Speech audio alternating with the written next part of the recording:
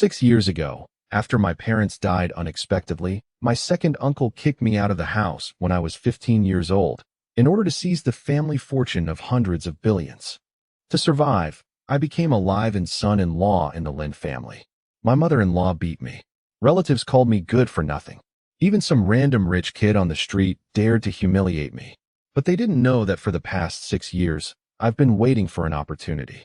Because my father left behind a contract before he died. Only when my enemy turns 50 will the whole family's true power return to my hands. And today is Wu Wenzhong's 50th birthday. The entire elite of Handong were raising their glasses in celebration. But I, dressed in old clothes and carrying my father's memorial tablet, walked alone into his banquet hall. Everyone laughed, thinking I was crazy. Wu Wenzhong pointed to the gate and told me to get out immediately. But when I mentioned my father, Ho Hanqing's, his wine glass instantly fell to the ground. He stared at me, his face deathly pale. Because he finally recognized me. But he didn't know that I wasn't the only one coming to claim his life tonight. Just then, the Wu family's main gate was suddenly pushed open from the outside. My name is Ho Dong.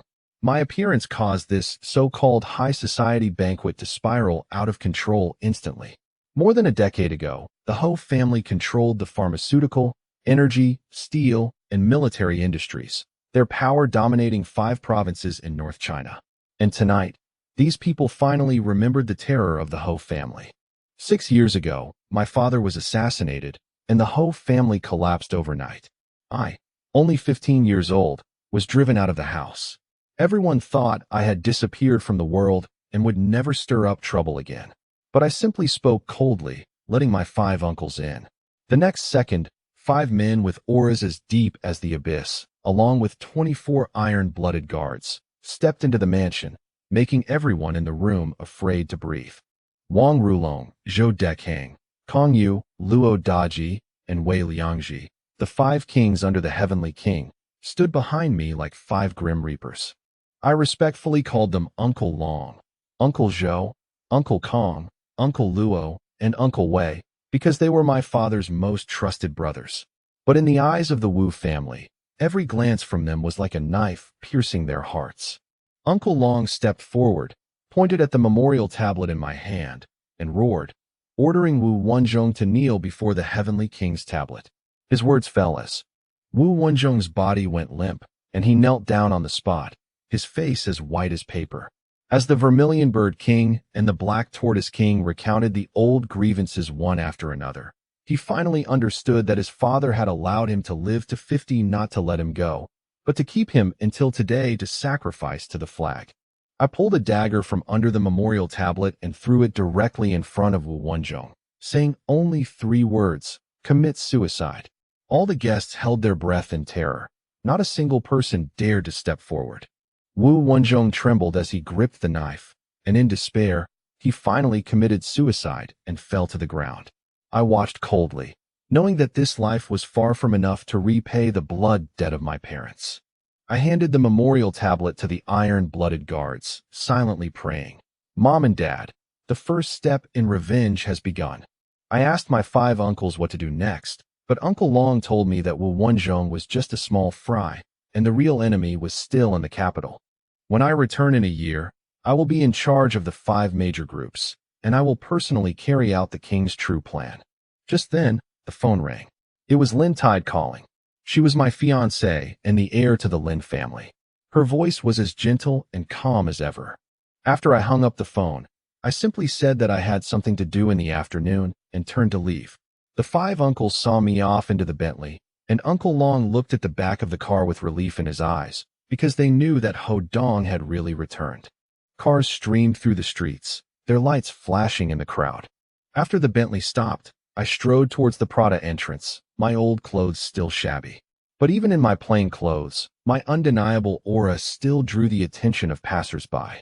Inside the store, Lin Shi and her younger sister Lin Xian were picking out clothes, while Zhou Shuo, caught cheating, was quietly apologizing. Lin Xian immediately questioned me, asking why I was so late. I simply replied that there was traffic. My tone was calm, but at that moment, even I knew that I was no longer the boy who could be trampled on at will. When Zhou Shuo saw that I was dressed shabbily, he immediately sneered and mocked me. saying that I didn't even have money for a taxi and was afraid of getting the clothes in the store dirty. I ignored him and just coldly watched these contemptuous faces. Lin Xine scolded me for not fighting back when I was bullied, but she didn't know that since the day my parents were killed when I was 15, I had only kept the truly important people in my heart. Lin Tide shook her head. Zhou Shua was also seething with anger, but when the phone rang, he could only answer it awkwardly. Lin Xine waved for him to leave. He glared at me fiercely before leaving. Then, I was used like a tool by Lin Xine. She took the short skirt into the fitting room, and Lin Tide happened to leave to answer a phone call, so Lin Xine took the opportunity to call me in. As soon as I entered the fitting room, the scent of expensive perfume hit me.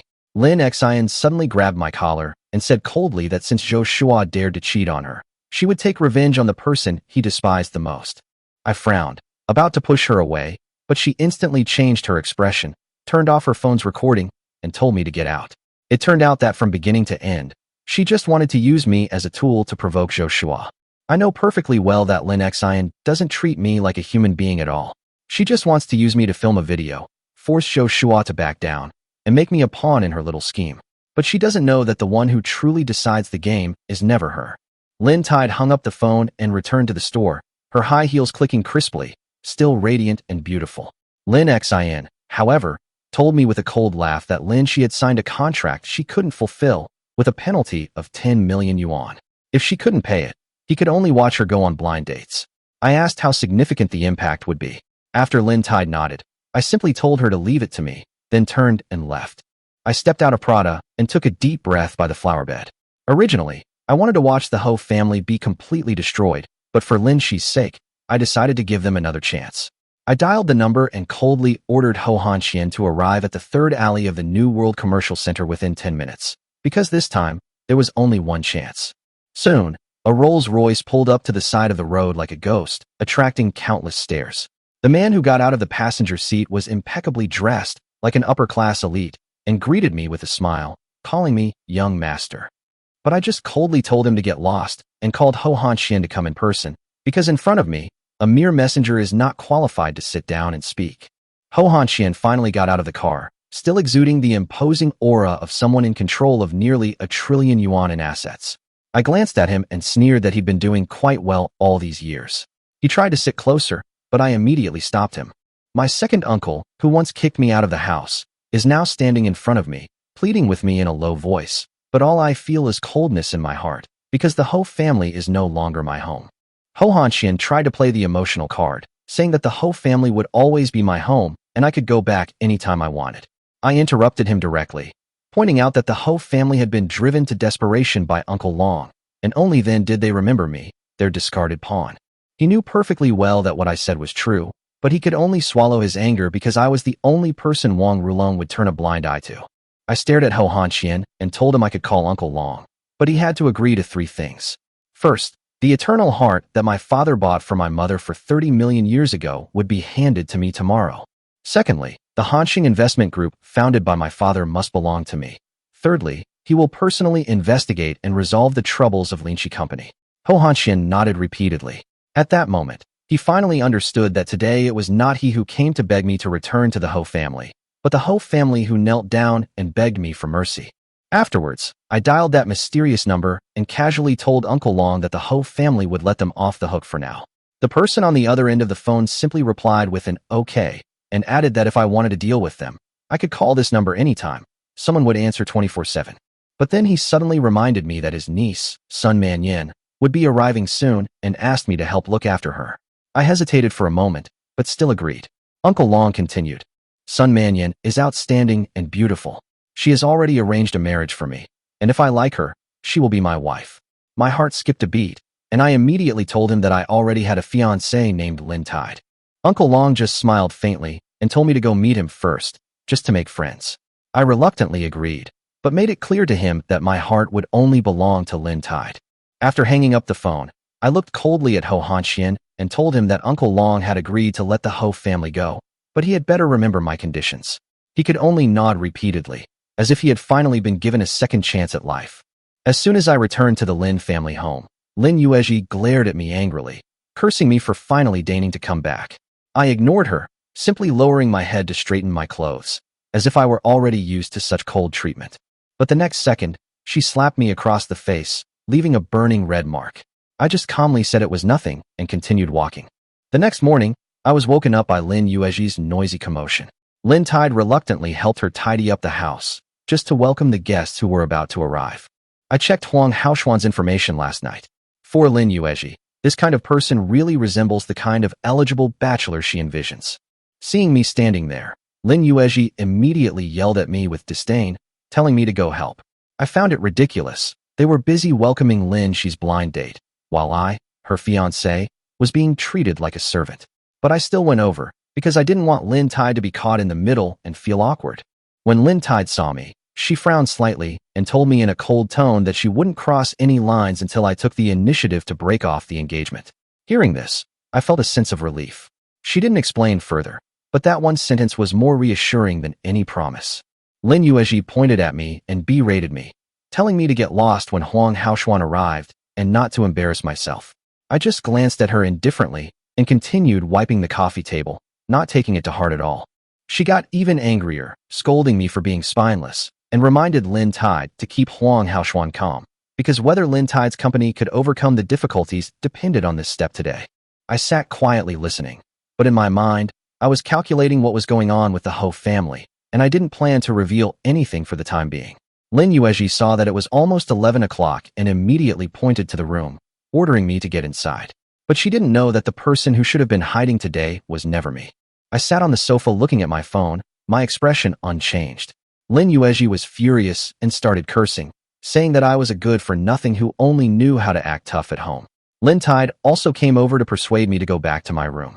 This time, I told her directly that I wouldn't go back, which even surprised Lin Tide, because she had never seen me so firm. The doorbell rang, and Lin Yueji immediately put on a smiling face, straightening her clothes as she reminded Lin Tide to remember her words. The door opened, and a well-dressed man wearing a diamond watch stood outside, accompanied by an employee carrying gifts. Lin Yueji warmly invited him in, as if he were not a guest, but the Lin family's lifeline. After Huang Haoshuan entered, he politely greeted Lin Yueji and Lin Tide. The staff placed the gifts down and left politely. Lin Yueji watched with envy and quickly invited him to sit down. The more enthusiastic she was, the clearer it became to me that in her eyes, a wealthy man was far more important than me, her fiancé. Huang Haoshuan spotted me immediately, a playful look spreading across his face. He said he knew I was thick-skinned and told Lin Yueji not to worry about me. Lin Yueji smiled awkwardly as she went to make tea, giving me a sidelong glance as she left, saying that people are worlds apart. I looked down at my phone and ignored it, but when Huang Haoshuan took out the gift box and said that it was for Lin Tide the Eternal Heart, my heart sank. I had thought it would be my mother's keepsake, but when I opened the box, all I found was a diamond necklace the size of a pigeon's egg. It wasn't the real heart of eternity at all. Lin Tide couldn't help but exclaim how beautiful it was, and Huang Haoshuan immediately became smug, saying that it was a token of his affection that he had bought for 9 million. Even more ridiculous, he used the company's crisis as leverage, implying that as long as Lin Tide married him, all her troubles could be resolved. Huang Haoshuan deliberately looked at me, as if waiting for me to be embarrassed. Lin Tide's heart skipped a beat, but she would never agree. He then handed her the necklace to put on. But when I reached out and took the box away, Huang Haoshuan instantly became furious, scolding me for being ill-mannered and saying that I couldn't afford to pay for it if I broke it. I just casually put the box back on the table and coldly commented that this thing was nothing but garbage. Huang Haoshuan glared at me, and Lin Tide frowned as well. I casually asked him if he had made up the name Eternal Heart himself, and his expression immediately changed. Then I told you the true origin of the Heart of Eternity, which was the last work of Dutch jewelry master Joe Danlywell, created over 3 years using the largest diamond ever found in South America in 1954. 10 years ago, that Eternal Heart sold for over 30 million, and its value is only going to be higher now. Huang Haoshuan scoffed, saying I was exaggerating, but Lin Tide awkwardly chimed in, saying she had also heard of the real Eternal Heart, which was currently in the hands of the Ho family in Handong province. Huang Haoshuan's expression changed slightly, and Lin Tide took the opportunity to refuse, saying that the necklace was too valuable and she couldn't accept it. Huang Haoshuan immediately explained that it was just a small gift to mark their meeting, and that Lin Tide shouldn't feel pressured. But the next second he turned his attention to me, asking what precious gift I could give Lin Tide. I calmly told him that I would give her the true Heart of Eternity, and he immediately sneered, saying that it was worth at least 50 million now, and that I couldn't even buy a scrap of it with 10 of them combined. A hint of disappointment flashed in Lin Tide's eyes, clearly feeling that I had been too confident. I simply waved my hand and said that time would tell. Huang Haoshuan sneered and threatened, saying that if I really sent him out, he would eat shit upside down. Lin Tide quickly tried to smooth things over, but he became even more smug and even told Lin Tide to call him Haoshuan directly. Huang Haoshuan deliberately spoke sarcastically, saying that someone had just called his gift garbage. I shook my head and pointed out that the necklace had a rough cut, and although it was large, it had obvious flaws and poor luster. Its true value was probably less than 100,000. He immediately got angry, yelling at me for talking nonsense, but his reaction already betrayed his guilty conscience. Lin Tide quickly told me to stop talking, but I stood up and simply said that I was telling the truth. First, Lin Tide is my fiancé and will be my wife in the future. Nothing he does matters. Secondly, there are some people he cannot afford to offend. If he crosses the line, years of hard work could be destroyed overnight. Lin Yuezhi was furious and yelled at me, telling me to get out if I said another word. Huang Haoshuan, however, feigned disdain and said he couldn't afford to mess with me. Lin Yuezhi immediately sneered, saying that his company was valued at over 50 million, and I was not even qualified to compare with him. She scolded me for bragging every day, but she didn't know that the person she should really be afraid of was sitting right in front of her. I said calmly that Huang Haoshuan couldn't help the Lin family at all, because 51% of his company's shares were in the hands of Hanxing Investment Group, and he himself only had 30% or 40% left at most. Huang Haoshuan's expression changed upon hearing this, and he immediately explained guiltily that he had a good relationship with the CEO of Hanxing Group, which was why he secured the investment. But the more he explained, the more it seemed like he was just trying to save face. I told him with a cold laugh that Hanxing Investment Group was worth hundreds of billions, and any investment there was worth tens of millions. If he really had connections, how could he have ended up like this? Lin Yuezhi's expression finally turned serious, and Lin Tide seemed to suddenly understand something. I continued to expose him. He was using a necklace worth less than 100,000 to impersonate someone worth 9 million. This kind of trick might fool others, but it wouldn't fool me. Huang Haoshuan was struck where it hurt, and his face turned ashen with rage. Lin Yuezhi's expression also changed, but she still forced a cold smile and said that Huang Haoshuan's company was large and had dealings with Hanxing Group. The Lin family wanted to get investment, and they couldn't dismiss him just because of a few words from me. Huang Haoshuan smiled and comforted Lin Yuezhi, saying that he had completely gone mad. But while he spoke lightly, he made an excuse to leave, saying that he had things to do at the company and would come back another time. Lin Shi looked at me and felt for the first time that I was a stranger and unfathomable, but she was still disappointed by my boasting. Before leaving, she only coldly reminded me not to brag in front of her again. Lin Yuezhi pointed at me angrily and cursed, saying that I, this good for nothing, was finally satisfied and thought I had really won. I just chuckled and said that I hadn't planned to eat at home anyway, then walked straight out the door. She was trembling with anger behind me, gritting her teeth and saying that she would make Lin Tide break off the engagement with me. But little did she know that the person who should really be kicked out would soon be someone else. When I arrived at Mingda restaurant by taking bus number 101, it was already 11:30. I saw my good friend Lu Tianwei and his bride standing at the door to greet guests from afar, and I finally felt a little relieved. I smiled and went up to them to give them a red envelope. Lu Tianwei called me Brother Dong enthusiastically, and the bride just nodded slightly, but I didn't care, because I was here to support my brother today. At that moment, a stylish Land Rover pulled up, and 5 smartly dressed men and women stepped out. The bride's smile immediately brightened, and Lu Tianwei busied himself greeting Zhang Feng, Fan Jin, Dian, Huang Lu, and Zhou Sun. Zhang Feng, wearing a Rolex and exuding an air of superiority, addressed me sarcastically as Young Master Ho the moment he saw me, instantly drawing all eyes to me. Dian joined in the teasing, saying I was the famous Young Master Ho from school. Lu Tianwei awkwardly didn't respond, but the bride curiously asked him to introduce me. Zhang Feng immediately sneered, saying that a real young master would never dress so shabbily and get off a bus. With just one sentence, the bride's gaze changed from curiosity to embarrassment and contempt. I was too lazy to argue, and simply said that I would go up first. Zhang Feng was even more smug, thinking that I still dared to put on airs, and Fan Jin also took the opportunity to put me down, saying that I was still not bowing my head even after all this. Zhang Feng rushed to have the welcoming relatives lead the way, praising his wealth and status all the way while leaving me standing aside. I knew very well that he wanted to use this wedding to humiliate me. Lu Tianwei hurried over to help me upstairs, but the bride stopped him, saying I could go up by myself. Not wanting to embarrass my brother, I smiled and said I'd go by myself.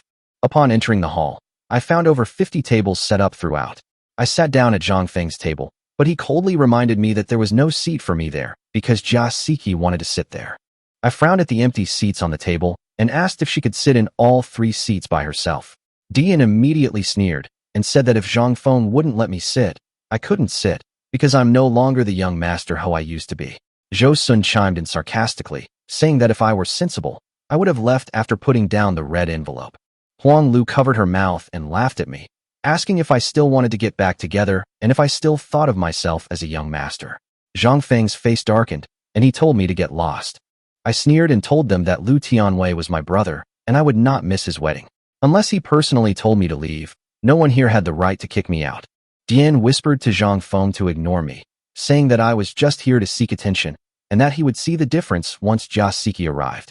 Suddenly, Huang Lu waved and shouted towards the door, drawing everyone's attention instantly. Jia Siki walked out from the crowd, tall and stunning, her skin glowing white. Her appearance immediately captivated everyone's gaze. I looked up too, and had to admit, she was more dazzling than before. Her demeanor, makeup, and figure were all more mature, not much less so than Lin Xin. Zhang Feng immediately stood up to greet her, his obsequious manner completely different from when he had stepped on me earlier. Jia Siki greeted everyone with a smile, and Dian, Huang Lu, and Fan Jin immediately surrounded her, showering her with compliments. Zhou Sun deliberately steered the conversation towards me, mentioning that her ex-boyfriend was also there. The atmosphere immediately quieted down. I merely glanced at her indifferently before looking away, because the past was no longer important to me. Upon hearing the words, ex-boyfriend, Jia Siki's expression immediately changed, her eyes filled with disgust. She coldly said that there was no need to mention the past. I am not the same person I was back then, and neither is she. Zhang Feng immediately chimed in, deliberately emphasizing that she had returned from overseas and been hired as the chief consultant by Hanxing Investment Group. We're worlds apart now. She was nothing in the past. Jia Siki's expression softened, and she even smiled and asked Zhang Feng if his company had expanded. Zhang Feng quickly said that he would need her help in the future, and she secretly felt smug, thinking that she had finally reached the top. Then she looked at me and coldly told me to get out of the way, saying that she didn't want to get too close to someone like me. And Zhang Feng immediately urged me to be sensible and leave. Jia Siki cursed in disgust, but I ignored her. Seeing he couldn't get rid of me, Zhang Feng had to ask Dian and Fan Jin to switch seats. Although reluctant, they sat down next to me. Jia Siki and Zhang Feng quickly struck up a pleasant conversation, and Dian even pointed it out to me, saying that this was what you call a perfect match, but I had no interest in responding to him at all. The wedding ceremony began quickly, but my attention was solely focused on Lu Tianwei. After the ceremony, hot dishes were served, and everyone toasted and boasted, while I sat quietly eating by myself. When Lu Tianwei toasted me, he whispered that he knew I had been upset because of him, and that he would drink a few more glasses with me in the afternoon. That one sentence made me feel more worthwhile than the lively atmosphere at the table. After the meal, Zhang Feng stopped trying to show off his superiority over me. He simply greeted Lu Tianwei and left with his men. I waited for a while at the tea house downstairs until Lu Tianwei finished his work and came down. The two brothers found a place to sit down, and after a few drinks, the cold stares and mockery didn't seem so important anymore. Around 3 p.m., I saw that Lu Tianwei had drunk quite a bit, so I stopped him and said that I wouldn't be going to the party that night. Before leaving, I told him, "Good brother, feel free to contact me anytime if you need anything." Lu Tianwei smiled and nodded. I was a little touched, but I didn't say much. I just patted him on the shoulder and turned to leave. As I walked down the street, I couldn't help but chuckle softly. Having experienced the highs and lows of life, I've truly seen the coldness and warmth of human relationships. Those who once fawned over me now dare to act arrogantly in my presence. But Lu Tianwei is different. He has never been sycophantic, nor has he distanced himself from me because of my downfall. That's the real reason I came here today. Just then, my phone rang. It was Ho Hanxing calling. He told me that the handover of Hanxing Group had been completed, and I could take over at any time. Zhuang Chuchu would be my assistant from now on. The contract issue with Linchi Company had also been resolved, and the other party would terminate the contract soon. My mother's eternal heart would also be delivered to me at any time. I nodded in satisfaction and asked him to deliver the eternal heart to Zedong community in half an hour. Ho Hanxian readily agreed, promising to deliver it on time. When I returned to my neighborhood by bus, a Maybach was already parked on the side of the road, and a beautiful woman in a black business skirt was looking around. When she saw me, her eyes lit up immediately. Her name is Zhuang Chuchu. She is the first assistant at Hanxing Investment Group and someone my father personally trained. She is frighteningly intelligent, and it is said that she has a photographic memory. Upon seeing me, she respectfully calls me young master. I smiled and called her Chuchu. Although we hadn't been in contact for 2 years, that sense of familiarity hadn't completely disappeared. Zhuang Chuchu took a long, platinum-encrusted box from her bag and handed it to me with both hands, saying that the eternal heart had been delivered. I opened the box, and sunlight instantly fell on the platinum openwork necklace, the heart-shaped diamond sparkling and dazzling, so bright that I couldn't look away. Only at this moment did I realize that my mother's keepsake had finally returned to my hands. Zhuang Chuchu was also somewhat mesmerized. The beauty of this eternal heart was enough to silence any woman. But when I saw it, I didn't think of its value. Instead, I remembered the image of my father buying it for my mother 10 years ago. In that instant, the images of my parents flashed through my mind, and the old wound in my heart was torn open again. I snapped the box shut, burying those memories deep inside, and said with a smile that this truly was the heart of eternity. Zhuang Chuchu immediately responded respectfully, saying that the company had been completely handed over to me, and that she would be my assistant from now on, asking when I would be going to the group. But she didn't know that the first thing I would do after taking over Hanxing Group was not to sit back in my office, but to expose all the counterfeits. I thought about it and told Zhuang Chuchu to come to the company the day after tomorrow. She immediately lit up with joy and spoke with pride, saying that Hanxing Group was worth hundreds of billions and its influence covered not only Handong, but also the whole country. The thousands of companies my father invested in back then have now yielded returns 100-fold, and the lifeblood of many of these companies is in the hands of Hanxing Group. I raised an eyebrow and immediately told Zhuang Chuchu to go back and organize the data. I needed to know the entire situation of the group, including the flow of every investment and information on all holding companies. She nodded respectfully, saying that the materials were already being prepared. She then brought up the contract issue with Lin's Beauty, saying that Ho Hanxian had already stepped in to resolve it, but the person who brokered the deal behind the scenes was likely related to Lin Yunlong. Zhuang Chuchu added that former President Ho Mingxiu had reached an agreement with the Lin Group for a 3 billion yuan investment and asked me if I wanted to continue with the plan. I just smiled and said we could talk about these things the day after tomorrow.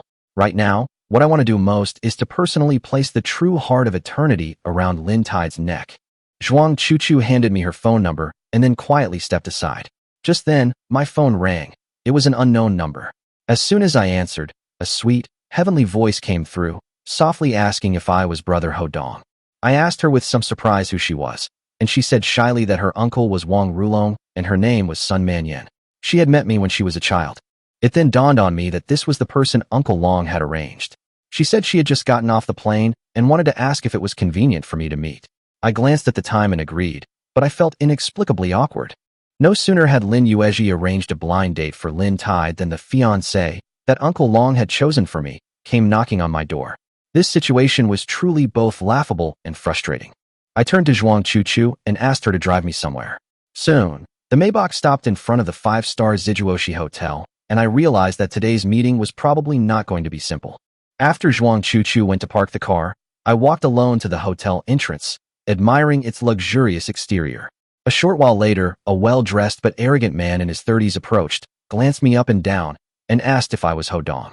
I frowned and asked him if he was Miss Sun's assistant, but he coldly replied that Miss Feifei had asked him to wait for me here. I was taken aback for a moment, then told him I wanted to see Sun Manyan, not Sun Feifei. The man instantly became impatient, questioning how I dared to address Miss Feifei by her real name. It then dawned on me that Sun Manyan was none other than the famous celebrity Sun Feifei. My heart skipped a beat. The fiancé Uncle Long had arranged for me was actually Sun Feifei. Her almost unreal, perfect face from television flashed through my mind, and then I recalled her sweet voice on the phone. I finally understood the rumors were true. She wasn't just a celebrity. She was the apple of the eye of the Sun family in Beijing. The assistant snorted and reminded me not to treat their young lady like an ordinary female celebrity. He then warned me that the Sun family in Beijing was not someone I could easily offend. A slight misstep could cost me my life. My face darkened. Although it was unpleasant to hear, I knew that this warning was not an exaggeration in their eyes. I asked him in a low voice, "Is this how Sun Manyan treats me?" The assistant scoffed at my arrogance, saying that just because Miss Sun is kind-hearted doesn't mean he's easy to talk to. As soon as he finished speaking, 3 security guards and a man in a suit walked towards us. Clearly, he never intended for me to get in easily in the first place. The man in the suit, who identified himself as Manager Liu, the duty manager of the Zijuoshi Hotel, immediately bowed respectfully to the assistant and asked Mr. Sun what his instructions were. The assistant pointed at me and said coldly that I had come to harass a young lady and that he didn't want to see me in the hotel again. At that moment, I finally understood that they wanted to treat me like a penniless wretch and kick me out. Manager Liu nodded immediately, his eyes filled with undisguised contempt, and ordered me to get out of there right away, or else they would be rude to me. I frowned slightly, about to speak, when I suddenly heard the sound of high heels hitting the ground behind me. Zhuang Chuchu walked in with an icy expression, her aura instantly changing the faces of the others. Upon seeing Zhuang Chuchu, Manager Liu trembled with fear and blurted out, "Miss Zhuang." Zhuang Chuchu, however, bowed respectfully to me first and whispered, "Young master, I'm sorry, I'm late." She then coldly announced, "I am the president of Hanqing Investment Group and one of the top 10 shareholders of Zijuoshi Group." Upon hearing this, Manager Liu's legs went weak, and he actually knelt down. I smiled faintly and turned to look at Assistant Sunday. He was taken aback at first, then said coldly, "So I'm the young master of Hangzhou City." Zhuang Chuchu refused to back down and directly questioned his identity, but he still forced a sarcastic tone, saying that even if I was the young master of Hangzhou City, I shouldn't try to play tricks on Sun Feifei, because the Sun family in Beijing was not someone I could mess with. Just as the atmosphere became tense, a stretched Lincoln slowly came to a stop, and 2 people stepped out. The woman in the lead was tall and slender, wearing a white Louis Vuitton dress, and her aloof and elegant demeanor made the surrounding passers-by pale in comparison. Zhuang Chuchu exclaimed in a low voice that it was Sun Feifei. I looked over as well and realized that she was even more dazzling in person than on TV. Sun Manyan walked up to me, and her first words were a cold interrogation of the assistant, asking if he had been instructed to receive such a distinguished guest. The assistant and Zhuang Chuchu both stiffened, and I was slightly taken aback as well. The next second, she took off her sunglasses, gave me a sweet smile, and softly asked Brother Hodong, "It's been a long time. Do you still remember me?" My heart skipped a beat, while Assistant Sun was completely shocked. Even though I held a high position, he clearly hadn't expected Sun Manyan to be so close to me. Sun Manyan immediately ordered him to apologize to me. The assistant trembled with fear and quickly admitted his mistake, saying that it was he who had offended me personally and had nothing to do with the Sun family. I waved him up casually, saying that he was indeed a bit annoying at first, but now he seemed to know what was good for him. The assistant breathed a long sigh of relief, as if he had been granted a pardon. Sun Manyan also visibly relaxed, because she knew very well that a single word from me could potentially inflict an unbearable price on the Sun family. Sun Manyan smiled and invited me inside. I nodded and followed her into the hotel. Behind me, Manager Liu was completely limp, looking at me with lingering fear. He probably couldn't understand why someone dressed so plainly could be such a powerful figure he couldn't afford to offend. Sun Manyan and I arrived at an upscale tea room, while Zhuang Chuchu and Assistant Sun remained in the outer room. We sat facing each other, and the atmosphere became awkwardly frozen. She had a crush on me since childhood, and although she had met countless outstanding men in her adulthood, none of them could truly replace me. Sun Manyan was naturally cold and indifferent to other men, which is why she was known as the Ice Queen. But when Uncle Long proposed, she not only didn't resist, but was actually very happy. However, now that she's sitting in front of me, she's so nervous that she doesn't know how to start the conversation. Actually, I was more embarrassed than her because I already had Lin tied as my official fiancée, but I still had to meet another woman who was arranged for me. I coughed lightly and decided to get straight to the point, asking her if she knew why Uncle Long had asked us to meet. Sun Minyan's cheeks flushed slightly, and she lowered her head, a stark contrast to the aloof and glamorous celebrity she was known to the public. I told her directly that I had a fiancé and asked if she knew. She looked up and nodded, saying she knew. I smiled wryly and asked, "If you know, why did you come to see me?" She replied confidently, "As long as we haven't registered our marriage, it means I'm still single." I was speechless for a moment after hearing that. Her face flushed, and I realized that she wasn't joking. She was expressing her feelings to me in the most direct way. When my father was alive, most of the people around me were hypocritical. After his death, those women avoided me like the plague. But Sun Minyan's frankness and sincerity were like a ray of light, suddenly shining into my long frozen heart. I whispered to Sun Manyan that I wasn't as good as she thought, because some people simply didn't care about me. My eyes dimmed involuntarily when Lin she was mentioned. Sun Manyan immediately lowered her head and earnestly said that others didn't care, but she did. Those words hit me like a hammer blow. I could only smile and say she was too blunt. Perhaps we should start as friends. Sun Manyan paused for a moment, then smiled and agreed. We then chatted about funny things from our childhood, and those long-forgotten memories gradually resurfaced. It wasn't until 4:30 p.m. that I got up to say goodbye, explaining that I had things to do and that we could have dinner together again next time. When Sun Manyan saw the exquisite box in my hand, a hint of sadness flashed in her eyes. She clearly guessed it was a gift for Lin Shi. But she still smiled and saw me to the door, saying that we'd be able to have dinner together soon. Her words startled me slightly, but I simply smiled, nodded, and turned to leave. Zhuang Chuchu drove me back to the Zedong residential area. I got out of the car, waved goodbye, and then walked towards my house. Inside, Lin Yuezhi and Lin Tide's best friend, Wei Lia, were scolding me. Lin Tide sighed helplessly. All three of them turned their gazes to me at the same time, especially Wei Lia, whose eyes were full of contempt. Lin Yuezhi sneered and asked me, "Didn't you say you could solve Lin Tide's company's problems? Why haven't you made any progress yet?" Wei Lia also mocked sarcastically. "Do you think I'm more capable than Huang Haoshuan?" I casually replied, "It's a deal." She immediately pressed me, asking what would happen if I couldn't do it. I looked at her coldly and said I would lick her shoes. Wei Lia seized the opportunity and deliberately made everyone witness that if I didn't lick the shoes, I would take the initiative to break off the engagement. Lin Yuezhi joined in with sarcastic remarks, saying that I was very capable, that I even drove Huang Haoshuan away, and that I even thought his 100,000 yuan necklace was trash. Wei Lia laughed even more exaggeratedly, saying that if I could give away a 10,000 yuan gift, she would consider me somewhat capable. Lin Tide frowned, trying to put the topic down, but I was too lazy to listen to them continue arguing, so I went to the side and called Zhuang Chuchu. A few minutes later, Zhuang Chuchu called back, saying that President Qiu was too busy and forgot to inform Lin Tide. He would call her personally immediately to explain, and the termination contract would be delivered to the company first thing tomorrow morning. Hearing this, I knew that the person who deserved to be slapped in the face had already done so. Satisfied, I hung up the phone and turned to look at Wei Lia and Lin Yuezhi. Then, I casually asked Wei Lia if she had just said that she would lick her shoes clean if I solved the problem. As soon as I finished speaking, her face changed instantly. Her previous arrogance seemed to have been shattered by a slap, and she froze on the spot. Wei Lia's face was deathly pale, and her eyes were almost red. Lin Yuezhi, however, forced a cold voice and said, "I just happen to know someone. Tell Wei Lia to ignore me." Lin Tide also quickly advised me to let it go, saying that it was just something I said in anger. I didn't say anything. I just stared coldly at Wei Lia. When she looked at me properly for the first time, there was finally a hint of fear in her eyes. I sighed, took my foot off the coffee table, and said that licking my shoes was optional, but an apology was still necessary. Wei Lia gritted her teeth and said, "I'm sorry," to me in a trembling voice. After saying that, she ran out crying as if she had suffered a great injustice. But the one who had truly been humiliated for so long was always me. Lin Tide hurriedly chased after Wei Lia, while Lin Yuezhi coldly accused me of bullying a woman. I was already used to this kind of favoritism, so I simply sat back down on the sofa. When Lin Tide returned, I handed her the Heart of Eternity.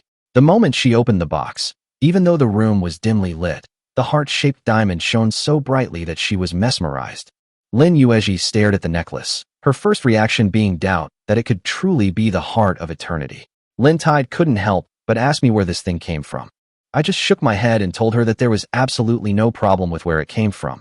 It was a gift I gave her. After saying that, I turned around and went back to my room to rest. Lin Yuezhi was still reminding Lin Tide that the necklace's origins were suspicious and it was best not to wear it. But Lin Tide didn't respond immediately, only watching my lonely figure as I returned to my room. At that moment, a strange sadness welled up in her heart. That evening, Lin Yuezhi unusually cooked dinner for me and even asked Lin Shi to invite me out to eat, as a way of thanking me for my help. After dinner, she mentioned the family meeting, saying that the heir would be announced the next day, and emphasized that I had to go. Lin Tide was very surprised because I was never qualified to attend such occasions before, while I just nodded and silently cleared the dishes into the kitchen. Watching my retreating figure, Lin Tide felt a pang of confusion for the first time. She realized she had never truly understood me. The next morning, Lin Yuezhi started complaining again about my shabby clothes, but Lin Shi offered to take me shopping for some nice outfits sometime. I waved my hand and said that comfort was all that mattered. Lin Yuezhi called me a slut, but Lin Tide's gaze held a subtle newfound respect.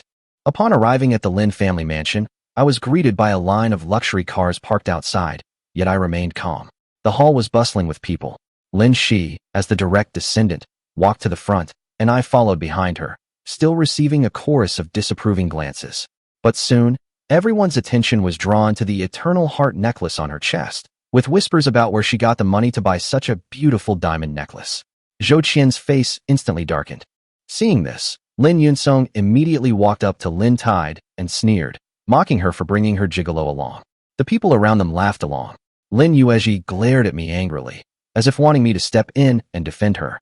I frowned and walked up to Lin Tide, calmly asking them if they really thought others couldn't tell if the diamonds were real or fake. The hall fell silent instantly. No one expected that I, a good-for-nothing always looked down upon, would dare to speak up at the Lin family's routine meeting. I continued to look at Lin Yunsong, saying that he was in charge of the jewelry business, yet he couldn't even distinguish between real and fake diamonds. No wonder his performance was so poor, and he could only proudly serve as Lin Yunlong's lackey. Everyone gasped. Lin Tide looked at me in shock, but a hint of warmth appeared in her eyes. Lin Yuezhi trembled with rage, about to rush over and slap me, when someone suddenly shouted from the doorway that Yunlong was here. Lin Yunlong stormed up to me, staring at me and demanding, "Who do you think you are, daring to spout such nonsense in the Lin family?" Lin Yunsong immediately fawned over him, saying that I didn't take Lin Yunlong seriously at all and that I should be thrown out directly. Lin Yuezhi quickly forced a smile and apologized, saying that she hadn't managed me well and that she could punish me however she wanted. At that moment, I saw a flash of heartache in Lin Tide's eyes, because she finally understood that even her own mother wouldn't protect me in the slightest. Lin Yunlong impatiently stopped Lin Yuezhi, then looked at me. I calmly said that I was just telling the truth, and asked if the Lin family didn't even allow me to speak the truth. He angrily told me that he would only speak if he told me to, and I had to shut up if he didn't. Then he turned to Lin Shi and held out his hand, demanding that she hand over the necklace, simply because Lin Yunsong didn't like it. Lin Yuezhi also tried to persuade Lin Shi, saying that there was no need to keep the things that a good-for-nothing like her had given her. Lin Yunlong even threatened her with the contract, saying that if she didn't comply, she would have to pay 10 million yuan in compensation. Lin Yunsong also gloated and forced her to hand over the necklace, otherwise the company would be taken back. Lin Tide, however, coldly said that she didn't need their help, because President Qiu had already agreed to terminate the contract. Lin Yunsong was taken aback at first, then burst into laughter, saying she dared to lie to Lin Yunlong. I, however, took out the contract from the paper bag, handed it directly to Lin Yunlong, and asked him what it was.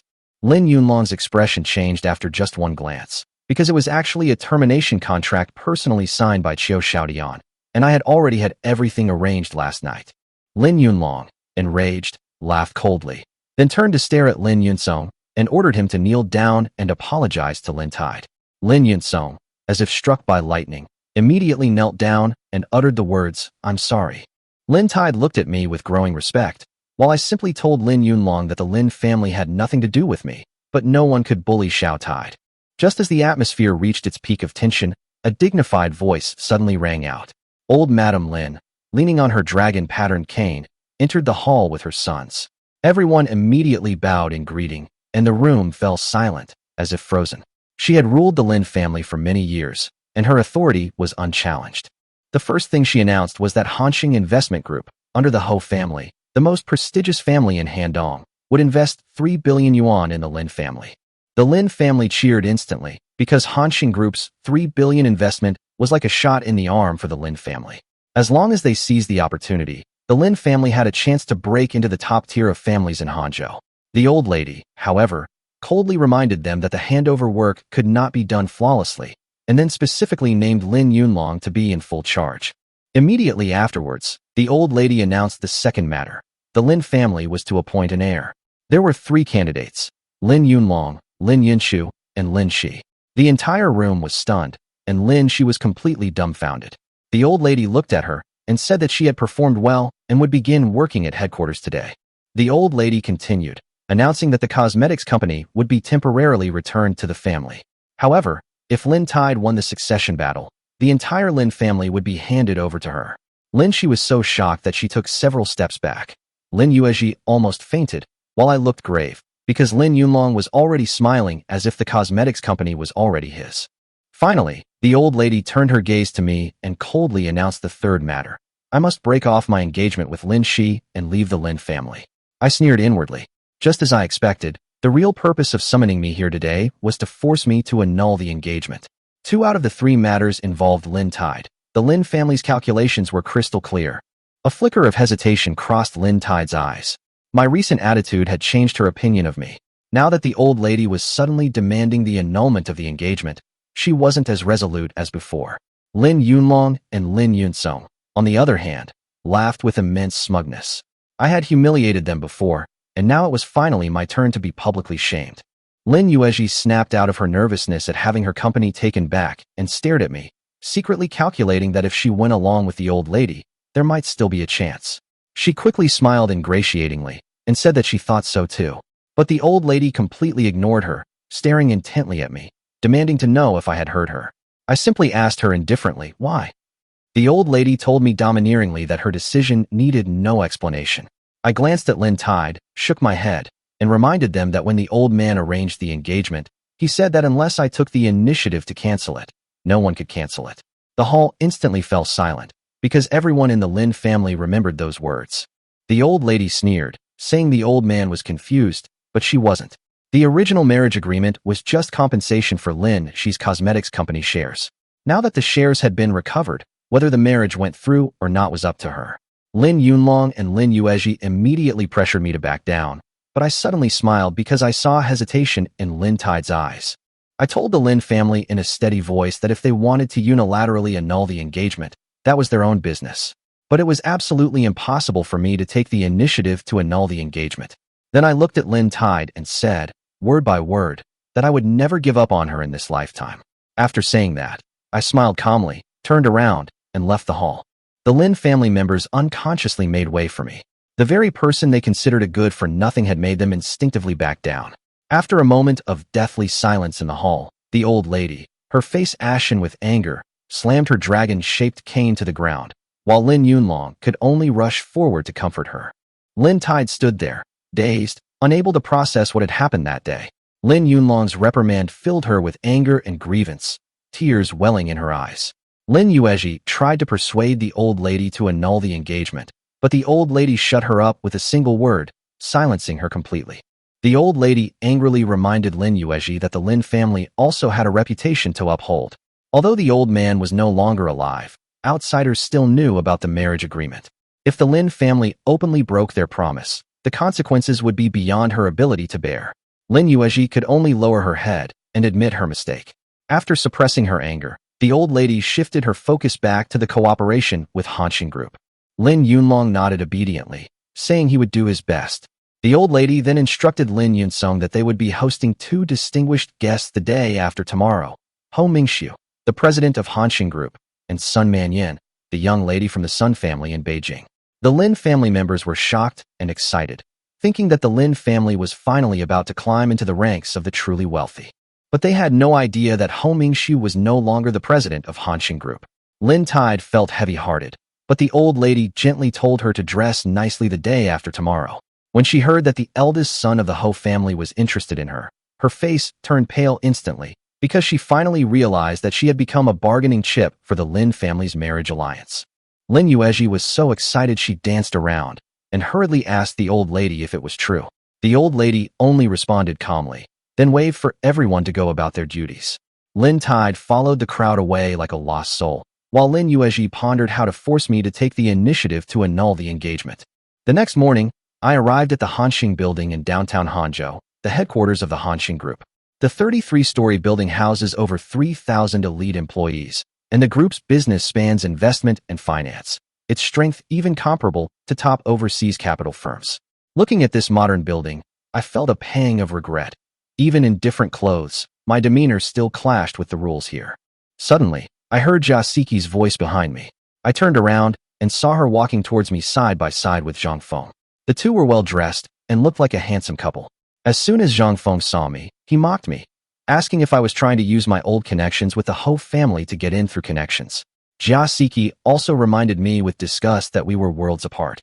Jia Siki coldly told me not to even think about it and to leave immediately. Zhang Feng boasted even more smugly, saying that she was a specially appointed chief consultant and could make me get lost with just a word. I just smiled faintly, thinking to myself, we'll see. Just then, Huang Haoshuan appeared, and as soon as he saw me, he frowned and asked them how they knew me. Zhang Feng laughed and said he knew him but wasn't close, just a toad trying to eat swan meat. Huang Haoshuan laughed loudly, looked at me contemptuously, and said that if I wanted to come here to find a job, I'd better give up now. Just then, Lin Yunlong appeared with his assistant, and Zhang Feng and Huang Haoshuan immediately put on fawning smiles, vying to curry favor with him. Zhang Feng introduced the visitor to Jia Siki as Lin Yunlong, the eldest son of the Lin group. Lin Yunlong shook hands with Jia Siki, praising her beauty and knowledge, and said that he was there to discuss an investment cooperation between the Lin family and Hanshin Group. Jia Siki was secretly delighted, thinking that an opportunity to curry favor had come, but as soon as Lin Yunlong saw her, his face immediately darkened, and he scolded her for being a real downer.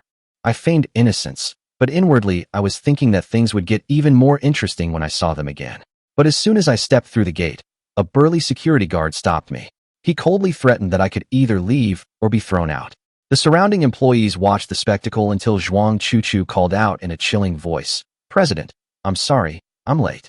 The security guard was stunned, and the other employees were all astonished. It turned out that the newly appointed president and chairman was this unassuming young man standing before them.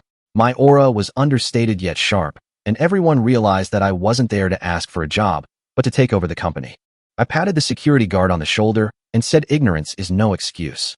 The guard breathed a sigh of relief and quickly thanked me, and the people around him thought I was easy to talk to. But the next second, I turned to Zhuang Chuchu and smiled, instructing her to make a note of it and deduct a month's salary from his pay. The guard's face instantly darkened. I calmly told him that stopping me wasn't wrong, but blindly following others' advice and obstructing me without cause was a dereliction of duty. If an important client was stopped next time, causing losses to the company, could he afford to compensate for it? The security guard lowered his head and remained silent, while the other employees nodded tacitly. I patted him on the shoulder, reminding him to be more careful next time, and then led Zhuang Chuchu straight into the lobby. Soon, I took the private elevator to the 33rd floor, the CEO's office area. This was my private workspace, complete with a luxurious office, a reception area, and a multi-functional conference room. Zhuang Chuchu's office was right next door. I sat down in the leather chair, and Zhuang Chuchu immediately turned on the surveillance camera in the reception area. Lin Yunlong, Huang Haoshuan, Zhang Feng, and Jia Siki were chatting in the reception area. Lin Yunlong smiled and told Jia Siki that they could cooperate more in the future, and that she could also attend the banquet for Hou Mingxiu, the president of Hanshin Group, the day after tomorrow. Jia Siki's heart warmed at this. She knew this was her chance to step into high society. Zhang Feng felt a pang of jealousy, but could only secretly envy her. Huang Haoshuan had also been interested in Jia Siki, but seeing Lin Yunlong's obvious interest, he had to suppress his feelings. Lin Yunlong said smugly that he was second only to the old lady in the Lin family, and basically had the final say. Taking Jia Siki to the banquet was a trivial matter. At this moment, Zhuang Chuchu walked in. Her temperament and beauty were in no way inferior to Jia Siki's. In fact, her mere presence made Jia Siki pale in comparison. Zhang Feng and the others were all stunned, and then she led them into the president's office. Behind the golden Nanma desk, a person sat with his back to everyone. Sunlight fell on his profile, making them think only that he was an extraordinary person, but they didn't recognize that person as me at all. I slowly turned my chair and said calmly, "We meet again." The anticipation on Jia Siki and Zhang Feng's faces instantly turned to shock and fear.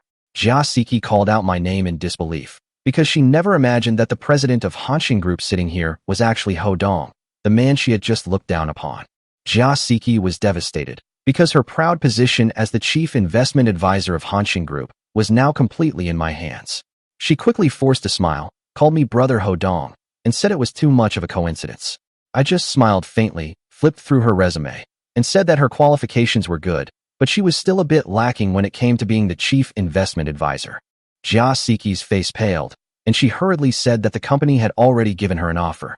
I took out another resume and told her that the company had the final say, and even if she signed the contract, I could pay compensation to terminate it. Ironically, the person who was to replace her was none other than her longtime nemesis. I looked at Zhuang Chuchu and told her to notify Director Chen to come to work and give him the position of Chief Investment Advisor. Zhuang Chuchu nodded and did as she was told. Jia Siki's face turned pale, and she was so ashamed and angry that she was on the verge of collapse. She left with the words that she would remember today's humiliation, turned around, and rushed out of the office, while my gaze had already fallen on Zhang Feng. Zhang Feng stood to the side, his voice trembling as he called me President Ho. I raised my hand to gesture for silence, telling him to stand still and not to move or make a sound. Soon after, Huang Haoshuan followed Zhuang Chuchu in, trying to strike up a conversation while asking if the group was planning to increase its investment. However, Zhuang Chuchu coldly told him to speak directly to the president if he had anything to say. Huang Haoshuan first noticed Zhang Feng standing frozen at the door, and his expression changed slightly. When his gaze fell on me, he was completely stunned. I asked him calmly, "Didn't you previously highly recommend Hanshin Group?" Zhuang Chuchu then coldly announced, "I am the new president and chairman of the group." Huang Haoshuan was so frightened that he blurted out, "Isn't I a good for nothing?" I didn't waste any words with him, simply tossing the file folder on the table to his feet and telling him to pick it up and take a look. Huang Haoshuan bent down and opened it, his face turning deathly pale the next second because it was filled with evidence of his embezzlement of public funds over the years. The evidence was enough to put him in jail for more than 5 years. He collapsed to the ground on the spot, kneeling and begging me to let him go. I looked down at the financial documents and calmly asked him where he had gone wrong. Huang Haoshuan slapped himself repeatedly, while Zhang Feng watched in stunned silence. Only when he was in a state of utter disarray did I give him 2 choices, either go to jail or hand over his company's shares. In the end, he could only choose to give up his shares, his face ashen. I waved Huang Haoshuan out, reminding him to remember my words. Huang Haoshuan left as if he'd lost his soul, while Zhang Feng remained standing there, his heart pounding with anxiety. I ignored him, focusing solely on the reports. Half an hour later, Zhuang Chuchu reminded me that Lin Yunlong had urged me 3 times. I simply replied indifferently, telling him to wait. Outside, Lin Yunlong was already roaring, claiming to be the eldest son of the Lin family, and insisting on seeing me. Zhuang Chuchu coldly rebuked him, saying that President Ho was busy. Lin Yunlong gritted his teeth in anger and finally had no choice but to take his leave. After Zhuang Chuchu returned and reported, I looked at Zhang Feng, gently waved my hand, and said he could leave. Zhang Feng dragged his heavy steps away, while my gaze remained indifferent. Zhuang Chuchu stood beside me, her awe of me deepening, for I had humiliated Huang Haoshuan and Zhang Feng with just a few words, leaving them utterly humiliated and daring not to utter a single word of resistance. Meanwhile, Lin Yunlong returned and immediately reported to the old lady. Only then did the Lin family learn overnight that Hanshin Group had actually changed its president. The core members of the Lin family held a meeting until 2 a.m., but still couldn't find a way to get close to the new president. They could only pin their hopes on hosting a banquet for Ho Mingxiu the day after tomorrow.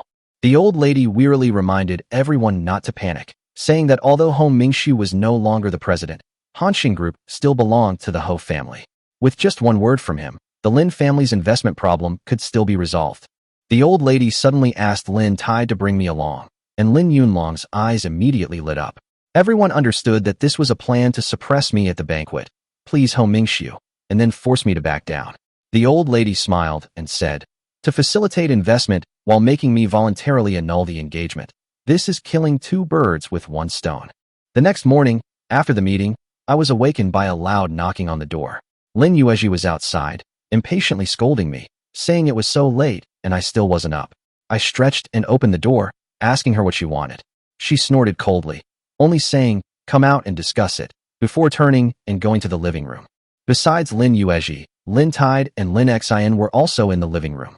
Lin Yuezhi asked me to sit down and began to say that although I hadn't officially married Lin Shi these past few years, I had been living in their house. They had bad tempers, but they hadn't mistreated me. I thanked her indifferently, but when she mentioned that the company's shares and Lin Tide's position had been taken back, a cold glint flashed in my eyes. Lin Yuezhi finally revealed her true intentions. She wanted me to use the promise of announcing the engagement at tomorrow's banquet as a condition for the old lady to return the cosmetics company shares to them. I looked at her, then at Lin Shi, understanding that they had been driven to a dead end. Lin Tide gritted her teeth, tears streaming down her face, and begged me to help them. Those words had almost exhausted all her strength. I smiled and reached out to wipe away Lin Tide's tears, telling her that I could break off the engagement, but I wouldn't give up on her. After saying that, I stood up, looked at Lin Yuezhi and Lin Xian, and said I had to go out. Lin Tide watched my departing figure, and tears welled up again. That morning, I went to Hanshin Group and thoroughly reviewed the group's financial statements.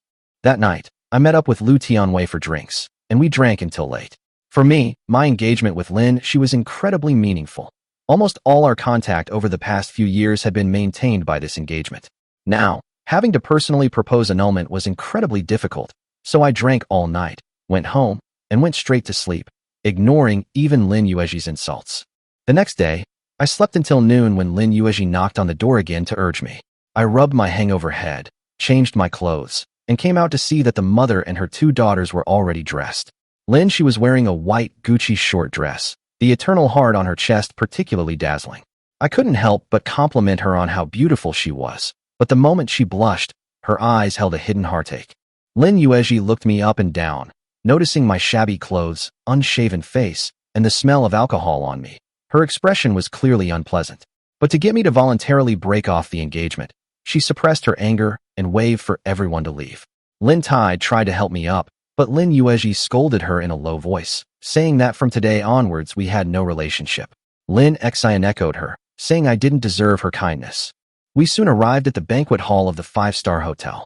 The building was magnificent and spacious, situated in a detached building on the 2nd floor. Lin Yuezhi remarked on how nice the hotel was, lamenting that Zhou Shua was a scoundrel. I, however, secretly shook my head, because after reviewing the financial statements, I knew that the Zhou family only owned 2% of the shares. One of the real major shareholders was the Hanshin Group. Lin Yuezhi led Lin Shi and me towards the banquet hall entrance and bowed to the old lady. The old lady stood there in her finest attire. When she saw me, a flash of disgust crossed her eyes, but she also felt that the more down and out I was, the more it highlighted Home Mingshu's nobility. She told Lin Yuezhi and Lin Xian to go to table number 2, but left Lin Tide and me to greet the guests. I just followed behind, because I knew that the show was about to begin. The old lady suddenly raised her voice, asking me to stay and greet the guests. I just gave a soft hum, glanced back at her, and didn't stop at all. Everyone was stunned. Lin Yunlong was so angry that he wanted to rush up and teach me a lesson, but the old lady stopped him because she still wanted to use me as a tool to humiliate Lin Shi today. Seeing Lin Shi's displeasure, Lin Yunlong instantly lost his temper. The old lady, however, only told Lin Tide to smile, as if ordering her to accept the arrangement. But just as Lin Yunlong was feeling smug, I slapped him, making him stagger and dazed, then coldly pointed at Lin Tide, telling him to apologize to Xiao Tide. Lin Yunlong was furious, almost exploding with rage, but the old lady stopped him on the spot. I looked at him calmly, and even the old lady felt a sense of pressure from me for the first time. In the end, Lin Yunlong could only grit his teeth, point at me, and say harsh words, then bow his head and say sorry to Lin Tide. I coldly reminded him that words alone weren't enough. He also needed to bow. Lin Yunlong's face contorted with rage, and the old lady was practically spitting fire with anger, but in the end, she still gestured for him to do as she was told. Lin Tide looked at me with reddened eyes, while I only told Lin Yunlong to remember those 2 slaps before turning and walking towards table number 2. I casually sat down at table number 2, and several people nearby immediately stood up and moved away, as if I were some kind of bad luck. Although Lin Yuezhi was frightened by my actions, she was secretly pleased that I had stood up for Lin Tide. The people at the table lowered their voices and mocked me, saying that the more arrogant I was now, the worse I would be later. I ignored the noise, poured myself a glass of wine, and drank it by myself. About 10 minutes later, a man in his late 30s walked into the hall, exuding an extraordinary aura. Even old Mrs. Lin didn't recognize him. He arrogantly announced that Hou Mingshu wouldn't be coming today, only sending this man to the banquet, but then added that Hou Mingshu already knew about the Lin family situation and would help them resolve it. This man is named Tang Jiuzhou, and he's the steward of the Hou family. Hou Mingshu didn't dare come in person because he knew I was there, but Tang Jiuzhou didn't know who he was facing. He walked up to me and sneered, saying that I was Hou Dong, and that my engagement to Lin Tide was like a beautiful flower stuck in cow dung. Lin Yunsong immediately joined in the laughter, as if he had finally found an opportunity to put me down. I frowned slightly, but did not immediately retaliate. Seeing my silence, Tang Jiuzhou became even more audacious, saying that if it weren't for old Master Lin's marriage contract, I wouldn't have the right to cling to Lin Tide. Just then, a melodious yet angry voice rang out. Everyone turned to see Sun Manyan walking towards them in an expensive blue dress, exuding elegance and aloofness. While old Mrs. Lin busied herself greeting her, Sun Manyan bypassed everyone, sat down beside me, smiled slightly, and addressed me as Mr. Ho. Tang Jiuzhou was unaware of Sun Manyan's true importance, but he could already feel the pressure emanating from her. Old Madame Lin quickly introduced her, saying that this was Sun Manyan, the apple of the eye of the Sun family in the capital. Tang Jiuzhou's expression changed, and he immediately abandoned his previous arrogance, cupping his hands in greeting to her. Tang Jiuzhou found a seat close to me and sat down, while Sun Manyan simply replied with a casual whatever. Seeing this, old Madame Lin had no choice but to rearrange the seating, also inviting Lin Shi to sit on this side. Soon, Lin Yunlong and other key members of the Lin family were also seated at this table, and the atmosphere instantly became awkward. Just then, a man around 50 years old entered the hall with 2 attendants. Someone exclaimed in a low voice that it was Luo Fuxing, from a top-tier conglomerate in Handong province. The Lin family members immediately felt a chill run down their spines, but Luo Fuxing simply cupped his hands and said that he had come uninvited and only had 2 things to tell them today, before leaving. Just as everyone was waiting for Luo Fuxing to speak, I suddenly slammed my hand on the table and stood up. The alcohol was taking effect, and my cheeks were slightly flushed, instantly drawing everyone's attention. Lin Yunlong berated me for my insolence, but I squinted at Luo Fuxing and asked him if he had any objections to me saying a few words first. The entire room was stunned. No one could believe I dared to interrupt Luo Fuxing. But what shocked them even more was that Luo Fuxing not only wasn't angry, but smiled and said okay. The crowd immediately began to whisper amongst themselves, while I staggered towards the old lady, each step making them even more curious about my intentions. Grandma Lin frowned at me, urging me to speak quickly and not delay our distinguished guest. I glanced at Lin Tide, gave a bitter smile to myself, and then called out, "Bring the wine." Everyone was shocked, but Sun Manyan and Luo Fuxing exchanged a glance and actually poured me the wine themselves. I shook my head at the wine glass, saying it was too small and I should get a bowl instead. Sun Manyan hesitated for a moment, then handed me an exquisite wine bowl, which Luo Fuxing filled for me. I picked up the bowl, glanced at the Lin family members, and said in a deep voice, "I, Hodong, have suffered a great calamity, and I am grateful to old Master Lin for taking me in. I will remember this kindness forever." After saying this, I drank it all in one gulp and smashed the bowl. As I grew more intoxicated, I looked at Lin Tide again and said that I had wronged her all these years, and this bowl was a toast to her. The wine went down my throat, the bowl shattered again, and everyone frowned, but no one dared to stop me. The last bowl was a toast to those who had looked down on me and insulted me, because it was they who forced me to become stronger. I swaggered over to old Mrs. Lin, pulled 2 agreements from my pocket, and slammed them on the table. I coldly told her that she was biased and untrustworthy, and that I had never cared for the Lin family. If she signed these agreements, I would annul the engagement. If she didn't sign, then she shouldn't blame me for turning against her. Lin Yunlong was furious and slapped me, but I didn't dodge at all. I just grabbed his wrist and immobilized him like an iron band. The next second, Luo Fuxing coldly stepped forward and pushed Lin Yunlong, sending him sprawling to the ground. Luo Fuxing spoke coldly, first cursing Lin Yunlong for his audacity, then changing the subject to say that he actually liked Luo Fuxing's personality daring to lay a hand on him in front of him. He could ignore other matters, but anyone who dared to lay a hand on him today would be carried out on a stretcher. The Lin family members all felt a chill run down their spines upon hearing this. Grandma Lin finally waved her hand to stop Lin Yunlong, forbidding him from being rude any further. She picked up the agreement, glanced at it, and immediately laughed in anger, because the agreement clearly stated that in exchange for my voluntary annulment of the engagement, Lin's beauty company would belong to Lin Tide. In the end, she gritted her teeth and signed her name, and I quickly signed mine as well, then put the agreement away. I turned to Luo Fuxing and told him to take me home. The words had barely left my lips when I completely fainted. Sun Manyan cried out in alarm. Luo Fuxing quickly caught me, and his men immediately rushed to help. Everyone stared in disbelief. This man they considered a good-for-nothing could actually order Luo Fuxing around, and Luo Fuxing showed no displeasure whatsoever. Lin Shi stood there, tears blurring her vision, her mind filled with the image of her drunkenly announcing the engagement. Luo Fuxing's face suddenly darkened, his imposing aura making it almost impossible for old Madame Lin to breathe.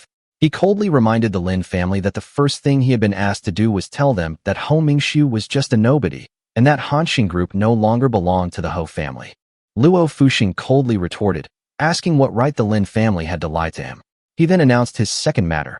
On behalf of the Long Group in Beijing, he was giving the Lin family 3 days. After 3 days, he and the Long Group would launch a full-scale attack on the Lin family. With that, he led his men to help me leave, while old Madame Lin finally couldn't bear it and fainted on the spot. Sun Mannion calmly announced that the old lady's health was of utmost importance, and the banquet was now adjourned. Lin Yunlong wanted to see her off, but she refused outright. Instead, she looked at Lin Shi and asked Lin Shi to escort her downstairs. Downstairs, Assistant Sun was already waiting not far away. Sun Mannion coldly stared at the eternal heart on Lin Shi's chest, immediately offering 50 million to buy it. Her eyes filled with barely concealed anger. Lin Tide froze, clutching the eternal heart to her chest. No way. 50 million was a lot, but the scene of Ho Dong slapping Lin Yunlong and breaking off the engagement was still vivid in her mind.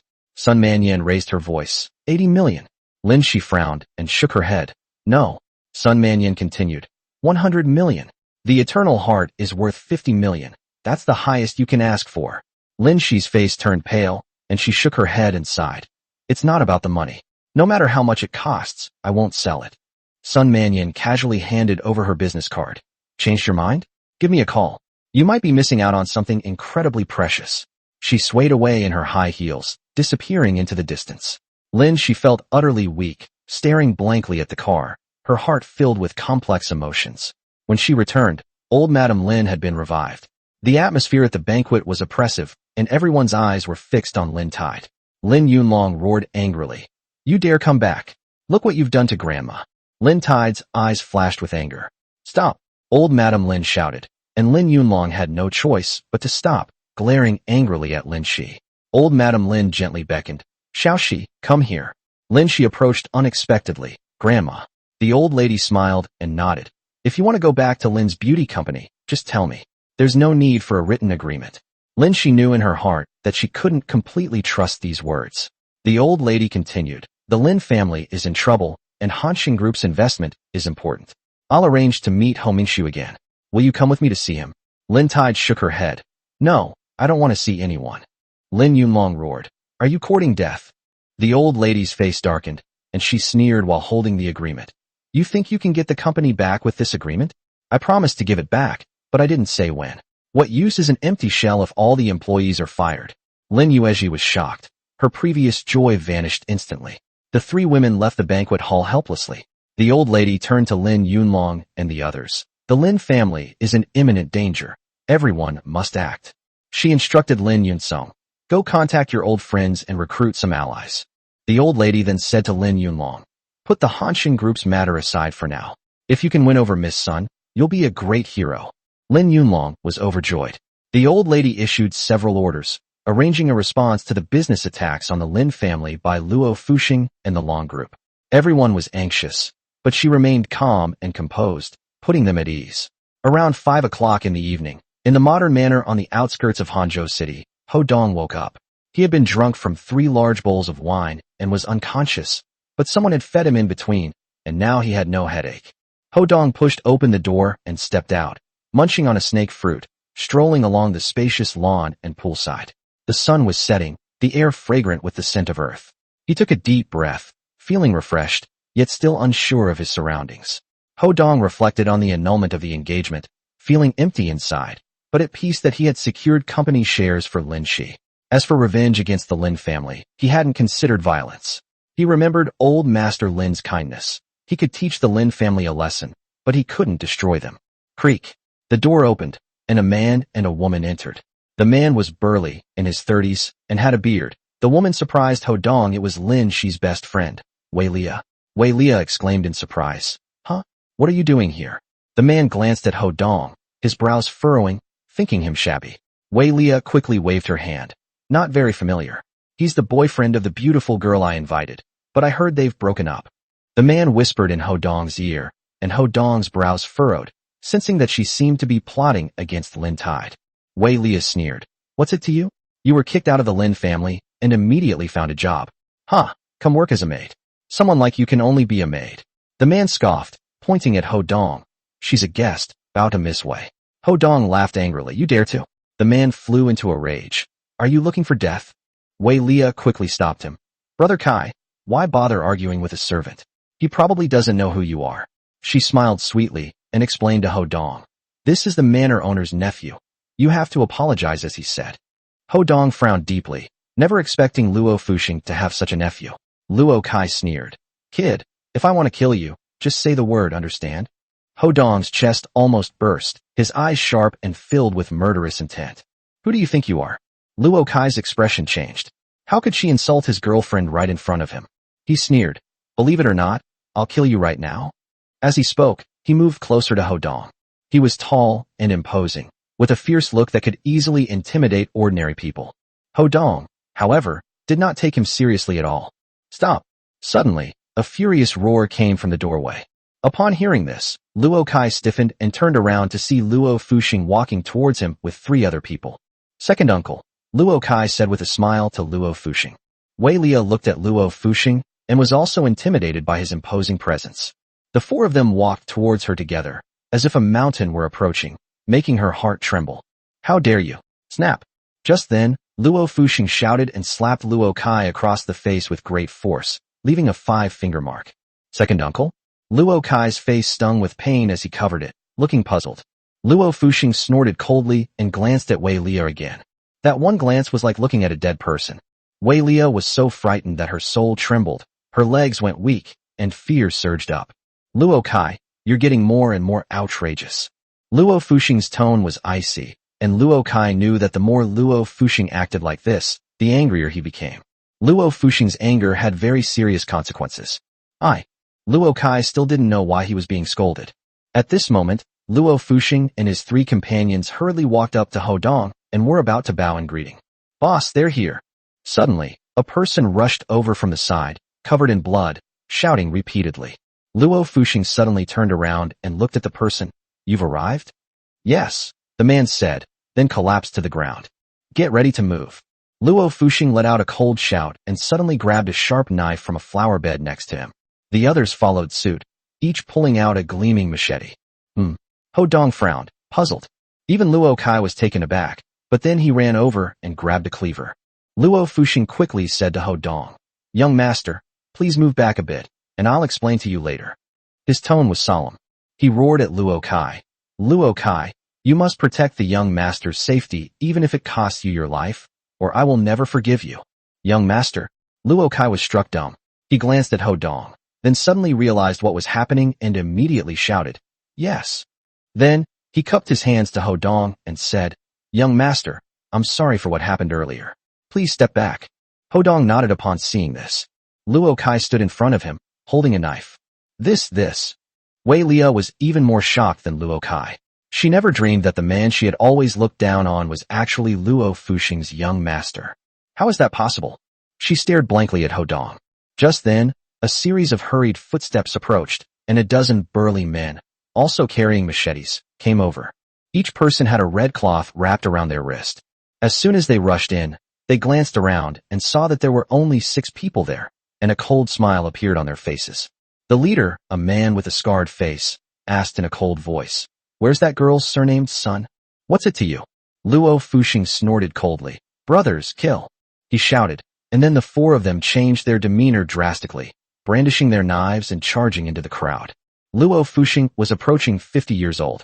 However, he was even more ferocious than a young man in his 20s or 30s. The 3 people with him were no different.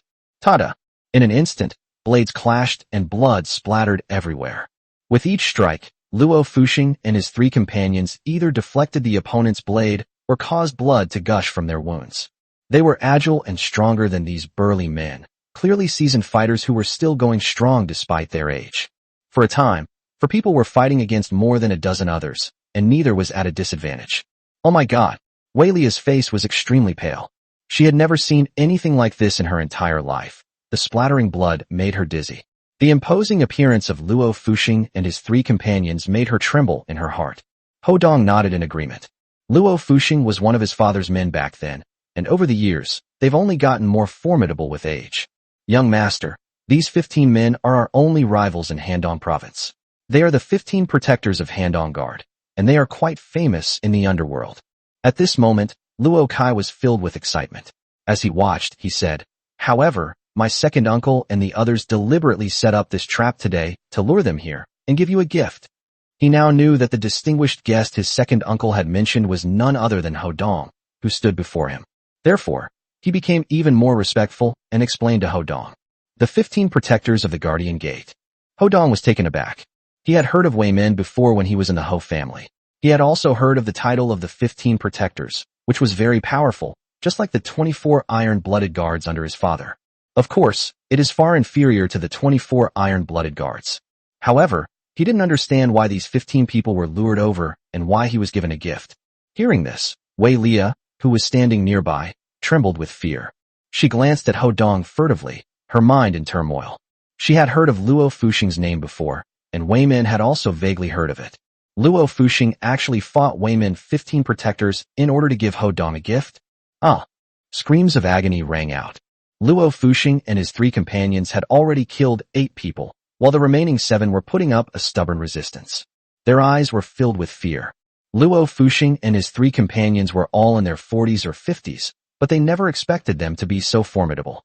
The scarred man at the head of the group had a gloomy expression. He suddenly glanced at Hodong and realized that Hodong was their leader. He suddenly slashed at Luo Fuxing with his sword. When Luo Fuxing blocked with his sword, and the 2 swords clashed, sparks flying everywhere.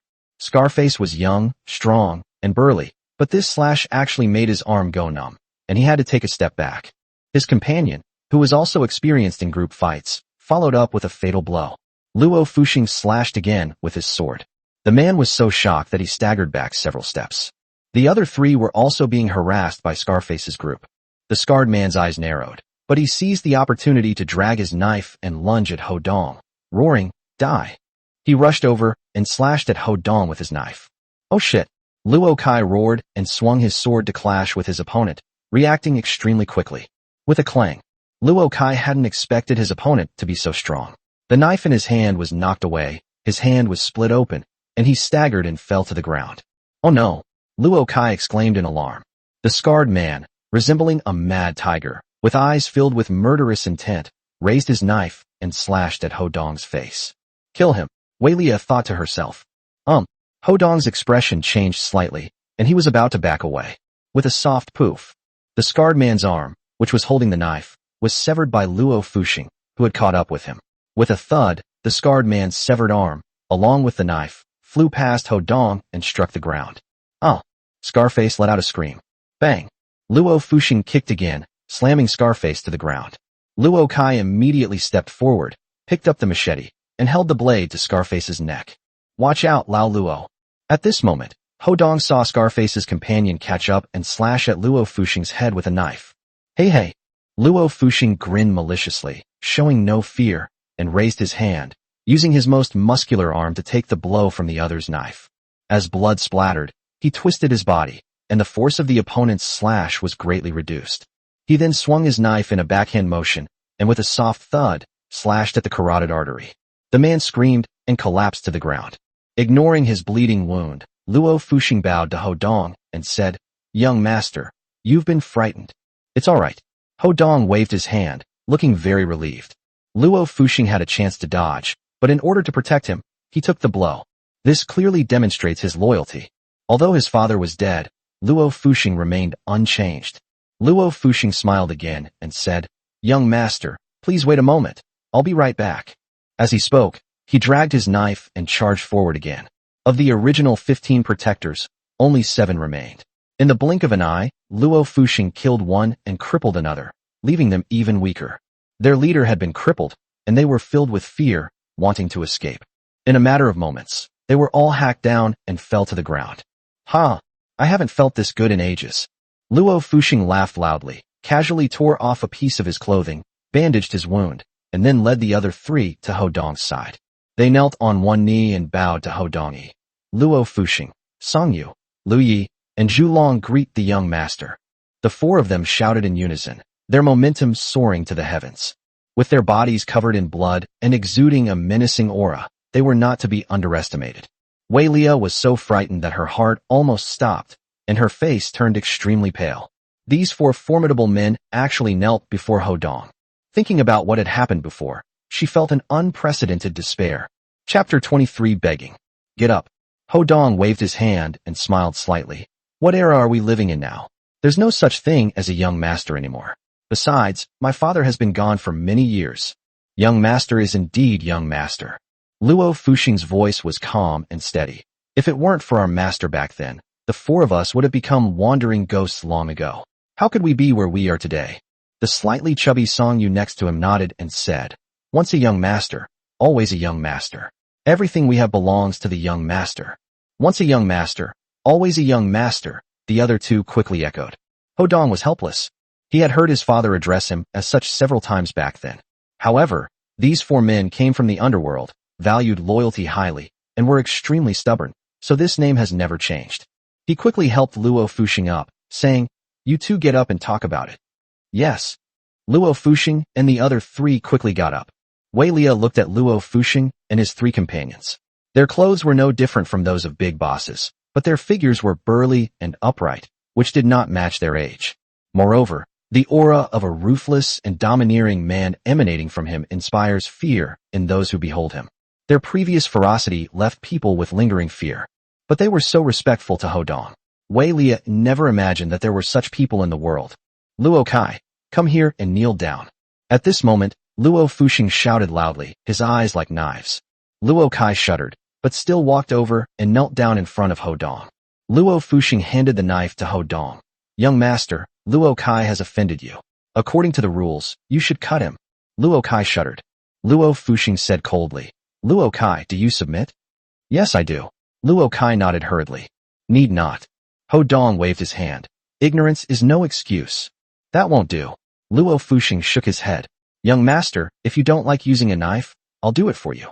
As he spoke, he was about to slash at her with his knife. Old Luo.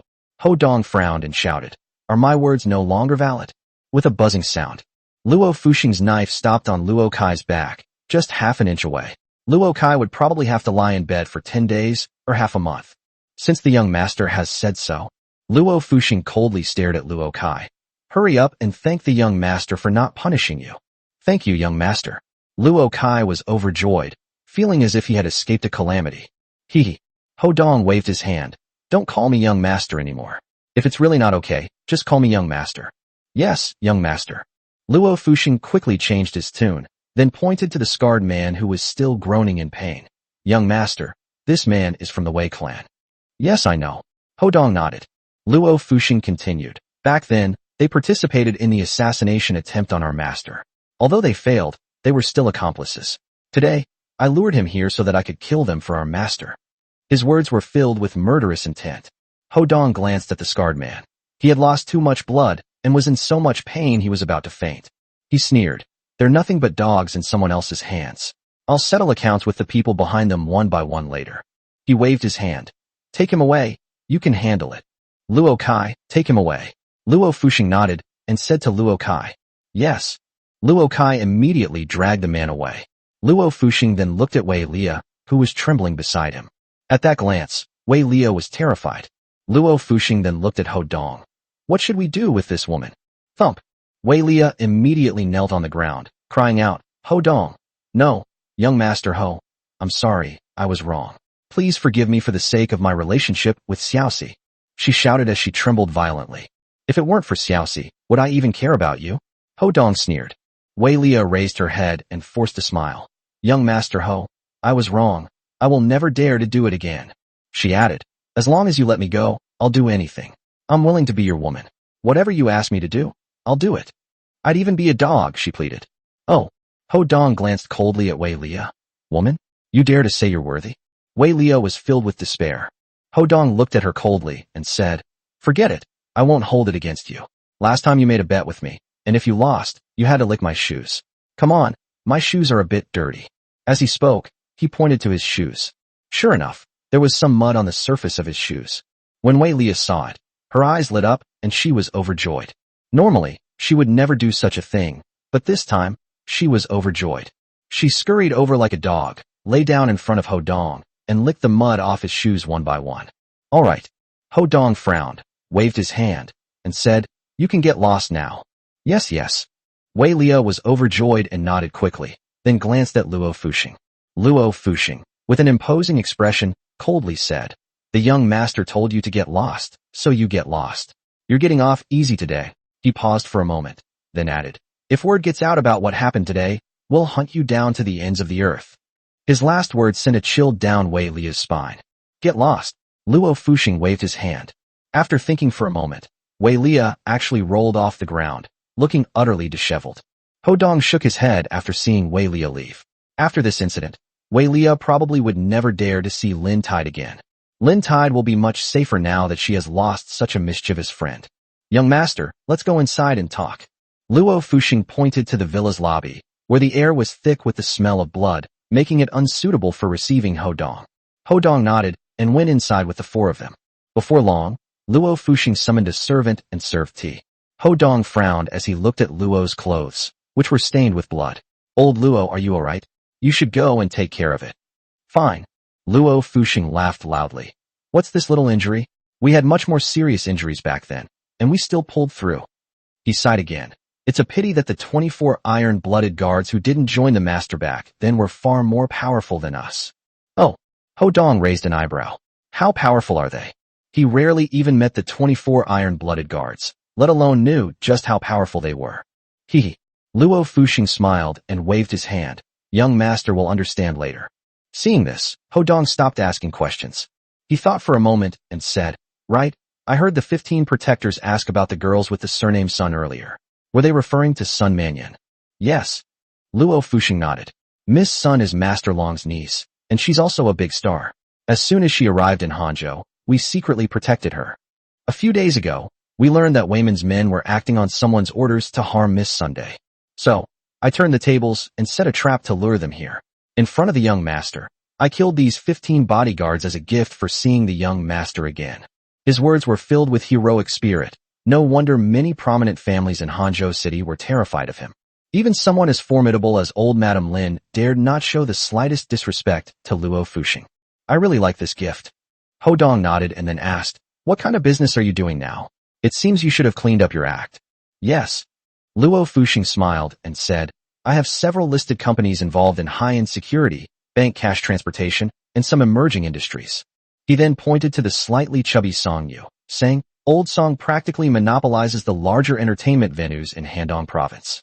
Then, pointing to the capable Zhu Long, he said, "Old Zhu is one of the top figures in the antique and tomb raiding industry in Handong province."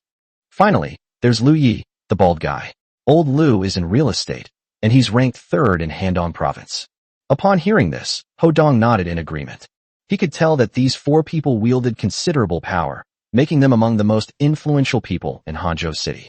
He smiled and said, "You're all very good. It is all thanks to our master for saving our lives and showing us the way that we are where we are today," Luo Fuxing said earnestly. Ho Dong then asked, "I remember, Lao Luo, you said at noon today that you had 2 things to announce to the Lin family. What were those 2 things?" Luo Fuxing didn't mince words and spoke directly. "Uncle Long is going to deal with the Lin family?" Ho Dong raised an eyebrow.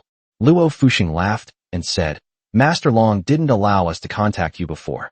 A few days ago, I reported Miss Sun's matter to him and begged him for a long time before he finally allowed it. I later heard that the Lin family treated you badly, so I planned to attack them. When Master Long heard this, he said he could help." He added, "The 4 of us have already made plans. Isn't Grandma Lin's 70th birthday coming up? Hey, when she turns 70, we'll go to their house and teach them a lesson." After he finished speaking, he looked at Ho Dong and asked, "Young master, what do you think?" Chapter 24, I'm Still Your Little Brother. Ho Dong listened and nodded. The Lin family did go too far, so it's no big deal to teach them a lesson.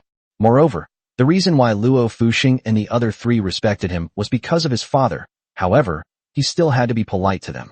Their motivation was to vent their anger. They couldn't let the other person down. He looked at Luo Fuxing and said, "You can decide for yourselves." "Okay." Luo Fuxing nodded, eager to try. Ho Dong then asked, "Will there be any trouble this time you killed the 15 protectors of the Guardian Gate?" Hey. Luo Fuxing sneered. Wei Min's past was all rather ambiguous. "I'd love for them to come looking for me, but I'm afraid they won't dare to." "Yes, it's better to be careful." Ho Dong gave a word of advice, then asked, "Is Sun Manyan being protected?" "Don't worry, young master." Luo Fuxing smiled and said, "We will definitely make proper arrangements for the young mistress's safety." Ho Dong opened his mouth, but did not refute it. Sun Manyan was the fiancé that Uncle Long had arranged for him, and Luo Fuxing obviously got the information from Uncle Long. "If you deny it yourself, wouldn't that be a slap in the face to Uncle Long?" He nodded. "Thank you very much." "Young master, what are you saying?" Luo Fuxing waved his hand. "All right, let's not talk about this. I have a few bottles of good wine here, just waiting for you to come and drink." Afterwards, Luo Fuxing had someone open his best wine collection and had his private 5-star chef prepare the finest dishes to entertain him. As for the beauties that Luo Kai had arranged for him, Ho Dong politely declined. Luo Fuxing knew that Lin Tide and Sun Manyan were both exceptional beauties, and compared to them, the women Luo Kai had found were just ordinary and vulgar. Therefore, he did not forcefully persuade him. Ho Dong chatted with Luo Fuxing and the others all night, and drank quite a bit of wine. Later, he learned that Luo Fuxing possessed a very powerful hangover cure. He had gotten completely drunk before, and that was the hangover cure he relied on. The process of making hangover pills is complicated, and the materials are not easy to come by, so Luo Fuxing has very few of them. It is said that pharmaceutical tycoon Zhou Dekhang still has quite a few. Luo Fuxing also gave Ho Dong 2 of the hangover pills he had. That night, Ho Dong stayed at Luo Fuxing's place. The next morning, Luo Kai drove Ho Dong back to the Hanxing building. On this day, the Lin family sent Lin Yunshu over, hoping to meet Ho Dong, but she was directly kicked out by Zhuang Chuchu. The Lin family was extremely depressed. I was completely flustered. Zhang Feng then went to Hanxing Group. These past few days, he has been restless, wondering how Ho Dong is going to deal with him, and he is suffering greatly. I deeply regret it. He did not see Ho Dong this time either. He became even more uneasy. When Zhang Feng walked out of Hanxing building, he saw Huang Haoshuan, who was unshaven and in a sorry state, begging the security guards at the door to let him in. Only after inquiring did I learn that Huang Haoshuan was now in dire straits. The security personnel had been instructed by their superiors that Huang Haoshuan would never be allowed to enter. Zhang Feng was even more frightened when he saw this. Looking at Huang Haoshuan, who was desperately pleading to see Ho Dong, he felt a chill run down his spine, fearing that he might end up on the same path as Huang Haoshuan. Seeing Ho Dong's resolute attitude, Huang Haoshuan roared, "You, Ho, just you wait, I'll make you regret this." Then he started swearing again. It can be as awful as it gets. This drew everyone's attention. This is clearly a sign of mental breakdown. However, he was quickly thrown out by security. Seeing this, Zhang Feng went outside. When Huang Haoshuan saw him, he rushed over. In order to distance himself from Huang Haoshuan, he quickly ran away. He had made up his mind that when he got back, he would use all his connections to win Ho Dong's favor and make him turn against him. He absolutely does not want to become the second Huang Haoshuan. For 3 consecutive days, Zhang Feng visited Hanxing Group. That day, Ho Dong finally met him in his office. "President Ho, Brother Dong, I was wrong. I was really wrong." Zhang Feng's eyes were bloodshot. Clearly, he hasn't been sleeping well these past few days. Upon seeing Ho Dong, he hurried over, patted his chest, and said excitedly. Ho Dong sat in a chair, looked at Zhang Feng who looked somewhat haggard, and waved his hand. "Sit down." "Yes, yes." Zhang Feng nodded hesitantly, and sat down cautiously opposite Ho Dong. "I've figured it out these past few days. Before, I was the one who looked down on people. I am a despicable person." He hurriedly berated himself. "Brother Dong, I will definitely mend my ways in the future. Please give me a chance." As he spoke, he cursed himself a few more times. It was as if the person he was cursing was his enemy. Ho Dong waited for him to finish his rant, and when he realized that Ho Dong was running out of words, he waved his hand and said, "All right, I understand what you mean." Zhang Feng then stopped and looked at him expectantly. "Ho Dong Dao, you want Hanxing Group's investment, right? How much was it again?" 100 million, Zhang Feng replied quickly. Ho Dong nodded. "Back in school, you were my little brother. I wouldn't normally ignore your situation." His tone suddenly changed, and Zhang Feng's heart jumped. Zhang Feng, with a fawning expression, said obsequiously, "Now I'm your little brother too." "You?" Ho Dong shook his head. Zhang Feng immediately said, Yes, I'm not worthy to be your underling yet, but I will work hard." His attitude can be described as very humble. It's because he's been scared these past few days. Ho Dong glanced at Zhang Feng and said, "Go back now. I'll have someone go to your company to inspect it. If there are no problems, we'll sign the contract." Yes. Zhang Feng was extremely excited. "Thank you, Brother Dong. Thank you, Brother Dong. If you ever need anything in the future, just let me know." Ho Dong nodded. Zhang Feng glanced at the Rolex again and quickly said, "It's almost noon, let's have lunch together." Ho Dong initially wanted to refuse. However, "We are all classmates and have a relationship." Zhang Feng, who had previously gained power through his petty actions, had already been punished sufficiently. He nodded. "Okay, wait for me outside. I still have some documents to look at." "Great." Zhang Feng was overjoyed and quickly left the office, carefully closing the door behind him. Half an hour later, Ho Dong finished processing the documents and walked out of the office. He saw Zhang Feng standing outside waiting and couldn't help but find it amusing. Actually, what he meant was to have Zhang Feng wait in the reception area. However, Zhang Feng insisted on standing as punishment, and there was nothing he could do about it. "Brother Dong." Zhang Feng seemed to have returned to the time when he was Ho Dong's follower back in school. "Okay, let's go." Ho Dong nodded and went downstairs with Zhang Feng. We arrived at a high-end, standalone restaurant in Zhang Feng's car. "Brother Dong, wait for me a moment. I'll go get a private room." Zhang Feng greeted him with a smile and headed towards the bar. Ho Dong sat in the rest area next to him. Just then, 4 people walked in through the door. It turned out to be Lin Tide, Lin Yuezhi, Lin Xin, and Huang Haoshuan. At this moment, Huang Haoshuan had completely shaken off his previous dejected state. He was now impeccably dressed and full of vigor. Lin Yuezhi and Lin Xin were also in high spirits, talking as they walked with Huang Haoshuan. Clearly, ever since Ho Dong and Lin Tide broke off their engagement and they regained control of the company, they felt that life was incredibly wonderful. For Lin Yuezhi, Huang Haoshuan was a perfect match, very pleasing to the eye, and the best candidate for a good son-in-law. However, she didn't know that Huang Haoshuan's company shares no longer belonged to him. Lin Tide was absent-minded, only occasionally replying with a single sentence when asked. "Haoshuan, I'm so sorry about your visit to our house last time, but that jinx is gone." At this moment, Lin Yuezhi walked to the door, and her voice could be faintly heard. Huang Haoshuan laughed and said, "It's okay, I won't take it to heart." Lin Yuezhi smiled brightly. "Haoshuan is just different. Compared to that good-for-nothing, he's like heaven and earth." As they spoke, they arrived at the restaurant lobby. Ho Dong was not seen. Ho Dong frowned, a hint of anger flashing in his eyes. Lin Tide went on another blind date with Huang Haoshuan right after her engagement was dissolved. He stood up abruptly, but froze. Back then, he could make things difficult for Huang Haoshuan as her fiancée. What about now? He and Lin Tide are nothing to each other, so what right does he have to make things difficult for her? Suddenly, someone bumped into him. He swayed, and the other man tripped and fell. "Oh shit." The man cursed angrily, stood up, and pointed at Ho Dong, ready to hurl insults. Then, he let out a strange laugh. "Ho Dong? Young Master Ho." The name, Young Master Ho Dong, carries a somewhat sarcastic tone. Ho Dong glanced at the person. It was Tao Huaran, his high school classmate. Chapter 25. Cherish the present, don't court death. Tao Huaran used to bully classmates and was punished by Ho Dong, so he has always held a grudge. When he saw Ho Dong, he looked at Ho Dong's clothes and couldn't help but sneer. "It's you," Ho Dong said calmly. Although he was hit, he didn't take it to heart. When he looked at Lin Tide again, they had already gone into the inner hall. He frowned. "Young Master Ho, you don't still think you're the young master, do you?" Tao Huaran's tone was sharp, and she sneered repeatedly. "You knocked someone down and you can't even apologize? Have you lost all your manners?" Ho Dong's face darkened as he looked at Tao Huaran. Tao Huaran let out a strange laugh. "What? You bumped into me, and now you want to hit me? Huh? He dares. Manager Tao, let's not bother with this kind of person."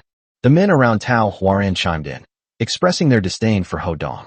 Ho Dong raised his hand, intending to slap him across the face. "What's wrong?" At this moment, Zhang Feng walked over, saw Tao Huaran, and smiled. "Hey, Tao Huaran, long time no see." Zhang Feng.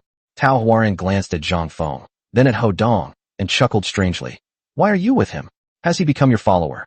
Zhang Feng's lips twitched. "How could you say something like that?" He glanced at Ho Dong and quickly said, "No, I'm inviting Brother Dong to dinner." "Brother Dong?" Tao Huaran sneered. "Zhang Feng, everyone says you're doing well, worth tens of millions. Getting close to this young Master Ho is lowering your status." He waved his hand again. "Forget it, I won't argue with him for your sake." Zhang Feng felt extremely uneasy and anxious. Tao Huaran added, "Everyone has heard that you received a 100 million yuan investment from Hanxing Group. Boss Chow even said you're amazing." Chow Laoda is Chow Zito, another rich kid in their high school class. He used to be overshadowed by Ho Dong in every way. Later, Ho Dong suffered a major setback, and Chow Zitong took advantage of his misfortune, becoming very hostile towards Ho Dong. Zhang Feng glanced at Ho Dong again. It's all right, it's all right. Tao Huaran laughed and said, to receive investment from the renowned Hanshin Group. Is that considered good? He said enviously, haven't you heard? Anything that Hanshin Group invests in has unlimited potential for the future. He added, if you have the chance, could you help me arrange a dinner with the CEO or a senior executive of Hanshin Group? Zhang Feng gave an awkward smile and said, I'll try my best. He remembered that he had been in the same situation as Tao Huaran before. Come on, we've run into each other. Let's grab a bite to eat. It's on me. Tao Huaran clearly saw the potential in Zhang Feng's relationship with Hanshin Group and wanted to use it to curry favor and make connections with Hanshin Group. He pretended to be friendly, patted Zhang Feng's arm, and said, we're old classmates. It's been a long time. If you don't go, you're disrespecting Boss Chow and me. This, Zhang Feng glanced at Ho Dong. Tao Huaran said, I said I'd give you face, and I will. We'll talk about my grudge with him later. He then looked at Ho Dong and said, let's go. I'll treat you today too. Okay. Ho Dong smiled faintly, also wanting to see Tao Huaran's performance. That's quite interesting. Let's go together then. Zhang Feng nodded upon seeing this. He understood Ho Dong's thoughts better than anyone else, because he's been there. Then, everyone went to a luxurious private room and took their seats. Tao Huaran sat next to Zhang Feng. Zhang Feng sat next to Ho Dong, and next to Ho Dong sat a burly man. This person is a mid-level manager in Chao Zedong's family company. He was trying to curry favor with Tao Huaran. After everyone took their seats, they began to praise Zhang Feng. Zhang Feng was clearly used to this kind of socializing and handled it appropriately. Not knowing what Ho Dong was thinking, I didn't dare to bring him into the conversation, so I decided to leave it at that for the time being. Brother, I heard you used to be a rich man? The burly man asked with a smile. Ho Dong said calmly, I suppose so. The burly man chuckled and said, it's not bad that you're following Boss Zhang now. Things change, you never know. It's unclear whether his words were meant to comfort Ho Dong or to mock him. Heh. Ho Dong smiled calmly and took a sip of water. The man added, as subordinates, the most important thing is to read between the lines. Don't be fooled by how much Mr. Zhang is taking care of you. In the long run, if you want to keep your job and live comfortably, you'll have to put in a lot more effort. He said earnestly, you can see from us that in this world, you still have to lick our boots. Ho Dong frowned. The burly man laughed and said, don't you understand what I mean? Ho Dong ignored him. The man sneered, look how high and mighty you are. That was said rather loudly. What's wrong? Tao Huaran looked over and said, young Master Ho is one of President Zhang's men. Song Xiaowei, you'd better be polite to me.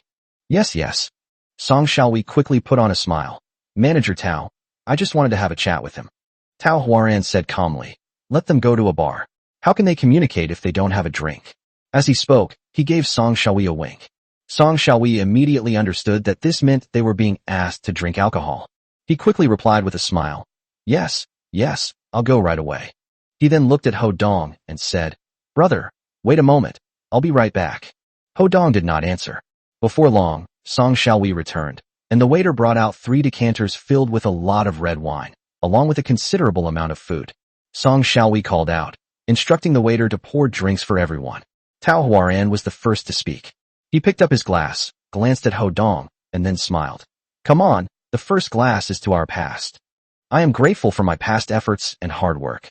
And thank you, fate. After he finished speaking, everyone echoed his words, and then they downed a glass. Zhang Feng could easily tell that this was a sarcastic remark directed at Ho Dong. Then, the waiter poured drinks for everyone. Tao Huaran looked at Zhang Feng and said with a smile, Zhang Feng, it's your turn to speak for the second glass of wine. This, Zhang Feng quickly glanced at Ho Dong. Seeing that Ho Dong did not react, he could only nod, raise his glass and say, the second glass is to Brother Dong, and to those who have helped us in the past. Haha, interesting. Everyone couldn't help but laugh. Tao Huaran looked at Zhang Feng and then laughed. Haha, Zhang Feng, you're right. Without young Master Ho back then, how could we be where we are today? He raised his glass, looked at Ho Dong, and said, young Master Ho, I toast you, ha. His face was full of sneers. However, he misunderstood Zhang Feng's meaning. He thought Zhang Feng was being sarcastic towards Ho Dong, but in fact, Zhang Feng was expressing his gratitude. You're welcome, Ho Dong said calmly, raising his glass and drinking it down. Everyone found this meal to be quite interesting. Tao Huaran sneered and looked at Ho Dong, saying, how about this, for the third cup of wine, young Master Ho, you'd like to speak. His mockery intensified. His idea was to highlight Ho Dong, making Ho Dong feel embarrassed and uncomfortable. Ho Dong, however, didn't care at all and raised his glass. Cherish the present, cherish what's in front of you, and don't court death. After he finished speaking, everyone else was stunned. He downed the wine in one gulp. Ha! Then, Tao Huaren burst into laughter, and the others joined in. Tao Huaren laughed until his stomach hurt, put down his wine glass, and looked at Ho Dong. Young Master Ho, you still think you're a young master. He wiped away the tears that had come out of his laughter. He added, even our boss Chow isn't as capable as you. He was being sarcastic. Zhang Feng secretly shook his head. Isn't the current Tao Huaren just like the one before? Tao Huaren then looked at Ho Dong and said, I forgot to tell you. Teacher Huang's birthday banquet is coming soon. Boss Chow is preparing to celebrate Teacher Huang's birthday. He paused for a moment, then smiled and said, you absolutely must come. With your talent, the gift you prepare for Teacher Huang can't be anything less than amazing. It turns out that in just a few days, it will be Mr. Huang's 60th birthday, the homeroom teacher of Hodong High School. Teacher Huang has always treated all students equally. Students are not differentiated based on grades or family background, and they are highly respected. Chao Zitong, this rich second generation, was preparing for this a few days ago.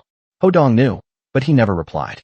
He nodded and said, I'll definitely go, and the gifts won't be any worse than Chao Zitong's. Haha, Tao Huaren laughed loudly and gave a thumbs up. Young Master Ho is really amazing. Do you know that what Boss Chow can earn in a few casual moves is something that an ordinary person would have to work for over 10 years without eating or drinking? Everyone burst into laughter. Ho Dong smiled calmly. We'll find out when the time comes. Hee, I'll be waiting. Tao Huaren cursed inwardly, but refrained from losing his temper because Zhang Feng was present. He sneered and waved his hand. All right, Song Xiaowei, take good care of my classmate. I have something to discuss with President Zhang. Yes. Song Xiaowei immediately understood, looking at Ho Dong with ill intentions. Tao Huaren then went to chat with Zhang Feng. Ho Dong glanced at Song Xiaowei and smiled faintly. He still had a hangover pill that Luo Fuxing had given him in his pocket. Chapter 26 Drinking Contest. Song Xiaowei and others were adept at reading people's expressions and knew that Tao Huaren was unhappy with Ho Dong. Therefore, upon hearing Tao Huaran's words, they immediately launched an offensive against Ho Dong. Song Xiaowei first served Ho Dong man, then said, Young Master Ho, it's our first meeting, please drink to this as a sign of respect. After saying that, he gulped down a glass of wine himself. Ho Dong remained calm and also drank a glass. What a great drinker, another person complimented, not in a hurry, but deliberately urging Ho Dong to eat his food. After all, everyone needs to maintain a certain level of dignity. Don't be too hasty. They chatted with Ho Dong one by one, toasting him as they spoke, and even flattering him by drinking with him. The subsequent conversation went completely off topic. They talked from east to west, from men to women, and from domestic to international topics. As they chatted, they had already drunk quite a lot of alcohol. However, they soon discovered that while the three of them had made Ho Dong dizzy and disoriented, Ho Dong remained completely unharmed. Tao Huaren was also puzzled when he saw this. You should know that these three of his men are all heavy drinkers, and they are the people he likes to bring to the drinking table the most. 3 people can't outdrink one. Little did he know that Ho Dong had taken a hangover pill given to him by Luo Fuxing when he went to the toilet. Those hangover pills come from a secret formula of the first pharmaceutical group. The effect was remarkable. One hangover pill can easily handle 20 or 30 jin of baijiu, Chinese liquor, let alone 10 or so bottles of red wine. Come on, as you just said, let's drink and chat, don't play dead. You wanted to be my brother, didn't you? Let's drink first. Wake up, drink. Previously, these same people were desperately trying to persuade Ho Dong to drink, but now the situation has reversed, with Ho Dong urging them to drink one by one. They even brought up Tao Huaren and Chao Zitong. His skill in persuading people to drink was equally impressive. A moment later, he persuaded these people to drink a few more glasses. I can't take it anymore. Song Xiaowei was the first to give in. After Ho Dong forced him to drink a large cup of liquor, he stood up abruptly and ran outside recklessly. Then came 2 other people. They ran to the toilet. Tao Huaren was horrified when he saw this. He and Zhang Feng had also been drinking, but they hadn't gotten drunk yet. The person is still conscious. Therefore, they knew how Ho Dong and his group drank. But at this time, Ho Dong only went to the toilet a few times, acting as if nothing had happened. Young Master Ho, it seems your talent for boasting is no less than your talent for drinking, Tao Huaren said, looking at Ho Dong. Zhang Feng also admired Ho Dong from the bottom of his heart. In his view, Ho Dong was like a god of wine. Ho Dong glanced at Tao Huaran indifferently. Your bragging skills are better than your drinking capacity. Tao Huaran was furious. Ho Dong sneered. You'd better not mess with me. Your alcohol tolerance isn't even enough to fill a tooth gap for me. Bang! Tao Huaran slammed his hand on the table, glaring at Ho Dong. What are you saying? I got this position today by drinking with Boss Chow. He's a master of flattery, second only to being a great drinker. Ho Dong has already drunk so much, yet he dares to provoke him. He stood up abruptly, holding his wine glass, walked over to Ho Dong, and slammed the glass down. So, how are we going to drink? This time, he went straight to the point and got to the heart of the matter. He was confident. First, he can easily drink 5 or 6 gin of baijiu. Secondly, Ho Dong had already fought a round of battles with his 3 subordinates, so he was essentially getting a bargain. He refused to believe that anyone could be that fierce. Ho Dong glanced at him indifferently. I advise you not to drink anymore. If you drink too much, something bad will happen. Stop talking nonsense. Tao Huaran slammed his hand on the table again. Speak. Ho Dong shook his head and waved to the waiter. Excuse me, could you please bring 10 glasses, arrange them in 2 rows, and fill them with wine? Thank you. Good. The waiter had seen many drinking contests. He had seen many similar methods, including the one Ho Dong mentioned. What truly alarmed him was that Ho Dong had already drunk more than a dozen bottles of red wine with those 3 people. Red wine is different from beer. Now they even have drinking contests, which means they really have an enormous capacity for alcohol. Before long, as Ho Dong had instructed, he poured 5 full glasses of red wine for each of Ho Dong and Tao Huaran. Ho Dong looked at Tao Huaran and said, These 5 cups, let's see who finishes them first. Whoever finishes first wins, and the loser has to call me dad. Zhang Feng's lips twitched. Actually, I'm also a little worried about Ho Dong. Tao Huaran sneered. Fine, you said it. He then looked at Zhang Feng and said, Zhang Feng, you'll be the referee. Oh. Zhang Feng glanced at Ho Dong and then nodded. Preparation. Zhang Feng raised his hand, looked at the 2 of them, and said, Begin. As soon as he finished speaking, Tao Huaran picked up his wine glass and gulped it down like a cow drinking water. A moment later, he had already finished his first drink. He looked at Ho Dong, who slowly and deliberately finished the first cup with him. Tao Huaran immediately picked up the second cup. Finished drinking. Ho Dong, however, was in no hurry and drank his second cup. When Tao Huaran drank the third cup, her stomach felt a little uncomfortable, but she was still okay and finished it with Ho Dong. However, he was a little slower than Ho Dong on the 4th cup. His face was flushed and he felt a little dizzy. It turns out that this red wine has a higher alcohol content than regular wine. Furthermore, their cups are quite large. 3 cups are equivalent to 1 bottle. He drank continuously throughout the meal, and having already consumed some alcohol, even with his high tolerance, he was starting to feel the effects. In addition, drinking so much at once made my stomach feel bloated. So, when it came to the 5th cup, he instinctively resisted and couldn't swallow it. By this time, Ho Dong had already finished his 5th cup. You lost. Ho Dong put the cup on the table and looked at Tao Huaran indifferently. That's incredible. Zhang Feng knew back then that Ho Dong had a high alcohol tolerance. But Ho Dong's drinking capacity right now is just too superhuman. The waiter was completely dumbfounded. Tao Huaran was nothing special, but Ho Dong was a formidable figure he had never met before. Take this out, and you can brag about it for a long time. Tao Huaran wasn't actually drunk enough. If he drank slowly, he could have drunk another 10 cups. But now it's all about speed. He looked at Ho Dong, whose face, already flushed from drinking, was now even redder. His face turned red. He was thinking about how to avoid calling him dad and losing face. Bang! At this moment, the door to the private room opened, and Song Xiaowei and his group walked in, staggering but in high spirits. That kid, he's obviously a coward. I really want to pee all over him. Fine, a few slaps and a few kicks will do. The 3 of them came in talking, clearly having sobered up considerably after their trip. What's wrong? Tao Huaran quickly changed the subject. Song Xiaowei laughed and said, Just now in the toilet, some bastard almost peed on me. I said something to him, and he slapped me. He chuckled. Later we beat him up, that idiot. He even threatened to kill us. The others joined in the laughter. Tao Huaran nodded. That's right, we're Boss Chow's men, we can't lose face. Some people we beat up, so be it. Upon hearing this, the waiter frowned. Just then, a commotion arose at the doorway. See if it's here. Open the door. Open the door. Then, the door was kicked open, and several people rushed in. A middle-aged man, his face bruised and swollen, glanced at Song Xiaowei and the others, a look of hatred on his face. He sneered. It's these three bastards. Oh, so you've come knocking. Song Xiaowei sneered, emboldened by the alcohol. Tao Huaran walked over and looked at the other person. Friend, don't cause trouble. Snort. The man snorted coldly, turned around, and said, Come in. He shouted loudly, and then more than a dozen burly men rushed in, making the entire private room feel crowded. Chapter 27 Chao Zitong. Mr. Liu. Upon seeing this, the waiter quickly called out. The man who had been beaten waved his hand and said, Get out. Yes. The waiter nodded hurriedly, glanced at Ho Dong and the others, and quickly ran out. What are you doing?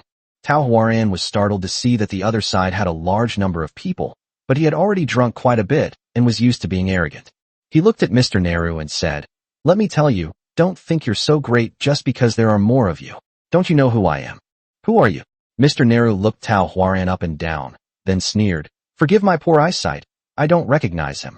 His tone was impolite, but he was also somewhat cautious, in case the other party was someone he couldn't afford to offend, which would be quite troublesome. Tao Huaran snorted. You know the Chao group, right? The Chao family of Hangzhou City? Mr. Liu frowned.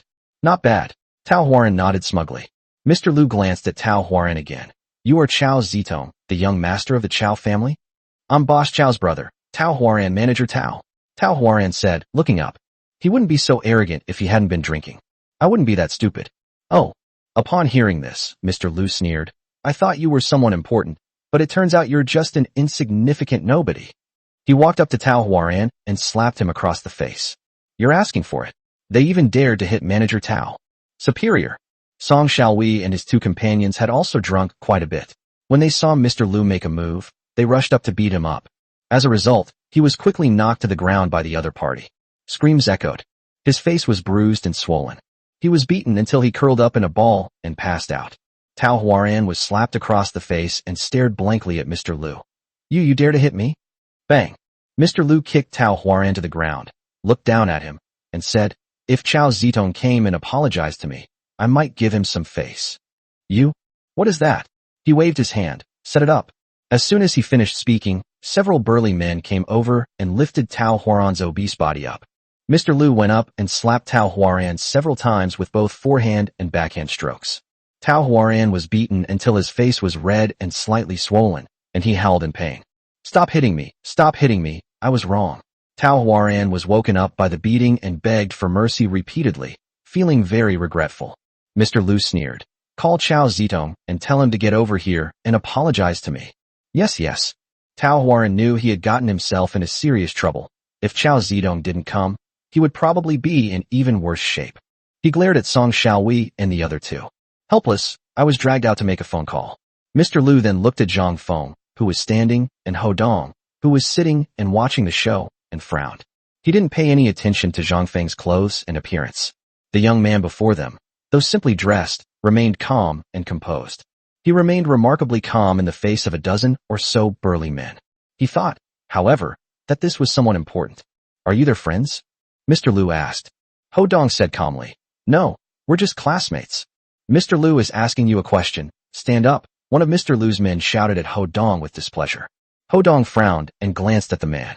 The man was about to speak again. Mr. Liu waved his hand, stopping them. He looked at Ho Dong. Young man, who are you?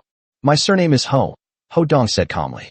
Mr. Liu's expression changed, as if he had remembered something, and he quickly said, You are that person's son? He quickly took a few steps forward. Ho Dong waved his hand. Don't say it out loud. Zhang Feng quickly whispered. Brother Dong prefers to keep a low profile. Yes.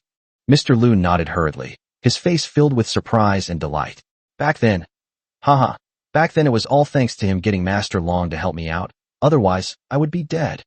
He rubbed his hands together, looked at Song Xiaowei and the other two lying on the ground, and asked, Young master, what do you think we should do? Just pretend I'm not here. Ho Dong waved his hand.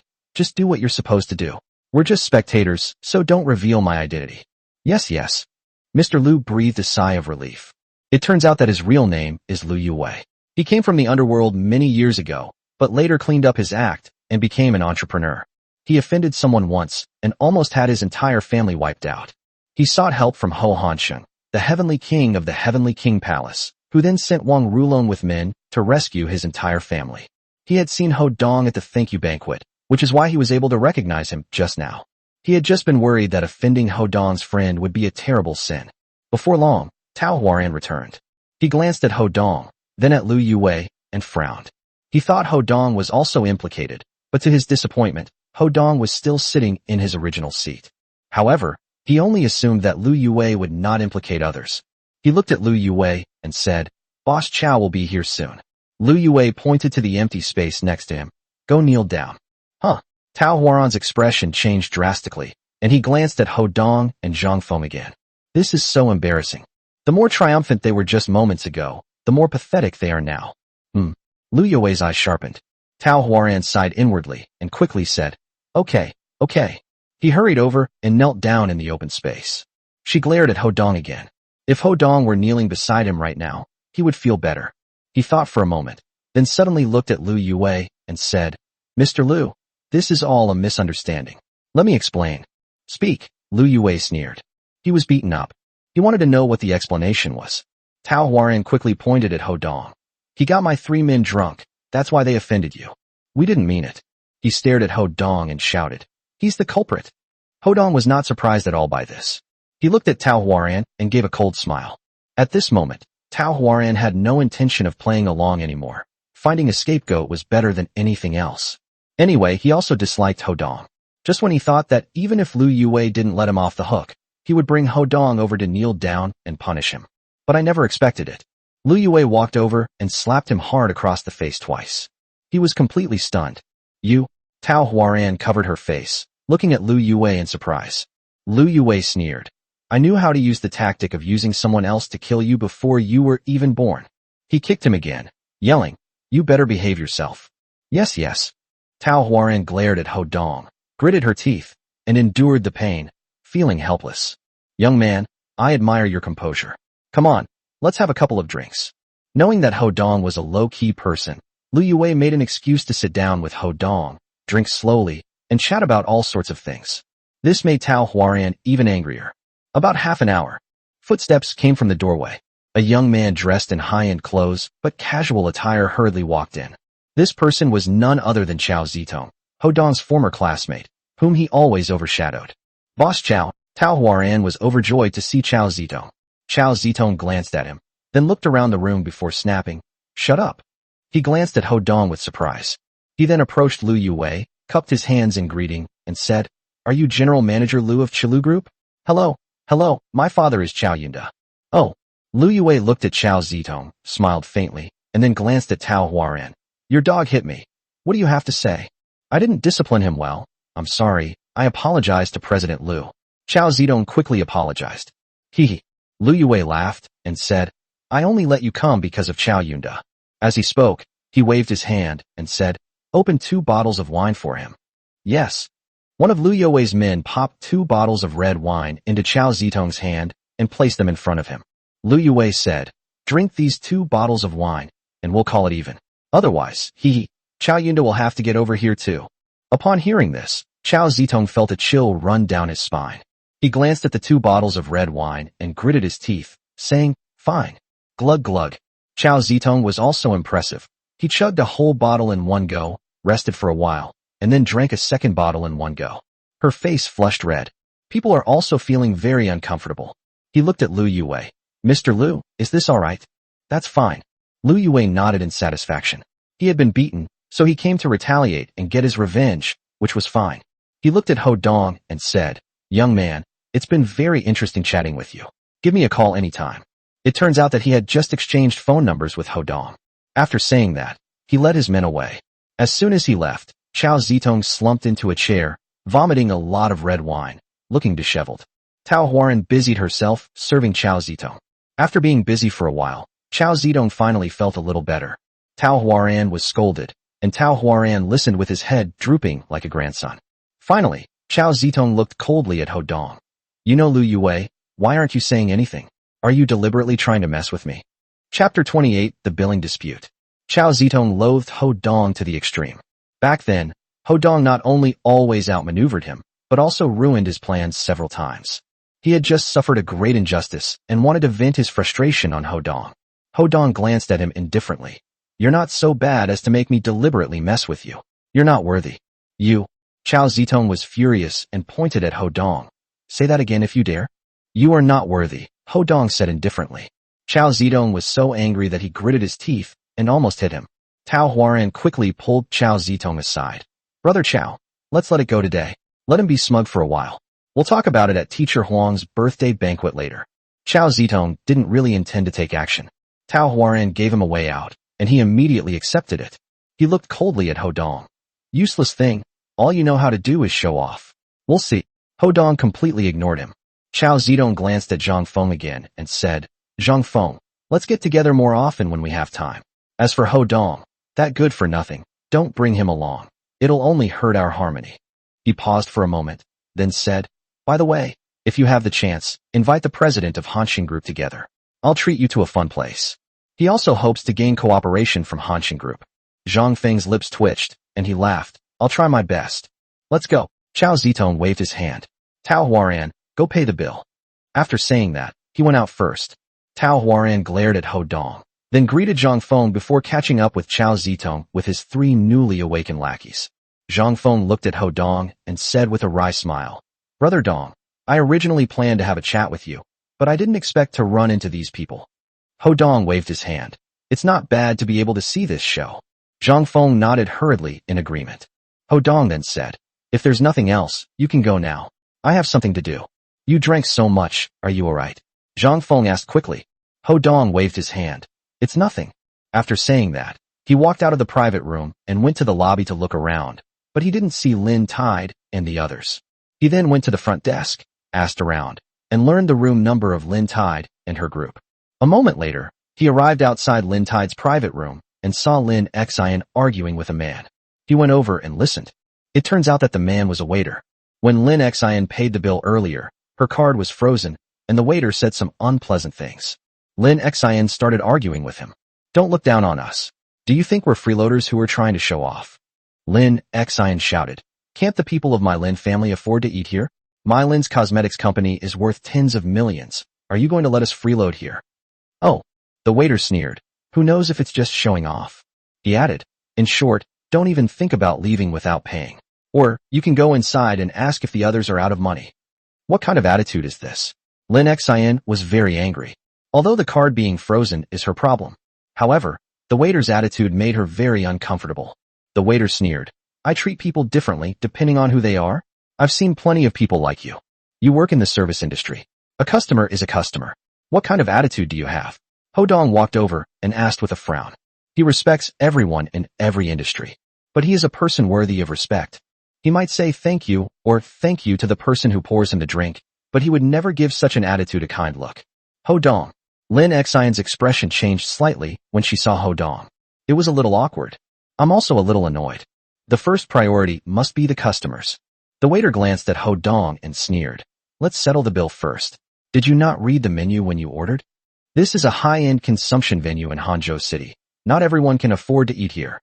He added, you came in here to show off, think the price is too high, so you're deliberately causing trouble to try and get a discount, right? No way. He was even more convinced of his idea after seeing Ho Dong's clothes. He was from the lower class. However, in this upscale place, seeing so many wealthy people, I unconsciously absorbed that atmosphere. Their standards have become much higher. It makes it easier for him to look down on people he thinks are worse than him. Call your manager over, Ho Dong said, waving his hand. Calling the manager won't help. Should I call security? The waiter sneered. Whatever you want. Ho Dong looked at him. The money is in my hands, so it doesn't matter who I call. Snort.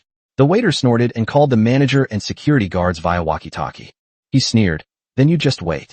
He was very impatient. Ho Dong, come here. Lin Xian beckoned to Ho Dong and stepped aside. What are you doing? Our family has nothing to do with you anymore. You've brought the manager and security guards over here. Who are you trying to embarrass? Ho Dong was taken aback. He then shook his head. How much is the bill? More than 50,000. Lin Xian was a little embarrassed. 50,000. Ho Dong raised an eyebrow. Lin Xian lowered her voice. It's all because of you. I offended Huang Haoshuan last time, so my mom specially invited him here for dinner this time and ordered something a bit more upscale. I originally thought that since my sister got the company back, 50,000 yuan would be a small problem.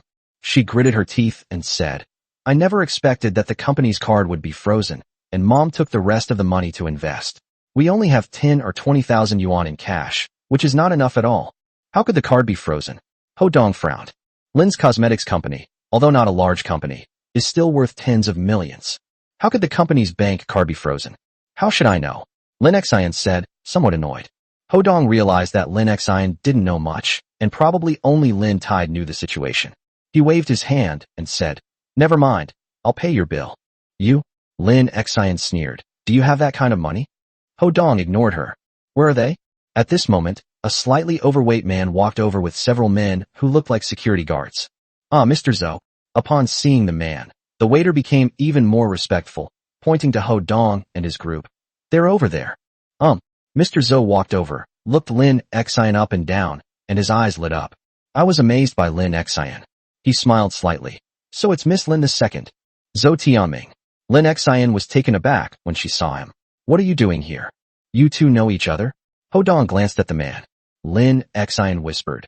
He used to be the vice president of our company, but my sister kicked him out because he embezzled public funds. Snort. Zhou Tianming snorted coldly. If it weren't for your sister, would I, Zhou Tianming, have managed to get here as a general manager? Clearly, his current position and income are far less than those of his previous vice president. He sneered again. I heard that your card was frozen, right? You can't afford to pay, can you? Who said that? Lin Xian said, forcing a smile. Do you think we're people who are short of money? At most, it's just a problem with our bank cards. She added, now that you're here, you should know who we are. Do you think we just freeload? She pointed at the waiter and said, make him apologize to me. Apologize? Zhou Tianming sneered. You really think you're some kind of young lady? You think I don't know that your Lin family is in a bad situation right now?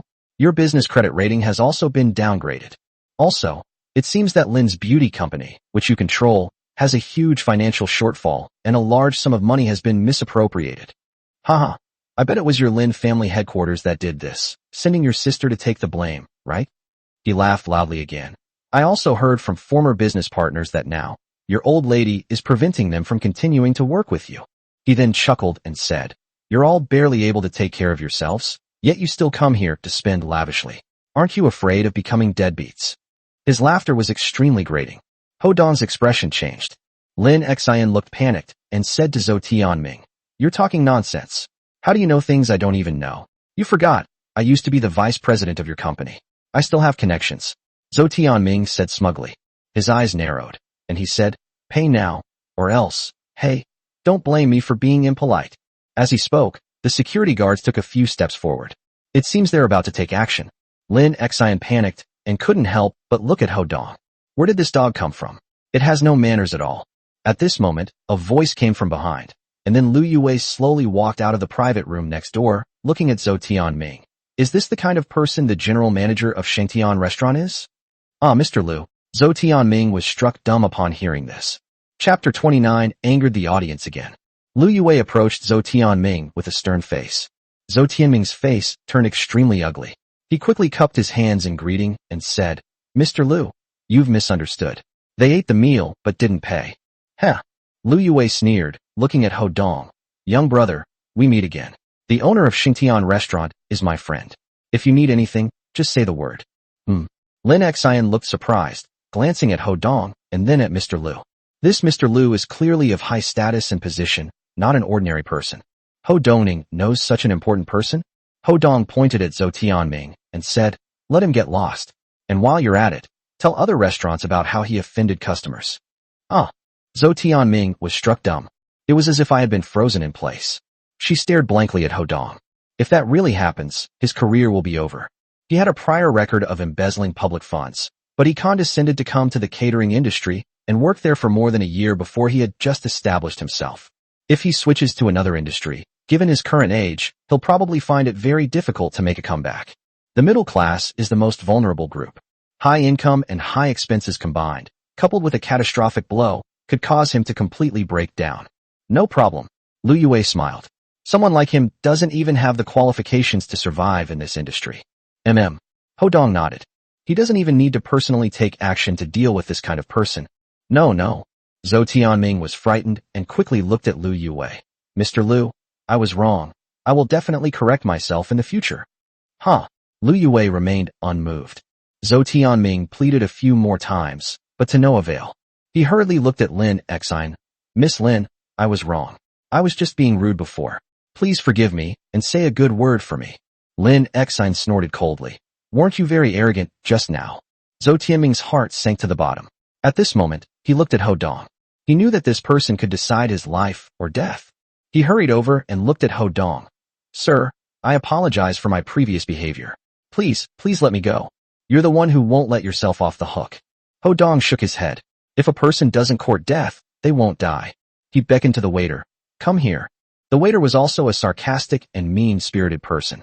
But by then, he was trembling with fear as he walked up to Ho Dong and said, Sir. Ho Dong took out a card and handed it to the waiter. Swipe the card. Yes.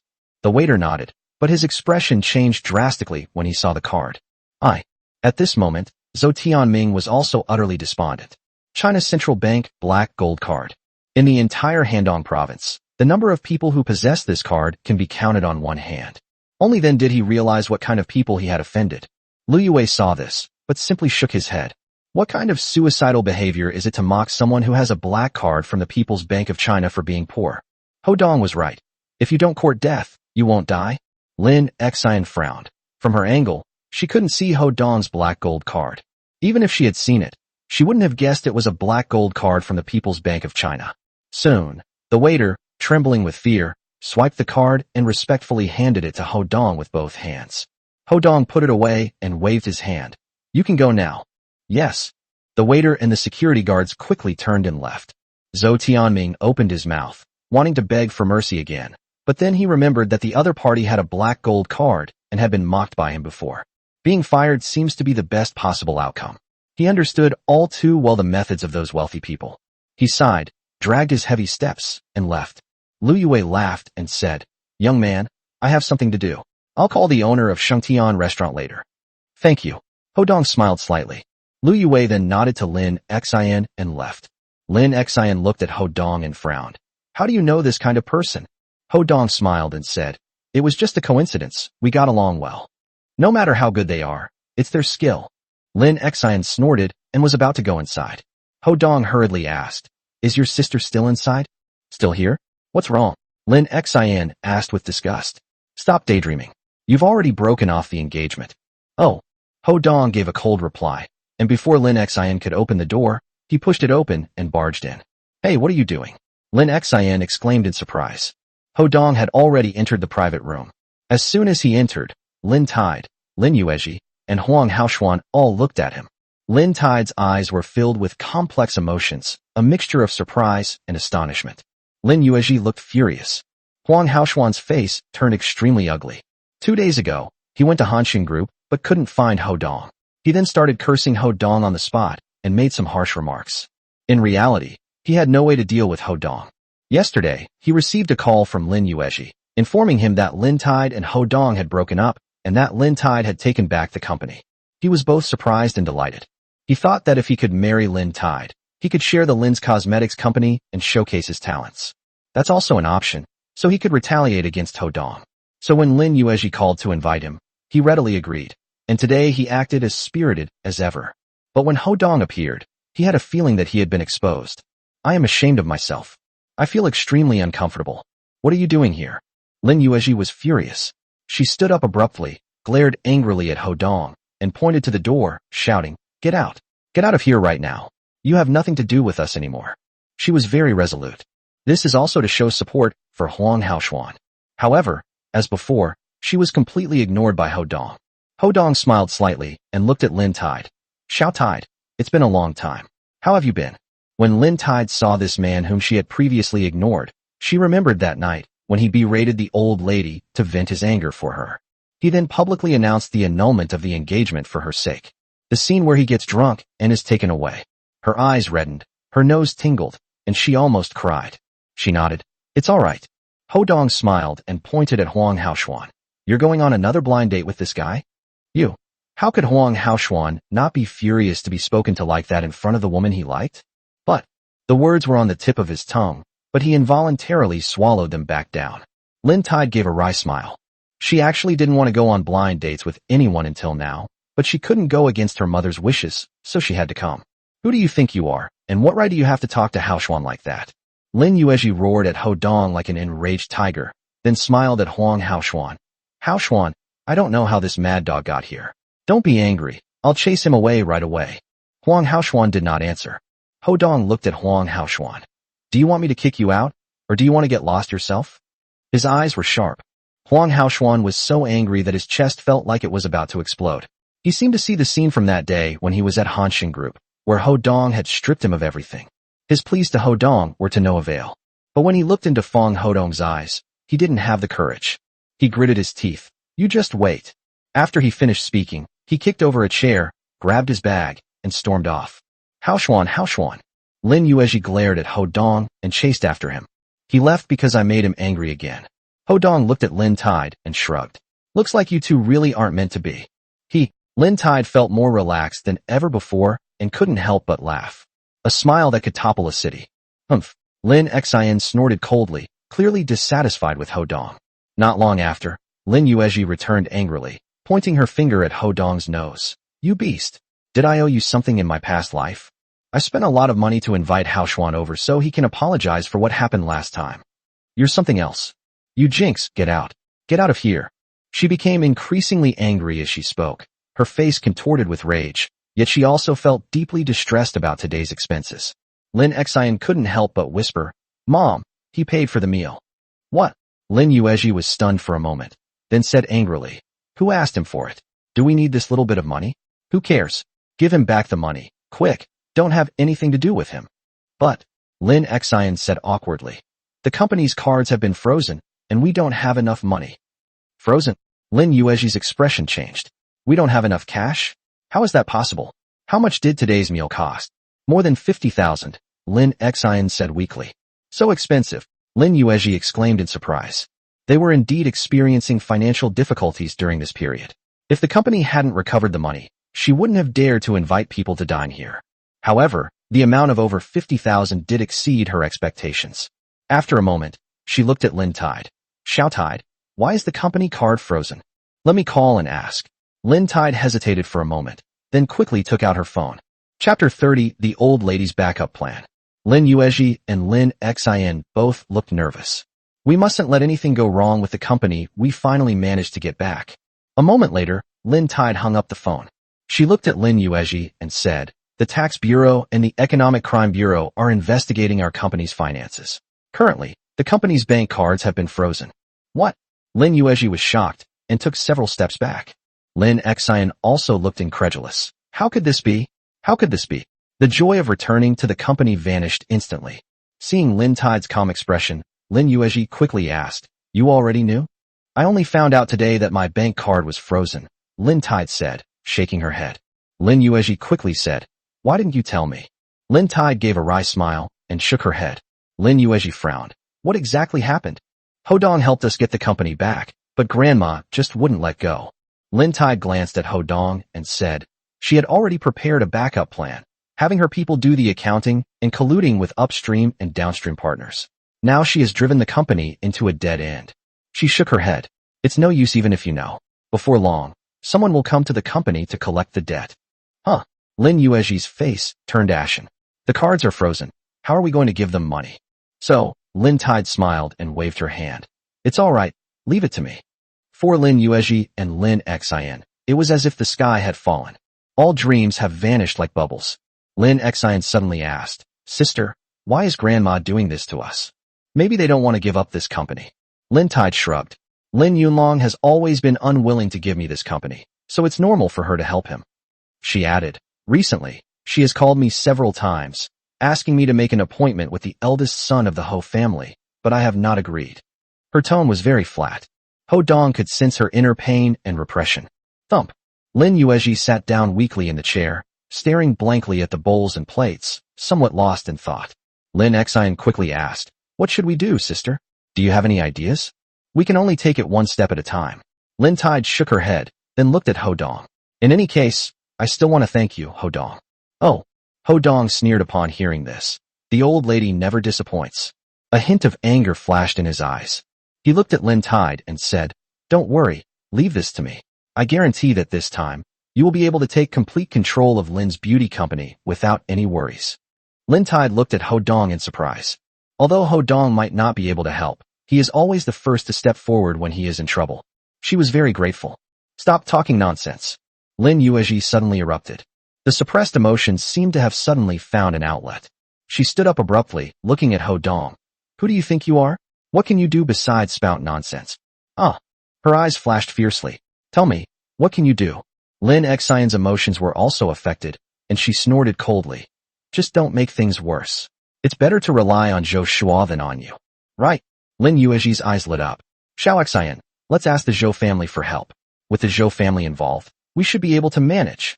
Lin Xian was just saying it casually, but she didn't expect her mother to be so excited. How could she possibly have the courage to go to the Zhou family now? After I filmed that video with Ho Dong and posted it, it caused a lot of trouble. She thought for a moment and sighed. I'll try my best. Okay. Lin Yuezhi nodded. Why don't you give it a try? We're in a critical situation right now.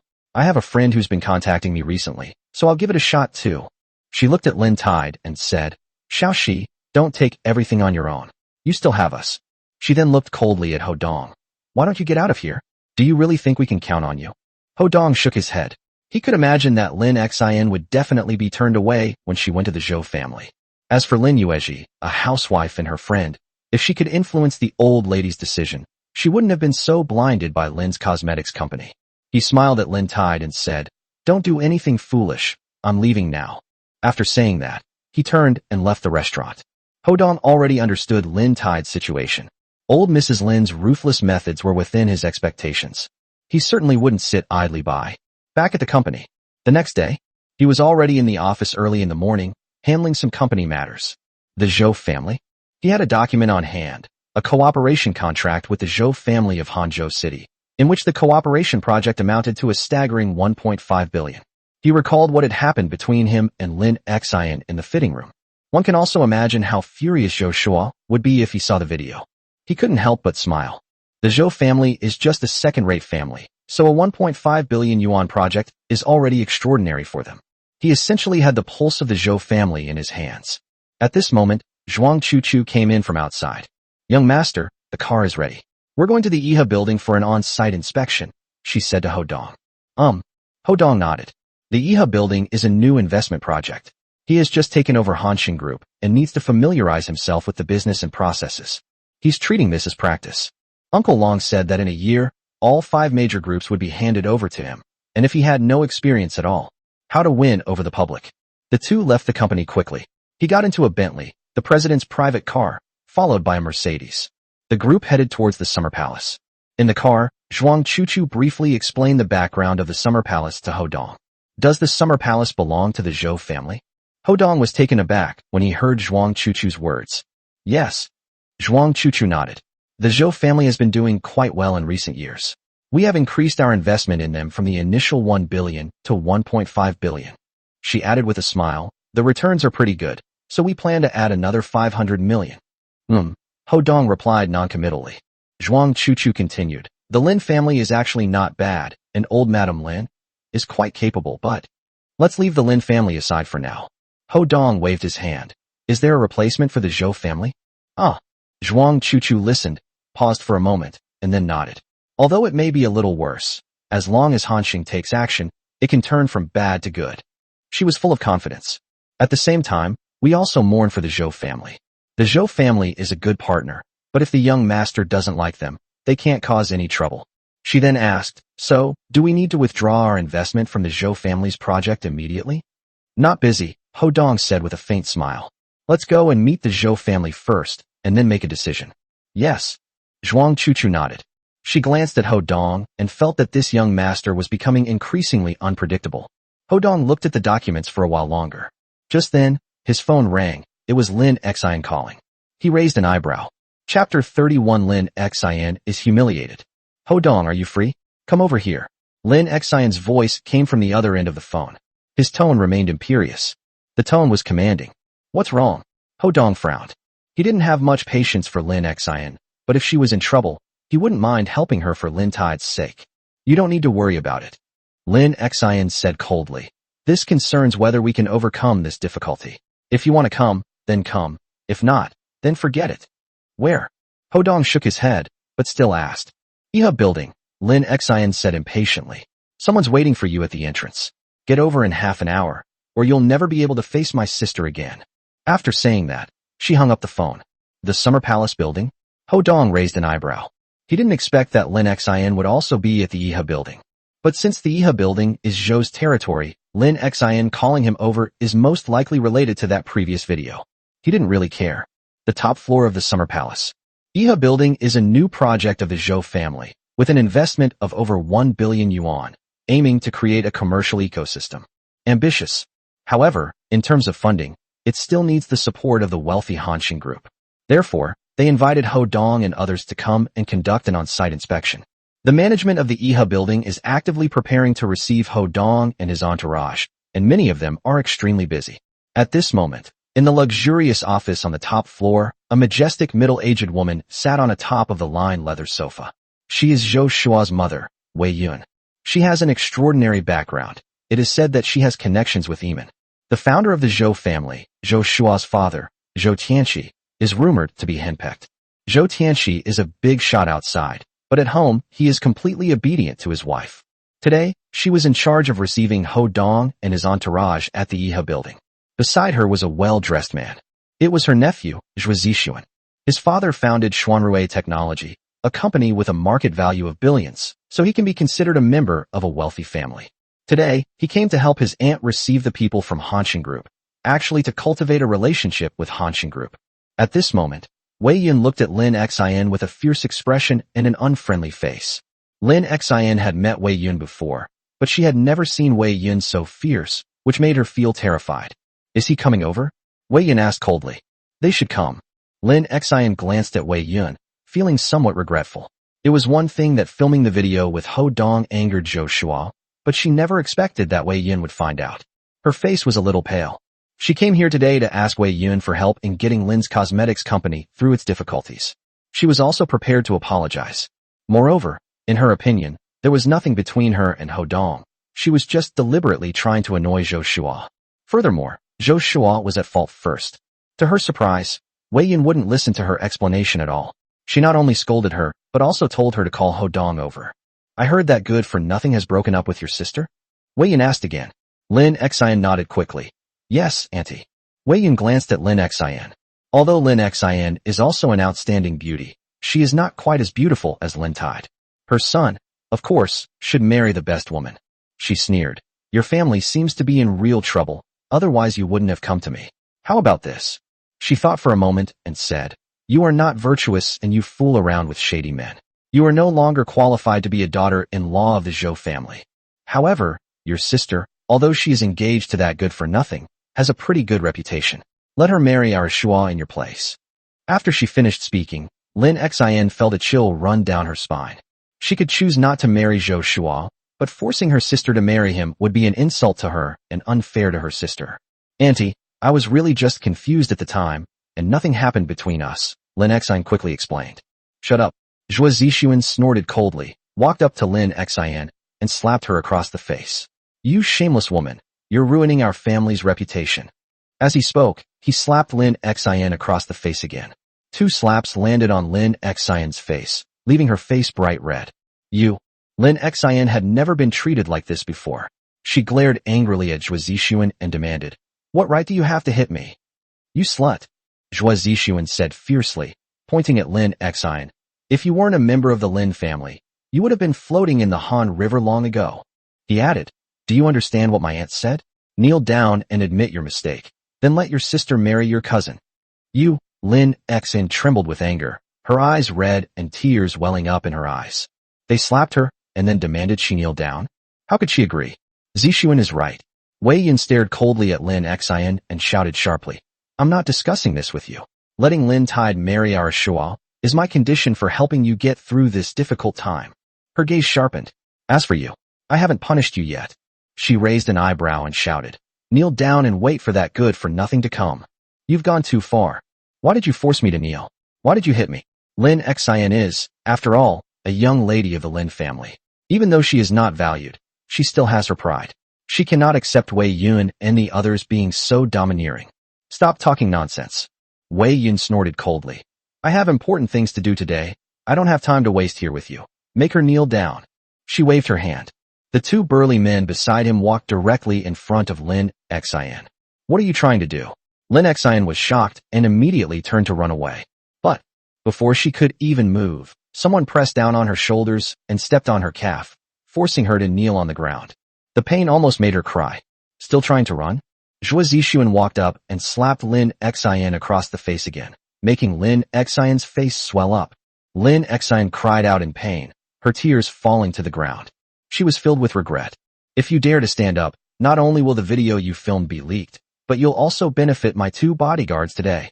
Wei Yun's voice became even sharper. The two burly men couldn't help but let out lewd chuckles. Lin Xian felt a chill run down her spine.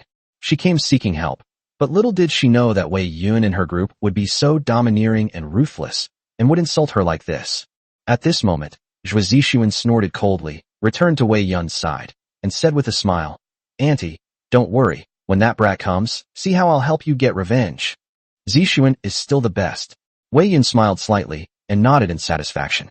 Not long after, Hodong's car stopped not far from the summer palace. He got off the car early, carrying a file bag, and arrived at the main entrance of the Iha building first. "Are you Hodong?" At this moment, a burly man wearing sunglasses walked over and asked impatiently. "It's me," Hodong nodded. "Come with me." The burly man looked Hodong up and down, and seeing that he posed no threat, he snorted coldly and turned to go inside. Chapter 32 Two Choices. Hodong frowned, but still followed. A short while later, they have arrived at the top floor office. "Go in." The burly man shoved Hodong, but almost failed to move him, and couldn't help but glance at Hodong again. At this moment, Hodong had already gone inside. "Chairman Wei, this person has arrived," the burly man said respectfully to Wei Yun. It turns out that Wei Yun is the second largest shareholder and vice chairman of the Zhou Group, wielding considerable power. Wei Yun nodded, then looked at Hodong. Although Hodong was tall and good-looking, his shabby attire made her look down on him. She sneered.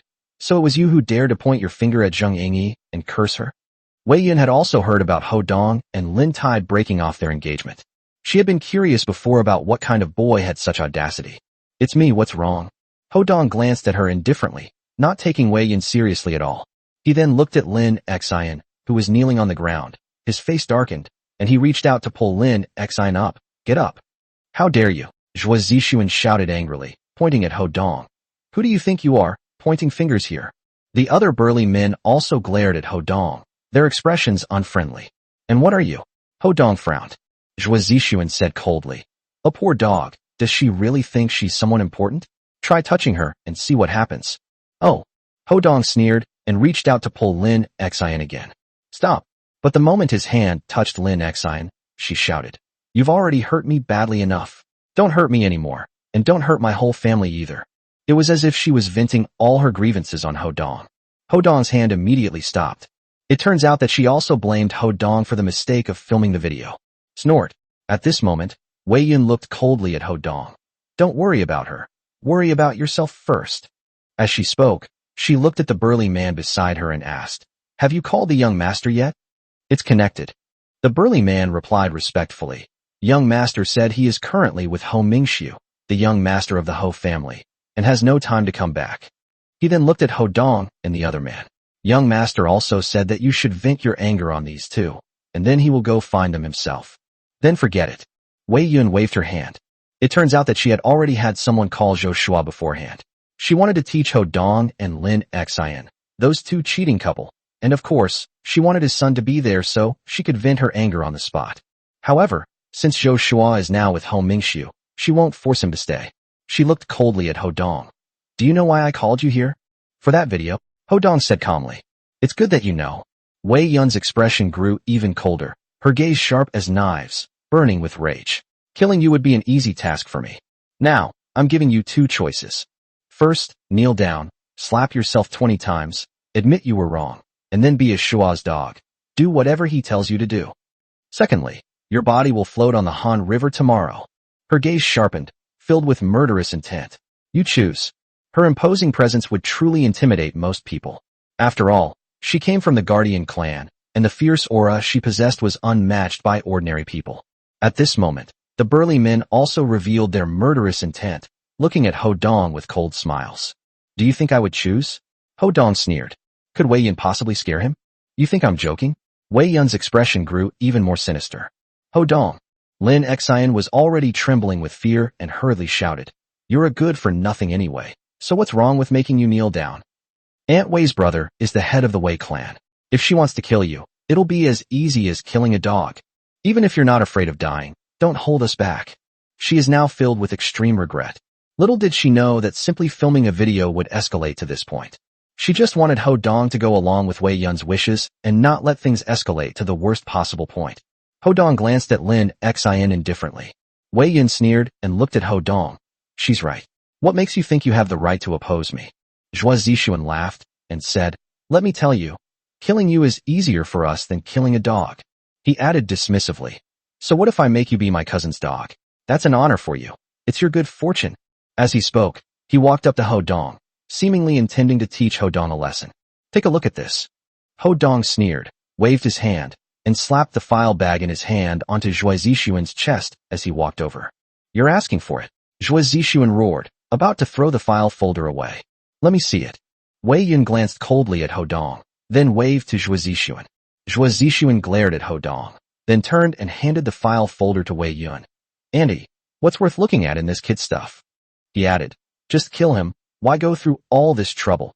Let's see." Wei Yun slowly opened the file folder and waved her hand. She didn't think that someone dressed like Ho Dong could produce anything earth-shattering. She was just curious. However, her expression became somewhat unnatural the moment she saw the contract in the file folder. "Ho Dong, what other tricks are you up to?" Lin Xian glared at Ho Dong, her eyes blazing with fury. Ho Dong said calmly, "If I were you, I would get up by myself." Humph. Lin Xian was so ashamed she wanted to die, and she wished she could seal Ho Dong's mouth shut. "You, how did you get this contract?" Wei Yun's expression was priceless. Her eyes widened as she stared at Ho Dong in utter astonishment. "She has confirmed that this contract is an investment agreement between Hanshin Group and their Zhou Group. This is the additional 500 million contract." Zhuang Chuchu placed it on the table so that Ho Dong could see it. Ho Dong didn't finish reading it at the time, but just took it with him. It wasn't until he was in the car that he learned the EHUB building belonged to the Zhou family. After Lin Xian called, he planned to bring the contract over. "You don't need to know that." Ho Dong looked at Wei Yun with a cold expression. "You can also go downstairs now to find out the situation. The people from Hanshin Group have already arrived." "What?" Wei Yun stood up abruptly. She was dealing with Ho Dong and Lin Xian here just because she had some free time. The most important thing is that representatives from the Hanshin Group come. Did she know that the new president of Hanshin Group, who doesn't see anyone, had just been notified that he would be coming to EHUB building for an on-site inspection? This was a huge deal for the Zhou family. She looked at Ho Dong again, still not understanding how Ho Dong, a good-for-nothing, could be involved with Hanshin Group. Could it be that Ho Dong is a distant relative of the Ho family? Wei Yun couldn't help but shake her head, thinking it impossible. Because anyone connected to the Ho family could never be as down on their luck as Ho Dong. She didn't have time to ask any more questions. She instructed her people to make a phone call to confirm and to have others prepare. "What are you pretending for? My aunt is asking you a question. Answer her now, or you'll cause trouble." Zhuo Zixuan said fiercely. "Zixuan, come down with me first." Wei Yun waved her hand, stopping Zhuo Zixuan from speaking. "Oh." Zhuo Zixuan nodded. "Okay." However, he did not believe at all that Ho Dong had any important relationship with Hanshin Group. "It's just a piece of trash." Wei Yun straightened her clothes, took a few steps, and looked back at Ho Dong and the other man. "I don't have time to waste with you today. Think it over and make your choice. Don't force me to take action." Snort. She snorted coldly and led her people out of the office with Zhuo Zixuan. Lin Xian only got up at this time. She rubbed her knees, looked at Ho Dong, and said coldly, "Are you satisfied now?" "Huh." Ho Dong was taken aback. Lin Xian suddenly said softly, "Sigh. You saw it today too. I can't do anything in front of this old woman, let alone you. You should kneel down before her and apologize to Zhou Shua." She looked at Ho Dong and said, "As long as they can help my family, I will always remember you." "You don't actually think she'll help you, do you?" Ho Dong shook his head. "I really didn't expect that you and your family's company would come here and walk right into our trap. If you use your brain, you should know that it's already a good thing if others don't punish you, let alone help you through a difficult time. Is there any other way?" Lin Xian sighed and said helplessly, "My sister is unwilling to compromise with Grandma, and I can't count on Mom either, so I have no choice but to beg this old woman." Ho Dong is the kind of person who responds better to gentle persuasion than force. Lin Xian's attitude has softened somewhat, and his tone has become much more polite. He waved his hand and said, I've told you about your situation, I'll handle it, so you don't need to worry. Heh. Lin Xian still sneered, then suddenly asked, what were you showing this old woman before? Where did they come from? You don't need to know. Ho Dong shook his head. Seeing that he didn't speak, Lin Xian sighed. Let's go. Staying here will only bring more humiliation on us. Hee. Ho Dong sneered, then walked to Wei Yun's boss's chair and sat down, saying calmly, I'll wait for them to come back. Are you crazy? Lin Xian raised her voice. She then thought for a moment and smiled. You've agreed to help us? I said I'd help you, but not like this. Ho Dong shook his head and pointed to a chair nearby. You can sit down and wait too. Lin Xian looked at Ho Dong, full of doubts. In the past, she wouldn't have paid any attention to Ho Dong and would have just left. But then, as if possessed, she found herself sitting there, wanting to see what Ho Dong was up to. Chapter 33 Kneel. Time passed little by little. Lin Xian grew increasingly uneasy. After about 5 minutes, she quickly stood up and looked at Ho Dong. Why don't we go? Ho Dong shook his head.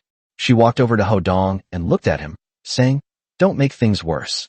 You can't afford to mess with Wei Yun. As she spoke, she reached out to pull Ho Dong's hand, trying to lift him up from the chair. She wasn't worried about Ho Dong's safety, but rather afraid of really angering Wei Yun. The consequences would be unimaginable. However, she was too weak, and Ho Dong did not budge. Lin Xian was furious and was about to yell at Ho Dong. Suddenly, footsteps came from the doorway. The automatically closing door suddenly opened, and she saw Wei Yun and the others stride in with dark faces. Ah, she exclaimed instinctively. And because just now, she was holding Ho Dong's hand and walking outside, her posture was a little awkward. Startled, she suddenly fell into Ho Dong's arms. Her lips pressed against Ho Dong's neck. Ho Dong's breath immediately filled her nostrils, making her shiver. This was something Ho Dong hadn't expected. He casually reached out and pulled Lin Xian back from crashing into the corner of the desk. Instantly, Lin Xian felt as if she were sitting in Ho Dong's lap. The two of them were instantly very intimate. Lin Xian could feel Ho Dong's hot, large hand beneath her thin clothes, which made her feel even more flustered. She and Zhou Shuo were engaged, but there was no emotional foundation between them, and Zhou Shuo had many women, so they had never been this intimate before. Later, Zhou Shuo was caught red-handed having an affair. She never had another opportunity to be intimate with Zhou Shuo after that. Today, her interaction with Ho Dong was the first time in many years that they had been so intimate. Zhuang Chuchu, who was next to Wei Yun, was also surprised when she saw this scene. Lin Xian is Lin Tide's younger sister. Although the young master has already broken up with Lin Tide, moreover, Lin Xian is still Zhou's prospective daughter-in-law, and Wei Yun is right there beside her. Young master is too bold. Wei Yun's expression was, to put it mildly, incredibly interesting. You have to grind your teeth to pieces. She had just learned that Ho Dong was actually the new president of Hanshin Group, and Secretary Zhuang had also subtly mentioned that he had an extraordinary background. She had already figured out how to apologize to Ho Dong. But to her surprise, as soon as she entered, she saw Ho Dong and Lin Xian engaging in a romantic interaction. This is her office. This is Zhou family territory. Lin Xian is, in name only, Zhou's future daughter-in-law. How could I not be angry? However, she also knew that the Zhou family was relying on the investment from Hanshin Group because of her previous offense to Ho Dong. Most importantly, her brother, although he was the head of the guards. However, there are 12 dragon heads in total, and her brother is not the largest dragon head. It's not necessarily true that Wei Min would go to great lengths to fight Hanshin Group for her sake. Zhuo Zixuan's eyes widened as well. These two were far too audacious and showed no respect for the Zhou family. Aye. Lin Xian jumped off Ho Dong, looked at Wei Yun, waved her hand, and seemed about to explain something. But at that moment, she was so anxious that she couldn't speak. You're here. Ho Dong, however, acted as if nothing had happened, looking at Wei Yun with an indifferent expression. Upon seeing this, Zhuang Chuchu couldn't help but secretly give Ho Dong a thumbs up. That's what true composure in the face of adversity looks like. In this situation, under the watchful eyes of everyone, he acted as if nothing had happened. Wei Yun was so angry she was trembling. He was doing something shameful with his nominal future daughter-in-law in his own office. He even pretended that he hadn't done it. You bastard. Zhuo Zixuan cursed loudly when he saw Ho Dong still acting so arrogantly. So what if he's the president of Hanshin Group? This is a matter of their reputation. Shut up. Wei Yun's face turned ashen. She waved her hand at everyone and said, You all get out. Everyone witnessed what had just happened, and many of them recognized Lin Xian, though their hearts were burning with gossip. But they dared not linger and immediately retreated. Zhuo Zixuan did not leave. Wei Yin looked at him and said, "Zixuan, you go out too." "Auntie, Zhuo Zixuan said, feeling a little aggrieved. "Get out," Wei Yin shouted angrily. "Fine." Zhuo Zixuan gritted his teeth and turned to leave. "Stop." Ho Dong tapped the table and looked at Zhuo Zixuan. "Did I let him leave? What else do you want?" Zhuo Zixuan wanted nothing more than to slap Ho Dong. "Zixuan, don't say anything, just stay here." Wei Yin shook her head at Zhuo Zixuan, leaned closer, and whispered, "Hanxing Group is the major investor in your Xuanrui technology. Have you forgotten?" "Ah." Zhuo Zixuan, that Wanku, playboy, finally remembered. His expression changed abruptly, and he dared not say anything more, feeling somewhat uneasy. He. At this moment, Wei Yin smiled and walked up to Ho Dong. "President Ho, you've deceived me so badly. If you had told us your identity earlier, we wouldn't have misunderstood." "What?" Lin Xian was taken aback. "Mr. Ho, did Wei Yin take the wrong medicine, or was she hallucinating?" She looked at Ho Dong. No matter how she looked at him, he didn't seem like a CEO at all. "If I told you, would you believe me?" Ho Dong sneered. Wei Yin looked embarrassed, but she had to admit that if Ho Dong had admitted his identity before, how could she have believed him? She gave a dry laugh. "It was all a misunderstanding. Let's all pretend nothing happened. Business is important." "Business." Ho Dong looked at Wei Yin indifferently. "Is your Zhou family the only one in the world that needs Hanxing's investment?" Wei Yin felt a chill run down her spine. The Zhou family is currently at a critical juncture in its development. If it loses the financial support of Hanxing Group, its expansion may face problems. Moreover, it will cause trouble. For example, the cooperation with the Ho family. If the cash flow runs into trouble, defaulting on the contract will be a minor issue. The Ho family's retaliation will be the real problem. Thinking of this, she was struck dumb, staring blankly at Ho Dong. After a moment, she gritted her teeth and bowed slightly. "President Ho, I apologize for what happened before." "What?" Lin Xian was utterly shocked. How could she have imagined that Wei Yun, who had just been disdainful of Ho Dong and relentlessly pressuring him, would now bow down and apologize to him? She seriously doubted whether she was hallucinating. "My matter is nothing." Ho Dong pointed at Lin Xian and said, "Do you know who she is to me? You made her kneel down to you, and then had someone beat her up. Are you humiliating me or her sister?" His eyes were sharp. Wei Yin suddenly felt immense pressure, and her scalp tingled. This? She was somewhat embarrassed. Zhuang Chuchu glanced at Ho Dong and found it amusing. At a time like this, he could still bring up Lin Tide. "Young master, you are truly shrewd. Mr. Ho, just tell me what you want me to do." Wei Yin looked at Ho Dong, as if she had made a great decision. Ho Dong looked at Wei Yun and asked calmly, "You gave me 2 choices just now I'm giving you 3. Upon hearing this, Wei Yun blushed, as if she had been slapped by Ho Dong. She could only smile and nod. "Mr. Ho, please go ahead. First, you should handle the matter concerning Lin's cosmetics company. Secondly, Lin Xian was forced to kneel down by you just now, so you should kneel down back to her. Third, I will withdraw my investment immediately." Ho Dong spoke each word clearly and forcefully, exuding an aura of authority without anger. Upon hearing this, Wei Yun nearly fainted. Lin Xian looked at Ho Dong with a strange expression. She finally understood. Ho Dong was actually the new president of Hanxing Group. That person that everyone in the Lin family tried their best to see, but could never get a chance to meet. The shock she felt was no less than when Wei Yun bowed and apologized to Ho Dong, and perhaps even greater. Ho Dong. She always looked down on him, always thought he was a freeloader, someone she always bossed around. It's actually the president of Hanxing Group. She wouldn't have believed anyone else who said that, but it was someone of Wei Yun's stature who said it. How could she not believe it? At that moment, Ho Dong was actually helping her. She felt a surge of warmth in her heart. Recalling the enchanting moment just now, she felt completely different, as if she were savoring the memory. You know, he's already broken up with his sister. Thinking of this, her cheeks couldn't help but burn. This? Wei Yun felt a little embarrassed. She looked at Ho Dong, opened her mouth, but didn't say anything. Ho Dong sneered. "What? Is it hard to choose?" "No." Wei Yun shook her head. "I know a little about Lin's cosmetics company. I know Zheng Ying's methods very well. She's going to take care of Lin Xian's whole family, and I can't stop her even if I step in.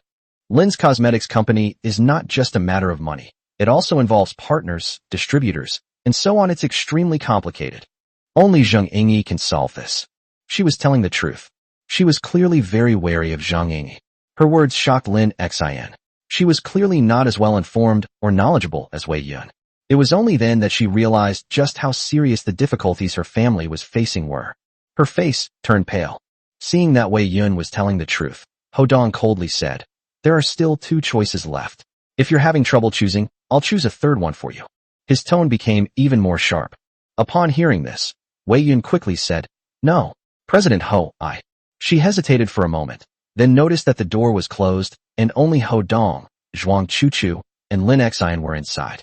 She gritted her teeth and said, "I'll kneel." Chapter 34 Standing at attention while being beaten. What? Lin Xian looked at Wei Yun with an incredulous gaze. She was utterly shocked.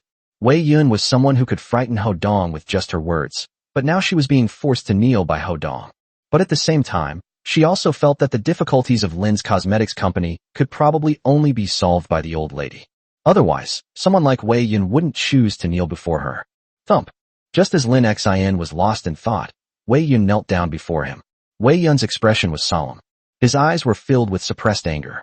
She looked at Lin Xian and said, "It was my fault before. I'm sorry, please forgive me." Auntie. Zhuo Zixuan's expression changed. Looking at his aunt, he understood just how powerful the Hanshin group was. The fact that she could force his strong-willed aunt to kneel down speaks volumes. Lin Xian was startled again. She really knelt down. She is Wei Yun. She felt like she was dreaming again. At this moment, Ho Dong raised an eyebrow and looked at Wei Yun. Wei Yun is a decisive person who can take things on and let them go. No, it's nothing. Deep down, Lin Xian was still afraid of Wei Yun. She panicked and quickly reached out to help Wei Yun. Wei Yun waved her hand. They all looked at Ho Dong. Lin Xian knew that at this moment, whether Wei Yun got up or not depended on Ho Dong's decision. Next time, if you bully them again, don't blame me for being ruthless. Ho Dong looked at Wei Yun indifferently.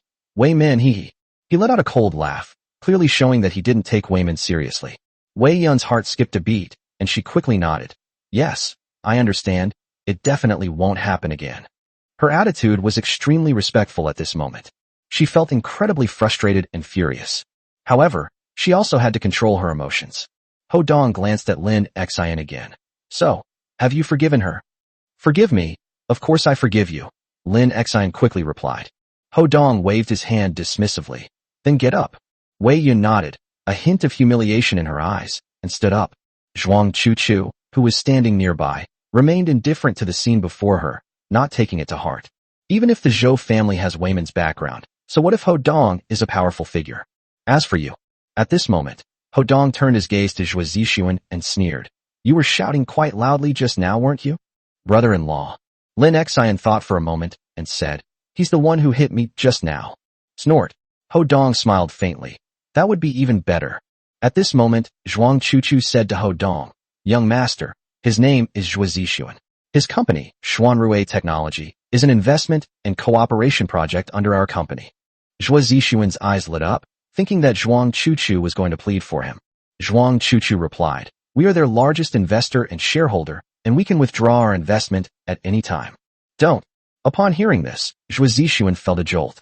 These past few days, his father has been urging him to find an opportunity to get close to the new president of Hanshin Group, because Hanshin Group is very important to them in terms of both funds and resources. If we only consider shareholding, Hanshin Group is still the largest shareholder. If Hanshin Group withdraws its investment because of him, his father could kill him. He quickly looked at Ho Dong. Young Master Ho, I'm sorry, it was my fault before. It was just a personal grudge between us. You can punish me however you want. Ho Dong looked at Lin Xian. How many times did I hit you? I don't remember. Lin Xian shook her head. Ho Dong smiled, walked up to Zhuo Zixuan, and slapped him across the face. Zhuo Zixuan cried out in pain. Ho Dong looked at him. Does it hurt? It hurts. Zhuo Zixuan rubbed his face. Snap snap. Ho Dong slapped Zhuo Zixuan several more times, both with his hands, leaving Zhuo Zixuan's handsome face slightly swollen. Zhuo Zixuan was in pain from the beating, but dared not fight back. Ho Dong asked, Did it feel good to get slapped? I'm not happy. Zhuo Zixuan shook his head. Snap snap snap. Ho Dong slapped him a few more times, and Zhuo Zixuan felt like his ears were about to ring. His face was in excruciating pain. Ho Dong stopped and looked at him. Remember next time, don't mess with people you shouldn't mess with, understand? I understand. Zhuo Zixuan nodded quickly. Being beaten up, unable to fight back, and forced to act subservient, this was the first time in his life he had felt so humiliated. His bowing and scraping manner was a stark contrast to his previous demeanor. Ho Dong pointed at Lin Xian. Go apologize to Lin Xian. Yes, yes. Zhuo Zixuan hurriedly walked up to Lin Xian, bowed, and said, Miss Lin, I'm sorry, I offended you before, please forgive me. Zhuo Zixuan did a good job of standing at attention when he was being beaten. Their attitude was very good. Lin Xian was on the verge of tears. All the humiliation and grievances of the past have vanished at this moment. She looked at Ho Dong, her emotions running high. It was all thanks to him that she was able to regain her dignity. She glanced at Zhuo Zixuan indifferently, then slapped him across the face with all her might, almost stunning him. She felt a surge of satisfaction and pleasure from the slap. She looked at Zhuo Zixuan and said, All right, I forgive you now. Zhuo Zixuan forced a smile, Thank you. After saying that, he stepped back to Wei Yun's side and looked at Ho Dongxiao. Ho Dong waved his hand. All right, let's just let this go for today. But if there's a next time, don't think I only have Hanshin Group. Yes, yes. Zhuo Zixuan and Wei Yun nodded hurriedly. Then, Wei Yun looked at Ho Dong with a smile.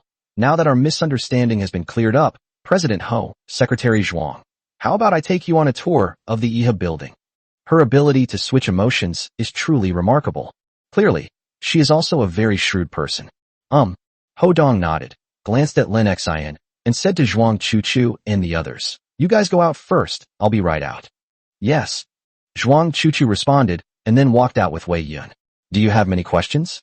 Ho Dong asked Lin Xian. Yes. Lin Xian nodded.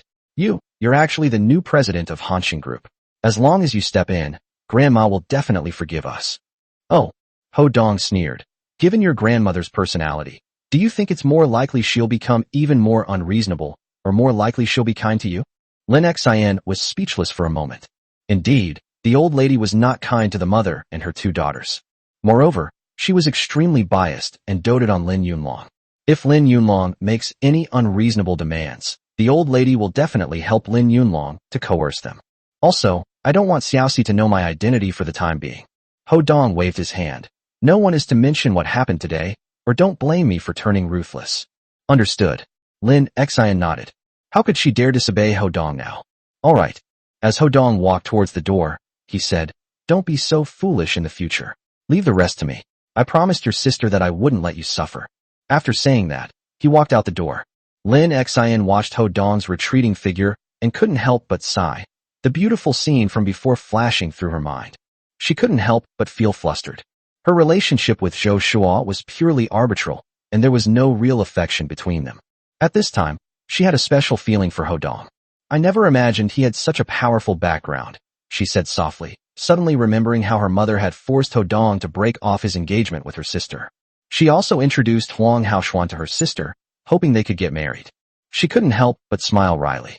Isn't this like losing the watermelon to pick up a sesame seed? What would Ho Dong's mother's expression be if she knew his true identity? She shook her head again, her mind unsettled, and walked straight out of the office. By this time, Ho Dong and his group had already gone to conduct an on-site investigation, while Zhuo Zixuan left alone, looking dejected. She walked alone to the elevator on the top floor and went downstairs. Noon. Ho Dong and Zhuang Chuchu have completed their inspection of the Yihe building. The Yihe building project is indeed quite good, with a high rate of return. The decision by Hanshin Group's senior executives to cooperate with the Zhou family was quite professional. He also learned a lot in the process. They then arrived at the main gate. President Ho, Secretary Zhuang, why don't we have lunch together before you leave? I've already had a private room booked, Wei Yun said with a smile to Ho Dong and his companion. She seems to have forgotten what happened before. Extremely enthusiastic. Ho Dong waved his hand, saying, No need. He moved a little closer and said to Wei Yun, That's enough for today. I'll give you one chance, but don't mess with me again. Yes. Ho Dong's warning made Wei Yun panic and feel extremely frightened. She quickly promised, It won't happen, it won't happen. They're gone. After Ho Dong finished speaking, he walked out of the Yihe building with Zhuang Chuchu and other people from Hanshin Group. Wei Yun escorted them to the door. After that, Wei Yun's face darkened, and she stared intently at Ho Dong. She gritted her teeth and whispered to the burly man beside her, Go check Ho Dong's identity. Clearly, she wasn't going to let it go so easily. She wanted to collaborate with Hanshin Group, not Ho Dong. Although Zhuang Chuchu had subtly reminded her that Ho Dong had a more powerful background, she wasn't one to let things go so easily. At the very least, she should investigate. Yes. The burly man nodded. Afterwards, they went to the other parking lot. Hodong and Zhuang Chuchu returned to their car. Zhuang Chuchu was about to ask Hodong for instructions on the next steps. Brother-in-law. At that moment, Lin Xian suddenly appeared beside them. Hodong was taken aback and looked her up and down. You've been waiting for me here? Yes, brother-in-law. Lin Xian smiled sweetly.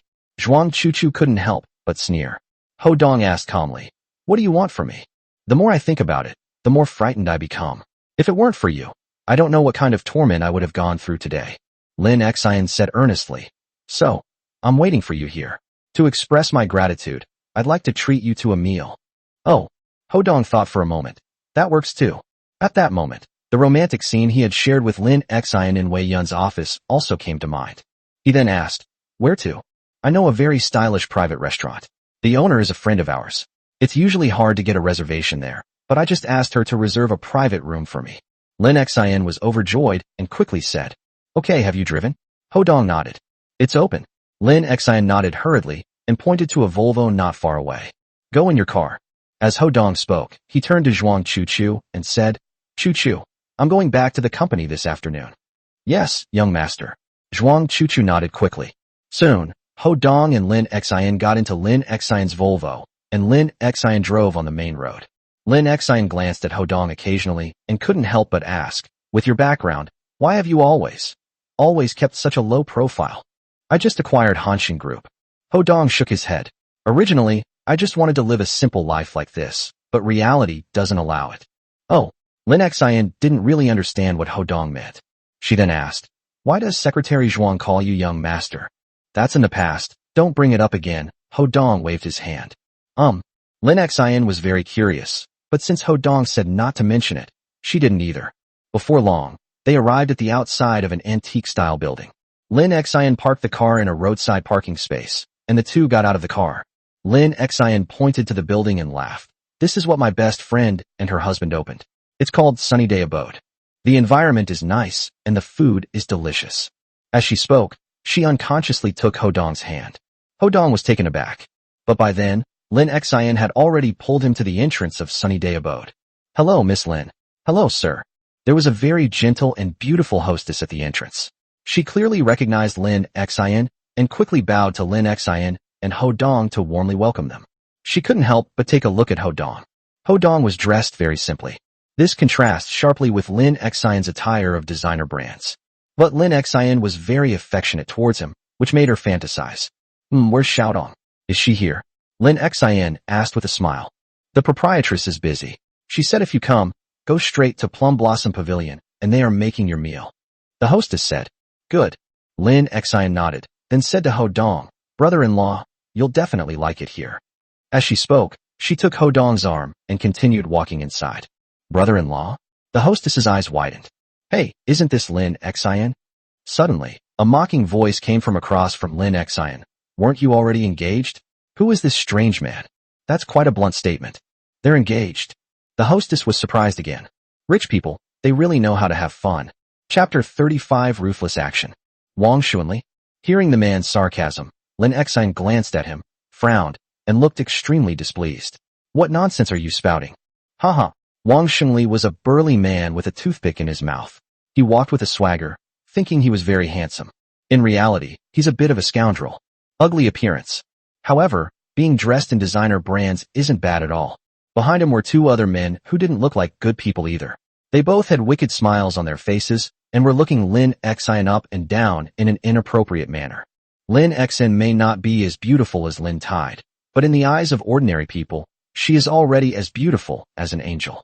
Wang Xuanli walked up to Lin Xian, grinning to reveal his yellow teeth. I'm talking nonsense? I heard you've been keeping a secret lover, and Joshua almost died of anger. He looked at Hodong again. That's it? You might as well just support me, since your family is quite wealthy anyway. You? Lin Xian was trembling with anger, but she never expected that so many people would know about her impulsive act of angering Joshua. This Wang Xuanli is rumored to be a member of Weiman's group, a minor leader with 20 or 30 men under his command. They frequently commit crimes. She was also very wary of it. Wang Xuanli picked his teeth with a toothpick and glanced at Hodong with disdain. Kid, you've got some nerve, daring to touch Zhou Shua's woman. He I wouldn't dare. Do you know who Joshua's uncle is? He sneered repeatedly, but although he also coveted Lin Xian's body, he didn't dare to actually make a move. Firstly, Lin Xian was still Joshua's fiancé. Secondly, Lin Xian has the Lin family backing her. He was just a minor guard leader who could bully ordinary people, but he had to think twice before dealing with people like Lin Xian. You beast, you beast. At that moment, a woman of decent appearance ran up from the end of the corridor. She looked extremely angry, and a slightly overweight man followed behind her. The two approached Wang Shengli from behind. Upon hearing this, Wang Shengli turned to look at the woman with a lewd expression.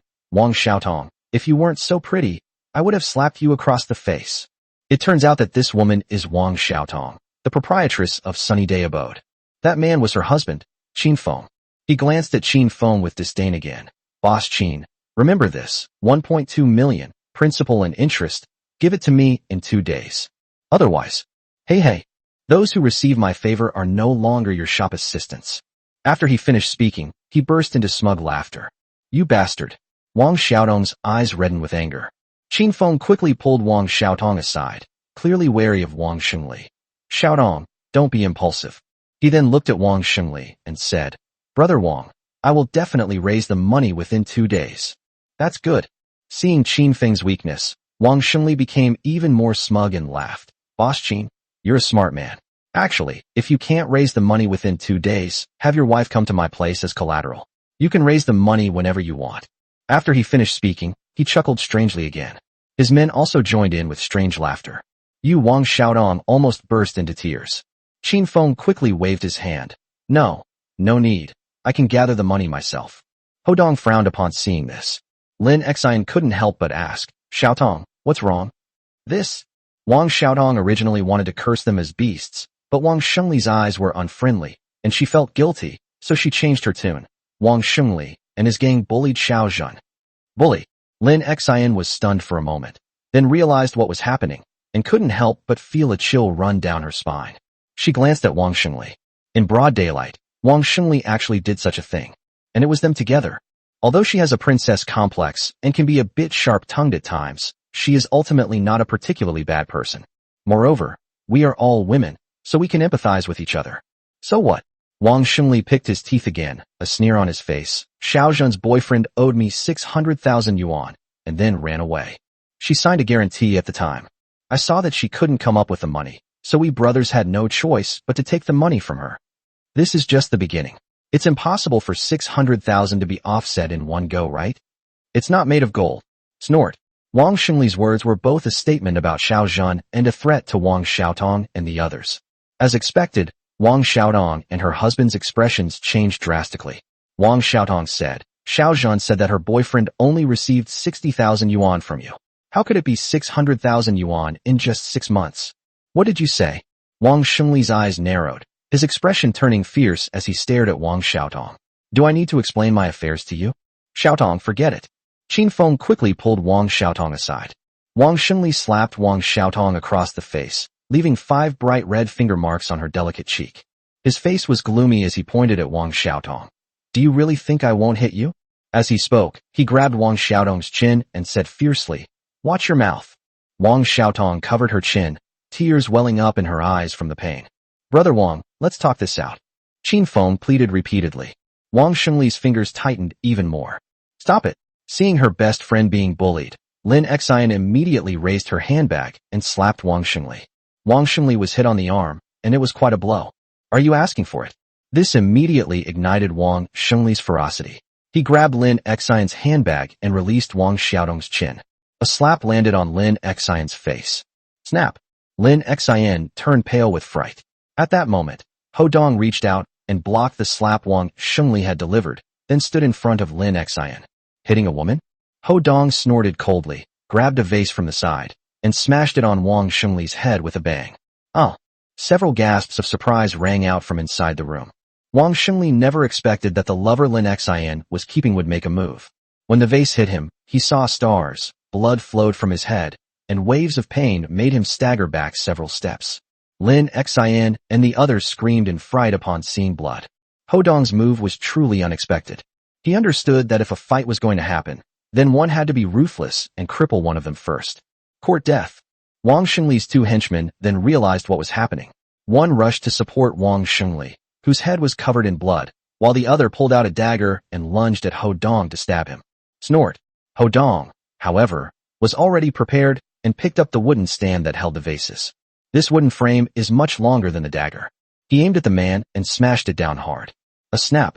He used so much force that he smashed the wooden frame apart, and the man was knocked to the ground, his shoulder throbbing with pain. Ho Dong injured two people with a single move.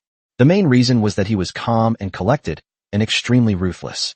Before anyone could react, he pounced on him, grabbing the last piece of wood in his hand and smashing it down on the underling's head again and again. Bang bang bang. Everyone watched in horror. Lin Xian was also terrified and turned pale. From the moment Ho Dong made his move until now, his expression has not been particularly ferocious or ruthless. On the contrary, he has remained remarkably calm. However, he was so ruthless that he beat the man until his head was bleeding profusely, and the wooden strip was covered in blood. It was absolutely shocking. So ruthless, even the henchman supporting Wang Xingli was trembling with fear.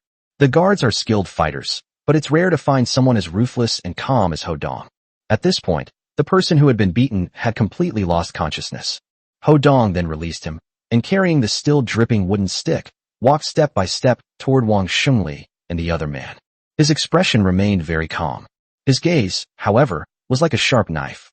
Wang Xingli and his companion were so frightened that their legs went weak, realizing they had encountered a ruthless opponent. Chapter 36. The Second Choice. Wang Xiaotong and the others stared at Ho Dong, speechless. When they saw Lin Xian, they also saw Ho Dong, but at this moment, Ho Dong was inconspicuous and no one paid much attention to him. Who knew?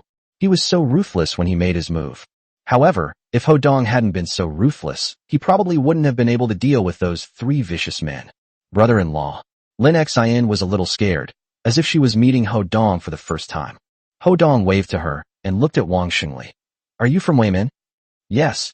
When Ho Dong mentioned Weimin, Wang Xingli finally came to his senses and gained some confidence. He clutched his wound and said coldly, knowing we're the guardians, you still dare to use dirty tricks. You're pretty arrogant.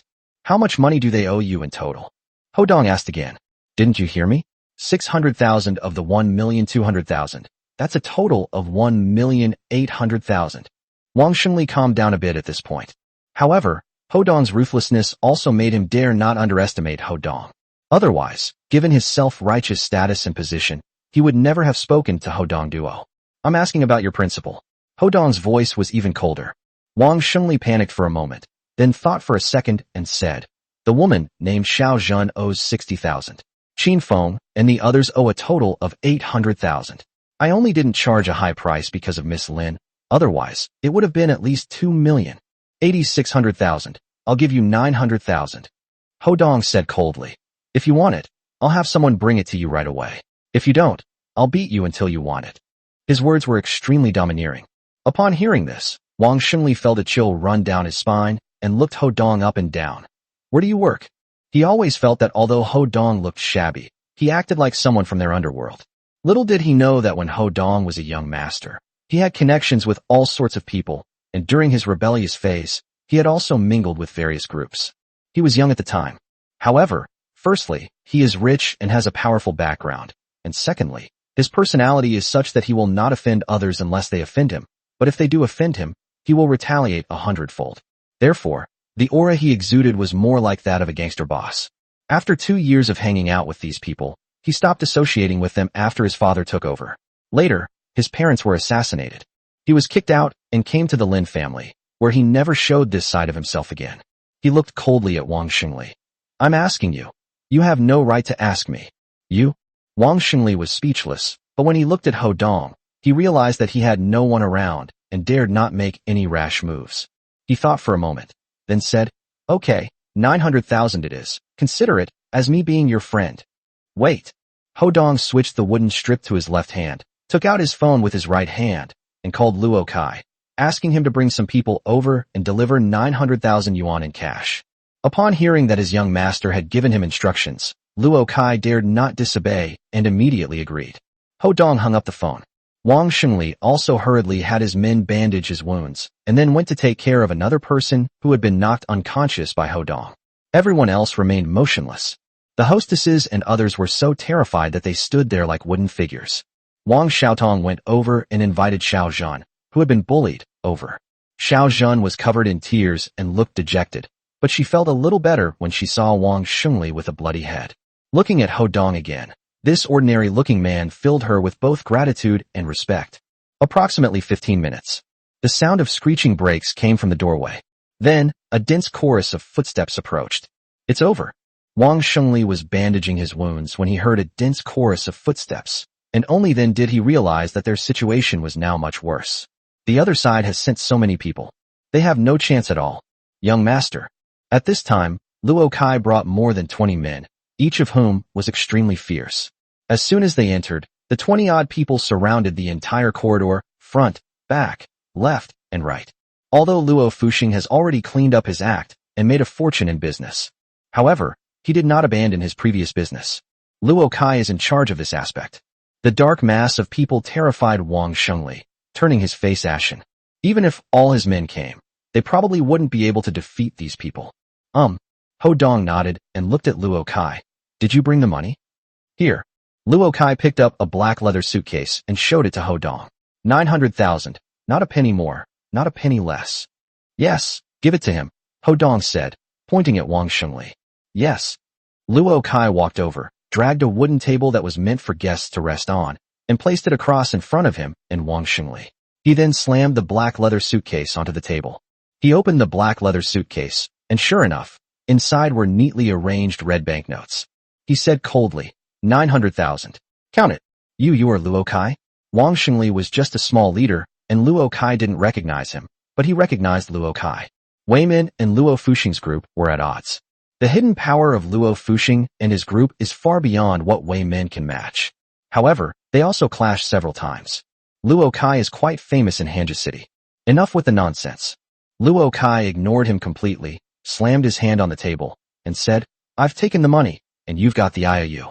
Boss lady, bring me paper and a pen, and have him write a receipt. Okay. Wang Xiaotong was so excited that tears welled up in her eyes. She quickly ran to get paper and pen and handed them to Luo Kai. Thank you. Luo Kai smiled slightly at Wang Xiaotong. Then, with a snap, he slammed the paper and pen down in front of Wang Shengli and shouted, Right. Wang Shengli's heart sank at that moment. He had initially planned to feign compliance before bringing people to cause trouble. Even if Ho Dong is one of his own kind, he is not afraid. Unfortunately, Ho Dong is backed by Luo Fuxing, and Luo Kai is Luo Fuxing's nephew, yet he calls this kid, young master. He knew that he would probably be the one to suffer the loss in this matter. He wasn't in the mood to count the amount, so he took out the IOU and, under Luo Kai's direction, wrote 2 receipts in a crooked manner. After that, he signed the document and pressed his fingerprints twice with his own blood. He looked at Ho Dong. Is it okay now? The lending business is over. Ho Dong looked at Wang Shengli indifferently, then pointed at Xiao Zhan. So, what about your bullying of that young girl? Wang Shengli suddenly felt unwell. Ho Dong's gaze grew even sharper. Xiao Zhan looked at Ho Dong as if he were a great hero, forgetting the physical and emotional harm that Wang Shengli and his group had caused her. At this moment, everything seems to have reached its lowest point. Tears kept flowing down my face. Even Wang Xiaodong's gaze towards Ho Dong was filled with reverence. That's a real man. She glanced at her submissive husband and couldn't help but shake her head inwardly. What do you say? Wang Shengli asked, swallowing hard. What do you mean you, or your? Call me young master. Luo Kai slapped Wang Shengli across the face. A snap. The beating left Wang Shengli dizzy and disoriented. The wound on his head, which had just stopped bleeding a little, was torn open again. Ouch, he cried out in pain. However, he dared not disobey and quickly replied. Yes, young master, whatever you say, I will do. 2 paths. Ho Dong looked at Xiao Zhan and said, Xiao Zhan, you choose. First, make them pay you 900,000 yuan and kneel down to kowtow and admit their mistake. Secondly, I'll have someone kick down the things they used to bully you, to get revenge for you. He then added, you don't need to have any concerns, you can make the decision yourself. Upon hearing this, Wang Xuanli and the other man trembled, startled, and looked at Xiao Zhan, their faces turning ashen. They never imagined that their future would be in the hands of the woman they had just bullied.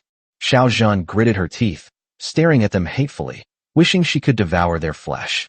I choose the second one. Xiao Zhan's voice sounded like it was being squeezed out from between her teeth. Chapter 37 Lin Xian's Change Perspective. Xiaozhen was clearly extremely angry. Otherwise, 900,000 would be a considerable fortune for a low-level waitress like her. Ho Dong raised an eyebrow, and the others were also surprised. No. Upon hearing this, Wang Xuanli's face turned even uglier. He certainly didn't want the thing he used to commit the crime to be exposed. However, there were so many of them. They couldn't break through no matter how hard they tried. He suddenly knelt down in front of Xiaozhen. Beautiful lady, great aunt, ancestor, I was wrong. I was wrong. I am willing to make it up to you. Please let me go. He added, I'll give you another 500,000, no, 600,000, for a total of 1.5 million, okay? I may be poor, but I don't care about this kind of money. Xiaozhen remained unmoved, looking at Ho Dong. Young master, keeping that thing of his will only harm people. Please make the decision. She didn't know Ho Dong's name, so she just called him young master, like everyone else. But the stubbornness in her eyes made Ho Dong feel admiration. After all, 1.5 million is no small sum. Good. Ho Dong also admired Xiaozhen's personality, nodded, and said to Luo Kai, you guys go ahead and do it. He looked at Xiaozhen again and said, if you want to see it for yourself, then go and see it. No need. Xiaozhen shook her head. I believe in the young master. This is the only result I want. Her tone remained firm. Wang Xuanli begged for mercy repeatedly, even raising the price to 2 million, but she remained unmoved. You bitch, you just wait. Wang Xuanli revealed a ferocious expression when he saw that Xiaozhen still wouldn't agree, although a hint of panic flashed in Xiaozhen's eyes. But remembering the despair she had just felt, she bit her lip and remained unmoved. Snap, snap, snap. Ho Dong walked up to Wang Xuanli and slapped him 3 or 4 times across the face, leaving Wang Xuanli dizzy and disoriented. He said coldly, if you dare to take revenge on her, I dare to kill you. His eyes were filled with murderous intent. Wang Xuanli felt a chill and couldn't help but shiver. Ho Dong waved his hand. Take him aside to deal with it. Yes. As Luo Kai spoke, he had the 3 men escorted to a private room on the side. Lin Xian was a little nervous and held onto Ho Dong's arm. With Wang Xiaodong's support, Xiaozhen insisted on standing. Qin Feng, however, looked unwell, as if deep in thought, his eyes flickering. Oh. A series of extremely shrill screams, one after another, were heard, accompanied by faint, rough thuds. All the men present felt a chill run down their spines and a cold sensation somewhere in their bodies. The screams turned into low moans of pain. A few more moments passed. Luo Kai and the others then carried the 3, who were already on the verge of death, out of the room. The person who had been knocked unconscious by Ho Dong was awakened by the pain, but then passed out again. Ho Dong glanced at the 3 men, whose groins were already stained with blood. He sneered, knowing he wouldn't show any mercy to these kinds of people. Moreover, even if such a person gets in, he will be treated specially. Despicable. Young master, is there anything else you need? Luo Kai asked Ho Dong with a smile. It's all right. I'll have the company transfer the 900,000 to you later. Ho Dong smiled. Thank you for your help this time. No. Luo Kai waved his hand. It's all what I should do. He added, 900,000 isn't much, young master, you don't need to transfer it to me. Do you think I need 90 or a million? Ho Dong smiled slightly. Luo Kai nodded and said, yes, I understand. Go ahead, Ho Dong said with a smile. Luo Kai felt elated after helping Ho Dong, and quickly left with his men, as well as Wang Xuanli and others. If it weren't for the bloodstains left in the corridor, the broken vases and wooden frames, and the extremely distressed Xiaozhen, it was as if nothing had ever happened here. Thump. Xiaozhen knelt down in front of Ho Dong, crying, young master, thank you. I just wanted to die. As she spoke, she was about to kowtow. Ho Dong quickly helped her up and smiled slightly. Let bygones be bygones. This was a disaster in your life. He helped Xiaozhen up, saying, I've also experienced despair, but I'll always get through it. After hearing Ho Dong's words, Xiaozhen's inner trauma seemed to lessen somewhat. Xiaozhen nodded. Young master, I'll listen to you. All right, Xiaozhen, don't overthink it. Go back and rest for a while. Nobody knows about this except us. Wang Xiaodong put her arm around Xiaozhen's shoulder. This, young master is here. I should thank him properly. Shall I have Shally take you home? No. Xiaozhen shook her head. I still need to go to the police station. What? Wang Xiaodong was taken aback. Qin Feng quickly shouted. We can't call the police. What will happen to us if we do? What will happen to this gentleman? He was actually worried that his business would be affected. They were even more worried that if they went too far, Wang Xunli would retaliate. Qin Feng, Wang Xiaodong said, somewhat angrily. She was stunned for a moment, not expecting that Xiao Zhen, who usually seemed so cautious, would be so bold. Qin Feng actually advised her not to call the police. Many women choose to remain silent in such situations, but in fact, calling the police is a way to protect oneself. I support you. Ho Dong smiled. His motivation for having Wang Xunli dealt with was the same as Wang Xiaodong's. They thought Xiao Zhen didn't want to make a big deal out of it. Although he had Wang Xunli's tools of crime destroyed, given his background and the fact that he originally acted out of a sense of justice, he was still able to win the case. He definitely won't get involved. He laughed and said, "You don't need to worry about me. I'll definitely be fine." "Thank you, young master." Xiao Zhen was so excited that tears streamed down her face. Looking at Ho Dong, her voice choked with emotion. "Young master, if it weren't for you, I wouldn't have had the courage." "Then let's call the police." As Ho Dong spoke, he instructed Wang Xiaotong to call the police, and at the same time, he made a phone call to Zhuang Chuchu. About 20 minutes later, police officers arrived. They collected evidence on site and took statements. Finally, another waitress from Sunny Inn, Xiao Li, accompanied her to the police station. As for the assault, they didn't mention it, and the police didn't ask either. "I was busy for about an hour. It was already 1 o'clock in the afternoon. The hallway has been cleaned. Mr. Ho, thank you so much this time. You and Xiaoxing go to Plum Blossom Pavilion and wait for us. We'll come and join you once we've finished cooking." Wang Xiaodong then quickly said to Ho Dong. His tone was full of gratitude. "Good." Ho Dong nodded and, together with Lin Xian, walked around the corridor to Plum Blossom Pavilion. The layout here was indeed very elaborate. It makes people feel very comfortable. It is full of poetic and picturesque charm. It's a great place to receive people. Other waiters serve them nuts, dried fruit, and other snacks as appetizers. At this moment, Lin Xian's gaze towards Ho Dong changed completely. Ho Dong just now acted both domineeringly and very righteously, acting decisively and without hesitation. He is truly admirable. "Brother-in-law, what kind of person are you?" Lin Xian asked, resting her chin on her hand and gazing at Ho Dong with a dazed expression. Her opinion of Ho Dong has undergone a complete transformation. From initial disdain to profound reverence. She felt that even if she married someone else in the future, she would probably never forget her brother-in-law. Ho Dong smiled faintly. "Me?" He shook his head. "I'm just someone who wants to live a normal life." He looked at Lin Xian again and said seriously, "Don't bring up my affairs back to me. Do you understand what I mean?" "I know." Lin Xian smiled sweetly. "I'll just keep it as a secret between us." As she spoke, she noticed some bloodstains on Ho Dong's hand, so she quickly ran over, sat down next to Ho Dong, and took his hand. Ho Dong was taken aback. She laughed and said, "Don't move, let me wipe it for you." She smiled gently, picked up the hot towel next to her, and wiped Ho Dong's face little by little. The scent of Dior perfume on her body was so refreshing that it wafted into Ho Dong's nostrils, making him feel a ticklish sensation. Lin Xian's slender and perfect figure evoked in him a complex, contradictory emotion, tinged with a hint of guilt. Although he is now broken up with Lin Tide. Just then, Wang Xiaotong knocked on the door and walked in. She was taken aback when she saw the intimate scene between the two.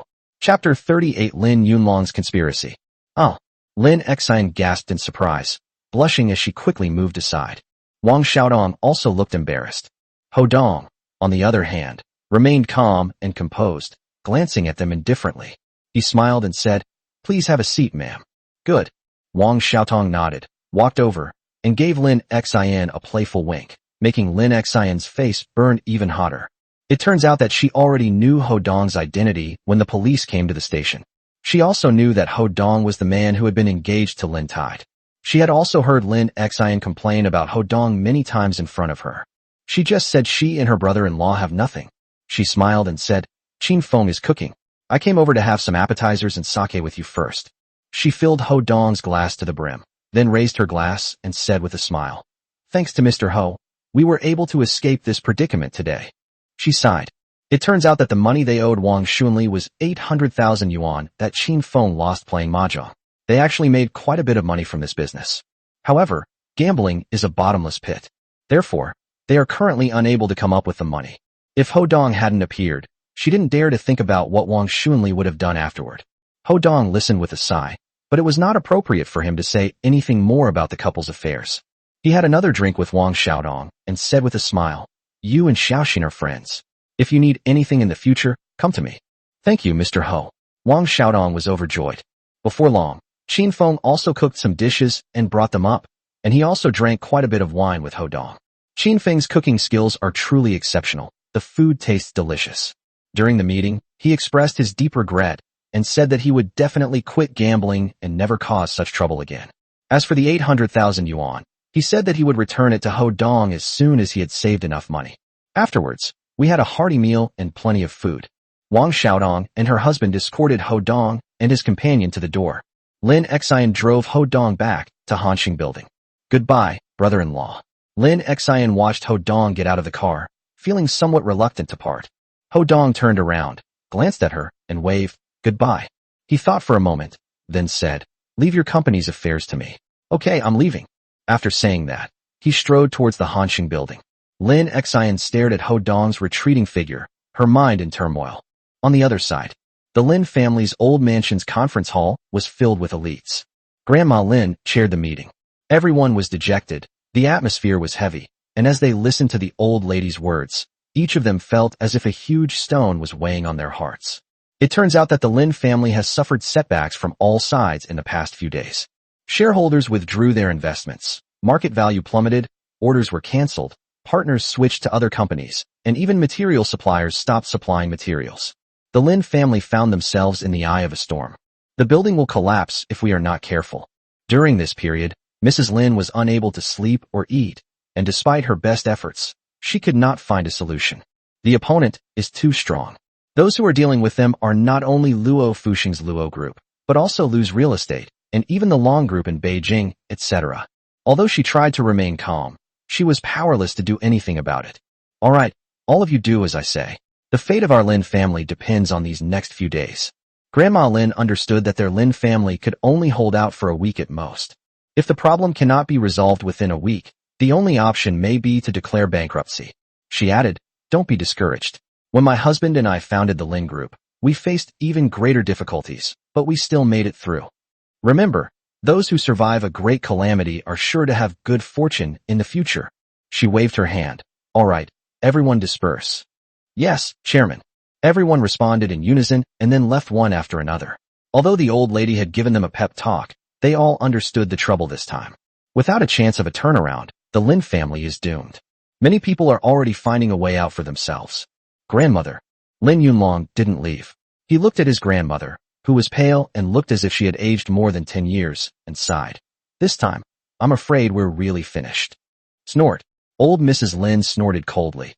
If your grandfather and I were like you, giving up so easily, where would the Lin family come from? Yes. Lin Yunlong nodded quickly when he saw that his grandmother was angry. Grandma Lin looked at Lin Yunlong. How's your progress with Sun Manyan from the Sun family? There's no progress yet. Lin Yunlong was somewhat discouraged. In the past few days, he had launched an offensive against Sun Manyan, trying many different methods, but he hadn't even seen her. Old Mrs. Lin's expression hardened. Do you know that our Lin family is in dire need of help from the Sun family or funding from the Hanxing Group to get out of this predicament? If we still can't win over Sun Manyan, the Lin family is finished. She's been very angry these past few days, rarely getting angry at Lin Yunlong. But this time, she couldn't hold back. Yes. Lin Yunlong lowered his head, looking aggrieved. How could he be blamed for not taking the bait? Well, Grandma Lin sighed. Yunlong, the Lin family will be yours sooner or later. You'd better put in more effort. Lin Yunlong nodded after hearing this, and then asked, Grandma, hasn't that bitch Lin Tide agreed to your request yet? That Lin Tide. Grandma Lin was even angrier, her eyes practically spitting fire. You think you're all grown up now, refusing to listen to me anymore. I do have a solution, Lin Yunlong said, looking at old Madam Lin. Speak, said old Mrs. Lin, looking at Lin Yunlong. If Lin Tide doesn't want to see Ho Mingxiu, do you think she'd dare not come if you invited her to dinner at the old house? A sly glint appeared in Lin Yunlong's eyes. As long as she comes, I'll put something in her tea, and I guarantee she won't be able to resist. He sounded a little guilty as he said this. After all, Lin Tide was his sister and the old lady's granddaughter. He was afraid that using such underhanded methods would anger the old lady. Grandma Lin frowned, but looked at Lin Yunlong and said, Continue. Good. Lin Yunlong breathed a sigh of relief. When the time comes, we'll invite Ho Mingxiu over. Once Ho Mingxiu has Lin Tide, do you think he won't help us? Even now, they still believe that Ho Mingxiu can help. He added, Even if Ho Mingshu can't decide on the investment, he can at least introduce us to the new CEO of Hanshin Group, right? He rubbed his hands together again. At that time, we had something on Lin Tide, so we made her go and seduce the new CEO again. He smiled wickedly. I don't believe that with her charm, the boss won't take the bait. Grandma Lin fell into deep thought and nodded. That's not a bad idea. You should make arrangements to keep some evidence. Okay, Grandma. Lin Yunlong was overjoyed and clapped his hands loudly. When the time comes, I guarantee Lin Tide will be completely obedient. Well, at this moment, old Mrs. Lin sighed again. If the Lin family hadn't fallen into this state, I wouldn't have had to pressure Xiaoxi like this. Lin Yunlong sneered inwardly. Grandma Lin looked at Lin Yunlong again. Yunlong, it's also important to win over Sun Mannion. You need to hurry up. Well, I'm getting old, and I've been feeling weak these past few days. Once this storm passes, I'll pass the position to you. She patted Lin Yunlong on the shoulder. From now on, I'm leaving it to you. Yes, Grandma. I'll go ask Sun Mannion out today. Lin Yunlong said, as if he had been injected with chicken blood. Soon, he left as well. Grandma Lin took out her phone and called Lin Tide, inviting her to the Lin family's old house the next day to discuss company matters. Lin Tide hesitated for a moment, but still refused. Grandma Lin hung up the phone, her face ashen, and slammed her hand on the table. He was so angry he was trembling. Looks like I haven't put enough pressure on you. The old lady's eyes sharpened, and then she dialed another number. Hello, Mr. Liu. Thank you for your help with the matter I mentioned before. After exchanging a few more words, she hung up the phone and snorted coldly. Lin Tide, just you wait. Chapter 39 Debt Collection at the door. The next morning, Ho Dong arrived at the office building where Lin's beauty company was located. This is the bustling area of Fengyu, Tianjia CBD, the second largest commercial district in Hanja City. People come and go. Every inch of land is worth its weight in gold. This is Ho Dong's first visit to Lin's beauty company in recent years. Soon, he arrived at the 24th floor. Lin's beauty company rented 2 floors of a prime office building for office work and customer reception. The company's business includes both online and offline operations. There are also many physical stores. It can also be seen that Lin's beauty company has a very large scale and great prospects. Otherwise, Lin Yunlong would not be keeping such a close eye on it. Ho Donglai Lin's cosmetics company received a call from Liu Tianwei. It turns out that Liu Tianwei worked at Xuanrui Technology Company, which was founded by Zhuo Zixuan's father. They have online collaborations with Lin's beauty and provide technical support. Before Ho Dong and Lin Tide broke off their engagement, he had drinks with Liu Tianwei. Liu Tianwei also knew about Lin Tide's situation. This time, he came to Lin's beauty with his boss to cause trouble, so he told Ho Dong in advance. Because Liu Tianwei couldn't speak freely, Ho Dong didn't know what Xuanrui Technology's motives were. Sir, is there anything I can help you with? The receptionist had already seen him and asked with a smile. Ho Dong smiled and said, I'm looking for your general manager Lin. Which Mr. Lin? The receptionist asked after looking at him. Lin Tide, Ho Dong replied. Oh, you're looking for our CEO. The receptionist smiled slightly. Do you have an appointment, sir? No. Ho Dong waved his hand. However, I shouldn't need an appointment to see her. Oh. At this moment, a man in an expensive suit walked over and looked at Ho Dong, saying, I'm sorry, anyone who wants to see the president must make an appointment. Ho Dong looked at the man and sensed his hostility and the disdain on the man's face. He frowned, glanced at him, then looked at the receptionist. You can call her and tell her Ho Dong is looking for her. Oh, okay. The receptionist nodded, picked up the phone, and was about to dial the internal line to find Lin Tide. Snap. The man snatched the phone receiver and glared at the woman, saying, Didn't you hear what I said? Mr. Wu, I'm sorry. The receptionist nodded and apologized quickly. At this moment, Mr. Wu looked at Ho Dong and said, I know who you are, but the president has nothing to do with you now. If you want to see her, you'll have to make an appointment first. I'll call her instead. Ho Dong glanced at the man indifferently, not knowing his identity. But since he was from Lin Tide's company, he tried his best not to have any conflicts with him. He turned around, walked to the rest area by the door, sat on the sofa, and dialed Lin Tide's number. However, the call did not go through. He dialed again. Still no connection. Mr. Wu walked over, hands on his hips, and sneered. The president is in a meeting. You can't get through on the phone. Then I'll wait for her, Ho Dong said calmly. Excuse me, but unauthorized personnel are not allowed to linger in the company. General Manager Wu waved his hand. Please leave. His tone was already quite rude, which caught the attention of the other staff members. Many eyes turned towards them. Ho Dong frowned and looked at President Wu. Do you call the shots in this company all by yourself? Hee. Mr. Wu sneered. Although I don't have the final say, I still have the power to kick someone like you out. Did you hear that? At this moment, a tall, handsome young man walked over with an unfriendly expression, pointed at Ho Dong, and said, President Wu told you to get out. Hurry up. Are you really that shameless? Mr. Wu said coldly, I hate people like you who live off women the most. Now that you can't live off women anymore, are you trying to pester me like this? He shook his head. The president can't easily kick you out. I'll help her. So it was him. This is the president's former fiancée. She's alright looking, but her clothes are awful. Does someone with no ability deserve to be a CEO? Mr. Wu's words made everyone else realize what was going on, and they all looked at Ho Dong with disdain. Ho Dong looked at President Wu, stood up, and his eyes sharpened. Mr. Wu sneered, What? Did I hit you? You want to hit me now? No. Ho Dong shook his head. You're not worthy. Huh. Mr. Wu laughed loudly. What are you pretending for? If I were you, I'd get as far away from you as possible. You've got some nerve. Did you hear that? Get out of here. The tall young man stood next to Mr. Wu and shouted loudly. Haha. At that moment, 3 men walked in through the door, one of whom was Lu Tianwei. The leader burst into laughter, walked in, and clapped his hands. I just arrived, and I've already witnessed this spectacular show. It's truly wonderful. Oh, Mr. Lu. Upon seeing the man, Mr. Wu immediately smiled warmly, walked over, and shook hands with him, saying, What brings you here? At this moment, Lu Tianwei winked at Ho Dong. Ho Dong also responded. That Mr. Lu, whose real name is Lu Xin, is Lu Tianwei's direct supervisor and the director of Xuanrui Technology, responsible for all matters related to online cooperation. And this Mr. Wu is named Wu Kai, the vice president of Lin's Beauty. He was very familiar with Lu Xin.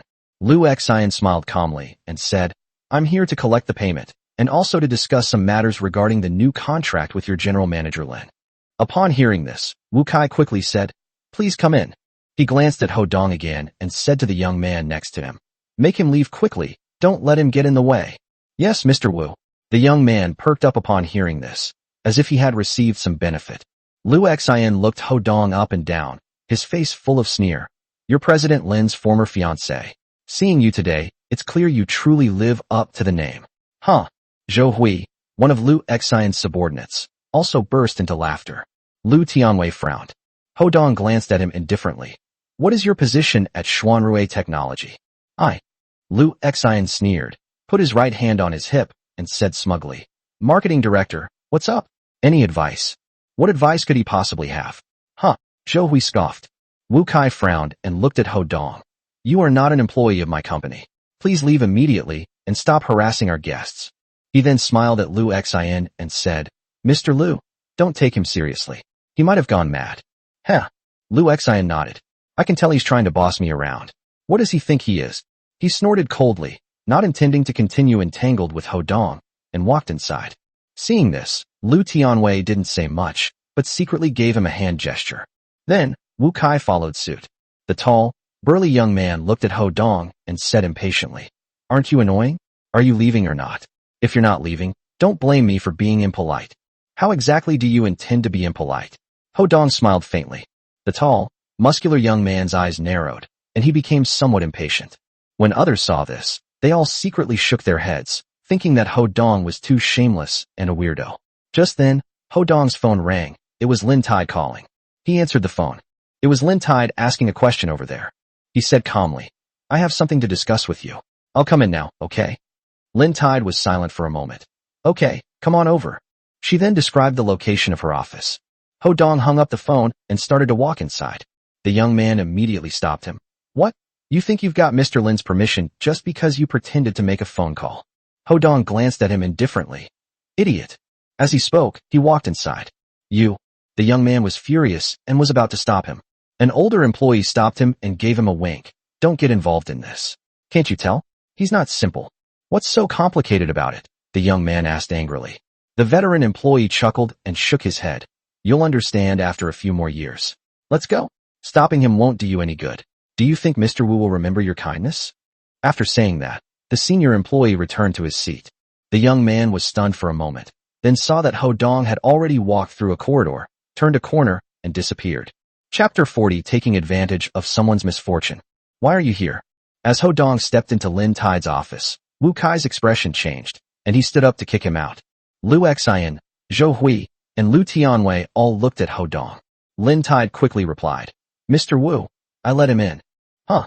Wu Kai's face turned a little ugly. He said, "Oh, again," feeling somewhat embarrassed, and then gave Ho Dong a dissatisfied look. Lin Tide pointed to a chair next to her. "Ho Dong, sit there. We'll talk after I've dealt with things here." Ho Dong nodded. Lin Tide then turned her gaze away from Ho Dong. She didn't actually know why she let Ho Dong in. She glanced at Lu Xian, who seemed to have ill intentions. Perhaps it was because Ho Dong had helped her a few times that she subconsciously felt safe with Ho Dong around. She waved her hand and said, "Mr. Lu, please have a seat." Lu Xian nodded and sat down opposite Lin Shi. He looked at Lin Tide with a hint of amazement in his eyes. It must be admitted that Lin Tide is a woman who is impossible to look away from. Ordinary people wouldn't dare to go against her. Pity. He shook his head and said, "President Lin, let's get straight to the point. My first reason for coming today is to collect the 6.7 million yuan in payment." He added, "Secondly, our contract has expired, and after internal discussions within Xuanrui, we have decided to adjust the contract." As he spoke, he reached out his hand. Zhou Hui, who was standing next to him, immediately handed him a file folder. He placed the file folder on the table and pushed it over, saying, "This is the new contract. Take a look." The new contract. Lin Tide had been dealing with Xuanrui for a year or two, and they had always worked well together, but now he suddenly started making trouble. Actually, the payment settlement is indeed due, but in the past, if there were some cash flow problems, the other party would not urge us. What upset her even more was that Xuanrui wasn't the only partner to kick her when she was down. Xuanrui was just a vanguard. She smiled and said, "We've been working together for so long, there's definitely no problem with getting payment back. It's just that we've been having some cash flow problems lately, so..." "Sorry." Lu Xian interrupted Lin Shi abruptly. "Our CEO was said that the first thing is to get the money back, and the second thing is to discuss the contract." He shook his head. "If you can't produce it today, I'll post this on my WeChat moments, and you can imagine the consequences." "You?" Lin Tide's expression changed drastically, and she felt extremely distressed. Her company's accounts are currently frozen, and she only has tens of thousands of yuan in personal funds, but she still needs to cover her expenses. Even selling the property wouldn't be enough. Over the years, she has faced numerous restrictions, and her dividends have never been fully paid out. However, household expenses are actually quite high. She couldn't help but touch the heart of eternity on her neck. Could it be? Is selling the eternal heart that Ho Dong gave her to Sun Mannion the only option? 100 million is enough to solve her current situation. But she was unwilling to do so. She glanced at Ho Dong again, sighed, and then looked at Lu Xian. "President Lu, we've been working together for so long. Who hasn't encountered trouble at times?" "Oh," Lu Xian pressed on. "Can't your Lin's Beauty Cosmetics even come up with a mere 6 million? Do you take me for a fool? Lin's Beauty's parent company, Lin's Group, has a market value of over 1 billion. He then sneered, "President Lin, I think you're deliberately cheating." Lin Tide was extremely upset. She took a deep breath and kept smiling. "Mr. Lu, you may not know, but Lin's Beauty is now officially independent. There's just a small problem during the handover process. It'll take some time." She looked at Lu Xian and said, "So, please give us some more time. After all, we've been working together for so many years." "Oh." Lu Xian laughed and said, "Isn't our cooperation with Lin's Beauty the very reason we value your Lin Group?" He waved his hand. "If we're completely independent, how can we cooperate?" He slammed his hand on the table. "I don't want to know about your family affairs, but we only trust old Mrs. Lin. Unless she tells me personally to give us some more time, I'm sorry, we can't do it." Lin Tide frowned, a storm raging in her heart. She already understands. Lu Xian from Xuanrui came today, probably at the old lady's behest. Even the other people who pressured her over the phone might be doing so because of the old lady. This is forcing her to give in. However, once Lu Xian spreads the word about what happened today, Lin's Beauty will be finished. If circumstances force her into bankruptcy, Lin's Beauty will be on the verge of bankruptcy, and she may also go to jail for financial disputes. She felt as if she had been struck by lightning. "President Lin." Lu Xian raised his voice and shouted, "Everyone's time is precious. Don't waste everyone's time." He chuckled again. "Actually, it's not like we can't be lenient. You know how it is. Our company's third largest shareholder, the vice director's son, Gao Yuanqing, he might be able to help you." He smirked. "I can help you make the connection." He finished speaking and burst into laughter.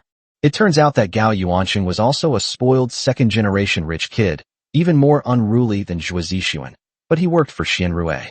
Lu Xian was always trying to curry favor with the other party.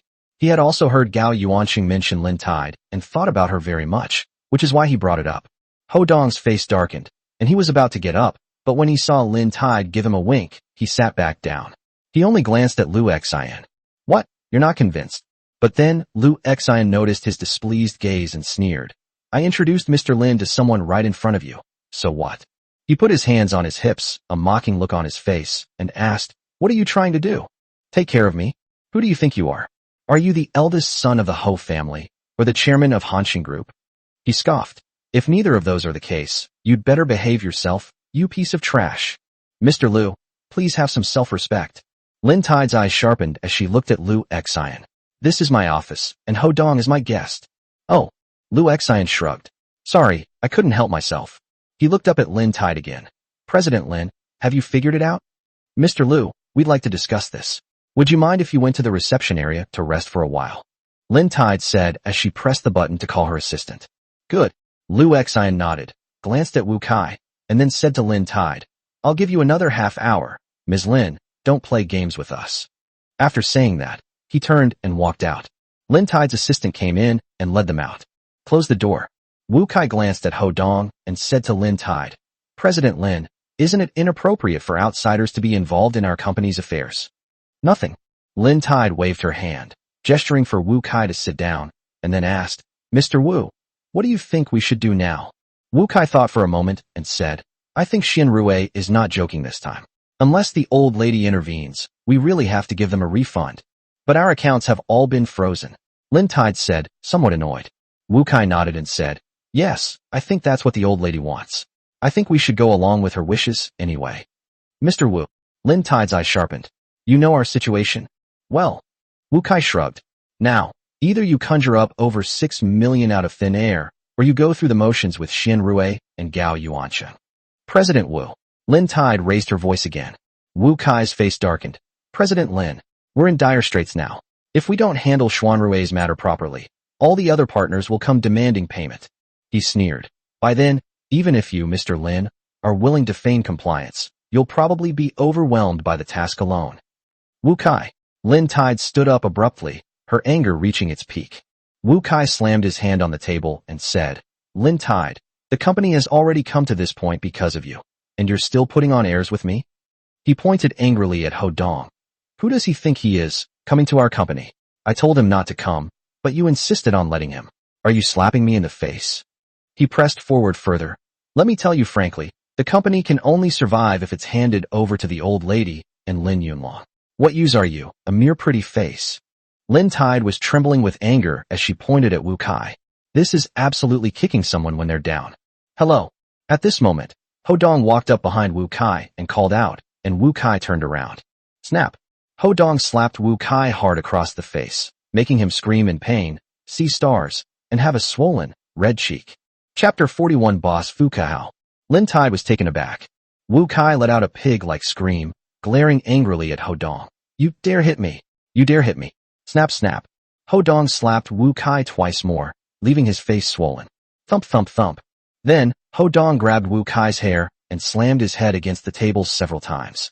He was bruised and battered, screaming in agony. Finally, he begged for mercy. I was wrong, I was wrong. Wu Kai shouted hurriedly, Don't hit me. Ho Dong. Although Lin Tide felt relieved, Wu Kai being beaten was no small matter.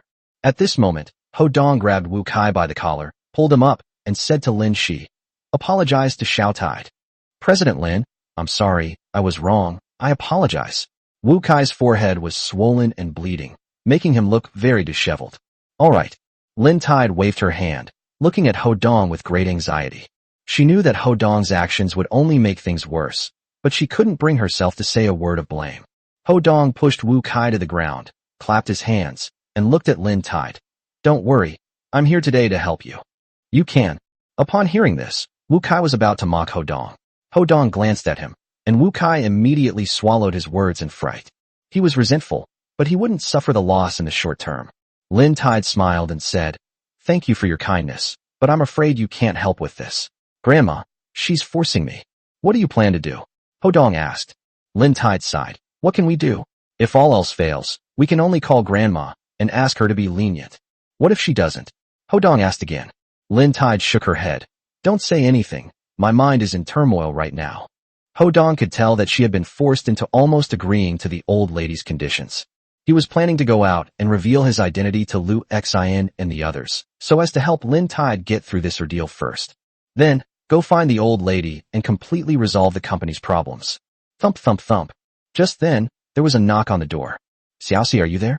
Lin Yuezhi's voice came, and then the door was opened, and Lin Yuezhi strode in with two men. Ho Dong and Lin Tide both looked over. The two men, one about 47 or 48, were very large and imposing, with a fierce demeanor. The other one was burly, young, and strong. He seemed to be this man's subordinate. Afterwards, Lu Xin and the others followed in, their expressions not looking too good. Mom. Lin Tide was taken aback. Lin Yuezhi quickly pointed to the middle-aged man and said, This is Fu Kahao, Mr. Fu, my friend. You can call him Uncle Fu. Uncle Fu. Lin Tide greeted him hurriedly, but looked at him with a puzzled expression. This was the first time she had ever met this person in all these years. He doesn't look like a good person at all. I don't know how my mother knew him. Hee hee, Xiaoxi, I've heard of your great name for a long time. Seeing you today, you truly are a beauty unlike any other. Fu Kahao has a deep voice, and his laughter is a bit creepy. Ho Dong saw ill intent in his eyes. This made him frown. Lin Tide also felt a little awkward and quickly smiled and said, Uncle Fu is joking. She glanced at Lu Xin and the others, somewhat puzzled. Lin Yuezhi saw Ho Dong, frowned, but didn't say anything. She smiled and said, Xiaoxi, I also heard that someone came to cause trouble. It just so happens that I was discussing business with your Uncle Fu. She sounded rather proud as she said this. Lin Tide and Ho Dong frowned. Lin Yuezhi added, Your Uncle Fu is a kind-hearted man. He said he would come to help you. And look, he has already solved the problem for you. What? Lin Tide was taken aback and glanced at Lu Xin. Lu Xin gave an awkward smile. With Mr. Fu as our guarantor, we can certainly give you a week. We'll talk again after a week. Clearly, he was very afraid of Fu Kahao. Fu Kahao laughed and said, At least you're sensible enough not to send anyone to your house today. My niece doesn't like you, so get lost. Okay. Lu Xin felt as if he had been granted a pardon. He nodded hurriedly, said goodbye to Fu Kahao, Lin Tide, and the others, and left in a disheveled state. Lu Tianwei also left. After they left, Lin Yuezhi hurriedly smiled at Fu Kahao and said, Mr. Fu, thank you so much. I don't know what I would have done without you. She then looked at Lin Tide. Xiao Tide, hurry up and thank Uncle Fu.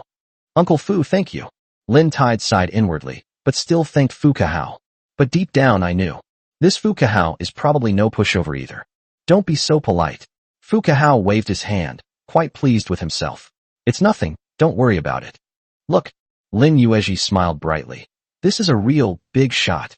She gave a thumbs up and said, Mr. Fu, if you just stomp your foot, the whole city of Hangzhou would probably tremble. Fu Kahao waved his hand and laughed. I'm nothing special, but solving some small problems is a piece of cake. Lin Yuezhi praised Fu Kahao a few more times, making Fu Kahao very satisfied. At this moment, she looked at Ho Dong with displeasure. What are you doing here? Everyone could hear her dissatisfaction. Lin Tide quickly said, Ho Dong came here to help me too. Lin Yuezhi sneered. He's just here to join in the fun. Look at what help he's given. Still not giving up. Oh. Fu Kahao raised an eyebrow and looked at Ho Dong. You're the good-for-nothing Ms. Lin was talking about. He looked Ho Dong up and down and sneered. What kind of trash are you to interfere in these matters? Ho Dong's eye sharpened. Fu Kahao said coldly, If it weren't for my niece Lin, with eyes like yours, I'd have you floating dead in the Han River tomorrow. He then pointed at Ho Dong. I'm only warning you once. Stay away from Ms. Lin and her family, or I'll kill you. Did you hear that? Lin Yuezhi glared at Ho Dong. Seeing Ho Dong's strange expression and witnessing him beating Wu Kai, Lin Tide feared that Ho Dong might impulsively beat up Mr. Fu. That made things even worse. She looked at Ho Dong and smiled.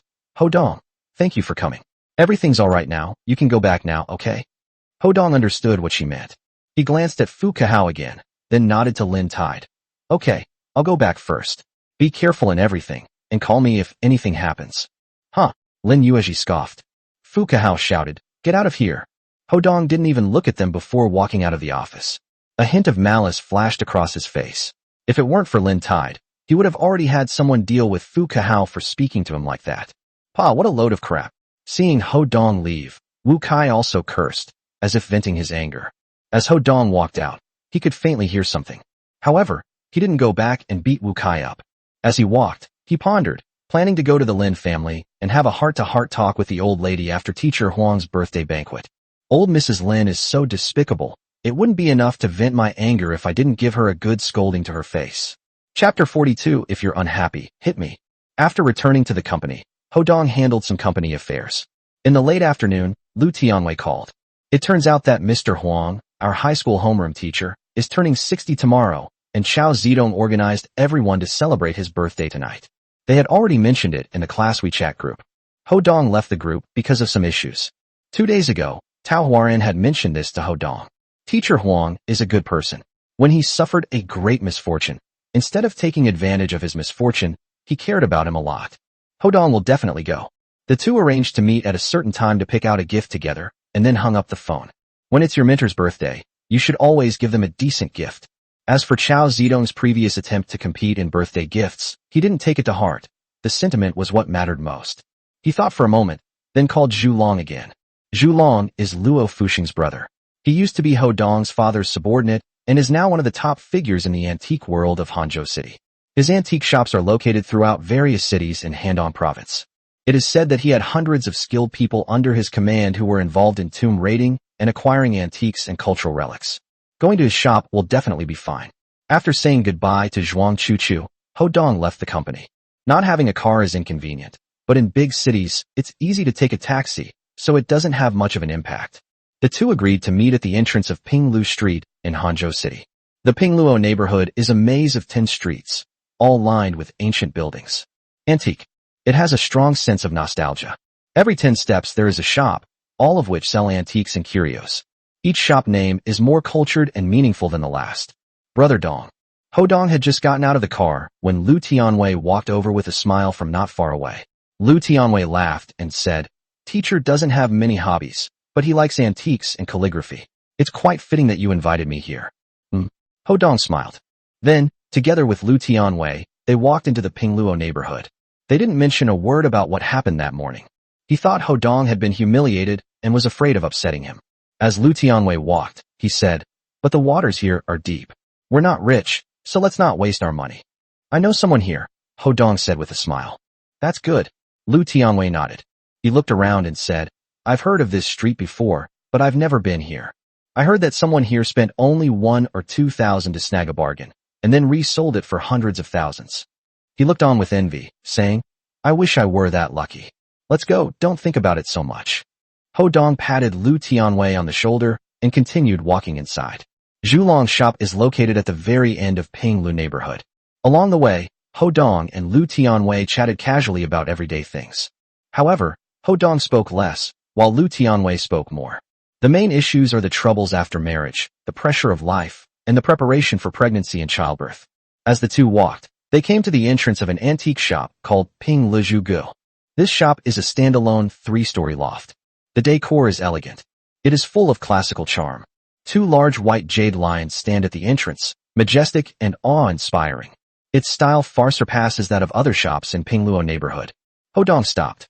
"Brother Dong, you're not talking about this place, are you?" Lu Tianwei was speaking when he suddenly saw Ho Dong stop and was taken aback. "What's wrong?" Ho Dong asked Lu Tianwei. Lu Tianwei gave a wry smile. "I checked before, and the internet says that Ping Le Zhugu is the most reputable place in Pinglu neighborhood, and they haven't sold any counterfeit goods in 10 years. And then, Ho Dong smiled. "Isn't this a good thing?" "That's a good thing." Lu Tianwei shrugged.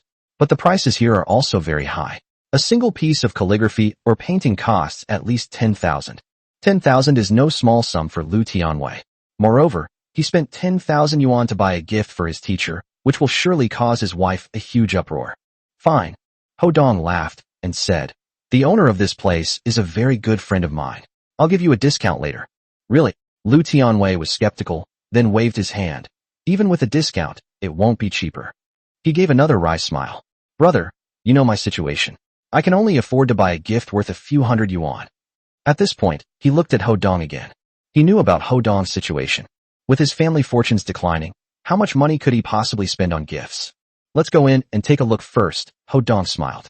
This industry is rife with inflated figures. Maybe we can get it at cost price. As he spoke, he pulled Lu Tianwei inside. Lu Tianwei had no choice but to follow him in. Welcome. At the entrance, a slender woman in a cheongsam stood and warmly welcomed them as they entered. Lu Tianwei was startled. I felt a little uncomfortable. Has Zhu Long arrived? Ho Dong asked the woman. Boss Zhu. The woman was taken aback, looked Ho Dong up and down, and became suspicious. Ho Dong was dressed plainly and didn't look like an expert, yet he addressed the boss by his first name. However, she had followed Zhu Long for a long time and knew that in this line of work, one must never judge a book by its cover. She smiled and said, Mr. Zhu isn't here today. If you need anything, just tell me, or you can talk to our store manager. Then let's go in and take a look ourselves first. Ho Dong called Zhu Long, and Zhu Long said that if he wanted to come, he definitely would. He also avoided creating unnecessary complications. Okay, please feel free to do as you please. The woman nodded with a smile. Ho Dong and Lu Tianwei then took a stroll around the first floor. On the first floor, shelves and display cases are filled with antique treasures, including jade, calligraphy and paintings, porcelain and bronzes. Lu Tianwei was speechless when he saw the price. A piece of yellow jade is priced at 18,000. A relatively unknown landscape painting is priced at 36,000 yuan. Even a single piece of porcelain was priced at 99,000. Brother. After looking around, Lu Tianwei smiled at Ho Dong and said, I've seen the look in your eyes. This is a place I can't afford. Let's take a look first. Ho Dong waved his hand. Lu Tianwei. Ho Dong. Just then, two more people came in from outside. Accompanied by the woman, they strolled around for a while and suddenly saw Lu Tianwei and his companion. They stopped. Ho Dong glanced at the other person and couldn't help but chuckle. It turns out that these two people were Lu Xian and Zhou Hui. Oh. Lu Xian glanced at Lu Tianwei, then at Ho Dong, and chuckled. You think you're worthy of being at Ping Le Zhugo? The tone was full of sarcasm. Lu Tianwei was embarrassed. Lu Xian is a director at Xuanrui Technology and his direct supervisor. When he first joined the company, he accidentally offended the other party. Later, Lu Xian made things difficult for him at every turn, which greatly annoyed him. Zhou Hui was Lu Xian's lackey, and he often helped Lu Xian to mess with Lu Tianwei. Zhou Hui sneered. With your meager salary, what can you afford to buy here? The woman accompanying him couldn't help but frown. Lu Xian laughed and said, Zhou Hui, you don't understand. People are just here to have a look. Is there any law that forbids that? He looked at the woman in the cheongsam again. Beautiful lady, don't you think so? The woman simply smiled slightly and did not answer. Zhou Hui chuckled strangely. That's true. As long as you have thick skin, huh? Lu Tianwei was already insecure, and when he heard their mockery, he wished he could disappear into a crack in the ground. Ho Dong's expression also turned somewhat gloomy. Lu Tianwei, haven't you always tried to please me? At this moment, as if to show off in front of the woman in the cheongsam, Lu Xian smiled at Lu Tianwei and said, I happen to need 2 laborers to move things. He then looked at Ho Dong and said, You've been running errands for me. After today, not only will I not cause you any trouble, but I'll also find a way to promote you. Upon hearing this, Lu Tianwei immediately realized that the other party was teasing him, which made him furious. Clenching his fists, he stared at the other person. Yo! Lu Xian chuckled strangely. What, you're unhappy? Hit me then. He lightly patted his face. Go ahead and hit me here. Huh? Zhou Hui laughed, then sneered. Even if you gave him 10 lives, he wouldn't dare to hit me. Snap. No sooner had he finished speaking than Ho Dong slapped Lu Xian across the face. He's quite strong. The blow stung Lu Xian's cheek. The scene fell silent instantly. You could hear a pin drop. Chapter 43 Furious. You. Lu Xian covered his face, his eyes wide, staring at Ho Dong in disbelief. They actually hit him? He's a gigolo. What kind of person is he, to dare to lay a hand on someone? What's wrong with me? Ho Dong sneered. You ask us to fight. How can we not fight? I usually grant every request like this. You bastard. As if he had been punched, Zhou Hui pointed at Ho Dong and yelled. You stupid idiot. Who do you think you are, daring to hit our director? So what if he's a director? Ho Dong said calmly. In my eyes, he's just a mad dog. Brother Dong. Lu Tianwei was very conflicted. Ho Dong felt very relieved to slap him. But what will happen to his job? Lu Xian is his direct superior. But since things have come to this, we can only take it one step at a time. At worst, we'll have to apologize to Lu Xian and suffer his insults later. The adult world is inherently cruel. Fine. You've got guts. Chun Xine was so angry, he almost ground his teeth to powder. Pointing at Ho Dong, he said, I'm going to call the police and make sure you go to jail. And you, Lu Tianwei, you can forget about staying at the company any longer. He was absolutely furious. Upon hearing this, Lu Tianwei was worried that Ho Dongjin would be detained and that he would lose his job, so he couldn't help but sigh inwardly. Ho Dong replied, Fine, go ahead and call the police. You can give it a try. First of all, you asked us to fight. This isn't a fight. It's fulfilling your perverted demands. Secondly, once this news goes viral, can you still keep your position as director? Third, if you can get Lao Lu fired, I'll write my name backwards. His words were firm and confident. As for why he was so confident that he could prevent Lu Tianwei from being dismissed. Because Hanshin Group owns the largest stake in Xuanrui Technology. Even though voting and decision-making power are still in the hands of Gao Yuanqing's father, the influence of Hanshin Group is not to be underestimated. It's important to understand that Hanshin Group is not just a company with hundreds of billions in investment on the surface. It owns shares in many publicly traded companies. There are many useful resources. They also have the right to withdraw their investment. It's like a god of wealth for many companies that need financing.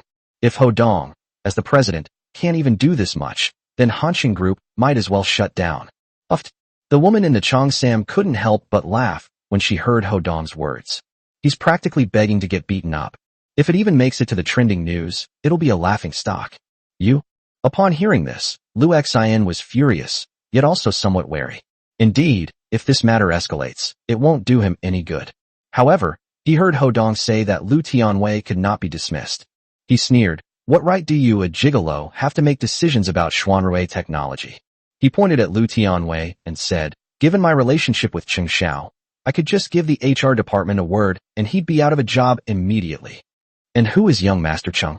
Ho Dong raised an eyebrow. Lu Tianwei quickly whispered, Young Master Cheng is Gao Yuanqing, the son of Gao Jinsong, one of the founders of our company and the vice chairman. Now you know, right? Lu Xian sneered. Lu Tianwei, you know perfectly well that young Master Cheng has wanted you out of here for a long time. Lu Tianwei looked embarrassed. Oh. Ho Dong sneered upon hearing this. Then you try it, and see. As he spoke, he took out his phone and sent a text message to Zhuang Chuchu. The purpose was to have Zhuang Chuchu give a heads up to Xuanrui Technology. Zhuang Chuchu sends him special reminders and usually replies instantly. Sure enough, Zhuang Chuchu quickly replied with contacting. Then you wait. You're practically asking for death.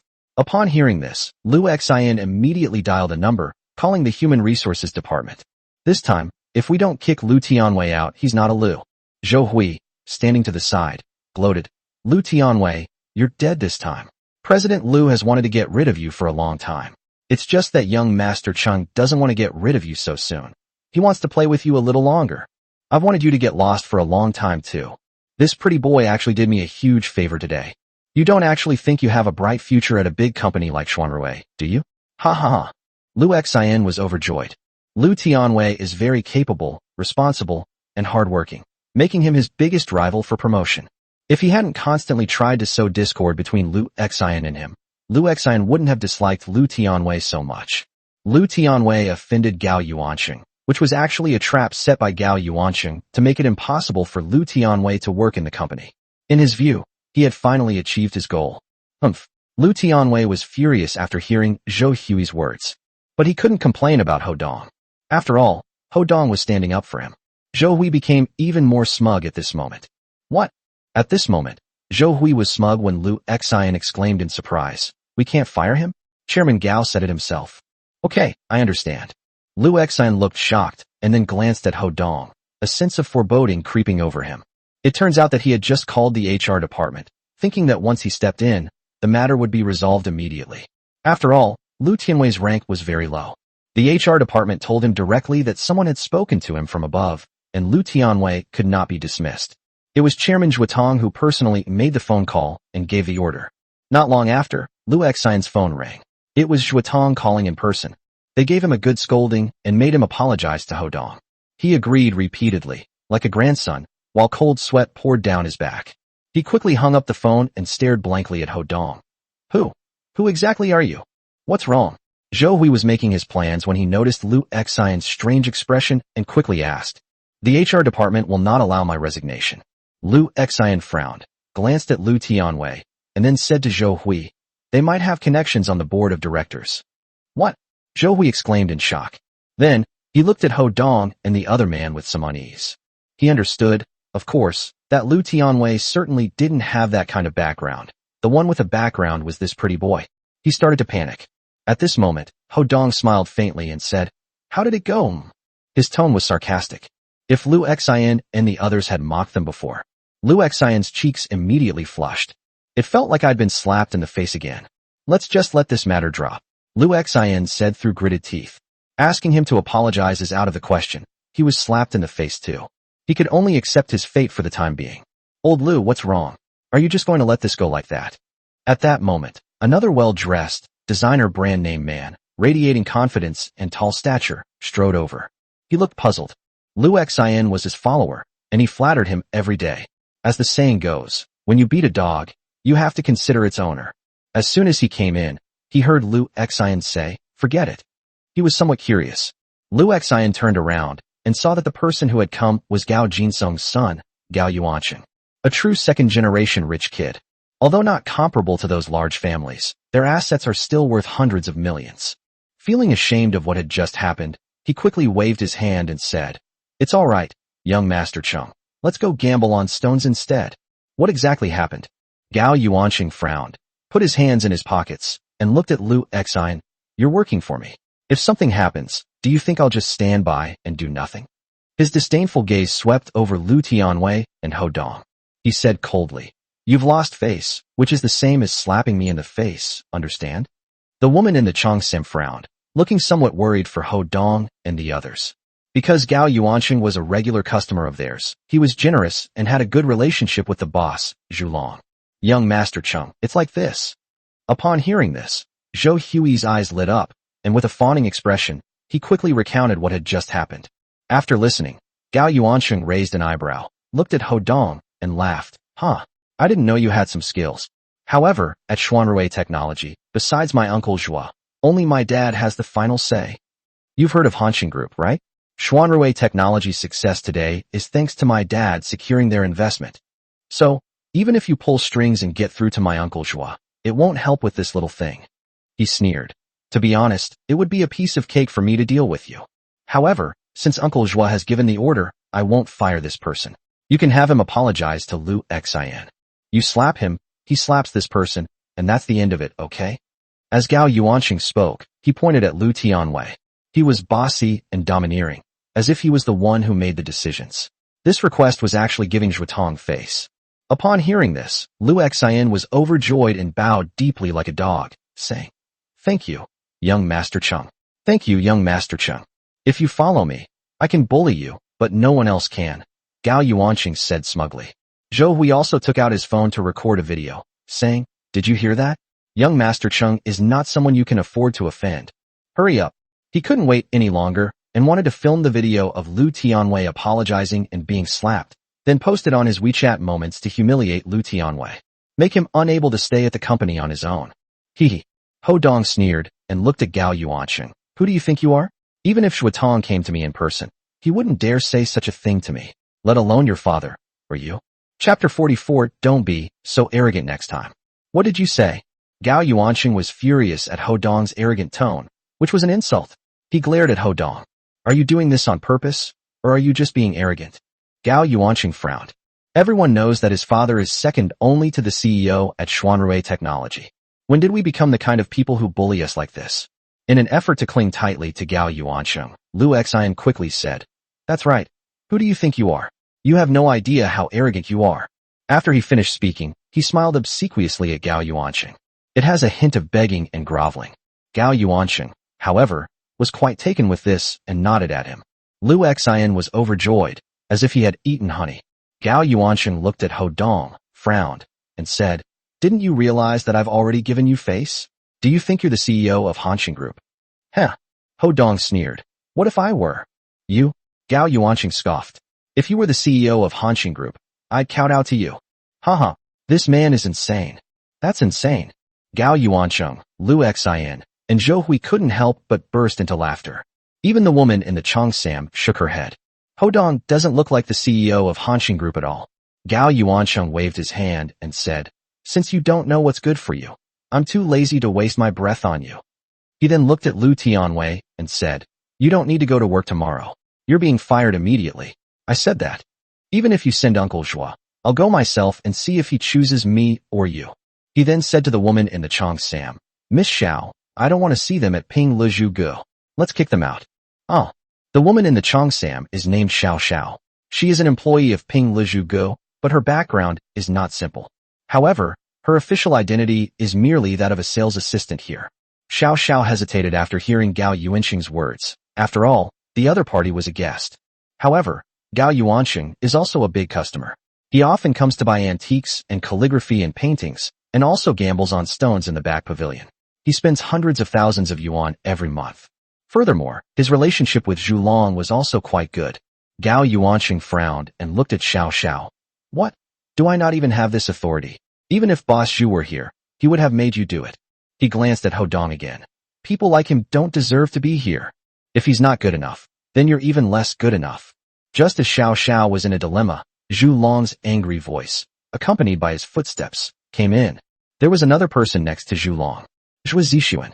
Zhua Tong, chairman of Xuanrui Technology, is the eldest son of Wei Yun. Distinguished status. He's not comparable to Ko Wan-sung, but he was beaten up by Ho Dong before. Boss, Xiao Xiao breathed a sigh of relief when she saw Zhu Long. Zhu Long nodded to her. Then, he walked over quickly. Brother's son. Young master's son. Gao Yuanqing and the others were also excited when they saw Zhua Zixuan, and they all ignored what Zhu Long had just said. He then pointed at Ho Dong and said to Zhua Zixuan, Brother's son, this guy actually calls himself the president of Hanxing Group, and he doesn't even respect Uncle Zhua or you. He was very pleased with himself. He had no idea what a ruthless person Zhua Zixuan was.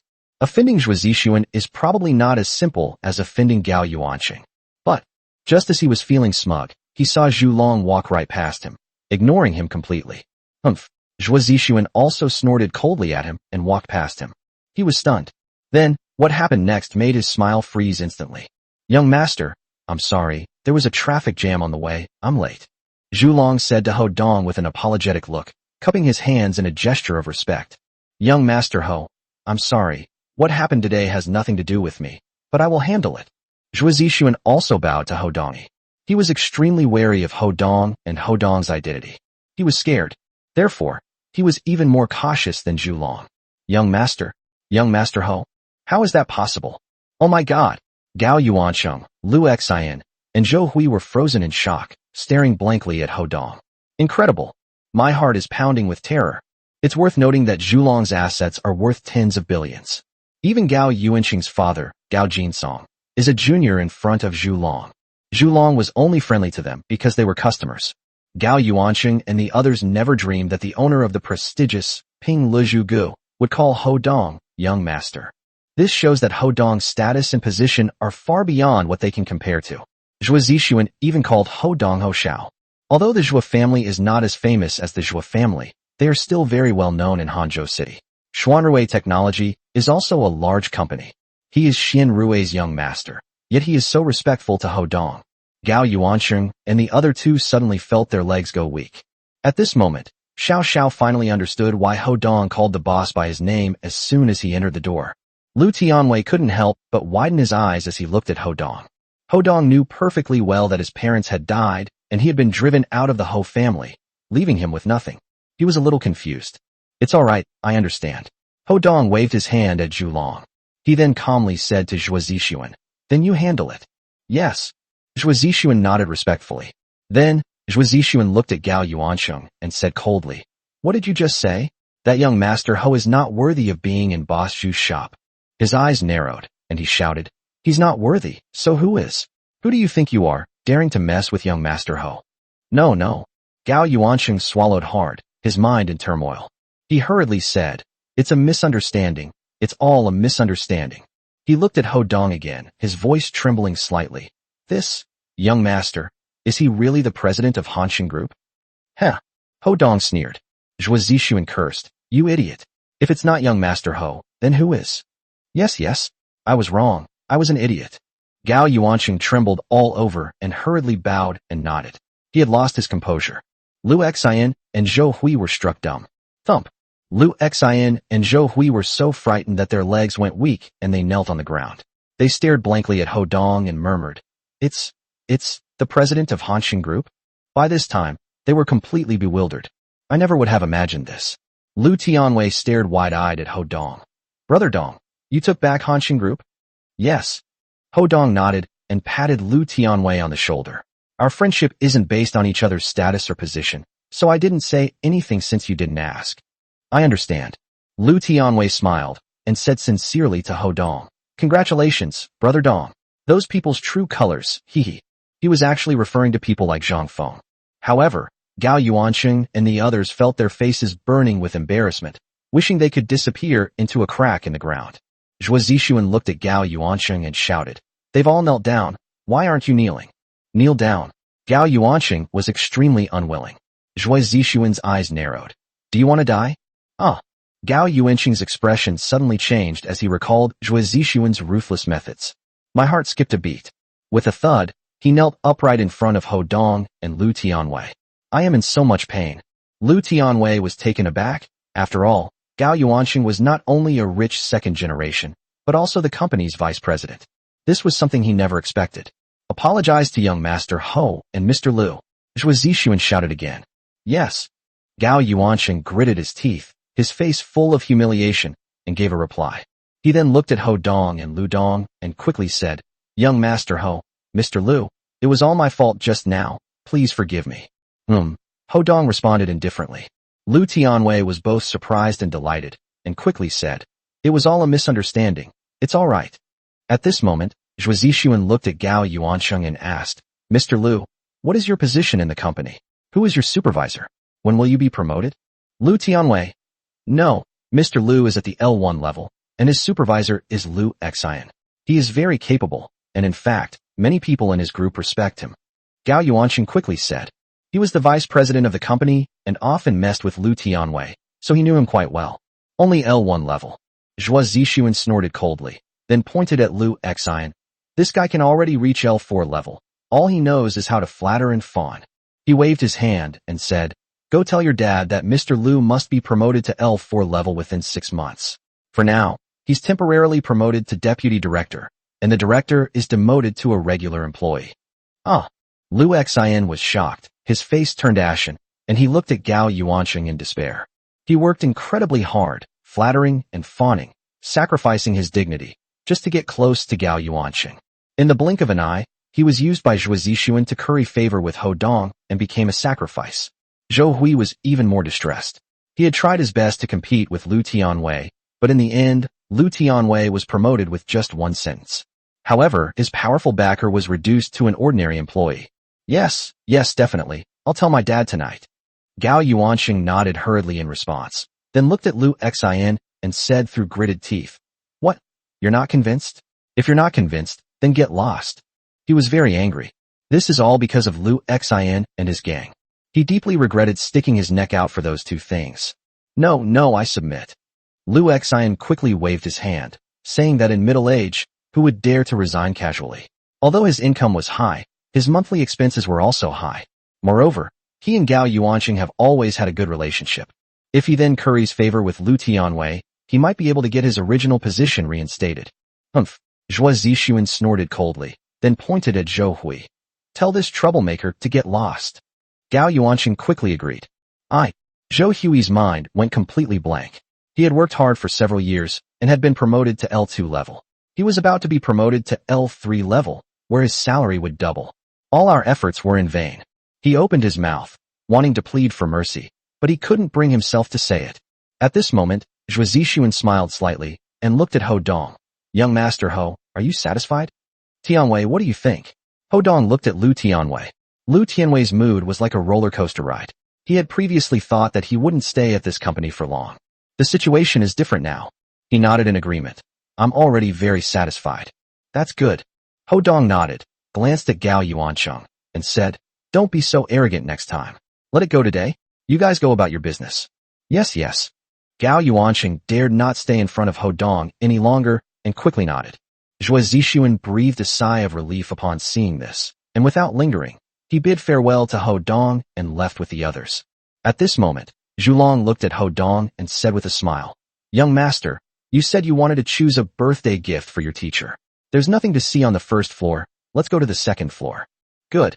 Ho Dong nodded, and then, together with Lu Tianwei, who was still upset, and Zhulong, they went up to the second floor. Chapter 45: The Domineering Zhulong. The second floor of Ping Lezhugu is considered a masterpiece. As for the third floor, it's filled with the store's prized possessions. Of course, if Ho Dong wanted it, Zhulong would give it to him without hesitation. However, he knew that Ho Dong was just choosing a gift for his teacher. Therefore, the second floor is sufficient. Lu Tianwei was on the second floor, and his eyes were opened wide. Although he doesn't understand antiques or calligraphy and paintings, he can always sense whether they are good or bad. Most importantly, each item is priced at least 100,000, and slightly better ones are 200,000 to 300,000. That's enough for him to go without food or drink for 2 or 3 years. He couldn't help but sigh. The world of the rich is indeed extraordinary. "I watch for a while." Lu Tianwei whispered to Ho Dong, "Brother Dong, I think I'll go outside and pick something out. Let alone the second floor. I can't afford anything on the first floor." Haha. At this moment, Zhulong had already heard this and laughed. "Mr. Lu, it is my honor that the young master comes to my shop to choose a gift. When we first met, you can choose any item on the second floor. Consider it a gift from me." His words were sincere. Upon hearing this, Lu Tianwei quickly waved his hand, saying, "That won't do." Zhulong deliberately put on a stern face. "So you look down on me as a friend?" No. Lu Tianwei was somewhat apprehensive. Although he was unaware of Zhulong's reputation, was he really such a simple person as the one who could make Gao Yuanxing and his group turn pale at the mere mention of his name? He's definitely a big shot. He was genuinely afraid of offending someone. He couldn't help but look to Ho Dong for help. Ho Dong patted Lu Tianwei on the shoulder. "Tianwei, Lao Zhu is my friend. He gave you a gift, so just treat him to drinks next time." "Yes." Zhulong nodded with a smile. "I like to drink, and I especially like to drink with my good friends." "All right." Lu Tianwei smiled awkwardly and nodded. "I'm afraid Mr. Zhu won't like the wine I bring out." "Mr. Lu, you're underestimating me, Zhu," Zhulong said with a smile. Lu Tianwei hurriedly smiled ingratiatingly. He knew, of course, that the reason a big shot like Zhulong treated him this way was because of Ho Dong. But this also excited him somewhat. Afterwards, the two each selected a traditional Chinese painting from the Republican era on the second floor, especially the one by Ho Dongxian, which is teacher Huang's favorite painting from the Republican era. Although the artist is not very famous, his painting skills are superb, and the fact that it was created during the Republic of China period makes it extraordinary, worth more than 500,000. Lu Tianwei had originally chosen the cheapest piece of jade, but Ho Dong stopped him. Ho Dong intended to pay for it himself later, but he didn't tell Lu Tianwei that in person. Zhulong had someone pack up the two paintings. They waited while drinking tea. We chatted casually for a few minutes. Just then, a series of hurried footsteps came from behind, and they saw Xiao Xiao running up to them. "Boss, Qian Jiming from Weimin is here," she said hurriedly. "Emet." Ho Dong frowned. Then, several burly men barged in, their imposing presence clearly indicating they were no good. The leader, who was 1.8 meters tall, probably weighed 200 kilograms. There is a black mole on the temple. It looks fierce and menacing, somewhat ferocious. Wearing a high-end custom-made black Zhongshan suit, he looked very solemn. This man was Qian Jiming, one of the 12 leaders of the Wei clan, whose status was not much different from that of Wei Yun's brother. They were renowned throughout the provinces of Handong. Lu Tianwei couldn't help but feel fear when he saw Qian Jiming. Qian Jiming didn't look at them, but stared at Zhulong sitting in the chair. "Mr. Qian, what brings you to my Ping Lezhugu?" Zhulong asked calmly, showing no sign of panic. Lu Tianwei was deeply impressed by Zhulong's composure and calmness. Qian Jiming snorted coldly and said, "Luo Fuxing has been missing for the past few days, and Song Yu and Lu Yi have also disappeared without a trace. Of the 4 tigers of Hanzhou, only you, Boss Zhu, are easy to find. How could I not come to Ping Lezhugu to find you?" His tone was barbed and extremely impolite. "What do you want with the 4 of us brothers?" Zhulong asked knowingly, a cold smile on his face. Qian Jiming angrily said, "You've just dealt with our 15 bodyguards like this? Do you think our Weimin has no one left?" "Oh." Zhulong sneered, suddenly stood up, and walked step by step toward Qian Jiming. With each step he took, his momentum grew stronger. The reputation of the 4 tigers of Hanzhou is far beyond what Qian Jiming can compare to. When Zhulong walked up to Qian Jiming involuntarily trembled. When Qian Jiming met Zhu Long's gaze, he felt a chill run down his spine. Zhu Long said coldly, "You 15 dogs dared to commit violence at my elder brother Luo Fuxing's residence, so you may die." He added menacingly, "If you're not convinced, try it today and see if you can get out intact." His tone was extremely domineering. Qian Jiming was completely stunned. Lu Tianwei felt his scalp tingle and his hands and feet sweating. The atmosphere in the entire hall was oppressive. "Zhu Long." After several seconds, Qian Jiming took a deep breath and shouted, "Do you really want to fight us to the death?" "A fight to the death." Zhu Long sneered, "You're not worthy." He added, "I know you came here, but you don't dare to do anything to me. You just want us to ignore Sun Feifei's matter, right?" "Yes." Qian Jiming forced himself to say, "Sun Feifei's matter is between the Sun family in the capital and our young master Wei. You 4 tigers of Hanzhou, mind your own business. Ho Hansheng is dead. You are no longer anyone to him." Qian Jiming warned Zhu Long, word by word. Base. Before Qian Jiming could finish speaking, Zhu Long swiftly reached out and pulled a gleaming knife from Qian Jiming's waist. Qian Jiming hadn't reacted yet. With a flick of his wrist, the blade was already pressed against Qian Jiming's neck. The speed of the move was remarkable. Almost no one at the scene reacted. Tap tap tap. Then, Zhu Long grabbed the panicked Qian Jiming and rushed forward a few steps. With a bang, Qian Jiming was pinned against the wall. Zhu Long gripped the cleaver horizontally in his backhand, his eyes sharp and murderous, coldly staring at Qian Jiming. "If I hear my master's name from your dog mouth again, I'll kill you with one blow." Qian Jiming was so frightened that he turned pale. The 4 tigers of Hanzhou truly lived up to their reputation. Whoosh whoosh whoosh. At this moment, Qian Jiming's men drew the knives hidden at their waists and shouted at Zhu Long, demanding that he release the people. Zhu Longli ignored those people. He looked coldly at Qian Jiming and applied a little force with his hand, causing Qian Jiming's neck to break. Blood flowed down. "Stop." Qian Jiming shuddered in fright. Zhu Long said coldly, "Did you hear what I said?" I heard it. Qian Jiming's voice trembled slightly, clearly quite frightened. He also confirmed it. The 4 tigers of Hanzhou were not only fierce, but also madmen. Clang. Zhu Long sneered, gave a cold snort, and threw the cleaver in his hand to the ground. He turned around and glanced at the knife pointed at him. He looked at them with disdain and walked right past them. These people involuntarily stepped back and made way for him. He returned to his original spot, sat down in the chair, and coldly looked at Qian Jiming. "Go back and tell that old dog Wei Zishi that if he wants to live, he shouldn't touch Miss Sun." "Why?" Qian Jiming asked, puzzled. Zhu Long glanced at Ho Dong, then said calmly, "Because she might become my young mistress in the future." Qian Jiming felt a chill run down his spine. He stared at Zhu Long for a good 10 seconds, then took a deep breath. "We'll see. The 4 tigers of Hanzhou. They'll all turn into dead tigers one day." He was just saying something harsh. After saying that, he waved his hand and led his men away in a dejected manner. Many of the prepared arguments became meaningless the moment Zhu Long drew his sword. Soon, the entire hall returned to silence. Lu Tianwei stared intently at Zhu Long. This tall, thin man, around 50 years old, was so capable. He never dreamed he would be so powerful. Ho Dong had witnessed Zhu Long's actions in Luo Fuxing's garden that day, so he wasn't particularly surprised. He laughed and said, "It seems that Sun Manyin and Wei Min have quite a conflict, otherwise they wouldn't have come all the way to find you." "I heard it's quite deep," Zhu Long said with a slight smile. The domineering aura from before has vanished. The current Zhu Long is amiable and approachable, giving Lu Tianwei the feeling of hallucination. Zhu Long then added, "However, they came here for 2 reasons. First, to warn us not to interfere in Miss Sun's affairs, and second, to test us and see if those 15 bastards from Wei Min were really us who made the move. Then you all need to be more careful from now on," Ho Dong quickly advised. After all, despite Zhu Long and his group's prowess, Wei Min is no pushover either. It's easy to dodge a spear in the open, but hard to guard against an arrow in the dark. He didn't want Zhu Long and the others to suffer any losses. Zhu Long quickly cupped his hands and said, "We know. Thank you for your concern, young master." He added, "Young master, don't worry. Wei Min and his ilk can't cause any trouble. Boss Luo has already made the arrangements."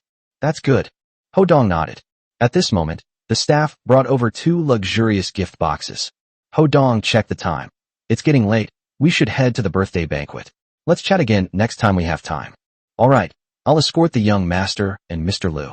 Zhu Long nodded and quickly got up to see Ho Dong and the others downstairs. Chapter 46, Showing Off Power. Ho Dong and his group declined Zhu Long's offer to drive them there, and instead took a taxi to Hongyiamla. Hongyiamla is a very famous restaurant in the area. Many middle-class and above people like to hold banquets here. I've heard that a banquet costs at least 5,000 yuan, which is far beyond the reach of ordinary people.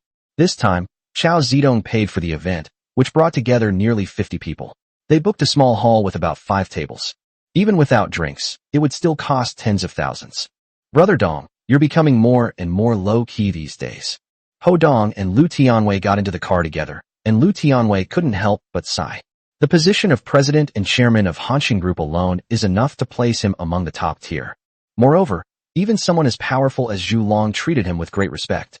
However, he didn't own a car, let alone his clothes. It's not about being low-key. Ho Dong waved his hand. You're taking it too lightly. You know who I was in the past, and you know the difficulties I faced. He sighed. After going through all this, you'll realize that many things aren't actually that important. That's true. Lu Tianwei nodded. However, I still can't fully understand it. After all, I haven't experienced it myself. It's best not to go through that. Ho Dong patted Lu Tianwei on the shoulder. He enjoyed chatting with Lu Tianwei. Lu Tianwei's personality is just like that, neither humble nor arrogant. Especially when you're with him, whether in the past, when he was down on his luck, or now that he has regained control of the Hanshin Group. Lu Tianwei hasn't changed at all. However, the pressures of reality forced him to make many compromises when dealing with others. Ho Dong understood this compromise. Otherwise, he wouldn't have been able to endure in the Lin family for so long. Before long, we arrived at Hongyiamla. Lu Tianwei insisted on paying the fare, and Ho Dong didn't mind. I got off the bus. Lu Tianwei laughed and said, taking a taxi is pretty good too. No need to look for a parking space, haha. Ho Dong nodded. But having a car is always more convenient. He also thought that when he had some free time, he would buy a house and a car. Haha, isn't this young Master Ho and his lackey Lu Tianwei?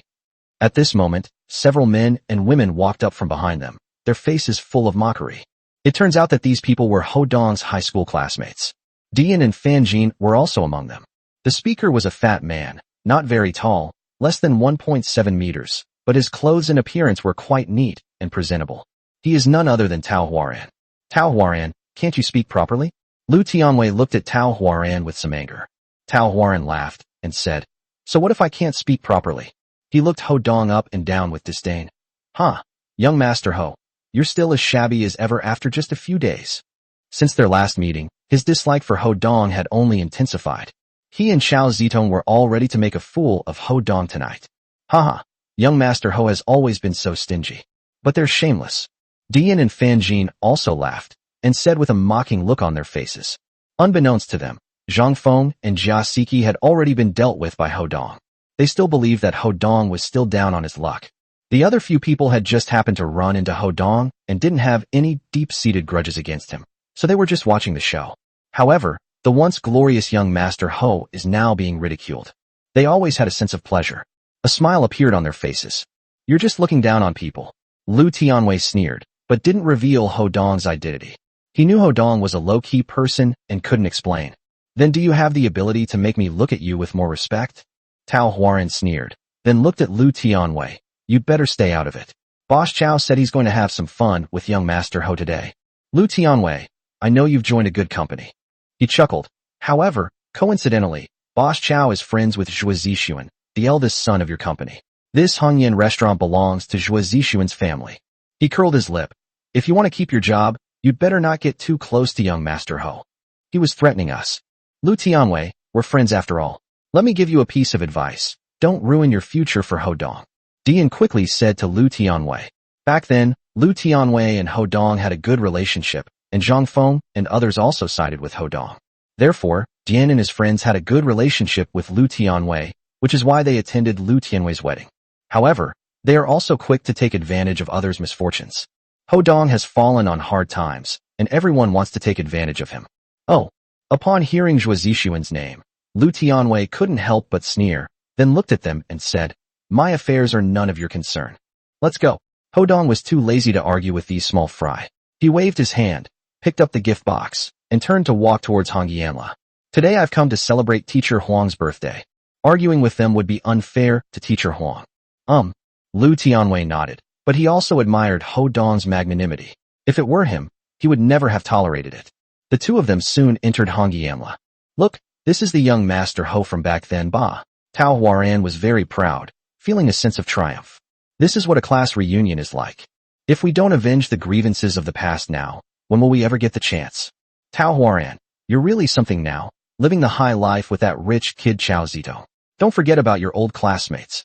What Tao Huaran? You should call him Manager Tao. Yes, Manager Tao. Please give me a helping hand. Seeing Ho Dong slink away without saying a word, these people felt even more that Tao Huaran was doing incredibly well now. One by one, they immediately showered Tao Huaran with compliments.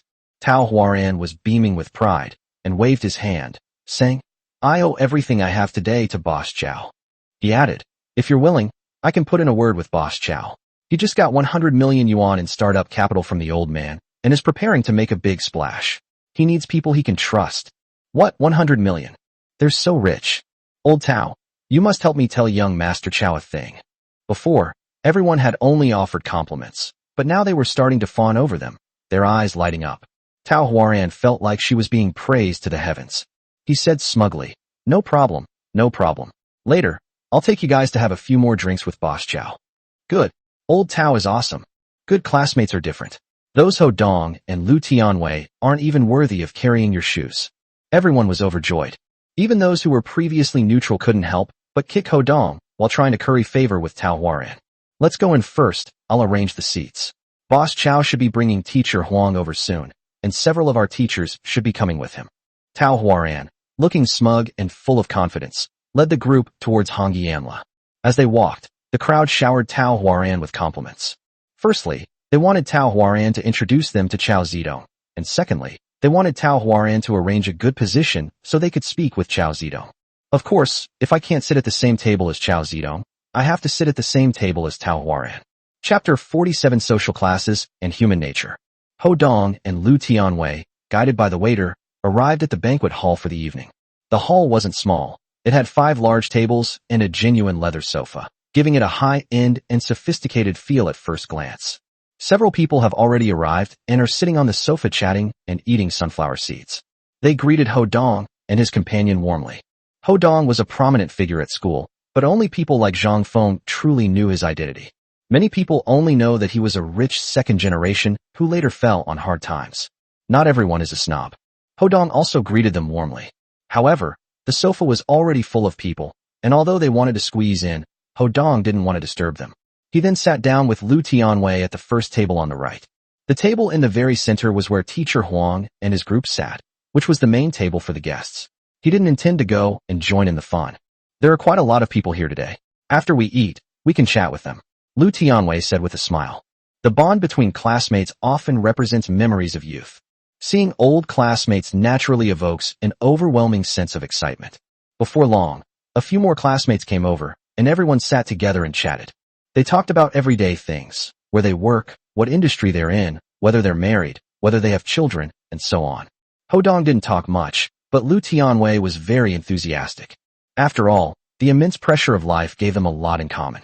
While they were chatting, Tao Huaran and the others were downstairs, following Chao Zitong's instructions, exchanging some things with the people at the restaurant before going upstairs. He met Ho Dong and the others, sat at the first table on the right, and chatted enthusiastically. His face darkened. He immediately walked over, clapped his hands, and said, "Hello, old classmates. It's been a long time. Tao Huaran, it's been a long time. Haha. Thanks to the teacher's birthday, we finally got together.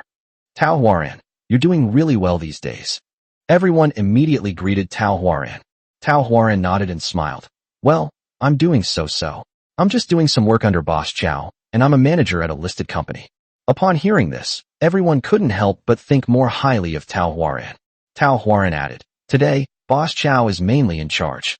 I'm just here to do odd jobs and arrange the seating." Upon hearing this, Diane and the others revealed expressions of schadenfreude. He looked at Ho Dong with a look of schadenfreude. When Lu Tianwei got married, he was kicked out, but he was too shameless, and Lu Tianwei, the host, didn't say anything. They couldn't get him to change positions at the time. Today he's going to be humiliated in public again and have to change seats. How can we not make Dean and the others happy? That's right. There's a reason why we're in this position today. Tao Huaran smiled faintly and said, "The table upstairs is the main table, where teacher Huang and other teachers, as well as people of social standing like Boss Chow, are entertaining us. It's not about discrimination, but about making Teacher Huang and the others look good. As soon as he said that, the crowd erupted in uproar. They claim to be non-discriminatory, but isn't it still a deliberate attempt to create class divisions? This is roughly saying that those who are not doing well should not sit at the VIP table. Everyone was already feeling somewhat uncomfortable. Seeing my old classmates' enthusiasm just now felt like being doused with cold water, and I felt very uncomfortable. After all, only a few people do well. Most people are just ordinary, struggling, and making a living in society. But Tao Huaran didn't care. In his eyes, those who are not doing well should either not come, or they should know their own limitations. He added, as for the 2 tables in the second row, the rules are similar to those for the main guest table. I will send the list to the WeChat group immediately. What? There's this arrangement too? I wish I hadn't come. Upon hearing this, everyone became even angrier. Normally, when people get together, they just sit wherever they want, and close friends sit at one table. But this time, they even put name tags on the table. Tao Huaran's arrangement was rather domineering. However, some people disagree.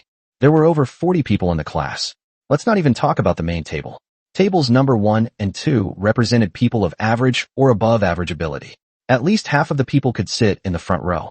But it also gave them some hope. This is what it means to compare yourself to others. Tao Huaran and his group also saw this opportunity and used this method to win over those who were doing well, while making those who were doing poorly the bottom. Offending those who are doing poorly and praising those who are doing well is not necessarily a bad thing. Soon, everyone's phones started beeping with message notifications.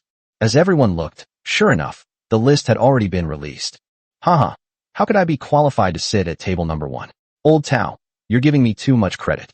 A classmate wearing a watch worth tens of thousands of yuan read the message, chuckled smugly, and walked to the first table on the left. This is table number 1. Old Tao, haha, your arrangement is quite interesting. Another person sat down at table number 1. Then, the 10 people at table number 1 quickly filled up. These 8 people also felt a sense of pride and triumph, and looked at the others with a sense of superiority. Tao Huaran and his team achieved their goal. Upon closer inspection, everyone realized that the 10 people at table number 1 had all done fairly well, a fact that was evident to all. Although I was annoyed, I accepted it. I'm at table number 2. Hee, not bad at all.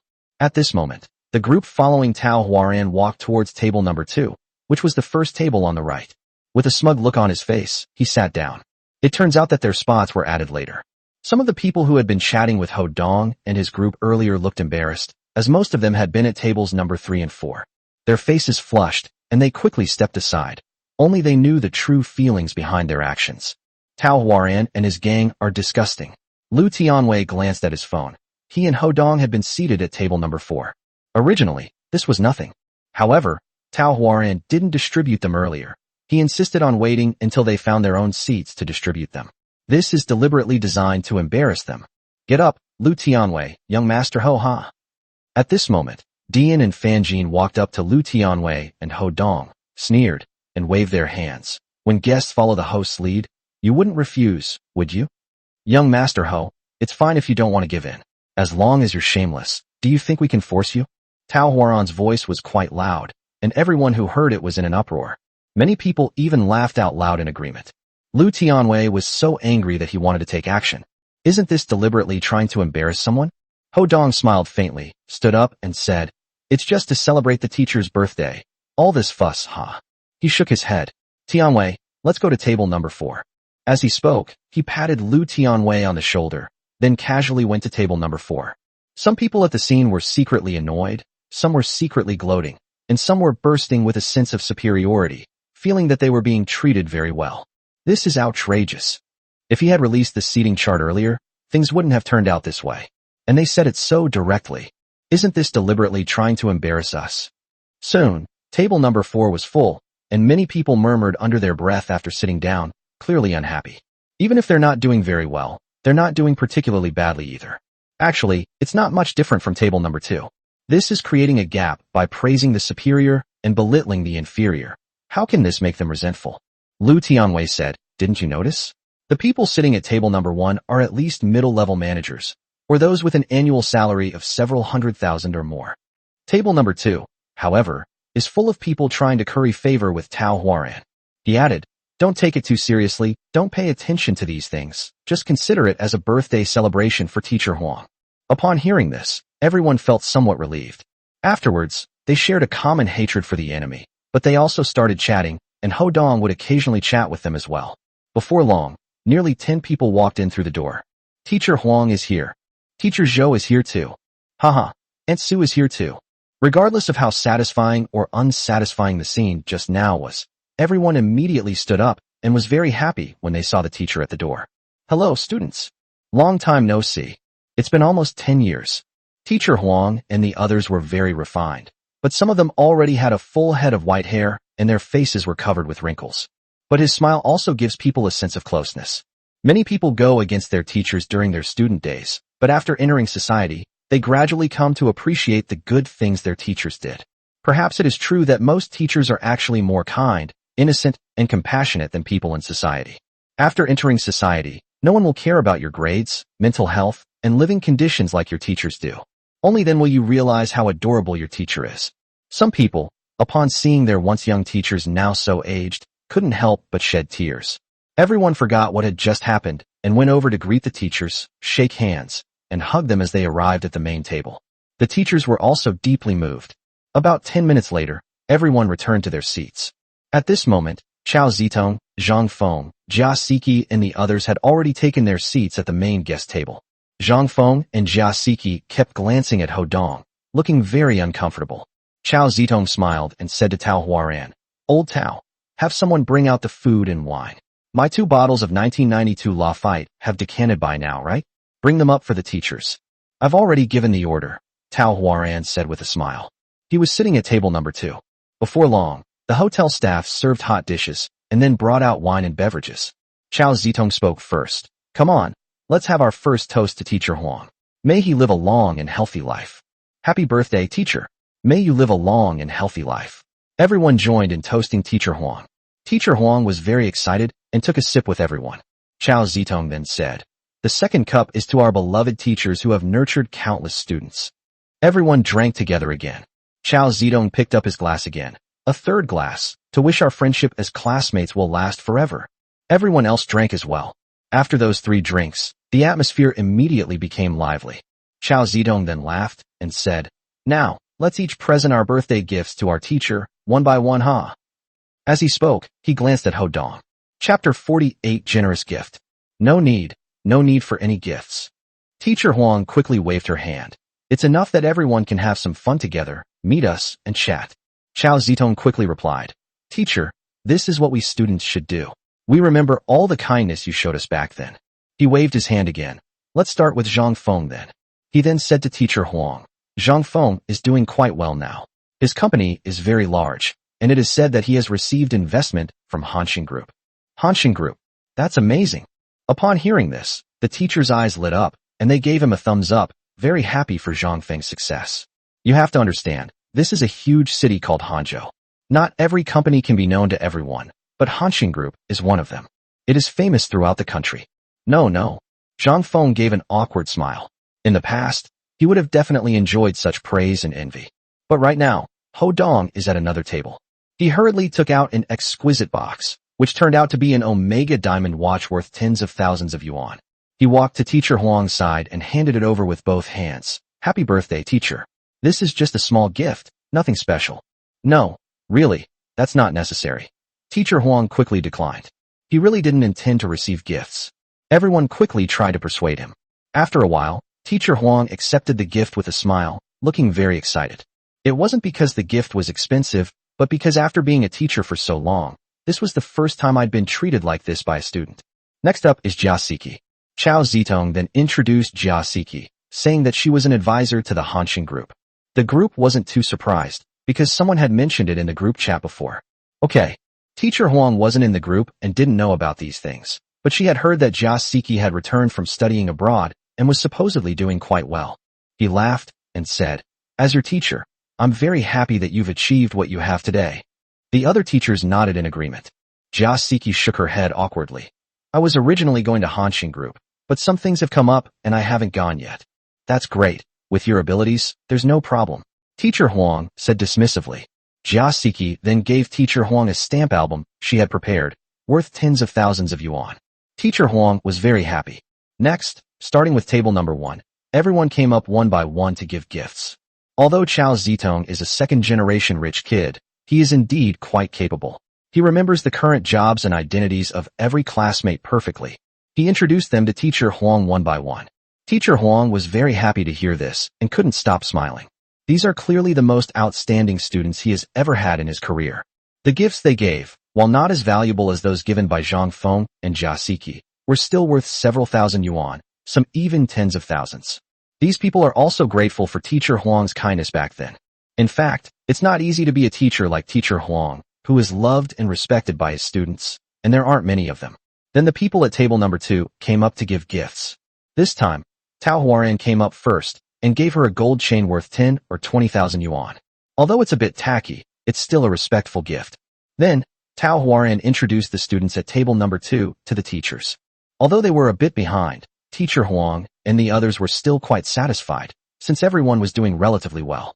The gifts they gave were naturally of lower quality, amounting to only a few hundred or 1,000. However, Teacher Huang thanked them all. When the people from table number 3 came on stage, Tao Huaran gave a brief introduction. The gifts were also quite similar. Even after everyone at table number 4 had given their gifts, Teacher Huang remained smiling, not unhappy because the gifts she received were not as good as those from others. Everyone said some words of encouragement. Finally, Lu Tianwei and Ho Dong, carrying the box, came to Teacher Huang's side. "Happy birthday, Teacher Huang. May you live a long and healthy life." Ho Dong and Lu Tianwei handed over the gift box together, smiled, and said, "Ho Dong, Lu Tianwei, you're so thoughtful." Teacher Huang didn't look at the gifts, but looked at Ho Dong and Lu Tianwei with a big smile. In fact, he had high hopes for Ho Dong back then. Ho Dong's attitude did not change much before or after his parents' accident. On the contrary, during Ho Dong's most difficult time, they often chatted with him, gave him guidance, and told him stories of great historical figures to encourage him. At that time, almost everyone in the world was kicking Ho Dong when he was down. One can imagine how much help Teacher Huang provided to him, which is why he kept it in mind. Teacher Huang didn't look down on Ho Dong because of his simple clothes. Instead, she patted him on the shoulder and said, "You look great right now, huh?" Ho Dong understood what he meant, because he was always in low spirits back then. Teacher Huang was very worried about him because of this. He smiled and said, "Thank you for your guidance and care back then, otherwise I wouldn't be where I am today." He meant that, like today, one should be mentally sound and not go astray. Chao Zitong sneered. "Young Master Ho, what achievements have you made today? Why don't you tell everyone?" Teacher Huang frowned. But it's hard to say. Because Chao Zitong and his classmates are no longer the students and children they once were. Even though he knew they had a conflict, he couldn't show favoritism towards one over the other. Tao Huaran also laughed and said, "Yes, young Master Ho, your achievement today is that you took a taxi with Lu Tianwei instead of taking the bus?" Haha, this achievement is not bad at all. Dian and the others couldn't help but laugh, and some people joined in. Many of the people who took taxis here had their heads down and looked somewhat distressed. Zhang Feng and Jia Siki exchanged a glance and shook their heads in secret. Only those who had experienced it could understand the meaning behind their words. Hee. Ho Dong smiled faintly and looked at Teacher Huang. "It's your birthday today, I won't hold it against them." What a boastful tone.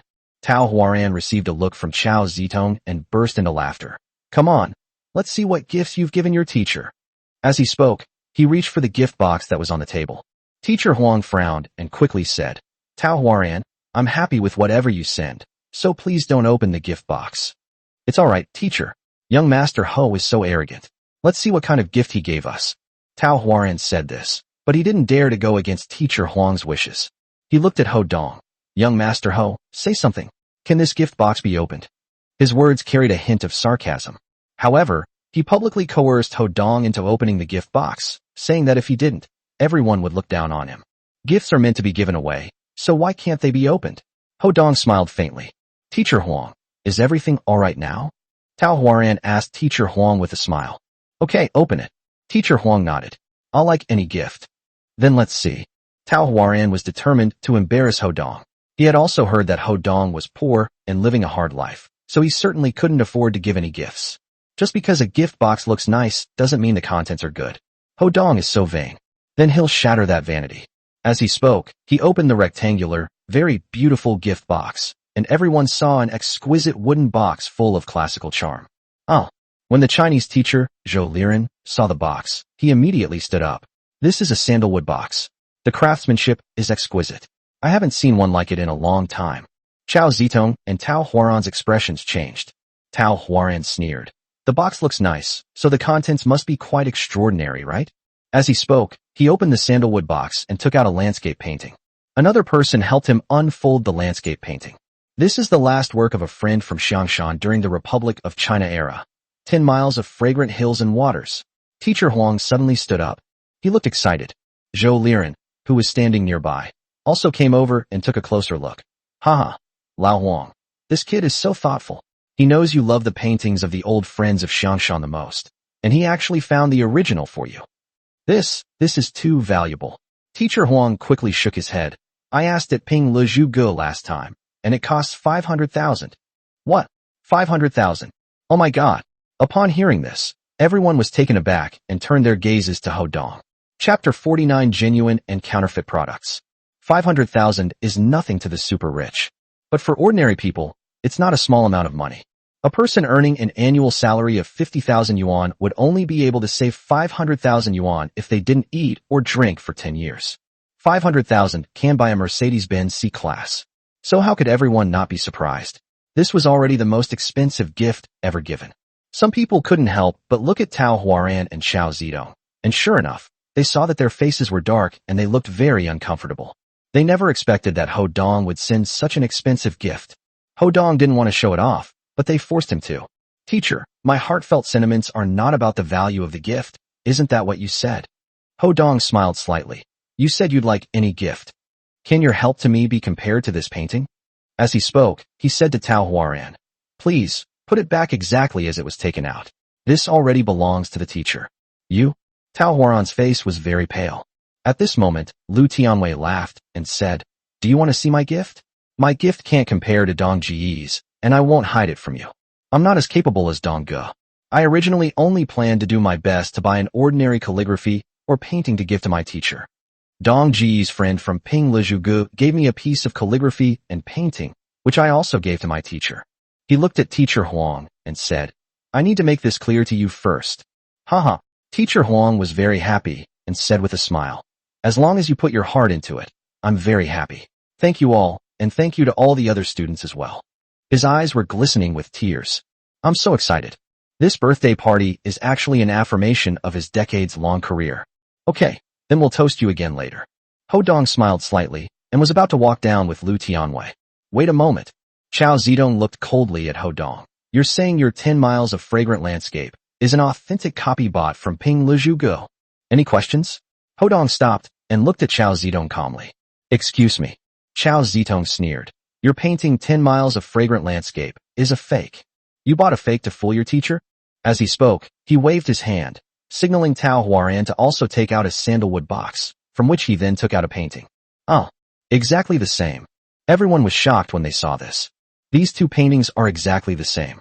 Their gazes swept back and forth across the painting, then fell upon Ho Dong and Chao Zitong, causing an uproar and much discussion. Ho Dong, you didn't expect this, did you? You tried to fool the teacher, but I caught you red-handed. Chao Zitong stared intently at Ho Dong. Ho Dong almost stole the spotlight from him just now. Fortunately, the painting he bought today, 10 miles of fragrant landscape, is Mr. Huang's favorite. Teacher, you've become so engrossed in this field. Come and see for yourself who's genuine and who's fake. Lu Tianwei was also quite surprised. However, he absolutely did not believe that Zhu Long could give Ho Dong counterfeit goods. However, Chao Zitong's expression was full of confidence. He was filled with doubts. Whether it's genuine or fake, aren't they all gifts? Teacher Huang smiled and waved her hand. Chao Zitong, I also really like your painting. You put your heart into it. Teacher, did you ever teach us that people must be able to distinguish right from wrong and truth from falsehood? Chao Zitong frowned and said, even if you like them all, you still have to understand the difference between truth and falsehood. Chao Zitong, we really can't tell the difference in this painting. At this moment, Teacher Zhou Liren, who had been comparing for a while, shook his head as he looked at Chao Zitong. Chao Zitong was a little angry. Teacher Zhou, do you mean that I might try to fool you with a fake? Zhou Liren shrugged and immediately fell silent. Yes, given Chao Zitong's status, There's absolutely no need for that. Besides, judging from his appearance, he doesn't seem to be putting on airs. The crowd began to whisper among themselves. To them, Chao Zedong seemed more like someone who could afford to spend 500,000 yuan to buy genuine products, while Ho Dong seemed more like someone who bought counterfeits. Chao Zedong, today is your teacher's birthday banquet. Don't make things difficult for him. Ho Dong frowned and waved his hand. If you say mine is a fake, then it is a fake. There's no need to say more. Haha, you admit it now. Tao Huaran laughed loudly. If you admit it, then admit it, but don't drag the teacher into it. Ho Dong, that's all you're capable of. Stop pretending to be all high and mighty. He's used to being a young master and wants to save face. The truth will always come out, and falsehood will always come out. When you're trying to show off, you'll eventually be exposed. Dian and his group started jeering again, each one of them relentlessly mocking Ho Dong, and everyone looked at Ho Dong with disdain. Hey, I thought he'd struck it rich. So he was just putting on a brave face. Never mind, that's normal. The crowd shook their heads and began to discuss amongst themselves. Teacher Huang couldn't bear it and was about to speak up for Ho Dong. Ho Dong waved his hand and said, Teacher, I'm fine. Don't worry about me. What are these rumors? Indeed, he didn't take it to heart. It's not about backing down. I didn't want to spoil Teacher Huang's mood because of this. Compared to dealing with Chao Zedong and his group, what did Teacher Huang's feelings amount to? Chao Zedong was extremely pleased with himself at that moment. Tao Huaran also looked secretly delighted. Sigh. Teacher Huang sighed and looked at Ho Dong. Compared to the aggressive Chao Zedong, he actually preferred Ho Dong. However, he couldn't say any more. Still trying to argue your point. Chao Zedong sneered and looked at Ho Dong. A fake is a fake. Fine, I won't argue with you anymore. He paused for a moment, then said, Justice resides in the hearts of the people. Good. Just then, a cold snort came from the doorway, and then several people walked in one after another. The person in the lead was none other than Zhu Long. Zhu Long strode over, gave Chao Zedong a cold look, and said, Indeed, justice resides in the hearts of the people. Chao Zedong frowned when he saw Zhu Long. He didn't know Zhu Long. However, the person he saw behind Zhu Long was none other than Zhuo Zixuan. When Zhuo Zixuan looked at him, his face was cold and displeased, which made him feel a chill. He and Zhuo Zixuan were friends in the same circle. He's here tonight to take care of Zhuo Zixuan's business. He was unhappy instead? Hello, Teacher Huang. At this moment, Zhu Long cupped his hands to Teacher Huang and said, I heard from the young master that tonight is his mentor's 60th birthday. I have come uninvited and apologize for disturbing you. He beckoned, and Xiao Xiao, who was standing next to him, also handed him a painting. Another person helped by unrolling the scroll. Zhu Long smiled and said, This is another painting by an old friend of Xiangshan, a painting that is as famous as 10 miles of fragrant hills and waters. 10,000 miles of rivers and mountains is also a masterpiece. This is for my teacher. I wish you a long and healthy life, and may you enjoy a peaceful and happy old age. After he finished speaking, Teacher Huang and Zhou Liren stared wide-eyed at the powerful and profound 10,000 miles of rivers and mountains. Teacher Huang was taken aback and quickly said, This gift is too precious. The value of a gift lies in the sentiment behind it. Zhu Long smiled and said, I am Zhu Long, the owner of Ping Le Zhu Gu. He glanced at Chao Zedong's face and said calmly, Young master chose this painting to give to teacher. I think that if 10 miles of fragrant mountains and waters and 10,000 miles of rivers and mountains were given to teacher together, teacher would probably have no regrets. He smiled slightly. So, I came uninvited. What? This is the owner of Ping Le Zhu Gu? It looks like it's true. He calls me young master Ho Dong, and he said I picked it out from him, so doesn't that mean Ho Dong's painting is genuine? Upon hearing this, everyone suddenly realized what was going on and began to discuss it animatedly. What? Chao Zedong blushed instantly, extremely embarrassed, and hurriedly said, Impossible, you've conspired to deceive me. We're not lying to you. At this moment, Xiao Xiao shook her head and pointed at Tao Huaran. It is this gentleman who bought the fake 10 miles of fragrant landscape from me this morning for 50,000 yuan. I explained it to him clearly at the time. This is a copy made by later generations, and it is a masterpiece among masterpieces. However, upon closer inspection, one can see the difference. If young Master Chao doesn't believe me, I have surveillance footage and payment records. Her words further clarified the situation. Boss Chao, listen to me. Tao Huaran's face turned ashen, and he trembled with fear. No, it's not. Shut up. Chao Zedong was so angry, he almost exploded. Why was he so confident before? Because he gave Tao Huaran 500,000 yuan. That son of a bitch actually spent only 50,000 yuan to buy a fake. He made such a huge fool of himself in public. He roared, "Fine, you even embezzle my money. Haha, I'll remember that." He bowed to Teacher Huang and said, "Teacher Huang, I'm sorry, I didn't know about this beforehand. Please forgive me." Chapter 50. A grand gift from the consortium. I said, "No matter who gives me an expensive or inexpensive item, whether it's an original or a fake, I will like it very much." Teacher Huang smiled slightly, shook her head, and indicated that she didn't mind. Tao Huaran opened his mouth, wanting to speak, but couldn't say anything. His heart sank to the bottom. The way others looked at him was one of respectful distance. People like Dian also decided to distance themselves from Tao Huaran one by one. They had already realized that Ho Dong was no longer a down-on-his-luck young master, but a genuine young master with real power. After this incident, Chao Zitong will probably not let Tao Huaran off easily. In their eyes, Tao Huaran was like a plague. "All right, I won't bother you any longer." Zhu Long had come specifically to give Ho Dong's teacher another gift to make Ho Dong look better, but unexpectedly, he encountered the issue of genuine versus counterfeit items. He felt that his visit this time was quite appropriate. After he finished speaking, he stepped back to Ho Dong's side. At this moment, another person, a well-dressed man, walked up and said with a smile, "Luo Group of Hangzhou City wishes the old man a long and healthy life." As he spoke, he placed an exquisite white jade horse-drawn zither in front of Teacher Huang. Upon seeing this, everyone realized that such a large and exquisite jade artifact must be worth at least 200,000 yuan. Moreover, the Roche Group is a household name. Just as Teacher Huang realized what was happening, another graceful woman walked up behind her, carrying a transparent box. Inside was a pale yellow ginseng root, shaped like a human. "It's quite large." The woman smiled softly and said, "Lu's Real Estate in Hangzhou City wishes the old man boundless happiness and longevity." The crowd gasped in surprise once again. Lu's Real Estate is one of the top 5 real estate companies in Handong Province. With them making a move, this ginseng is likely to be of extraordinary value. Teacher Huang was even more baffled. Then, another man in black walked over, cupped his hands, and said, "Song's Entertainment Media of Hangzhou City wishes you, sir, a life of happiness and prosperity, and a smile that never fades." After he finished speaking, he also presented a purebred Methriya Buddha statue. It's not small either. It is of extraordinary value. Under the lights, it shone even more brightly.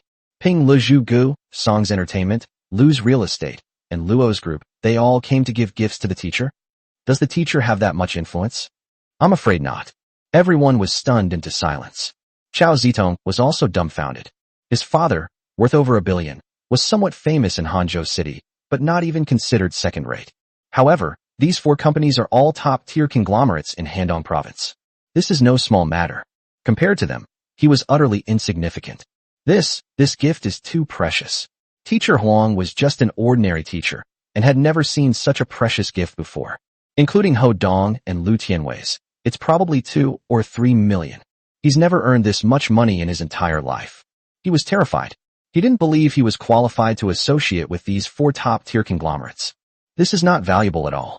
Zhu Long smiled and said, "Grandpa, you have been so kind to our young master. This birthday gift is nothing. If you ever need anything in the future, just give me a call, and we will do our best to help you." As he spoke, he came up again and personally handed over his business card. Teacher Huang glanced at Ho Dong. Ho Dong, he has quite the influence. He only knew that Ho Dong's family was wealthy. He never differentiated students based on their family background, so he never inquired about it. It was only then that he realized Ho Dong's identity was so extraordinary. "Teacher, old Zhu is right. Keep the things. If you need anything, just ask them." Ho Dong smiled slightly. Teacher Huang was in a very difficult position. However, the other teachers quickly persuaded him to accept it. Firstly, this was Ho Dong and his group's gesture of goodwill. Secondly, they were clearly after Ho Dong, so if we didn't accept their offer, wouldn't Ho Dong lose face? So he had no choice but to agree. Upon seeing this, Zhu Long cupped his hands in greeting and said, "Excuse me, everyone, farewell." After saying goodbye to Ho Dong, he turned and left. They came in a hurry, and they left in a hurry. Yet it leaves one with endless thoughts. At this moment, Zhuo Zixuan walked over and said with a smile, "Happy birthday, teacher. Hongyi Amla is my family's restaurant. You can eat and drink as you please today, and I'll cover the cost. In addition, I have already asked someone to open 2 bottles of the limited edition Martel XO for each table.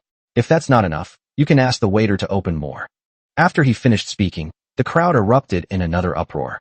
Chao Zedong's expression changed. Clearly, Zhuo Zixuan was being so generous because of Ho Dong. By organizing things himself, he not only lost face, but Ho Dong also stole all the limelight. I felt terrible but didn't say anything. He still had to apologize to Ho Dong. Otherwise, if he offended Ho Dong, not only would his career be in danger, but his family business would also be at risk. I feel incredibly frustrated. Sure enough, the waiter brought out 10 bottles of Martell XO Reserve and replaced many ordinary dishes with various delicacies. Everyone was immediately overjoyed. Zhuo Zixuan toasted Teacher Huang and the others, then toasted Ho Dong, and then toasted everyone before leaving, not wanting to disturb them. By this time, the others had already helped Teacher Huang pile all the gifts aside. Everyone began to eat, drink, and enjoy themselves. They lined up one by one to toast Teacher Huang. Zhang Feng and Jia Siki were also very sensible and quickly gave up their seats to Lu Tianwei and Ho Dong. Ho Dong originally didn't want to change seats, but he changed them to spend more time with Teacher Huang. With this change, even Chao Zedong gave up the seat closest to Teacher Huang to Ho Dong. Teacher Huang was overjoyed and drank some as well. The others also came one by one to toast Ho Dong, and there was no longer any disrespect. They were all polite and respectful. Dian and his group came over and punished themselves by drinking 3 cups. Ho Dong, however, did not take them seriously. Chao Zedong did the same, coming over to punish himself with a drink, but with so many people around, it wasn't convenient to say much, so he had to return to his seat. As for Tao Huaran, he was extremely uncomfortable at the moment, and he didn't even go over to toast Teacher Huang. He sat at table number 2, but no one spoke a word to him again. Ho Dong, however, saw through these people's attitudes very clearly. He doesn't blame anyone. In this world, there are very few people like Lu Tianwei and Teacher Huang. He was lucky to have met 2 people. The banquet lasted for 2 hours, and everyone was thoroughly satisfied with their meal and drinks. But someone suggested that they rent a karaoke room, continue drinking, and get to know each other better. In reality, many people understand that it's about communicating more with Ho Dong and Chao Zedong. Therefore, more than 30 people stayed. Teacher Huang and the others were not young, and they had been drinking. Zhuo Zixuan, who was standing guard outside, volunteered to send someone along to personally escort the teachers back. Teacher Huang's birthday gift, worth millions, was naturally escorted back by them personally. Zhuo Zixuan did this, of course, to curry favor with Ho Dong. Ho Dong was quite at ease with him.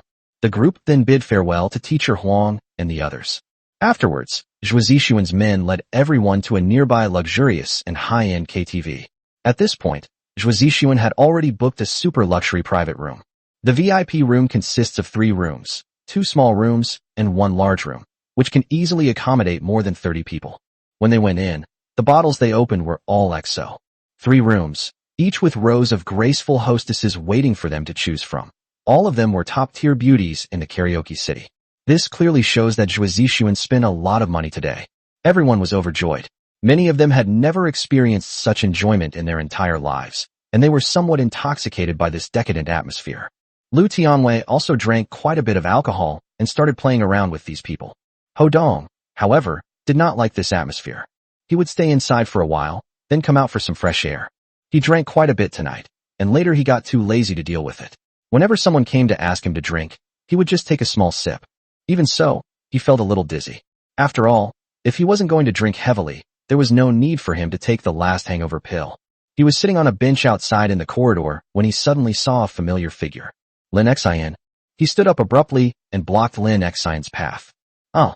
Lin Xian was startled, but breathed a sigh of relief after recognizing Ho Dong. Brother-in-law, what are you doing here? How much did you drink? She smelled a strong odor of alcohol on Ho Dong. What are you doing here? Ho Dong frowned. This place wasn't a pure karaoke place. It was rather chaotic. Lin Xian is Lin Tide's younger sister, and he didn't really want her to come here. Brother-in-law, please help me find her. My sister is here. She just sent me a message saying she might be in danger. Lin Xian then realized what was happening and quickly grabbed Ho Dong's hand, saying something hastily. What? Ho Dong was furious upon hearing this. Chapter 51A Scheme. Lin Xian then explained what had happened. It turned out that she only found out when she got back that her sister had gone out for a social event. She was very worried. Because Lin Tide never used to go out for social events at night. Even during the day, she would make thorough preparations. After all, many people have their eyes on her. Just before that, she received a text message from Lin Tide, telling her the location and even the room number. She received the message and couldn't sit still, so she immediately ran over to meet her. Just now, she received another message from Lin Tide, containing only 2 words, "Save me." However, she was not familiar with this karaoke city, and its layout was very complicated, like a maze. Instead of finding her sister, she found Ho Dong. Then let's go over there right away. Ho Dong quickly grabbed her hand and walked forward. It turns out that he remembered the private room Lin Xine mentioned when he came here. On the other side, Lin Tide was already quite drunk at this point. She looked at the 7 or 8 men and women in the private room and felt a little dizzy. Sitting next to her was a middle-aged man around 40 years old, with a sleazy appearance and filthy eyes. This person was none other than Fu Kahao. Seeing Lin Tide drink another glass of wine, Fu Kahao clapped and said, "Haha. Good drinking capacity. Niece Lin, you are a woman who is just as good as men." Others echoed this sentiment. At this moment, Fu Kahao gave a wink to the alluring woman next to him. The woman immediately poured Lin Tide another glass of red wine. Fu Kahao said, "Come on, niece, have another drink. Otherwise, the contract your mother signed with me could put her in jail for at least 10 years. It turns out that Lin Tide came here this time because Lin Yuezhi had been tricked by Fu Kahao and signed a series of contracts. The so-called chain contract is to first sign her a regular contract so that she can get some benefits. Then they set traps step by step, getting her to sign several contracts. Similar to some loan sharking schemes, it's actually a scam. However, this scam actually has legal effect. Lin Yuezhi still doesn't know this and still thinks she can earn tens of millions just by sitting at home. She thought Fu Kahao could help her solve the company's problems. After meeting Lin Tide today, Fu Kahao used company matters as an excuse to send Lin Yuezhi away and stayed at Lin's Beauty, where he showed the contract to Lin Tide. Lin Tide was already extremely busy with company matters, and when she saw these contracts, she almost fainted on the spot. It's like one problem after another. Fu Kahao took the opportunity to propose a condition, that she come to the karaoke bar that evening to discuss the matter. Otherwise, he would immediately sue Lin Yuezhi. Lin Tide then made a phone call to subtly inquire with her mother, confirming the truth of the matter. Then, even though she knew the other party had ulterior motives, she had no choice but to come over. She drank quite a bit of alcohol as soon as she arrived, and is now incoherent. She didn't want to drink it, but she didn't dare not. It's a situation where you're caught in a dilemma. She texted her sister, hoping that at a crucial moment, her sister could take some evidence and negotiate with them. As for his own safety, he could only take it one step at a time. She picked up her wine glass and looked coldly at Fu Kahao. "Mr. Fu, you have to come up with a solution first.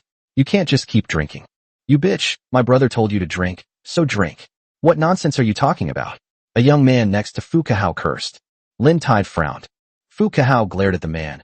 "Shut up." He then looked at Lin Tide, rubbed his hands together, and said, "Actually, you should understand what's so special about your mother that's worth me setting up a trap for." He chuckled. "Isn't it all because of you?" He added, "I'm asking you to drink because I'm afraid you won't be able to let loose. If you agree to spend the night with me tonight, I'll give you the contract first thing tomorrow morning." Lin Tide was furious upon hearing this. As expected, the other party had designs on her from the very beginning. She's not stupid. Whether she'll get the contract tomorrow morning is still a question. Moreover, she certainly wouldn't want to be defiled by others. She suppressed her anger and said, "Since I'm already here, why don't we sign a termination agreement, and then I'll drink with you again." Snap. As soon as she finished speaking, the young man next to her slapped Lin Tide to the ground. He cursed, "Shut your mother's mouth. Say one more word, and I'll fuck you right here, and then strip you naked and throw you in the street." "Hey, Miss Lin, one of the 4 beauties of Hanju City. Isn't she a whore? Can't other men even look at her?" The man had a bad temper and started cursing again. Fu Kahao didn't stop her, but looked at Lin Tide, who was slowly standing up. "Miss Lin, you heard it too. My little brother here is not to be trifled with." He chuckled. "And besides, now that you're here, do you really think you can just walk away? You all." Lin Tide was filled with fear, despair, and confusion. She had thought that she could reason with these people. Now she realizes how naive she was. "Let me tell you." Fu Kahao stomped his foot on the coffee table and sneered. "I didn't care about your mother's contract at all. Someone is trying to get you. Since you're here today, if you behave well, you can play with me and record a video. If you're naughty, then we'll have to go for something more intense, and you probably won't even be able to enjoy it." As soon as he finished speaking, the others chuckled lewdly. Lin Tide was so frightened that her face turned pale, and she quickly took 2 steps back. She suddenly realized that she shouldn't have come tonight. "Once I arrive, I'm afraid I'll be controlled by others forever. A strong sense of fear surged through her, and she immediately turned and ran. Bang! Her path was already blocked by Fu Kahao's men. She bumped into one of them, almost causing her to fall. Trying to run? The man chuckled. Where are you going? As he spoke, the man gave Lin Shi a hard shove, causing her to stumble and nearly crash into the coffee table. Fu Kahao revealed his ferocious face.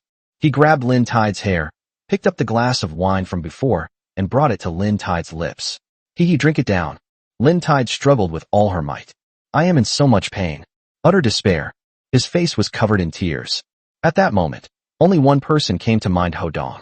Upon seeing Lin Tide's pained expression, the others immediately burst into arrogant laughter, their smugness and lewdness palpable. Bang! Just then, Ho Dong kicked open the door to the private room. Seeing the scene before him, his eyes practically spit fire. He had already been drinking, and at that moment, he felt his head was congested with blood. Xiao Tide! He roared and charged forward. When he kicked the door open, the other party had already noticed him. As he rushed over, one of them kicked Ho Dong from the side, causing him to fall to the ground. Ho Dong didn't even notice. With a thud, he bumped into a box of empty wine bottles next to him. The kick was quite forceful, but he was consumed by rage and had been drinking, so he didn't feel it at all. Ho Dong. Lin Tide was both surprised and worried when she saw Ho Dong, because there were too many of his people. At that moment, she saw Ho Dong, holding an empty wine bottle in one hand, roar and leap up from the ground. With a bang, a bottle smashed on the head of the man who had just kicked him. One bottle, and your head explodes. The man screamed in agony as his head was ripped open and blood gushed out. He clutched his head, blood streaming down between his fingers. In the blink of an eye, the man, his face covered in blood, collapsed to the ground. Lin Tide trembled all over, the fear making her feel as if someone was choking her. My mind went completely blank. At that moment, Ho Dong rushed over, raised a wine bottle in his left hand, and was about to smash the person blocking him, but the person quickly dodged to the side. Uft. Little did they know, Ho Dong's left hand was just a feint, while the remaining piece of the bottle in his right hand pierced the man's stomach. The man screamed in agony. Then, Ho Dong pulled the broken bottle off, and a spurt of blood gushed out. The man then fell backward. For a moment, Ho Dong was as fierce as a tiger, scaring those people so much that they trembled all over, and not a single person dared to come over to stop him. It's you. Stop. Fu Kahao, however, was calmer than the others. He smashed a wine bottle with a bang, and pointed the sharp broken bottle at Lin Tide. He yelled, "Throw away what you have, or I'll kill her." Chapter 52 Emergency Situation. Ho Dong. Lin Tide was terrified. Looking at Ho Dong, she was deeply moved and quickly cried out, "Don't worry about me, just go. I won't leave." Ho Dong said calmly to Lin Tide, then glared coldly at Fu Kahao. "I knew you were no good when I saw you today."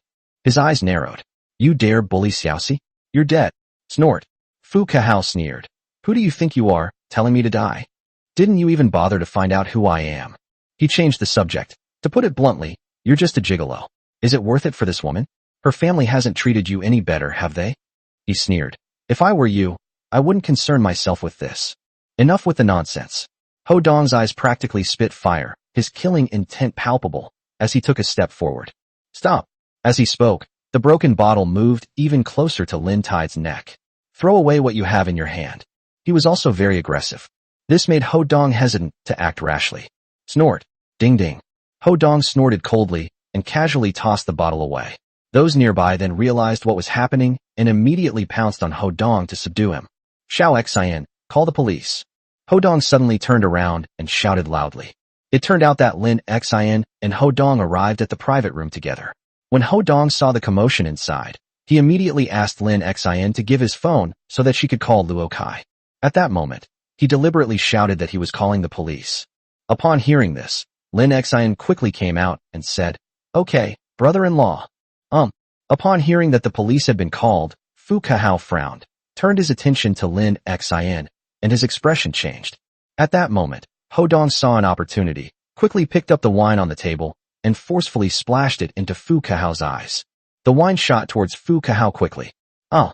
Fu Kahao exclaimed in surprise, and quickly withdrew his hand to block the spilled liquor, which splashed all over his face. "Walk!" Ho Dong then pulled Lin Tide over and kicked a man next to him to the ground. Then he ran outside. Lin Tide was already drunk and her steps were unsteady. Now she was even more dizzy and almost fell to the ground when Ho Dong pulled her.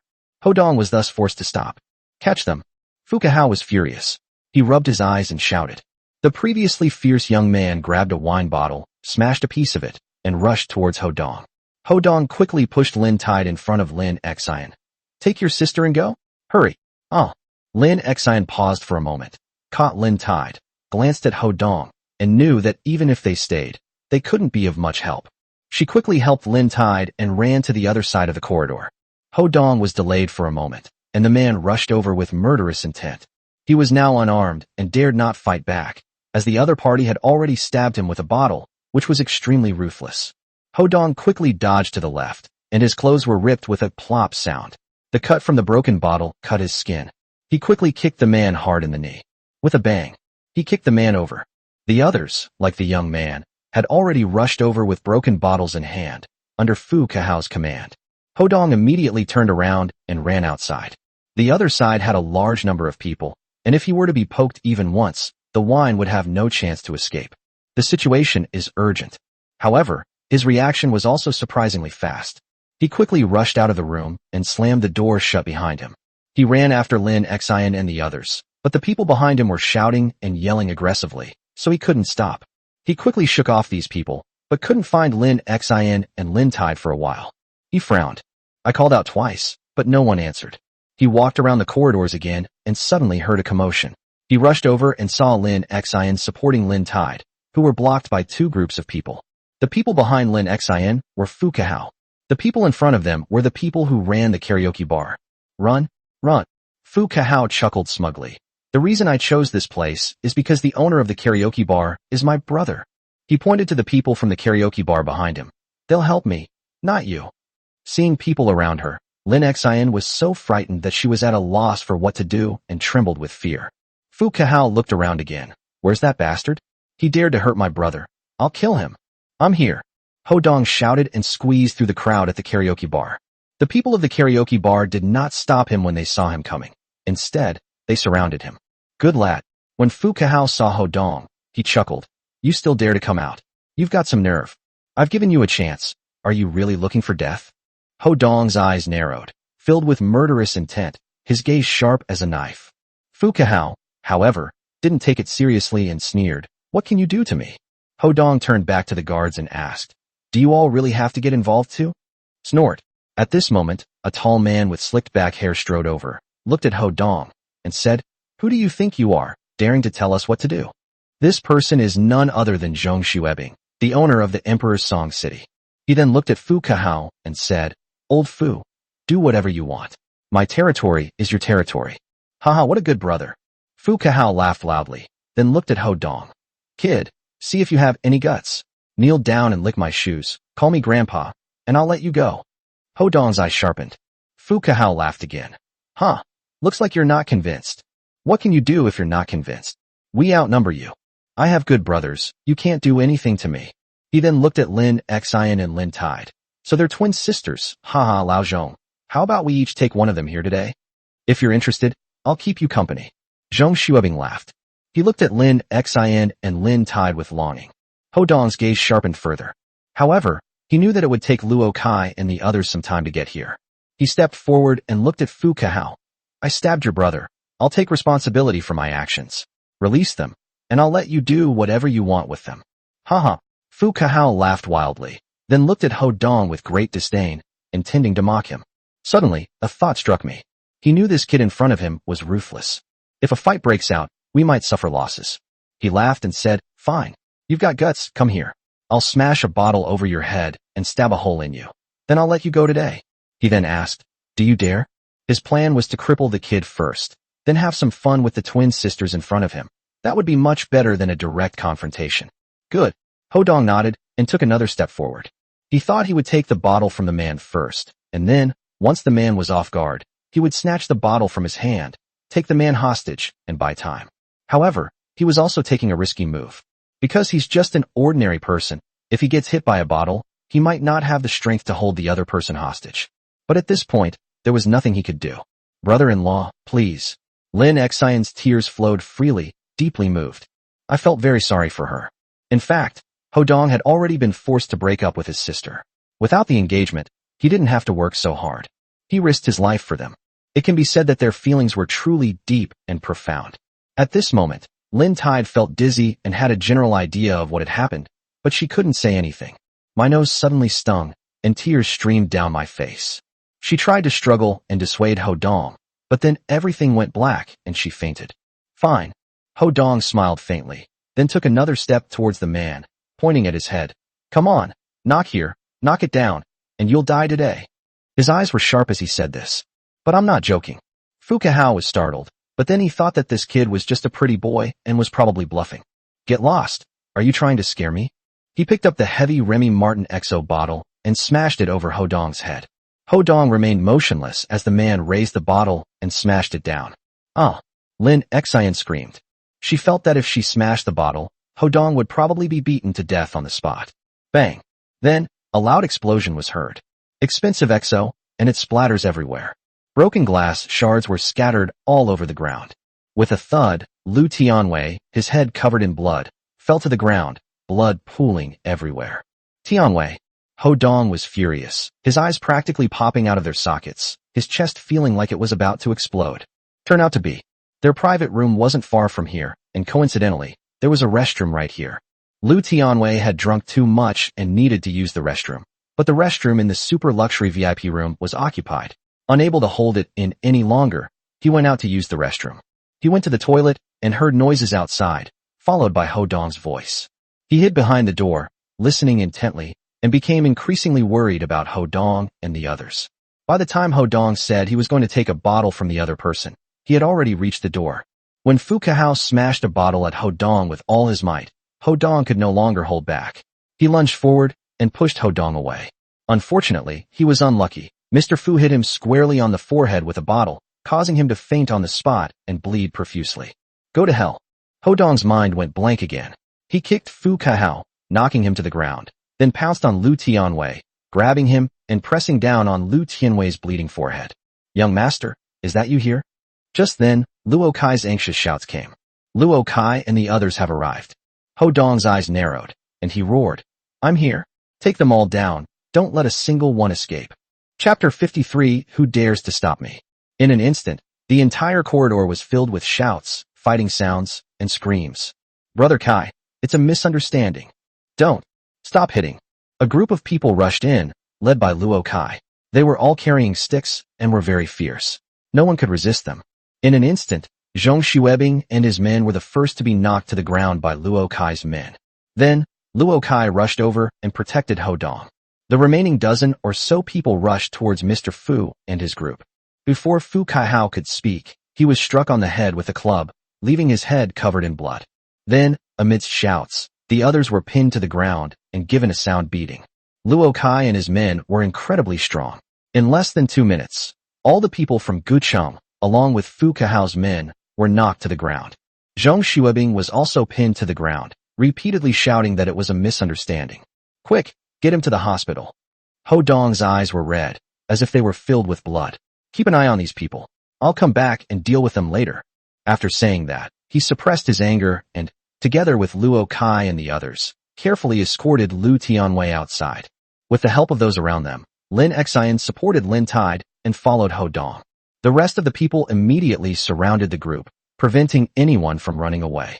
Everyone, including Zhong Xuebing, was trembling with fear. I was extremely annoyed. At this time, there were more than a dozen people guarding the karaoke bar, standing on the first floor, ready to attack them on sight. Who dares to stop me? Luo Kai roared, pointing outside. Look outside. Anyone who dares to stop us will die. His roar was very loud. The people who were guarding the place had heard that someone was causing trouble at the karaoke bar and had been called over from the surrounding area. They were all startled when they saw Luo Kai's imposing manner. When they looked back, they gasped in shock. It turned out that, at some point, several cars full of people had arrived outside the karaoke bar and were gathered there. At this moment, 7 or 8 people have come to meet Luo Kai and his group. The dozen or so men were terrified and dared not stop them. Brother Kai, what's the next step? The leader, one of Luo Kai's confidants, looked at Luo Kai and asked in a deep voice. Luo Kai introduced the man, saying, This is our young master. Young master. The man hurriedly bowed respectfully to Ho Dong. Yes, thank you for your hard work. Ho Dong nodded. Luo Kai added, Now we'll take them to the hospital first. You all stay here and guard them. None of you are allowed to leave. We don't have enough people, call more. Even if the heavenly king himself comes, you'd better hold the line. His tone was extremely fierce. The man nodded hurriedly. Yes, I understand. Let's go. Hodong didn't dare to delay, and quickly helped Lu Tianwei into the car with the others, and then asked someone to take Lin Xin and the other two back. I arrived at the hospital and spent an hour there. Finally, the doctor came out and told Lu Tianwei that his condition was not too bad, that he had been brought to the hospital in time, and that he was not in any danger. However, he couldn't say for sure whether there would be any long-term effects. Hodong hurriedly left two people there to look after things. Afterwards, he returned to Emperor Song City with Luo Kai. The Imperial Song City was completely surrounded, and those who wanted to leave were dissuaded. The guards at the Imperial Song City were also extremely anxious, but dared not break through the gates. When Hodong and his group returned, these people immediately became nervous. Hodong didn't even glance at them, but instead returned to the third-floor corridor. But then Lin Xin appeared here. He frowned. Didn't I tell you to go back? I took my sister home. I was worried about you, so I came over, Lin Xin said, her head down. I'm fine. Hodong glanced at her. Never mind, you can stay here. I'll take you home later. Thank you, brother-in-law, Lin Xin said with a smug look on her face. At this moment, Chao Zitong and the others saw him, looking flustered, and came over to ask him questions. Hodong waved his hand and said, You guys keep playing. With me here, you'll be fine. Upon hearing this, Chao Zitong and the others noticed his unfriendly expression. They also learned that someone had previously seen Lu Tianwei covered in blood and being carried out. They roughly knew that something bad had happened and were very worried. But since Hodong said that, they had no choice but to go back immediately. Hodong glanced at Zhong Xuebing and the others, then frowned. Fu Kahao wasn't there. Where is the other person? He knew that the real culprit was nowhere to be found. Who is it? Luo Kai's men were taken aback. Luo Kai, whose memory was quite good, exclaimed in shock, Oh no. As he spoke, he kicked the arrogant young man next to him, one of Fu Kahao's accomplices. Where's your boss? He just took advantage of the chaos and ran away from the back. The man was also badly beaten, his face covered in blood, and he had been kicked again, causing him great pain. He hurriedly pointed to the end of the corridor. Send someone to take a look. Hodong's eyes were cold. Yes. Luo Kai hurriedly ordered people to search, and under Hodong's command, Zhong Xuebing and Fu Kahao's other accomplices pulled up a large bag. Hodong sat down on the sofa in the large room.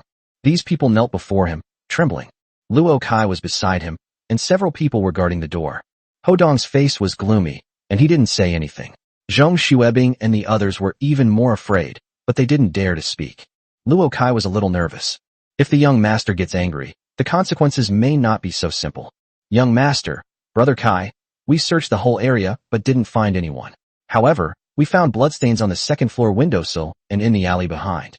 A rather capable-looking man walked in and quickly said to Hodong and the others, They might have escaped. They ran away? Hodong's anger was enough to send shivers down one's spine. He then looked at the arrogant young man and said, What's going on between Xiaoxi and you? If you tell even one lie, I'll cut out your tongue. The young man trembled. He was arrogant enough before, bullying Lin Tide, but he never thought that this day would come. He swallowed hard. I'll talk. He immediately recounted everything that had happened.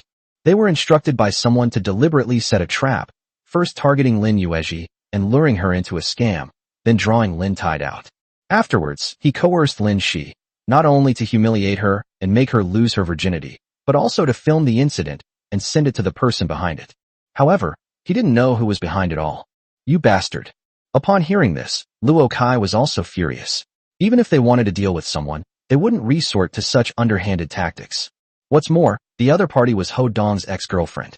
He walked up to the man and slapped him repeatedly across the face. The man screamed in agony as he was beaten. He almost fainted. Damn it. At this point, Zhong Xuebing was also terrified and cursed inwardly. Hodong is Luo Kai's young master, which is already quite frightening. That bastard Fu Kahao actually did such a despicable thing. They even got into trouble with Luo Kai's young master. Isn't this going to get him killed? At this moment, Hodong waved his hand, signaling Luo Kai to stop. He looked at the other man, who was lying there like a dead dog, and said coldly, Your boss is also injured and can't have gone far. Find him for me. He then added, If I can't find it, I'll make you wish you were dead. These words sent chills down one's spine. The man trembled and nodded hurriedly. Yes, I will definitely find him. Ho Dong looked at Luo Kai and said, "Take more people with you." "Yes." Luo Kai nodded. "Don't worry, young master. If he dares to bully Miss Lin and 10 people can't find him, I'll send 100 people to look for him. If 100 people can't find him, I'll send 1,000 people to look for him. If we can't find it within the Luo group, we'll send the 4 tigers of Hanzhou and all our underworld friends to search for it. We need to find someone. No one can hide." After he finished speaking, he gave some instructions to his men, and then immediately dragged the man out. Ho Dong then turned his gaze to the other men under Fu Kaihao, his eyes sharpening. "You are accomplices, but your crimes do not warrant death." He said to the people next to him, "Cut each person 3 times and throw them out." Those people breathed a sigh of relief upon hearing this.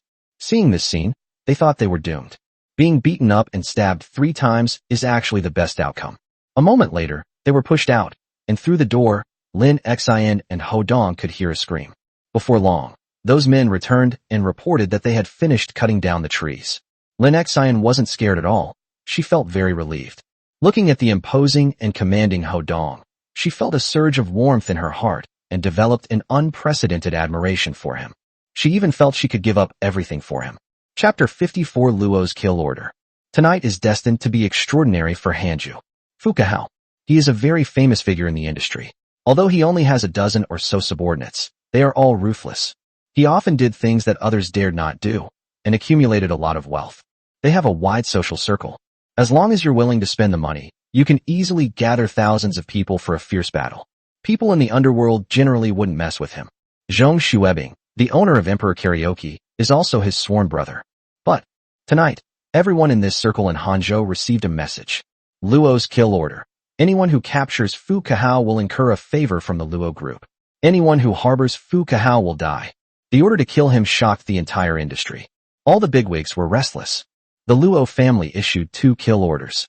The last one caused a great uproar in the city, resulting in countless deaths and injuries. This also laid the foundation for the Roche group. Everyone knows that Luo Fuxing is a madman, and the 4 tigers of Hanzhou are inseparable, so who can afford to offend them? Therefore, some bigwigs conducted their own investigations, not wanting to get involved in the matter, but also not daring to protect Fu Kaihao. Some powerful figures are also frantically searching for Fu Kaihao, all for the sake of doing a favor for someone from the Luo group. As Luo Kai said, if 10 people can't find it, then 100 people will look for it. If 100 people can't find it, then 1,000 people will look for it. If you can't find it among 1,000 people, then search among tens of thousands. Hanzhou City is very large. However, given their connections, they surely could find at least 1 injured person in one night. Time passed little by little.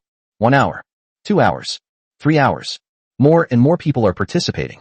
The entire city of Daiwang was searched more than 10 times, but Fu Kaihao seemed to have vanished into thin air. There's still no news from Luo Kai's side, even though he brought his men. None of his men knew where Fu Kaihao had gone. Several of Fu Kaihao's residences were also visited, and clinics and hospitals throughout the city were searched. This matter caused quite a stir. Several versions of why Fu Kaihao was being sought have circulated, but it seems they are all related to a young master. As for who this young master is, very few people know. Young master, I really didn't know Fu Kaihao did such a thing. I was wrong. Please forgive me. Zhong Xuebing has been kneeling on the ground for 3 hours. My legs were in excruciating pain. But what frightened him even more was that Ho Dong had not yet punished him. The unknown is the most terrifying. Ho Dong glanced at him indifferently. You just said you wanted to play with my woman in public? Zhong Xuebing shuddered and immediately prostrated himself on the ground, kowtowing. Young master, it's really a misunderstanding. I deserve to die. I deserve to die. He immediately slapped himself hard across the face. The dignified Master Zhong of the Imperial Song City is in such a sorry state. If word got out, probably no one would believe it. When Zhong Xuebing was almost knocked unconscious and had no strength left, Ho Dong walked over and stepped on Zhong Xuebing's head. Snap! Zhong Xuebing's head slammed into the ground.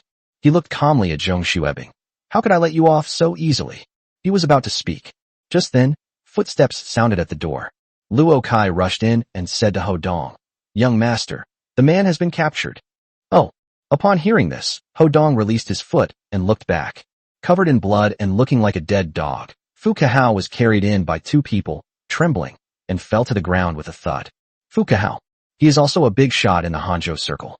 At this moment, however, he had reached the end of his rope. His eyes were bloodshot as he looked up at Ho Dong, filled with deep fear. He's done everything from kidnapping and setting traps to robbery, relying on his shrewdness, caution, and connections. But this time, he really got carried away. When someone gets carried away, trouble is sure to follow. That's absolutely true. When Luo Kai appeared, he knew he couldn't stay in Hangzhou City any longer. So he took advantage of the chaos and ran away despite his injuries. He has extremely strong counter-surveillance capabilities, so he created a false impression and then hid in a place that no one would expect. He thought to himself, things will be fine after tonight. Unexpectedly, Ho Dong was determined to find him, even if it meant digging 3 feet into the ground. Furthermore, the Luo family kill order was invoked, and many people tried to lure him by sending him messages. He almost believed them, but he didn't fall for it. But they still managed to find it. Even now, he is still terrified. Who are you? Why? Why did you get Luo Fuxing to issue a kill order? Fu Kahao asked, trembling all over. He knew he was doomed, but he wanted to die knowing the truth. You are not worthy to know my identity, Ho Dong said coldly, then changed the subject and asked, now, do you want a quick and painless death, or a fate worse than death? His words sent chills down one's spine. Fu Kahao's teeth chattered. He glanced at the indifferent Ho Dong and hurriedly asked, is it possible to survive? He's practically begging for mercy. He didn't want to die. Ho Dong sneered. You almost killed my brother. You almost humiliated my woman. If you don't die, who will? Fu Kahao sensed Ho Dong's intense killing intent. He gritted his teeth. Then how can I die a quick and painless death? Who told you to do this? Ho Dong stared at Fu Kahao. Fu Kahao gave a bitter laugh. It's the head of the Wei clan, Boss Wei. It really was him. Ho Dong also realized that the only people who could instruct Fu Kahao to take action were probably Wei Min's men. The fact that Wei Min's men were targeting Lin Tide clearly indicates that they already knew his identity. It turns out that he was the one who started this whole thing. He couldn't help but feel a little guilty. He nodded and looked at Fu Kahao. You still have your phone, right? Give him a call. Yes. Fu Kahao, trembling, took out his phone and dialed a number. Ho Dong reached out his hand. Fu Kahao handed the phone to Ho Dong. Hey, did you get it done? If you did, I'll save you. If you didn't, you're going to die. A deep, authoritative voice came from the other end. He is Wei Zishi, the head of the Wei clan. Clearly, he was also aware of the Luo family's kill order. It didn't work out, Ho Dong said calmly. Wei Zishi was taken aback, and then asked, who are you? He then realized, it's you. He added, you're quite something. You called, what do you want? Not very good. Ho Dong smiled faintly. I just wanted to confirm something. Just wait and see. We'll meet soon. Afraid of you? Wei Zishi roared. I'm waiting for you. Okay. Ho Dong hung up the phone and threw it on the ground. He then reached out and pulled Lin Xian, saying, let's go. You must be tired today. Okay. Lin Xian nodded obediently and followed behind Ho Dong. Ho Dong walked to the door, stopped, and turned to look at Zhong Xuebing. This karaoke bar should not be opened anymore. I don't want to see you again in Hangzhou City. Yes. Zhong Xuebing immediately threw himself to the ground, extremely excited, and looked at Ho Dong, letting out a huge sigh of relief. Although this was already a great punishment for him, but being able to save one's life is already a good thing. Ho Dong glanced at Fu Kahao, whose face was ashen, and then said to Luo Kai, make it cleaner. Yes, young master. Luo Kai nodded hurriedly. Then, Ho Dong pulled Lin Xian out of the private room and smiled at her. You were scared today, weren't you? It's all right. Lin Xian was actually quite frightened before. At that moment, I wasn't afraid at all. She was somewhat surprised. Ho Dong glanced at her and said, I'll take you back. Don't talk about your sister. If she remembers, she remembers. If she doesn't, then forget it. Yes, I know. Lin Xian nodded quickly. Afterwards, Ho Dong took her away from the Imperial Song City, which was still guarded by many people. Shortly after, they took Lin Xian back to her apartment complex. Only then did he return to the company. Chapter 55 Dating. The next day, Ho Dong was busy all morning. It wasn't until the afternoon that he had time to consider helping Lin Tide solve the company's problems. He also investigated the matter of Lin Tide's company. Money is a minor issue. The key is for Grandma Lin to step in and resolve the financial disputes and the contracts with the partners.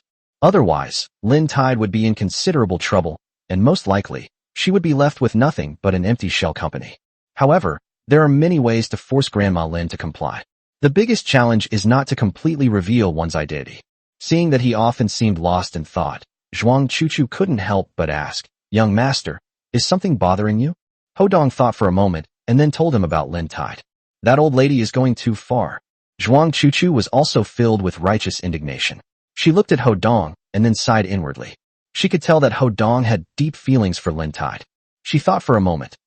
Young master, you can ask Miss Sun for help. If she intervenes, your identity won't be exposed. That's a possible solution. Ho Dong thought about it and realized that Sun Minyan's intervention was indeed a good idea. But how long had he known Sun Minyan? Although they were engaged. However, it's not good to bother others after all. He thought for a moment and shook his head.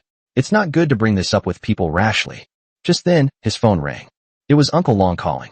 He frowned, guessing why Uncle Long had called. He answered the phone. Uncle Long. Xiaodong, I just want to ask, what do you think of Manyan? Wang Rulong's voice came. It's all right. Ho Dong said somewhat awkwardly. This sounds a bit like pressuring someone to get married. Since things are going well, why haven't you taken the initiative to ask them out? Wang Rulong asked again. I've been quite busy lately, Ho Dong said with a smile. No matter what, you should try to get to know them better, Wang Rulong said after thinking for a moment. Okay, I understand. I'll ask her out today. Ho Dong had no choice but to agree since Uncle Long had already said so. Haha, that's more like it. Wang Rulong was very satisfied. After chatting for a few more minutes, he hung up the phone, seemingly in a very good mood. Ho Dong hung up the phone, looking helpless. After thinking about it, he called Sun Manyan and asked her to have coffee in the afternoon and dinner and a movie in the evening. This is also a standard dating routine. By the way, I also chatted with her about helping her out. Upon hearing this, Sun Manyan naturally agreed with great joy. We arranged to meet at the Happy Duo Hotel. He had company business to attend to, so he didn't ask Zhuang Chuchu to go. Instead, he took the subway and arrived at the entrance of the Zhishiduo Hotel. He saw Lin Yunlong while he was still on the steps. He raised an eyebrow. Lin Yunlong was dressed in expensive clothes, handsome and dashing, and was holding a large bouquet of valuable blue roses. He looked dashing and debonair. Given his status, he could easily attract beautiful women with a mere flick of his finger. The fact that he took it so seriously, delivering flowers to the door, suggests that the recipient is probably not an ordinary person. Ho Dong thought about it for a moment and immediately understood. Lin Yunlong has come to pursue Sun Manyan in order to resolve the Lin family's crisis. He couldn't help but grin and then walked over. Ho Dong. Lin Yunlong saw Ho Dong from afar. He didn't want to pay attention to him at first, but when Ho Dong walked over, he couldn't suppress his anger at being turned away. He looked coldly at Ho Dong as he approached. What are you doing here? Get out of here and don't bother me. Is this a place you can come to? His voice was quite loud, and passers-by couldn't help but stop and watch, pointing and whispering. Ho Dong's clothes were still as shabby and casual as ever. In comparison, he is far inferior to Lin Yunlong. In this age where appearances matter, Ho Dong is somewhat inferior and becomes an object of ridicule. Ho Dong realized that Lin Yunlong was taking his anger out on him. He smiled faintly, glanced at the flowers in Lin Yunlong's hand, and shook his head. You're here to see Sun Manyan? Is it you who calls Miss Sun by her name? Lin Yunlong was not polite to Ho Dong at all. Ho Dong smiled and said, You didn't see anyone, did you? Roll. Lin Yunlong was furious. He glared at Ho Dong, then waved his hand. Security, come here. He was very angry. I came here to wait for Sun Manyan, but I haven't seen her at all. Normally, he wouldn't have had such patience, but it's because of the Lin family's current situation that he has no choice but to swallow his anger. Ho Dong came here precisely to vent his anger. He was the eldest son of the Lin family, and the security guards knew him quite well. As soon as he called out, 2 security guards ran over. Young Master Lin, what is it? The 2 security guards bowed slightly to Lin Yunlong, then turned back to look at Ho Dong, and were so frightened that their scalps tingled. What a coincidence. These 2 security guards happened to be the same ones who had seen Ho Dong here last time. I find this poor wretch annoying. Kick him out. Lin Yunlong pointed at Ho Dong and shouted. The others couldn't help but shake their heads, thinking that Ho Dong was overestimating himself. Who knew? The 2 security guards glanced at Ho Dong, grinned, and bowed slightly. Hello, young Master Ho. Ho Dong nodded. Lin Yunlong's face darkened, and he shouted. Who does he think he is, young Master Ho? Do you 2 still want to stay here? Where is your manager Lu? He was even angrier, his eyes practically spitting fire. Young Master Lin. At this moment, Manager Lu also arrived, cupped his hands in greeting to Lin Yunlong, and then gave Ho Dong a fawning smile. This Manager Lu is the one who was scared to death last time. He knew about young Master Lin, but he also knew that compared to young Master Ho before him, young Master Lin wasn't even worthy of carrying his shoes. However, he dared not offend either side. He quickly smiled and said, Young Master Lin, Let's talk things out. We're all respectable people. He. Lin Yunlong looked at Ho Dong with disdain, snorted coldly, but was very puzzled. The security guard might be stupid, but Manager Lu isn't. Does Ho Dong really have some kind of background? However, the thought flashed through his mind, and he scoffed inwardly. If Ho Dong had a powerful background, why would he have suffered so much indignity and hardship in the Lin family, and even had his engagement broken off? Seeing that Manager Lu wasn't listening to him, Lin Yunlong looked at Ho Dong and changed the subject. What are you doing here? What's it to you? Ho Dong glanced at him indifferently, then waved his hand at Manager Lu. Throw him out. I don't want to see him here. What? Lin Yunlong was both shocked and furious.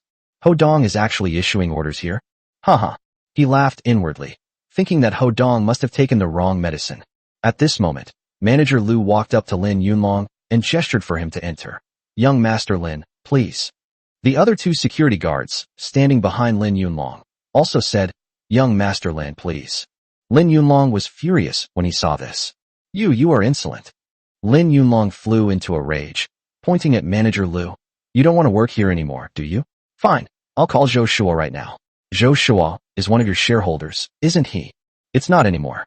Manager Lu suddenly spoke, glancing at Ho Dong again. It turns out that just yesterday, Ho Dong had Zhuang Chuchu come forward and, incidentally, acquired the shares of Zhishiduo held by the Zhou family at a low price. Therefore, Manager Lu listened to Ho Dong's every word. What? How is that possible? Lin Yunlong's expression changed. He didn't believe it, but it seemed they weren't lying. Manager Lu then said, Young Master Lin, please. At this point, his eyes were already showing some hostility. Good. Lin Yunlong shouted angrily. Then, with a furious expression, he took a bouquet of flowers and walked off the stage. The crowd erupted in uproar. They originally thought that Ho Dong would definitely be the one to be expelled, but unexpectedly, it was Lin Yunlong who was defeated. As expected, things can be unpredictable. Ho Dong. Just then, a melodious voice, like heavenly music, came from behind. Ho Dong looked in the direction of the sound, and saw the tall and elegant Sun Manyin walking towards him with a smile. Lin Yunlong turned around and looked back, a nameless rage welling up inside him. He waited anxiously for nearly an hour, hoping to win over Sun Manyin. Unexpectedly, when Ho Dong arrived, this woman personally came down to greet him. Then he saw Ho Dong and Sun Manyin walking side by side, and his heart felt as if it had been hit by a heavy hammer. He was defeated by Ho Dong twice in a row. He felt he had been greatly insulted. He returned to his Ferrari, tossed the flowers onto the passenger seat, took a deep breath, and stared blankly at the entrance of the Shishiduo Hotel. The people at Zhishiduo must know Sun Minyin's identity. That kid suddenly agreed to break off the engagement yesterday, and Sun Minyin's attitude towards him yesterday was quite unusual. Oh, could it be that this kid has gotten close to Sun Manyin, which is why he was willing to break off the engagement and is able to command the people at Zhishiduo? Lin Yunlong suddenly realized. His eyes sharpened again. No way. Who does he think he is? Do you think I can't beat him? He made up his mind to wait here. Just thinking about that kid, entering the hotel with Sun Manyin, always together, could it be that he's already taken advantage of his proximity to her? Thinking of this, he felt extremely distressed. Grandma Lin told him that he absolutely had to win over Sun Manyin. If something happened between Sun Manyin and this boy, then he would have won over Sun Manyin. That's fine too. Thinking of this, Lin Yunlong slammed his fist on the steering wheel several times in anger, his hand aching from the force of the blows. However, Ho Dong and Sun Manyin did not turn out as he had imagined. Ho Dong didn't even go to Sun Minyin's suite. They went to the upscale tea room they had visited before. So that's how it is. After hearing what Ho Dong said, Sun Manyin assumed that Ho Dong had come to see her because of Lin Tide. Although Ho Dong stated that he was just asking casually. This also made her, a big star, feel very frustrated. However, she was also very grateful that Ho Dong came to see her. She smiled and said, I have no problem with stepping in, but wouldn't it be bad for your image? Hee. Ho Dong waved his hand, took a sip of tea, and said, At worst, I'll be seen as a gigolo and a freeloader again. So what? That's what they thought before anyway. If you don't mind, of course I have no problem with it. Sun Manyin smiled slightly and joked, You're not going to say you won't treat me to dinner just because I agreed, are you? Haha. Ho Dong couldn't help but laugh. How could that be? However, if we invite a big star like you to dinner and the paparazzi take pictures, won't that cause you trouble? He asked with a smile. Have you heard about my scandals? Sun Manyin shook her head slightly, looking at Ho Dong. No paparazzi has ever dared to photograph me, and no entertainment media has ever dared to write about my scandals. She wasn't showing off. However, her casual remark was full of confidence and domineering presence. Upon hearing this, Hodong suddenly realized what was happening. The apple of the eye of the Sun family in Beijing, which paparazzi or entertainment media would dare to mess with her. He stood up and looked at Sun Manyin. Since that's the case, I couldn't be happier. Really? Sun Manyin smiled slightly. Hodong nodded seriously. Dating a big star is something I would love to do. Sun Manyin covered her mouth and chuckled. Chapter 56 China Central Bank Black Card. We chatted for a while longer, and then it was almost time to leave. The two stood up, and Sun Manyin took his arm. A fragrant aroma wafted towards Hodong's nose, stirring his heart. The two went downstairs. Sun Manyin put on sunglasses, so others couldn't see her true face, but her stunning figure alone was enough to attract many people's attention. The contrast with Hodong's shabby appearance is striking and evokes a sense of awe. Miss Sun, young Master Ho. Manager Lu greeted them warmly as they approached and escorted them to the hotel. Assistant Sun was already waiting outside in a Porsche. Hodong then got into the car with Sun Manyin. Those two scoundrels. Lin Yunlong waited outside for quite some time and saw Hodong and Sun Manyin being so intimate. How could he not be angry? His face turned green. He saw their car start moving again, so he quickly followed. A short while later, they arrived at a top-tier restaurant in Hangzhou City. Lin Yunlong saw Hodong and Sun Manyin get out of the car and go inside. He casually asked the person at the door to park the car for him and hurriedly followed. This top-tier restaurant is extremely luxurious, and the people who come and go are all very wealthy. Even some middle-class people only indulge in luxury occasionally. Hey. Lin Yunlong thought he knew Hodong very well and had already figured out how to embarrass Hodong while highlighting his own abilities. He quickly followed. Hodong and Sun Manyin found a seat in the lobby and sat down. In fact, this upscale restaurant will never have any private rooms left unless you book them several days in advance. Even in the lobby, it is relatively private and not very noisy. Lin Yunlong found a seat not far from them, ordered some dishes casually, and glanced at Hodong from time to time. Hodong and the other man didn't even look at him. They were just chatting. Sun Manyin has a high EQ, and Hodong is very grateful for her protection of him that night and the help she gave him afterwards. So the two had a very good chat. Their relationship progressed further. Neither of them drove, so they both drank a little alcohol, making the atmosphere even more awkward. Lin Yunlong, standing next to him, couldn't eat. Even the waiter glanced at him strangely several times. They were afraid he might suddenly attack someone. Hodong and his group had a very pleasant dinner, but Lin Yunlong was in great agony. Finally, Hodong and his group finished their meal. He rushed over. Hey, Miss Sun. Lin Yunlong smiled, looked at Sun Manyin, and said in a very gentlemanly manner, What a coincidence, to run into you here. Sun Manyin replied indifferently. Aside from Hodong, she was always very indifferent to other men. Moreover, since the Lin family treated Hodong badly, she couldn't possibly give them a friendly look. Hodong looked at Lin Yunlong and shook his head. You've been over there for a long time. Lin Yunlong's expression immediately turned somewhat ugly. What does this have to do with you? Lin Yunlong's face darkened as he looked at Hodong and sneered. What qualifications do you have to dine here? You were just dumped by my sister, and now you've hooked up with Miss Sunday. You've got a quick move. Mr. Lin, my affairs are none of your business, Sun Manyin said, somewhat angrily. Lin Yunlong quickly looked at her and said, Miss Sun, what's so good about him? He's worthless. I'm afraid he can't even afford to treat you to this meal. He smiled and said, How about I treat you? Sun Manyin frowned. The waiter who followed them over also looked at Hodong with curiosity, and then at Sun Manyin and Lin Yunlong. From her perspective, it's true that Lin Yunlong and Sun Manyin are a better match than Hodong. Moreover, Hodong doesn't seem to have much ability to treat people to a meal here. She couldn't help but feel a bit disgusted with Hodong. A man who lives off a woman will be looked down upon even if she is just a waitress. The person at the next table, though a bit far away, overheard the conversation and couldn't help but whisper among themselves. They naturally looked down on Hodong from the bottom of their hearts. Seeing this, Lin Yunlong revealed a smug smile. He achieved his goal. Miss Sun, I invited you to dinner, and I even managed to get a monkey to perform. Although its acting skills were a bit clumsy, it was still watchable, right? Hodong didn't even look at him, but instead smiled and said to Sun Manyin. Sun Manyin suddenly burst into laughter, laughing so hard she was shaking with mirth. Hodong's single sentence completely destroyed the image that Lin Yunlong had painstakingly cultivated. Even the waiter almost burst out laughing. You bastard. Lin Yunlong was furious and glared at the waiter. How much is this table? The waiter coughed and looked at the electronic ordering machine in his hand.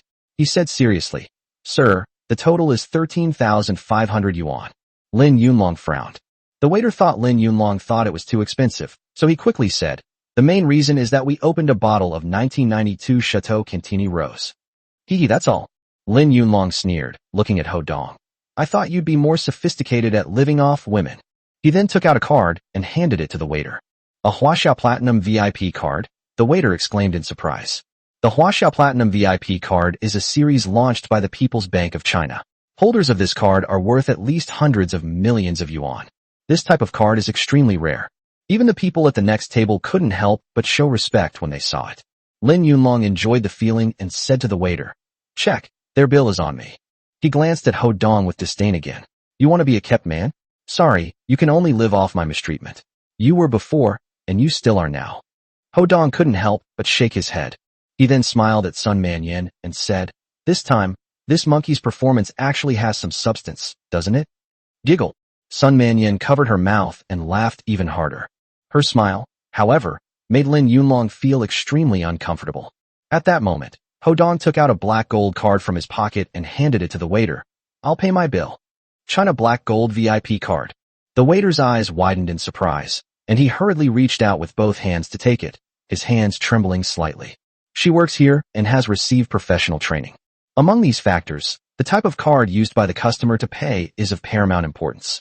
She was especially familiar with the cards issued by the People's Bank of China, which represented status and wealth. If the Huaxia Platinum VIP card represents prestige, then the Huaxia Black Gold VIP card represents supreme status. She had seen the Huaxia Platinum VIP card before, but this was the first time she had seen the Huaxia Black Gold VIP card.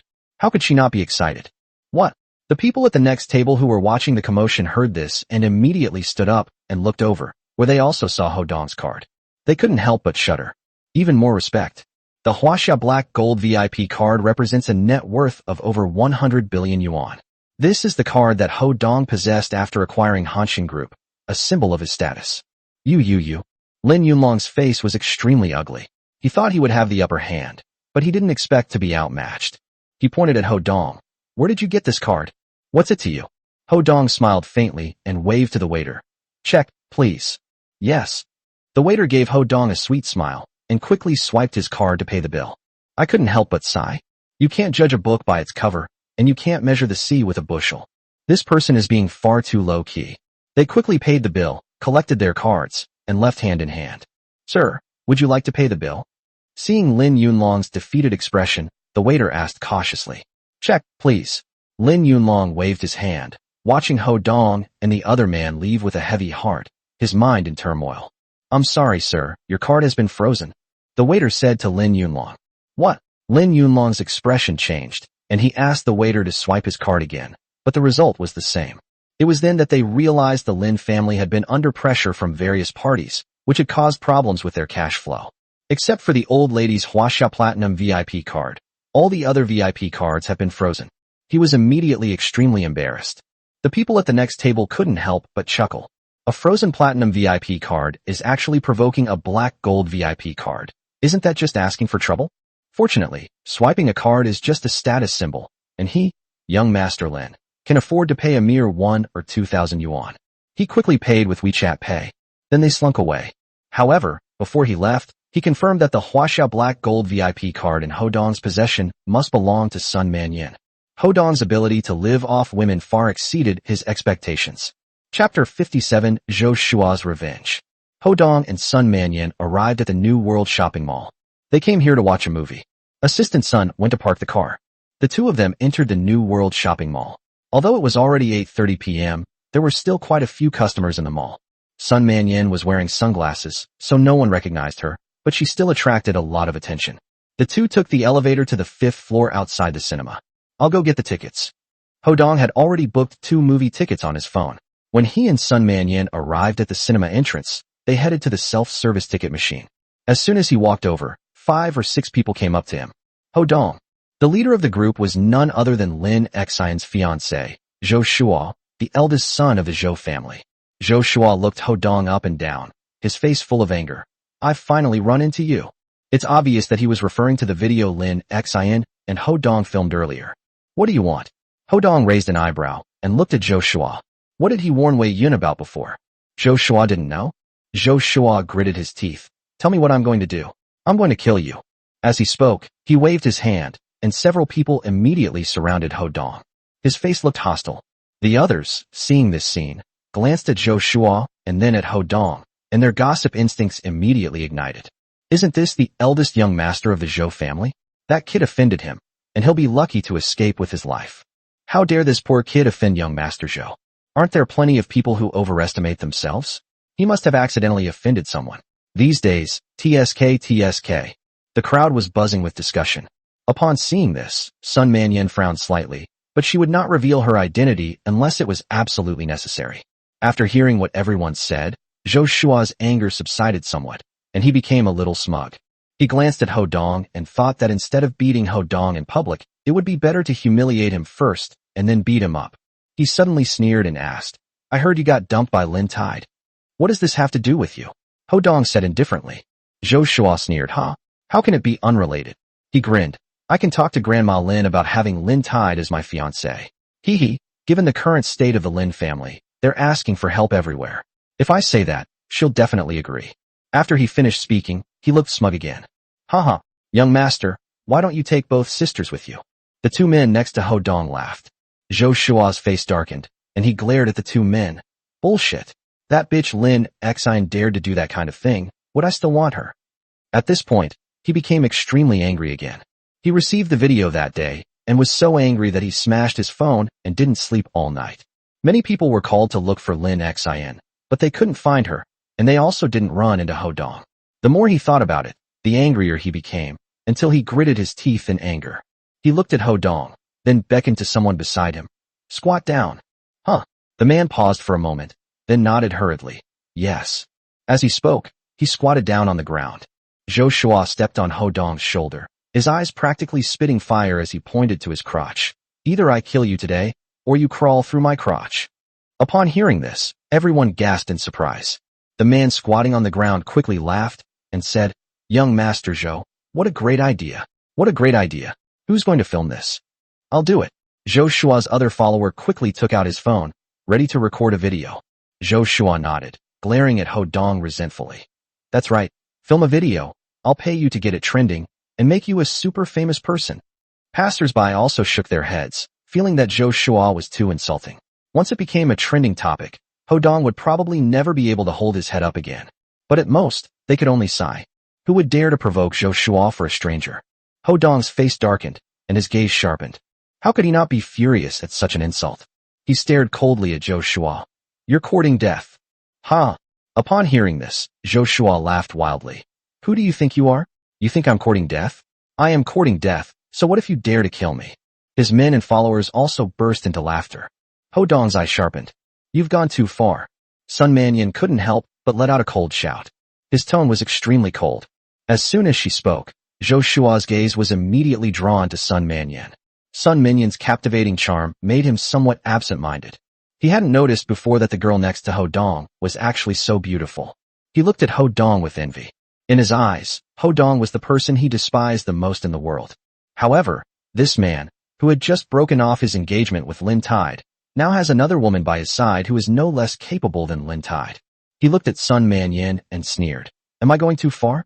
I certainly am not going too far. He added, you don't want him crawling between my legs? Fine. Slap him, go on a date with me, and I'll let him go. As he spoke, his eyes were filled with a lewd look. Sun Mannion felt extremely disgusted. You? She looked at Zhou Shua with disdain.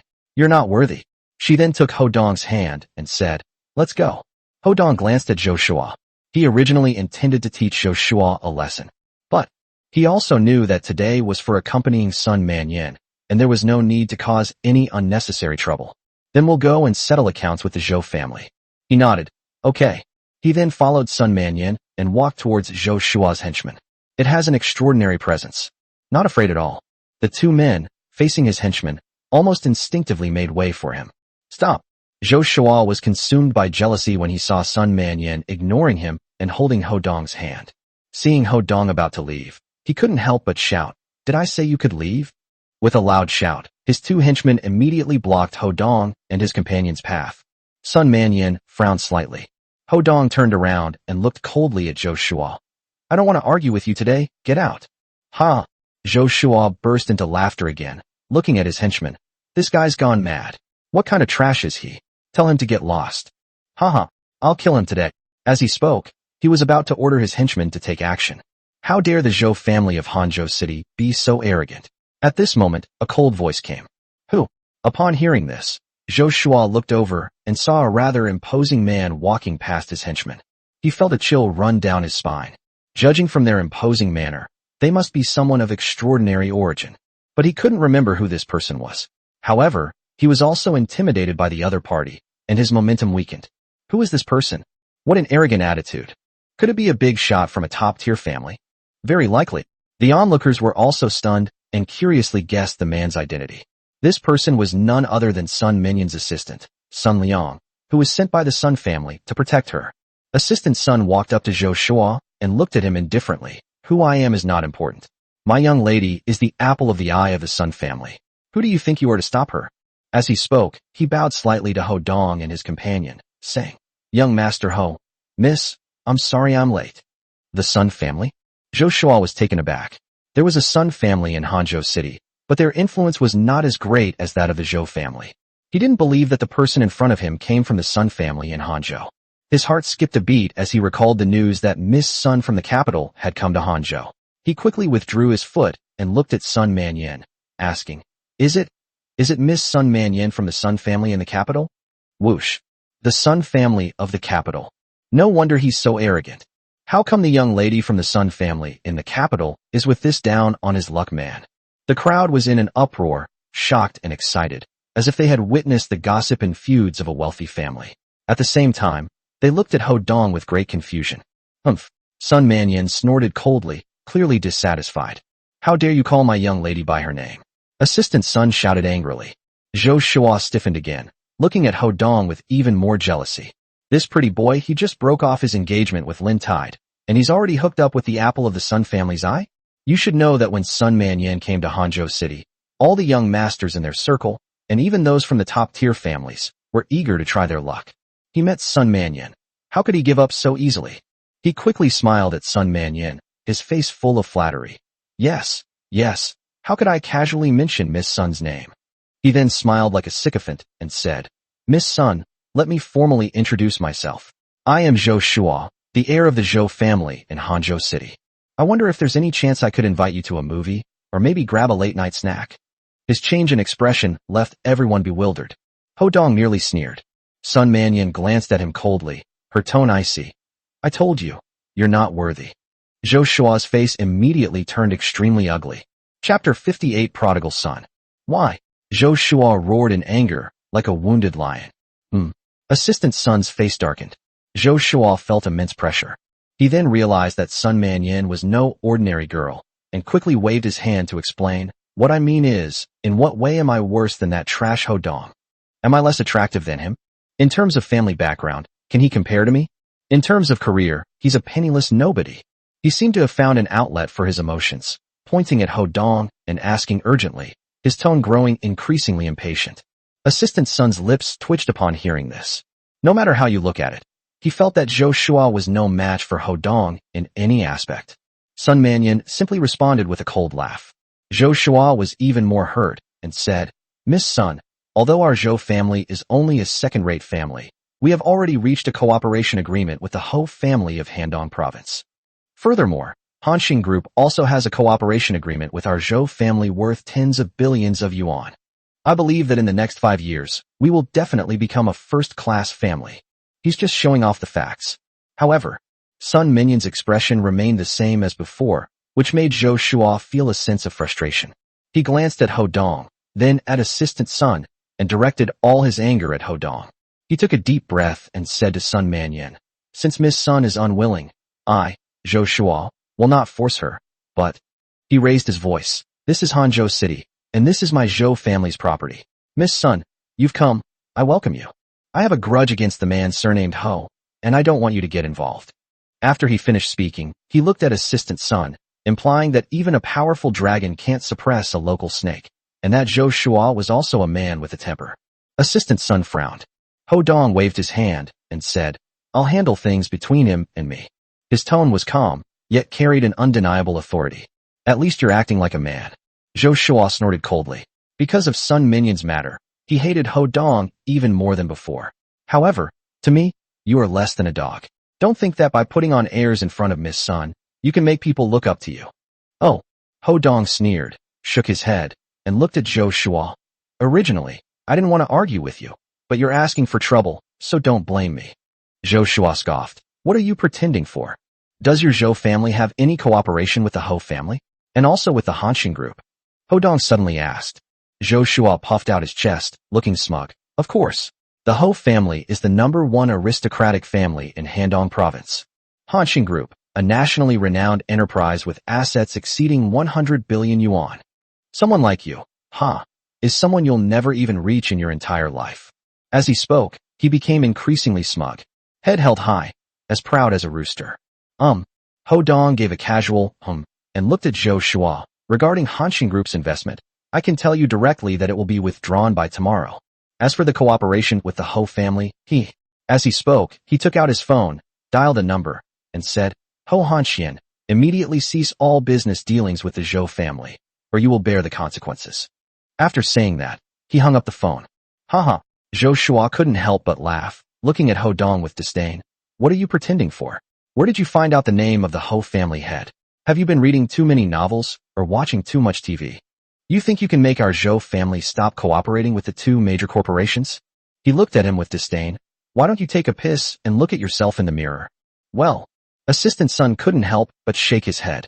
In his eyes, Zhou Shua was like a fool. The Zhou family. I'm afraid he'll never recover from this setback.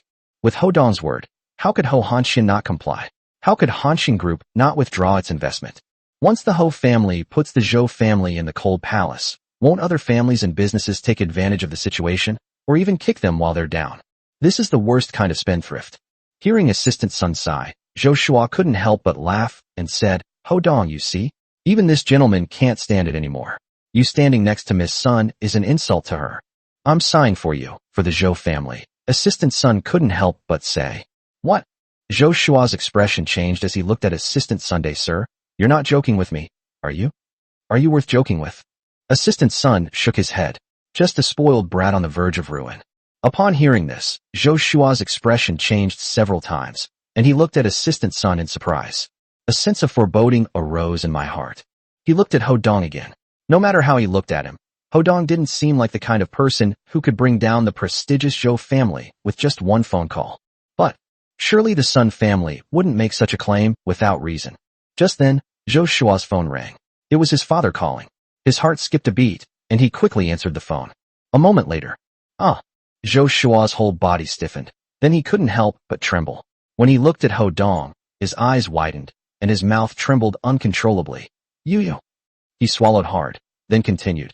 "Just now, was it really you who called Ho Hanshin?" It turned out that his father had just called, extremely anxious, asking about the situation. Ho Hanshin just announced that the cooperation is being cancelled.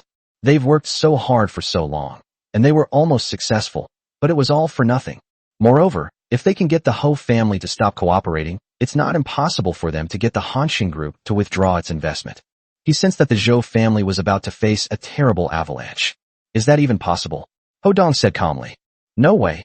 Could this person really be a hidden big shot? Did he really just make a call to the head of the Ho family? That would be terrifying." The onlookers didn't know the contents of Zhou Shua's phone call, but they could guess some of it from Zhou Shua's appearance and their conversation. The way they looked at Ho Dong immediately changed. You. Zhou Shua was 100 times more shocked than these passers-by. Ho Dong was someone he always looked down on, someone he always thought was a good-for-nothing who could be easily bullied and manipulated. But then he suddenly realized that he was a very important person. This feeling is more terrifying than a bolt from the blue. He swallowed hard again. I was wrong. Could you leave it at my house? Could you call Ho Hanshin and give us a chance?" "Chance?" Ho Dong smiled and shook his head. Ho Dong, mean what I say, and I will never go back on my word." "You?" Zhou Shua was furious. He stared intently at Ho Dong, breathing heavily, his emotions a mix of emotions, with a feeling that he was about to commit a heinous act. But he was also afraid that if he really attacked Ho Dong, the consequences might be even more serious. But if he didn't take action, he couldn't swallow his anger. After struggling for a while, he finally took a deep breath and gave up on his plan to attack Hodong. He nodded. You're ruthless. Remember this. Let's go. As he spoke, he waved his hand, about to lead his henchmen back. Stop. Hodong stepped forward and blocked Zhou Shua's path, asking, Did I say you could leave? What else do you want? Zhou Shua was furious, his eyes almost spitting fire, staring intently at Hodong. Don't push me, or we'll both die. His face was filled with murderous intent. Hodong remained calm, looking at Zhou Shua with a nonchalant expression. You? Don't push me. Zhou Shua trembled all over, his fists clenched so tightly that veins bulged. Don't force me. His emotions had reached the point of collapse, and he was on the verge of losing his mind. Sun Manyin was somewhat worried for Hodong. After all, Zhou Shua had a large and powerful force, and this was his territory. So what if I force you? At this moment, several people walked out from the side. These people were burly and had a menacing aura. Ordinary people couldn't help but feel afraid when they saw them. The one leading them was none other than Luo Kai. After yesterday's incident, Luo Kai not only sent people to secretly protect Lin Tide. Moreover, he personally led a group to secretly protect Sun Manyin. When he saw Hodong and Zhou Shua clashing, he was about to rush out. However, he knew that Hodong was always low-key, so he decided to wait and see. At this point, he could no longer hold back and stepped out, standing in front of Zhou Shua. Luo Fuxing's reputation instilled fear in many people in Handong province. Luo Kai hasn't reached that level yet, but even playboys like Zhou Shua, who have had contact with him, are very wary of him. He glanced at Zhou Shua, who immediately stiffened, his anger rising as if he had been doused with a bucket of cold water. Brother Kai. Zhou Shua's face turned even paler, and his mood sank to the bottom. Chapter 59 Crawling Through. Young Master. Luo Kai ignored Zhou Shua and walked up to Hodong, bowing slightly. His shout made Zhou Shua's face turn ashen. Everyone else gasped in surprise. Hodong glanced at Luo Kai indifferently and nodded. That counts as giving a heads up. Luo Kai turned around, his face darkening, and slapped Zhou Shua across the face. Who do you think you are, daring to talk back to the young master? Zhou Shua was so slapped that he saw stars. He swallowed hard, covering his face, and stammered, I. Luo Kai then looked at Hodong. Young master, what do you suggest we do? You. At this moment, Hodong pointed at the man whose shoulders Zhou Shua had stepped on earlier. Come here and kneel down. The man was taken aback, then glanced at Luo Kai and the others, and his whole body stiffened. Luo Kai and any one of them could easily manipulate him. He had no courage to resist. He sighed, walked to Hodong, and knelt down. He felt extremely upset and couldn't help but regret his previous arrogance. You, get ready to film a video. He pointed to the person who had been preparing to film a video earlier. Yes. The man nodded and quickly picked up his phone. Hodong followed suit, just like Zhou Shua, raising his foot and stepping on the man's shoulder, pointing to his own crotch. Either I kill you today, or you crawl through here. Upon hearing this, Zhou Shua felt as if he had been slapped hard across the face by Hodong. He wished he could fight Hodong to the death, but he knew that the consequence of risking his life would likely be his body floating in the Han River. The crowd was quite moved. Previously, it was Hodong who had to endure the humiliation, but now the tables have completely turned. Zhou Shua has truly brought this humiliation upon himself and is asking for trouble. Snap! Luo Kai slapped Zhou Shua again, leaving him dizzy and disoriented. He shouted, Did you hear me? The choice is yours. Zhou Shua gritted his teeth, glaring angrily at Hodong, and sighed, his voice filled with humiliation. I'll drill. As he spoke, amidst the gasps and murmurs of the crowd, he, the dignified young master of the Zhou family, lay prone on the floor in his own territory. Step by step, he crawled between Hodong's legs. His face was filled with shame and indignation, and tears were almost streaming down his face. This was the first time in his life he had ever suffered such an insult. Everyone watching sighed repeatedly. Zhou Shua almost fainted. He slowly got up from the ground and looked at Hodong.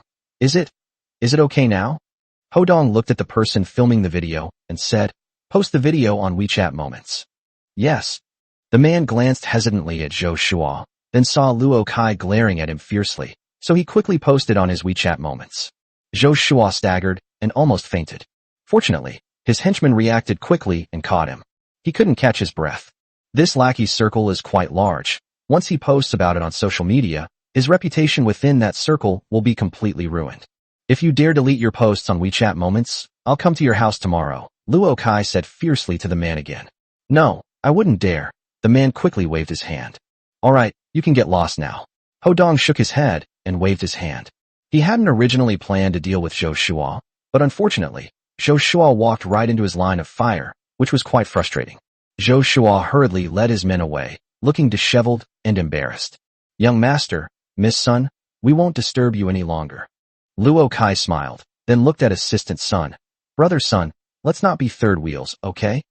Right. Assistant Sun glanced at Sun Manyan, smiled slightly, and said goodbye to Sun Manyan and Hodong. The group of them soon arrived at the beverage shop next door.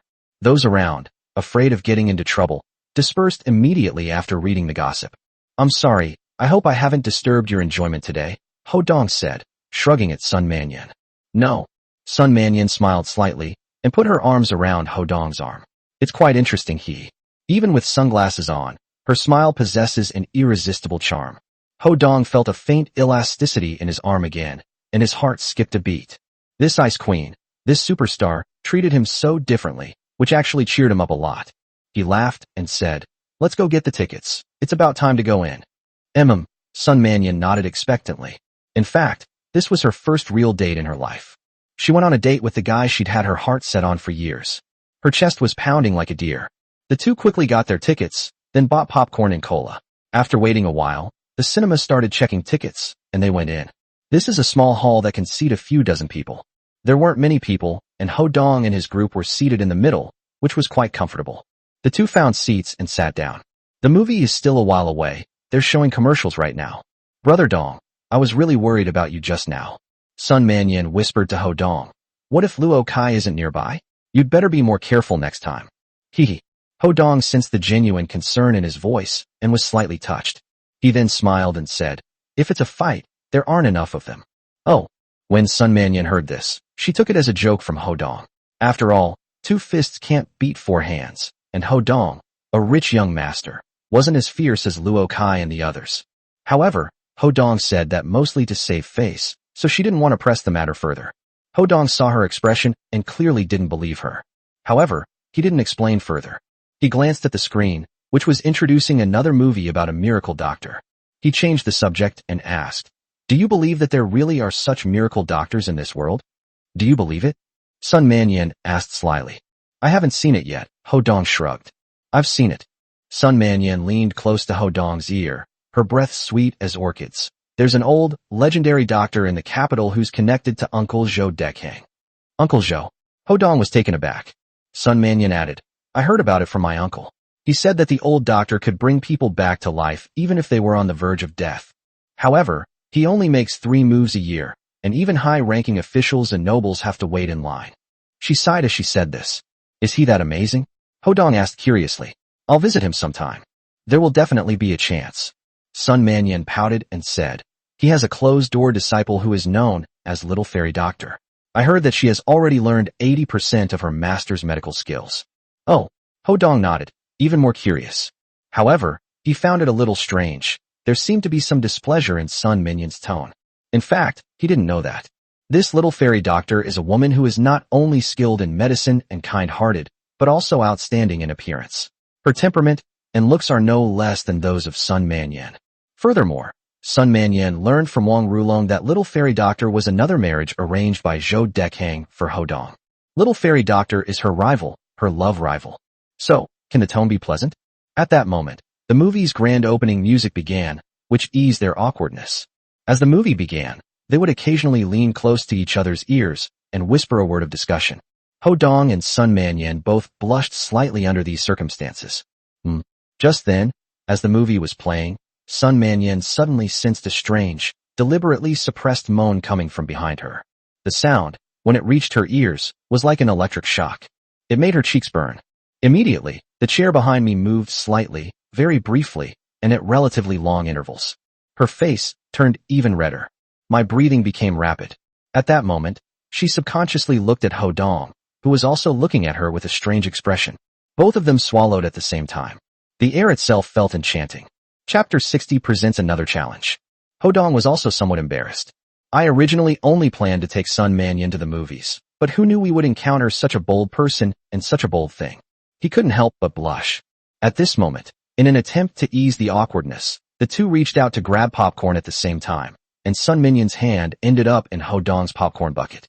Ho Dong felt a flutter in his heart at her soft, boneless hands, and couldn't help but instinctively grab her hand in his own. Sun Manyan let out a soft moan, delicate and melodious, leaving much to the imagination. Ho Dong gave an awkward smile and quickly let go of her hand. Sun Manyan quickly withdrew her hand. At this point, the commotion behind them became increasingly outrageous. In the dimly lit theater, the sound was even clearer to Ho Dong and his companions. To Sun Manyan, it was an even greater shock. She tried to ignore it, but she couldn't control herself at all. The thought of Ho Dong standing next to her made her feel even more ashamed and guilty. She would occasionally sneak a peek at Ho Dong. For the first time in her 20 years of life, she had the idea of taking the initiative. Ho Dong was the same. During his years with the Lin family, he had never had any intimate contact with other girls, nor had he been in the mood to think about such things. This happened suddenly today. It's like a powder keg being lit. He had no idea what the movie was about. His mouth was dry, and he was overwhelmed with desire. He wanted the two people behind him to finish quickly, but he also wanted to enjoy the experience a little longer. Finally, their chairs came to a stop. Both Ho Dong and Sun Manyan were sweating. Then there was another rustling sound. Ho Dong and Sun Manyan smiled at each other. He saw the sweat on Sun Manyan's forehead and smelled her pleasant scent. A wicked thought arose within him, almost making him reach out and grasp Sun Manyan's hand, but he ultimately stopped himself from doing so. The heavy breathing behind them quickly subsided, and complete silence returned. Sun Manyan and the other woman were deeply moved and could not calm down for a long time. After a long while, the movie ended, and the crowd gradually left, but neither of them had recovered. Let's go. Ho Dong wanted to turn around and take another look at the two daring couple, but after thinking about it, he decided against it. After all, what you imagine is the most beautiful. He stood up, held out his hand, and said, "Put on your sunglasses." Good. Sun Manyan blushed, surprisingly sharing the same thought as Ho Dong. Hearing the two people behind her also stand up, she still didn't turn around to look. She reached out and naturally took Ho Dong's hand, then stepped out of the theater first. She knew that no matter whether she ended up with Ho Dong's eye or not, she would never forget this memory for the rest of her life. Ho Dong was also quite saddened. He knew that Sun Manyan could probably never be erased from his memory. He could feel the heat in Sun Manyan's palms, the fine sweat, and even the faint throbbing of blood vessels in her hands. It was already past 10 p.m. at this point. They went straight downstairs, and he saw Assistant Sun's car in the distance. Sigh, time flies. Sun Manyan looked at Ho Dong and sighed. Her first date in life had finally come to an end. She was a little reluctant to part with it. Ho Dong smiled and said, "Yes, but it's quite interesting." Puff. Sun Manyan understood Ho Dong's implied meaning and, recalling the scene in the movie theater earlier, couldn't help but chuckle. It was quite interesting. At that moment, she looked at the hand that Ho Dong was holding. Oh. Ho Dong then realized what was happening, let go of his hand, and smiled slightly. "Then you should go back first. We can have dinner together another time." "Okay, I'll wait for you." Sun Manyan looked happy, then sighed. "However, after I help you solve Lin Tide's problem tomorrow, I'll be busy with my concert." She looked at Ho Dong expectantly. "Can you come to my concert?" "I'll definitely come when I have time," Ho Dong replied after thinking for a moment. "Okay, I'll have Assistant Sun send you a ticket later," Sun Manyan said happily. "Okay." Ho Dong nodded. Sun Manyan stared blankly at Ho Dong. Previously, Ho Dong was just a somewhat unreal memory in her mind. After tonight, she knew that Ho Dong was already imprinted in her mind, and it would probably take 10 or 20 years to erase him. Even that's impossible. Her heart belonged only to Ho Dong, but Ho Dong already had Lin Tide in his heart, and then there were rivals like Little Fairy Doctor. Although she is a stunningly beautiful superstar. But whether it's Lin Tide or the other 4 girls who are engaged to Ho Dong, which one is weaker than her? Thinking of this, she suddenly stood on tiptoe, closed her eyes, and gave Ho Dong a quick kiss. Sun Manyan felt a chill run down her spine as the two made contact. Ho Dong was also very surprised, and his whole body pores couldn't help but relax. By the time he realized what was happening, Sun Manyan had already taken a step back. It left him feeling lost and disappointed. "Brother Dong, I'm so happy today, thank you." After Sun Manyan finished speaking, she smiled and waved her hand. "I hope you will never forget me." "Dong-ji, I'm going back. Call me tomorrow." After saying that, she quickly turned around and went towards Assistant Sun. Even after she got into the car, Her heart was still pounding wildly. He stared blankly at Ho Dong. Ho Dong stared blankly as Sun Manyan left, then touched the lipstick Sun Manyan had left on his lips. I smelled it again at the tip of my nose. The fragrance is delightful. The moment Sun Manyan took the initiative, he couldn't shake the image from his mind. The other party is a very famous superstar. It has an unparalleled flavor. At this moment, Luo Kai had already sent someone to follow Sun Manyan's car, while he himself came over, picked up Ho Dong, and drove to Hanxing Building. Meanwhile, in the Zedong residential area, Lin Tide and her daughter sat together, the atmosphere somewhat oppressive. Lin Xian has something to do and has already left. Xiaoxi, the old lady has invited you to the old house tomorrow at noon. She said it's an opportunity for us to resolve the problems left over from the company. You must seize this opportunity. Lin Yuezhi looked at Lin Tide and said. Upon hearing this, Lin Tide felt as if a huge mountain was pressing down on her heart. She was very depressed. She looked at her mother. She understood her thoughts.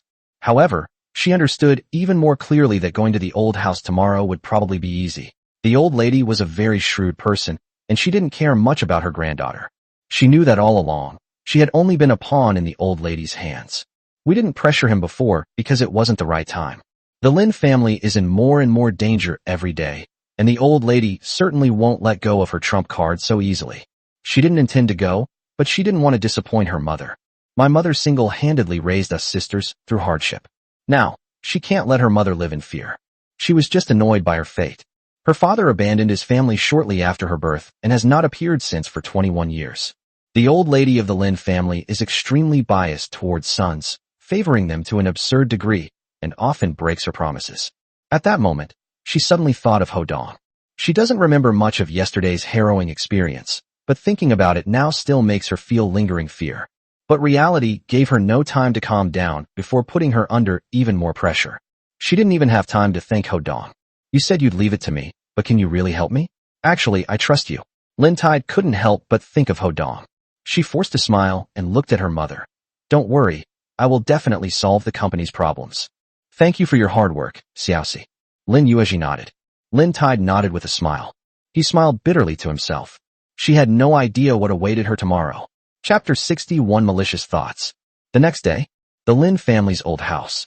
Grandma Lin was preparing for the midday banquet, and everyone in the Lin family was extremely busy. She had a hard time persuading Lin Tide to come over, and at the same time, she also managed to get Homingshu to come. She looked unwell, and even the slightest movement made her feel short of breath and have heart palpitations, clearly indicating that she had been too tired lately. However, the Lin family's situation was getting worse and worse, so she had to pull herself together.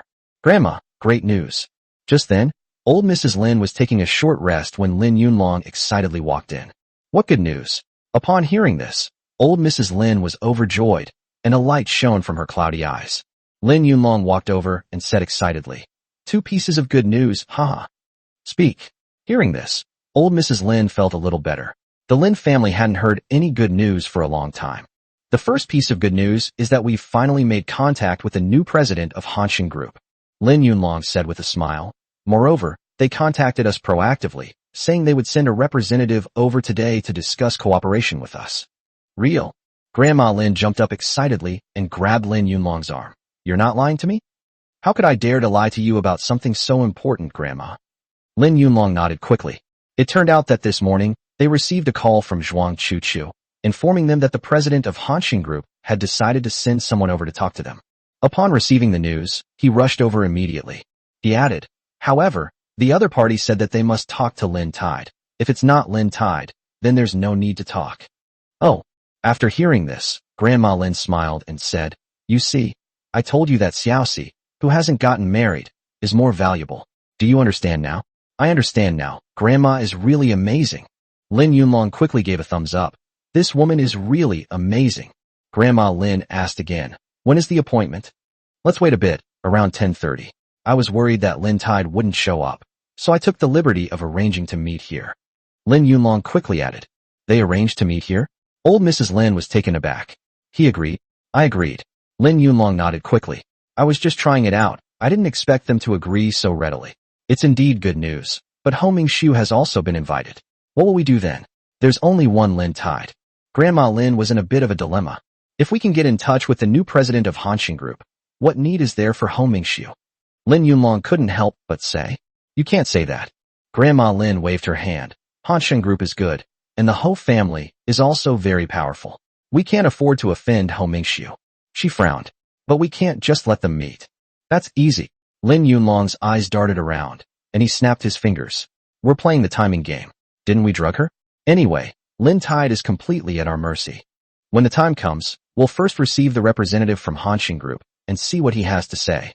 If this means he's taken a liking to Lin Tide, then let him play with Lin Tide first. If Ho Mingxiu comes, we'll stall for time until the representative leaves, then we'll have Lin Tide play with Ho Mingxiu. If that means you won't play with Lin Tide anymore, then that's a different story. When he said this, the old lady's expression changed. She was a woman too, and Lin Tide was, after all, her granddaughter. She looked at Lin Yunlong hesitantly. Yunlong, isn't this going too far? Grandmother. Lin Yunlong said seriously. Now is a time of life and death for our Lin family. Great things cannot be achieved by being bound by trivial matters. Don't be soft-hearted. Upon hearing this, the old lady sighed. TSK. This is the only way. Xiaoxi has been wronged. If our Lin family can overcome this difficulty, we will stop making things difficult for her as compensation. Okay. Lin Yunlong readily agreed. But a cold laugh sneered inwardly. If Lin Tide takes this step, she will always be under his control, and from now on, she will be nothing more than his tool. Compensation? Dream. However, the old lady did not realize that it was she who forcibly seized Lin Tide's shares, and that she had also promised Ho Dong the company. She then sabotaged things, leaving Lin Tide in a state of utter chaos and trouble. Now, however, she thinks this is compensation. And what's the second piece of good news? The old lady perked up at this point and quickly asked. This news is even better. Lin Yunlong quickly said, Grandma, you know the renowned Doctor Who in the capital, right? Doctor Who. Old Mrs. Lin's heart skipped a beat. Of course I know him. He's the most skilled doctor right now. If he had intervened when your grandfather was critically ill, he might still be alive today. She sighed. However, it's said that this Doctor Who only makes his first move 3 times a year. Did you perhaps invite him here? She has been unwell lately and has seen many well-known local doctors, but her condition has not improved at all. Everyone says that if they hire the legendary Doctor Who from the capital, he'll make her 10 years younger and live 20 years longer. It's really not easy to invite Doctor Who. Lin Yunlong quickly said. However, I learned from a friend that Doctor Who's apprentice, little fairy Doctor Who Qingjia, will be coming to our Hangzhou city soon. He paused for a moment, then said mysteriously, I've already contacted her. On your birthday, I invited her to treat your health, and she agreed. What? The old lady was so excited that her hands trembled slightly. I've heard of this little fairy doctor. If she can come, my old life will be saved. She patted Lin Yunlong's shoulder affectionately. Yunlong, you haven't let Grandma spoil you for nothing. Grandma isn't afraid of dying. Grandma is worried that you're not skilled enough to keep the family business going. She was filled with both admiration and excitement, eagerly anticipating the arrival of the little fairy doctor, Hu Qingjia. Lin Yunlong was very pleased with the old lady's praise and said with a smile, Grandma will definitely live to be 100. Little did they know that this seemingly innocent but actually skilled healer, Hu Qingjia, was actually another marriage arrangement made for Ho Dong by pharmaceutical tycoon Zhou Dekhang. She came to Hangzhou City to see Ho Dong. Ho Dong agreed to Lin Yunlong's request because of his relationship with the Lin family. Just then, Lin Yunsong walked in and respectfully said, Grandma, Yunlong, Lin Tide is here. Okay, bring her here quickly. The old lady was even more energetic, so Lin Yunsong immediately went out. She then looked at Lin Yunlong and said, Go and prepare, and pay attention to the dosage and timing. Leave this to me. Lin Yunlong chuckled confidently and busied himself preparing the medicine to deal with Lin Tide. He had just walked out when Lin Tide walked in. The two met. Lin Yunlong smiled at Lin Tide and took the initiative to greet her. Lin Tide frowned, puzzled, but nodded, and then went to stand in front of old Madame Lin. Grandma, Lin Tide greeted respectfully, keeping a small distance from the old lady. Seeing that Grandma Lin looked very haggard, she couldn't help but say with concern, Grandma, you don't look well. Please get some rest. Grandma Lin waved her hand and said, It's all right. The Lin family has suffered a great calamity. I don't have such good fortune. I just hope you can help me share some of the burden. Yunlong is not bad. She looked at Lin Tide again. I'm very glad you came to see me. Upon hearing this, Lin Tide felt a pang of sadness, but remembering her mother's instructions and her sister's expectations, she couldn't help but sigh. Grandma, I know these are extraordinary times, but she felt it was somewhat unreasonable of her to bring this up now. However, if we don't bring it up now, we might never have another chance. Seeing that she seemed hesitant to speak, old Mrs. Lin waved her hand and said, "Never mind, I know you came for Lin's beauty company. I understand you. When disaster strikes, everyone flees for their lives. I don't blame you." She sighed again. Lin Tide felt extremely distressed upon hearing this. But old Mrs. Lin said, "I have an agreement here that the partners signed with me. I can give it to you." Huh. She was a little surprised that Grandma Lin agreed so readily. The cooperation agreement with the partner is what she needs most right now. Financial issues are secondary. At this moment, Lin Yunlong walked over, followed by a servant. He held up a file folder and said to the old lady, "Grandma, I've brought the agreement." As he spoke, he glanced at Lin Tide and then placed the contract next to the old lady. At the same time, the maid brought 3 cups of tea and placed them next to the old lady, Lin Yunlong, and Lin Tide respectively. The old lady took a sip of tea and said to Lin Yunlong and Lin Tide, "This is a special ginseng tea sent from Changbai Mountain. Try it. It's good for your health." "Yes, Grandma." Lin Yunlong also took a sip and quickly said, "Good tea. Very delicious." After he finished drinking, he noticed that Lin Tide hadn't touched the tea. He frowned and said, "Lin Shi, you're becoming more and more unruly. You're not even listening to your grandmother anymore. If you don't drink this tea, is it because you don't trust your grandmother?" "No." Lin Tide quickly shook her head. Grandma Lin sneered, "Forget it. Girls are more inclined to be outgoing. Let her be. Anyway, we've given her the agreement, and she won't be coming here often anymore." "Grandmother." Lin Tide felt a pang of pain in her heart upon hearing this, and seeing the old lady's haggard face, she quickly said, "Grandma, that's not what I meant. I'll drink." After saying that, she picked up the tea and drank it down in one gulp. Chapter 62 Cursing Old Lady Lin again.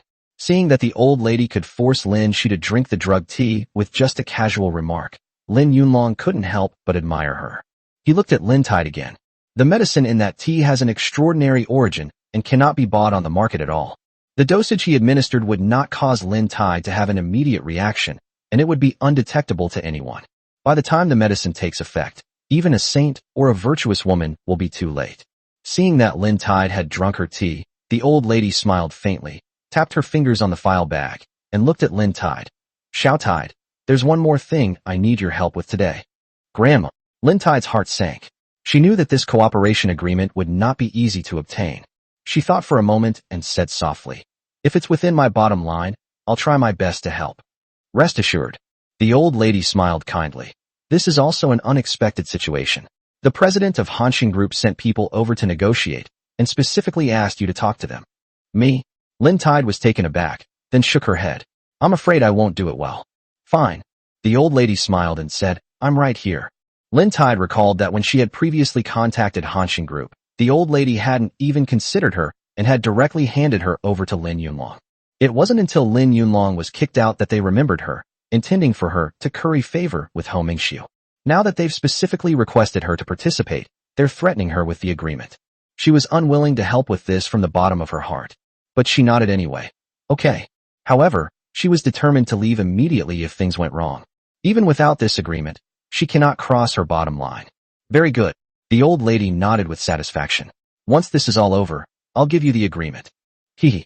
Just then, Ho Dong suddenly walked in from outside. Ho Dong, you dare to come here again?"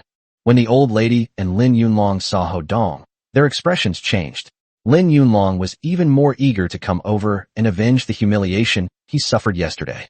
"Who let you in?" the old woman shouted sternly. "No one was around, so I came in by myself." Ho Dong remained calm.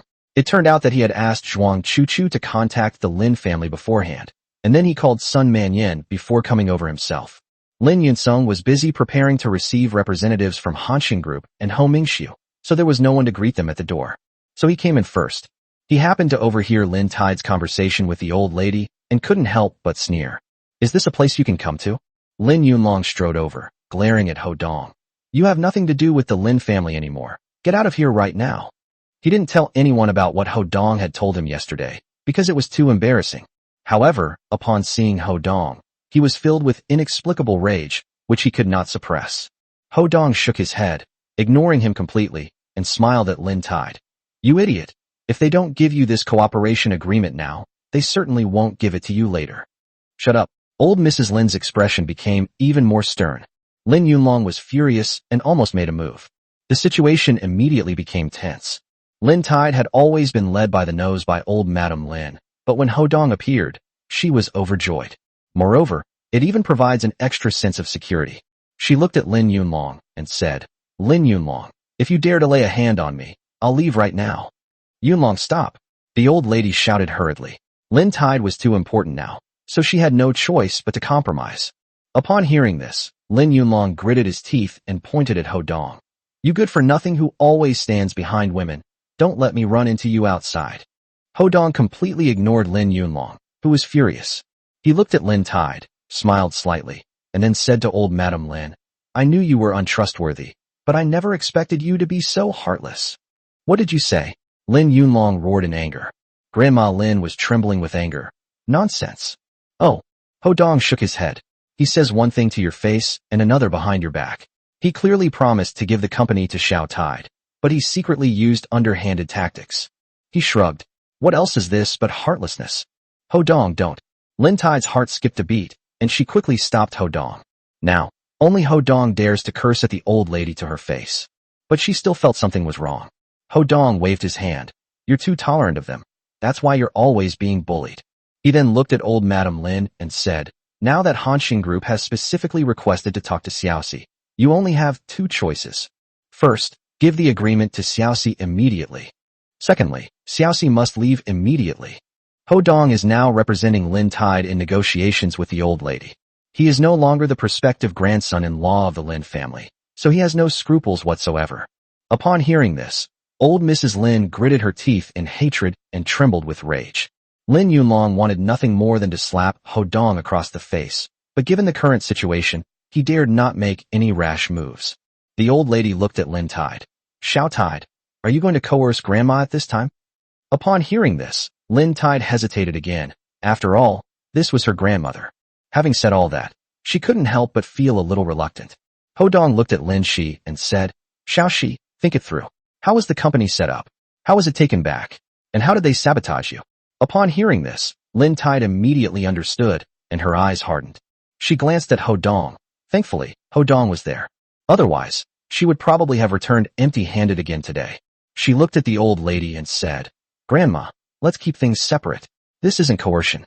Give me the agreement first, and then I can help you negotiate with Hanshin Group." "Good." Grandma Lin's eyes suddenly sharpened. She glanced at Lin Tide without any emotion, then glared at Ho Dong. She knew that with Ho Dong present today, she had no choice but to give him the agreement. Moreover, if Ho Dong doesn't leave, things won't be able to continue. She angrily picked up the document bag and took out the cooperation agreement. The agreement is real. It was just used as bait to lure Lin Tide into a trap.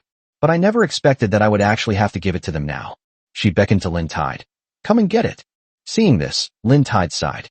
She now understood perfectly well that the old lady's previous amiable demeanor was all an act. The old lady never even considered giving her this agreement. If Ho Dong hadn't come, she probably would have been deceived again. She quickly skimmed through the agreement. It turns out that this agreement was one of the old lady's methods of controlling Lin's cosmetics company.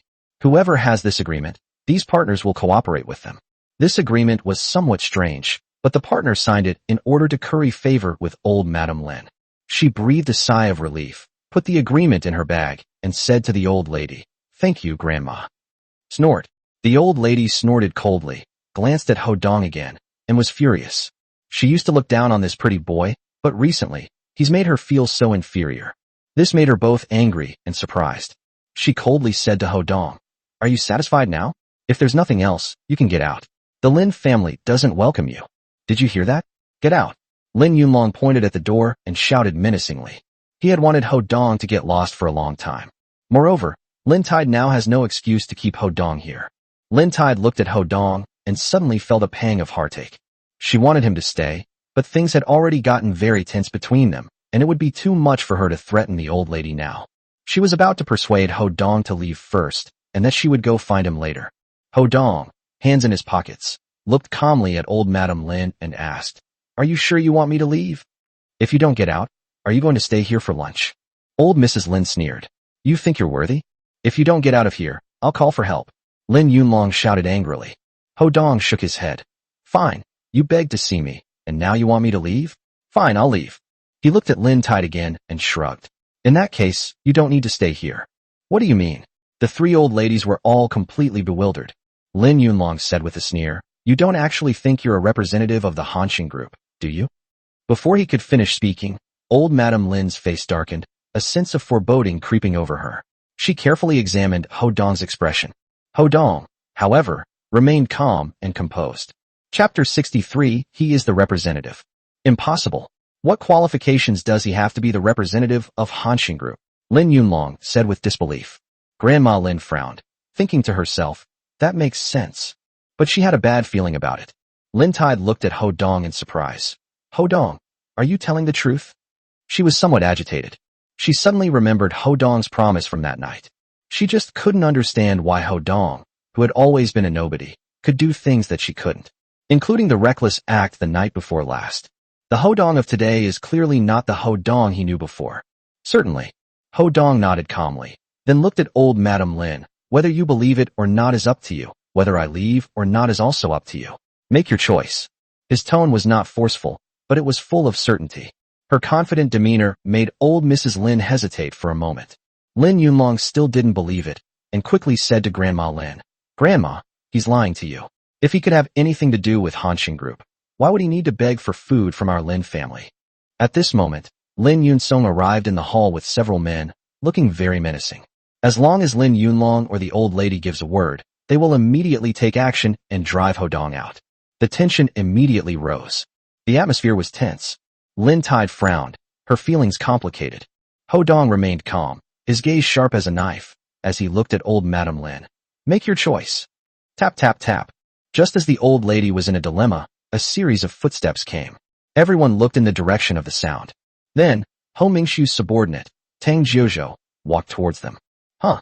Tang Jiuzhou smiled calmly, his arrogant gaze sweeping over everyone. This person is here again, huh? What happened? No one's going to help him today, is there? His disdainful gaze shifted from Ho Dong to old Madame Lin. Is he being insolent again? Tang Jiuzhou had a very bad impression of Ho Dong. Last time, if it weren't for Sun Manyin and Luo Fuxing, he would have wanted to deal with Ho Dong. In his eyes, Ho Dong was poor, weak, and arrogant, and he really deserved a beating. Mr. Tang, you've come at the perfect time. When Grandma Lin saw Tang Jiuzhou, her eyes lit up.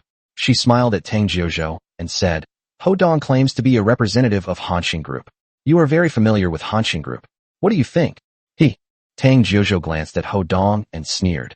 You think you're worthy? He had been following Ho Mingshu for 2 years and had never heard of Ho Dong's name, so he assumed that Ho Dong had no connection with the Ho family. Ho Mingshu took control of Hanshin group for several more years, and he stayed by his side the whole time. Very few people knew that Ho Hanxian returned Hanshin group to Ho Dong. So how could he have guessed that Ho Dong was the new president of Hanshin group? As expected, Lin Yunlong shouted, This kid is putting on an act again. Lin Yunsong, throw him out. I see. Grandma Lin chuckled, clearly somewhat angry. Despite her advanced age and exceptional shrewdness, she was once again fooled by Ho Dong. She looked at Ho Dong and said, This is not a place for you.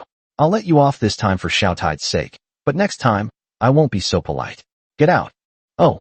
Ho Dong smiled calmly, then nodded. Okay. He looked at Lin Tide and said, Keep the agreement safe. Call me if you need anything. After he finished speaking, he turned and left. Trash. Lin Yunlong sneered. If the old lady hadn't been there, he really would have attacked Ho Dong. What a pity. Grandma Lin also looked coldly at Ho Dong's back. Lin Tide watched Ho Dong leave, her feelings complicated, but she was also relieved that Lin Yunlong and the others hadn't made a move. That kind of person is really a good-for-nothing, a swindler and cheater. The old lady is so magnanimous. If it were me, I would have dealt with him long ago. Tang Jiuzhou spat at Ho Dong's retreating figure, then turned back to old Madame Lin and smiled. My young master will be here soon. That's wonderful. Old Mrs. Lin smiled slightly and added, We've been waiting for young Master Ho. She added, However, we still have some matters to discuss with the Hanshin group. How about we invite Mr. Tang to the back garden to enjoy the flowers and relax? No problem. Tang Jiuzhou nodded, not minding at all. Lin Yunsong then led Tang Jiuzhou to the back. The three women, including Mrs. Lin, waited in the lobby for about 15 more minutes, until it was past 10:30. Lin Yunlong secretly glanced at Lin Shi and saw that her face was flushed, and she was constantly wiping away sweat. clearly indicating that the medicine was starting to take effect. If the other party doesn't show up soon, things are going to get out of hand. Grandma, why aren't they here yet? I'm feeling a little unwell. Should I go back first? Lin Tide wiped her sweat again. She found it strange. The weather wasn't hot, yet she felt extremely hot. She thought she was sick. Grandma Lin was also anxious. After hearing Lin Tide's words, she waved her hand and said, "Since you've already gotten what you wanted, just wait a little longer." She added, "Once this is settled, I'll step in and resolve your financial issues." Oh, okay. Lin Tide had no choice but to stop talking after hearing this. Grandma Lin then said to Lin Yunlong, "Hanshin Group isn't going to stand us up, is it? You should call and ask." Yes. Lin Yunlong made a call, and Zhuang Chuchu answered. "Ms. Zhuang, is there something that has delayed your group's representative? Why hasn't he arrived yet?" "Our representatives have arrived," Zhuang Chuchu replied calmly. "We've arrived." Lin Yunlong was taken aback. "Where are we?" "You've already seen it," Zhuang Chuchu sneered. "You just drove them away. You've already given them the opportunity." "What?" Upon hearing this, Lin Yunlong exclaimed in surprise, "It's him." Beep, beep, beep. However, Zhuang Chuchu had already hung up the phone by then. What happened? Old Mrs. Lin's eyes sharpened as she looked at Lin Yunlong. "Speak quickly," Hanshin Group said. Lin Yunlong's hands trembled, and he swallowed hard.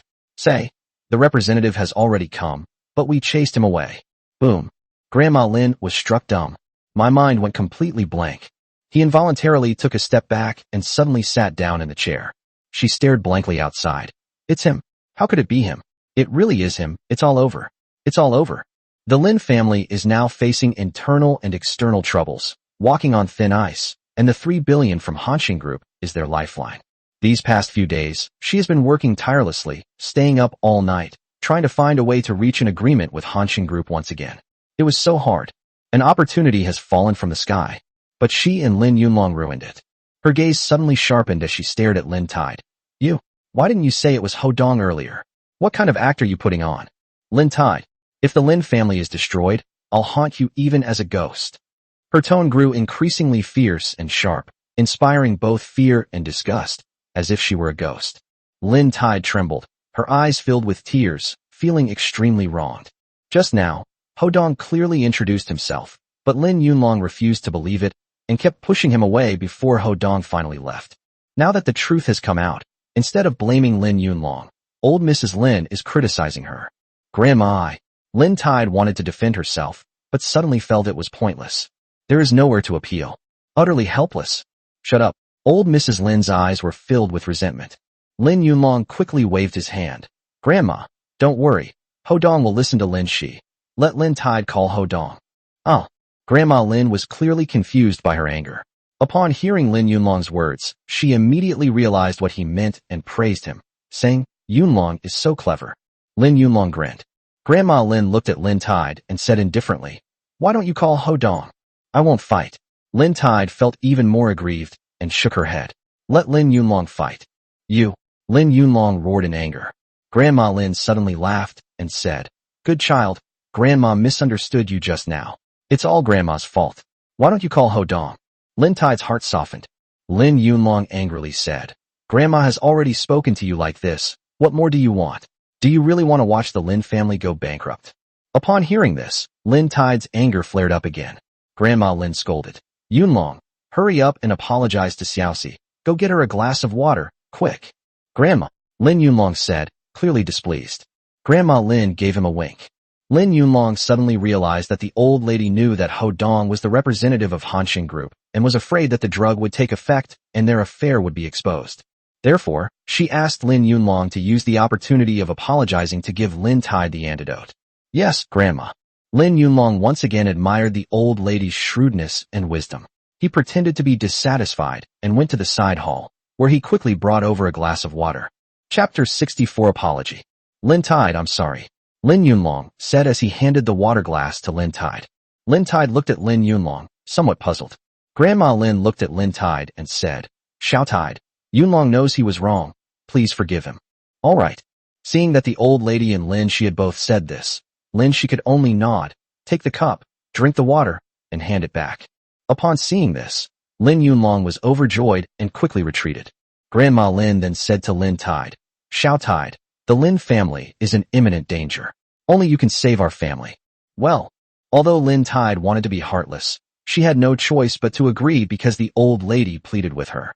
I'll call Ho Dong, but I can't be sure if he'll see us. Okay, Grandma Lin said with a happy face. You should call him right away. He will definitely agree. Lin Tide nodded and had no choice but to dial Ho Dong's number. A moment later. It's connected. Ho Dong. Lin, she hesitated. Where are you? Grandma asked me to call you. Hee. On the other end of the phone came Ho Dong's calm laughter. I knew you would agree to them. Come on over. I'll be waiting for you here. Then he gave an address. It turned out that he hadn't gone far at all. He had booked a tea house near the Lin family's old residence and was waiting for Lin Tide. Okay, we'll be right there. Lin Tide was overjoyed. She said something, hung up the phone, and then looked at old Madam Lin. He agreed to see us and asked us to come over. He sent Grandma over in person? Lin Yunlong was somewhat angry. Lin Tide sneered inwardly. Ho Dong is no longer the Lin family's prospective grandson-in-law. Why should he accommodate you once, and then twice? Grandma Lin waved her hand. If he tells us to go, we'll go. All right. Lin Yunlong was very angry, but he was also helpless. Soon, Lin Tide gave the address, and the three of them left the Lin family's old house and walked for about 10 minutes to a tea house. A Bentley was parked at the entrance.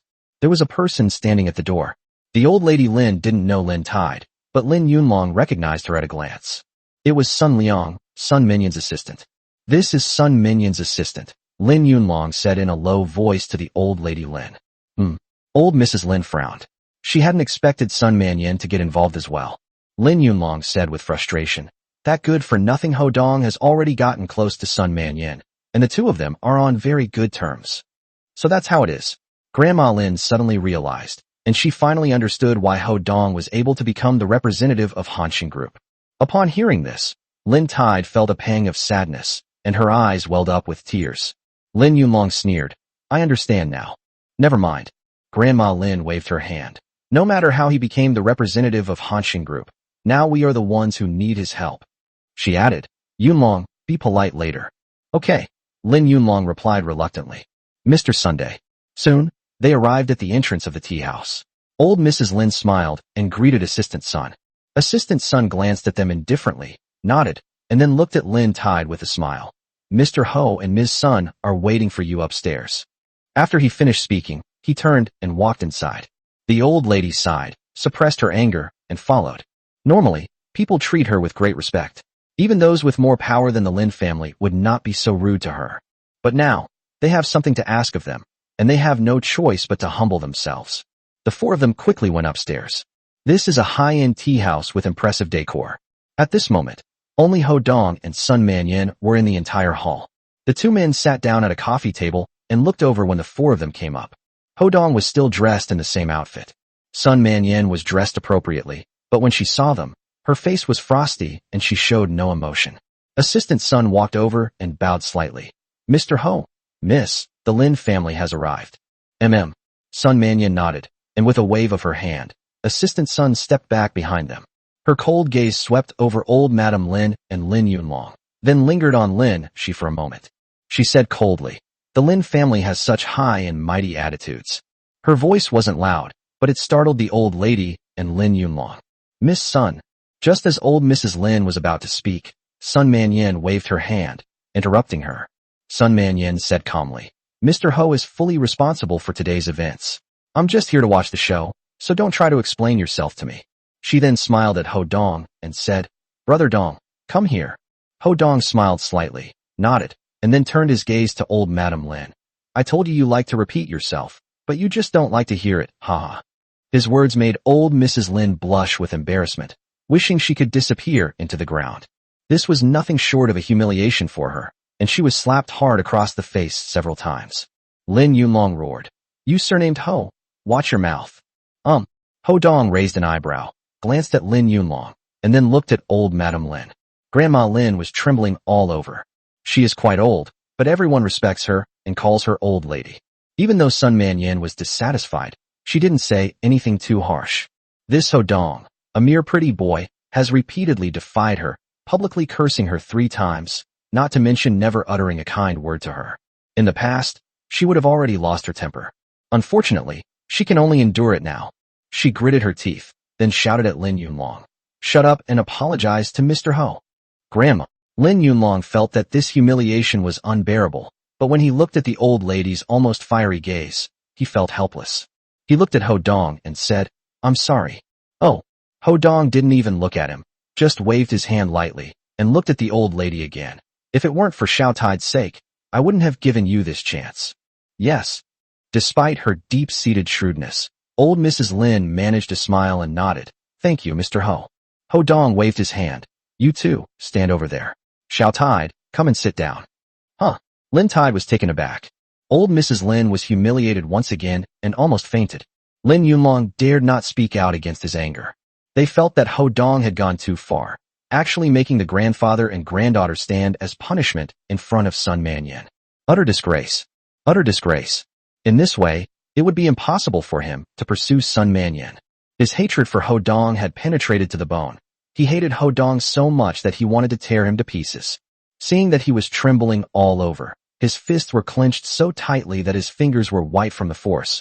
Old Mrs. Lin was afraid that he would act rashly, so she quickly coughed. She then looked at Lin Tide and smiled. "Xiao Tide, Mr. Ho invites you to come over and sit down for a talk. Go ahead, I'll help you from the side. Don't be nervous." "Yes, Grandma." Lin Tide nodded, walked over, and sat down in front of Ho Dong. She looked at Ho Dong and suddenly felt flustered. Then she saw Sun Mannion and felt that Ho Dong seemed to be getting further and further away from her. Ho Dong used to revolve around her. Now, regardless of Ho Dong's relationship with Sun Mannion, the woman beside him is no less attractive than her. Their background and abilities far surpass hers. She was extremely upset. Upon seeing Sun Mannion's icy gaze again, she almost got up and ran away. "Xiaoxi, this is the preliminary agreement between Hanxing Group and the Lin family. Take a look," Ho Dong said, taking out a stack of documents from his bag and handing them to Lin Tide. Lin Tide took it and quickly browsed through it. The stack of documents contained a lot of information, and it took her nearly 20 minutes to read through them. Meanwhile, the elderly Mrs. Lin, who was standing next to her, finished reading the documents. Grandma Lin's expression changed from indignation to excitement. It turns out that Hanxing Group's investment in the Lin family has increased from 3 billion to 4 billion. Moreover, some of the share allocations and profit distributions are very beneficial to the Lin family, and they are fully able to accept them. Once cooperation begins, the Lin family will be able to emerge from the shadows. Her hands were trembling slightly. Lin Tide was also moved. Although she was dissatisfied with the old lady's favoritism and ruthlessness, the Lin Group was still founded by her grandfather. She also didn't want the Lin family to be destroyed. She looked at Ho Dong and smiled. "This agreement is fine. It's very good for our Lin family." Hee. Ho Dong smiled faintly. "Of course there's no problem with this agreement. I'd also like to announce a few things on behalf of the new president of Hanxing Group." After he finished speaking, Mrs. Lin immediately became nervous. She knew that Hanxing Group would never give the Lin family any benefits so easily. "Go ahead and speak," Lin Tide said, looking at Ho Dong nervously. "For cooperation to take place, the following conditions must be met," Ho Dong said calmly. "First, the person who contacts Hanxing Group must be Lin Tide. If it's someone else, the agreement is void. Secondly, all potential problems related to Lin Tide's Lin's Beauty Company must be completely resolved before your birthday, madam." He paused for a moment, then said, "Note that it must be thorough. If there is even the slightest problem, you will bear the consequences." The old lady's face turned even uglier. At this moment, Ho Dong added, "Third, Lin Yunlong must bow and apologize to Lin Tide in front of everyone at your birthday party. Fourth, preliminary preparations for the agreement can proceed, but implementation must begin after your birthday, madam." Ho Dong spoke each sentence in a very calm tone. However, each condition struck like a heavy hammer into the hearts of old Mrs. Lin, Lin Yunlong, and even Lin Tide. Chapter 65 Lin Yunlong's Fury. However, the three of them, including Grandma Lin, had different focuses. When old Mrs. Lin heard Ho Dong's conditions, her expression changed slightly, because the Lin family was on the verge of collapse. They were counting on Hanxing Group to save their lives. However, Ho Dong's request was to wait until after her birthday. She had no idea whether the Lin family could hold on after her birthday. Even if they could persevere, they would be in great pain. Lin Yunlong simply felt that Ho Dong, a pretty boy, was making so many demands. They actually expect him, a young master, to apologize to Lin Tide in front of so many powerful and influential people? On what grounds? If the old lady hadn't been there, he would definitely have given Ho Dong a good talking to. Lin Tide was utterly shocked. because almost all the conditions Ho Dong proposed revolved around her. She was suddenly very moved, feeling that Ho Dong might have sacrificed a lot for her. At this moment, Ho Dong's only thought was that Luo Fuxing and the others were targeting the Lin family because of him. Luo Fuxing and his group planned to take action against the Lin family at the old lady's birthday banquet and teach them a lesson. He couldn't let them down. What? You won't agree. Ho Dong looked at the old lady indifferently. He understood, of course, that the real decision-maker was the old lady, and that she had Lin Tide here mainly to increase Lin Tide's influence. This, Grandma Lin sighed. I can agree to everything else, but could the start date for the formal cooperation be moved up a bit? Cannot. Ho Dong was very certain, and his tone left no room for doubt. The old lady looked troubled. Ho Dong added, however, we can guarantee that your Lin family will not collapse. The old lady frowned. How could she trust such a verbal guarantee? Ho Dong sneered and looked at the old lady. I'm not here to negotiate with you. Answer me whether you agree or not. He raised his voice, and old Mrs. Lin's heart skipped a beat. Lin Yunlong was furious, but dared not make any rash moves. Good. Grandma Lin sighed heavily again, glanced at Ho Dong, and then at Sun Manyan. She also realized that Lin Yunlong would probably never be able to win over Sun Manyan in his entire life. It's impossible to get support from the Sun family now. Ho Dong nodded and said to Lin Tide, in that case, sign it. He then produced a supplementary document, which was an agreement recording the demands he had previously made. He signed the documents with Lin Tide and old Mrs. Lin respectively. In this way, the Lin family can be considered to have officially reached a cooperation agreement with Hanshin Group. However, Mrs. Lin also understood that the gap between them and Hanshin Group was too great. Even if they signed this agreement, it would be easy for the other party to control them. She couldn't help but sigh inwardly, and glanced at Lin Tide again. She understood even more clearly that Lin Tide was now a very important asset to the Lin family, and she had to handle her situation well. Otherwise, the consequences would be unimaginable. Then we'll be going. Ho Dong stood up, smiled at Sun Manyan, glanced at Lin Tide, and then walked outside. Sun Manyan followed behind. As she passed Lin Tide, she glanced at the eternal heart on Lin Tide's neck and couldn't help but sigh. Ho Dong was never as good to her as he was to Lin Tide. She said calmly, what I said before still stands. If you're willing to sell me the heart of eternity sometime, give me a call. After saying that, he followed Ho Dong away. Upon hearing this, Lin Tide couldn't help but clutch the eternal heart on her chest. She didn't know why she always wanted to wear the eternal heart that Ho Dong had given her, but if she didn't wear it, she felt like something was missing. She watched Ho Dong and Sun Minyan's figures gradually disappear, feeling lost and disappointed. She wanted to go forward and follow, but the pressure behind her prevented her from making that choice. She always felt that every time Ho Dong parted ways with her, the distance between them grew further. Snort. Ho Dong and the others went downstairs and drove away. Old Mrs. Lin snorted and plopped down on a chair next to her. She was trembling with anger. Lin Yunlong slammed his hand on the table, the loud noise making Lin Tide's heart tighten. His face was contorted with rage, as if he wanted to devour someone. Grandma, I'm going to teach that brat a lesson. Lin Yunlong was furious and roared. He's nothing but a pretty boy. I don't know what Sun Manyan saw in him. The fox borrows the tiger's might. He's just someone else's dog, yet he dares to act all high and mighty in front of us. A petty person has gained power. Once Sun Manyan leaves, let's see what kind of backer he'll have left. As he spoke, he kicked the tables and chairs on the ground with all his might, smashing teacups to pieces with deafening noise, acting like a madman. A moment later. All right. Old Mrs. Lin gradually calmed down. Although she had suffered a great humiliation, she was, after all, the matriarch of the Lin family. Her ability to control her emotions is extraordinary. After waiting for Lin Yunlong to vent for a while, she waved her hand and said, all right, let's go back. Right. Lin Yunlong then realized that Ho Mingshu was coming to their old house again. He shared the same idea as old Mrs. Lin. Don't put all your eggs in one basket. Although Hanshin Group is powerful, the Ho family is even more powerful. Moreover, once his drug takes effect, Lin Tide will be completely under his control. Photos and videos could completely control Lin Tide. Today he understands even more clearly what the old lady said before. Lin Tide, who is not married, is the real trump card of their Lin family. Grandma, I'm going back now. Seeing this, Lin Tide just wanted to leave as soon as possible. From this day forward, she knew that Lin's beauty company was completely hers. She was also a little excited.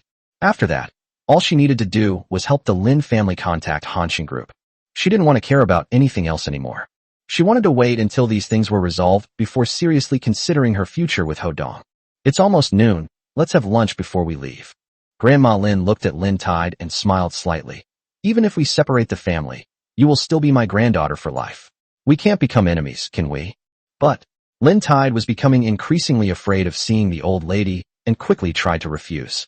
Lin Yunlong said with a stern face, "Do you also want to anger Grandma like that pretty boy Ho Dong? Grandma isn't in good health. If something happens to her because of you, can you take responsibility?" His eyes were very sharp. Lin Tide glanced at old Madam Lin again and sighed. All right. Immediately afterwards, old Mrs. Lin swiped her card to pay for the things Lin Yunlong had damaged, and then took Lin Tide to the Lin family's old house. After returning home, Lin Yunsong and his family began preparing for a family dinner. Lin Tide was unwittingly drugged by Lin Yunlong once again. Around 12 o'clock, a red Ferrari pulled up in front of the Lin family's old house, and a tall, thin but handsome man got out of the car. This man was 24 or 25 years old, and exuded an aristocratic air about him. This person was none other than Ho Dong's cousin, Ho Hanxian's eldest son, Ho Mingxiu.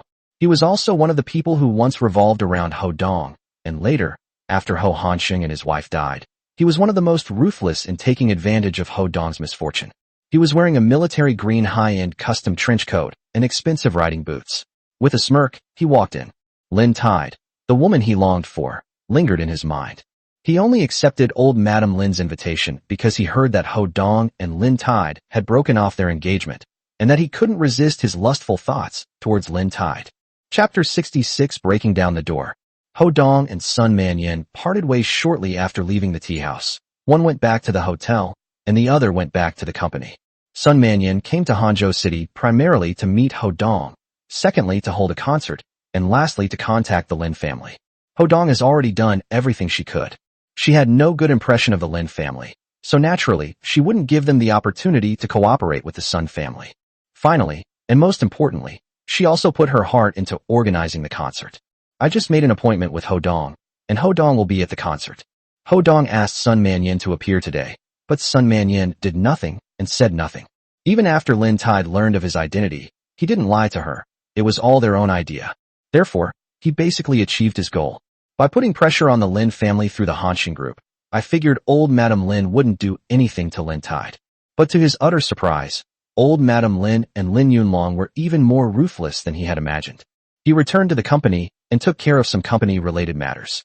At that moment, he was having lunch at a rooftop restaurant near his company. He was still dressed in clothes that even white-collar workers couldn't match, making him stand out awkwardly in this upscale restaurant. This attracted some attention. He didn't care at all. Unless he is absolutely required to dress up, he would never be willing to wear a set of glamorous designer clothes. His experiences have given him a clearer understanding of these things. Just then, his phone rang. Xiao Tide. Ho Dong checked the time. It had only been an hour or two since he parted ways with Lin Tide. She called because she had finished her work and wanted to thank him. He couldn't help but smile slightly. He felt quite satisfied after helping Lin Tide solve her problem. Hello. Ho Dong answered the phone. Oh, Ho Dong, save me. I feel something's wrong the old house. Lin Tide's urgent and weak voice came through. Hee, Lin Tide, who are you calling? Bang. On the other end of the phone, besides Lin Tide's voice, came another voice that Ho Dong recognized very well. Beep, beep, beep. Then, the phone went dead. Ho Mingxiu. Ho Dong was furious, and Lin Tide's situation seemed extremely dangerous. He stood up abruptly and shouted at Zhuang Chuchu. Give me the car keys. Oh. Zhuang Chuchu was also startled, but quickly handed the key to Ho Dong. Ho Dong grabbed the keys, turned and ran at breakneck speed. By the time Zhuang Chuchu reacted, he had already reached the elevator. He called Lin Yunlong as he ran. However, Lin Yunlong simply didn't answer. He called Lin Tide several more times, but she didn't answer. He didn't have Grandma Lin's phone number, nor did he have Ho Mingxiu's phone number. By then, he had already boarded the car. As he started the engine, he dialed Ho Hanxian's number. Hey Xiaodong, what's up? Although Ho Hanxian was very annoyed with Ho Dong, he was still very enthusiastic when Ho Dong called. Call Ho Mingxiu right now. If he dares to lay a finger on Lin Tide, I'll make sure you all pay with your lives. Ho Dong roared angrily at Ho Hanxian. He then hung up the phone. Boom. With a throttle input, Zhuang Chuchu's Porsche roared and accelerated rapidly. In the blink of an eye, the car body transformed into a red electric current and rushed onto the main road. He roared as he sped along. He demonstrated his exceptional driving skills. In downtown Seoul, it was able to run at speeds exceeding 100 miles per hour, and unsurprisingly, even at midday, while Hanju, a first-tier city, isn't too congested, it's still not a place the average person can reach. This is also thanks to the driving skills he honed when he was still a young master. Meanwhile, Ho Hanxian was nearly driven mad with anxiety. What is Ho Dong's current status? The future heirs of the 5 major conglomerates. Compared to the Long group in Beijing, the Ho family was like ants. Not to mention the other 4 groups that monopolized various resources and were no weaker than the Long group.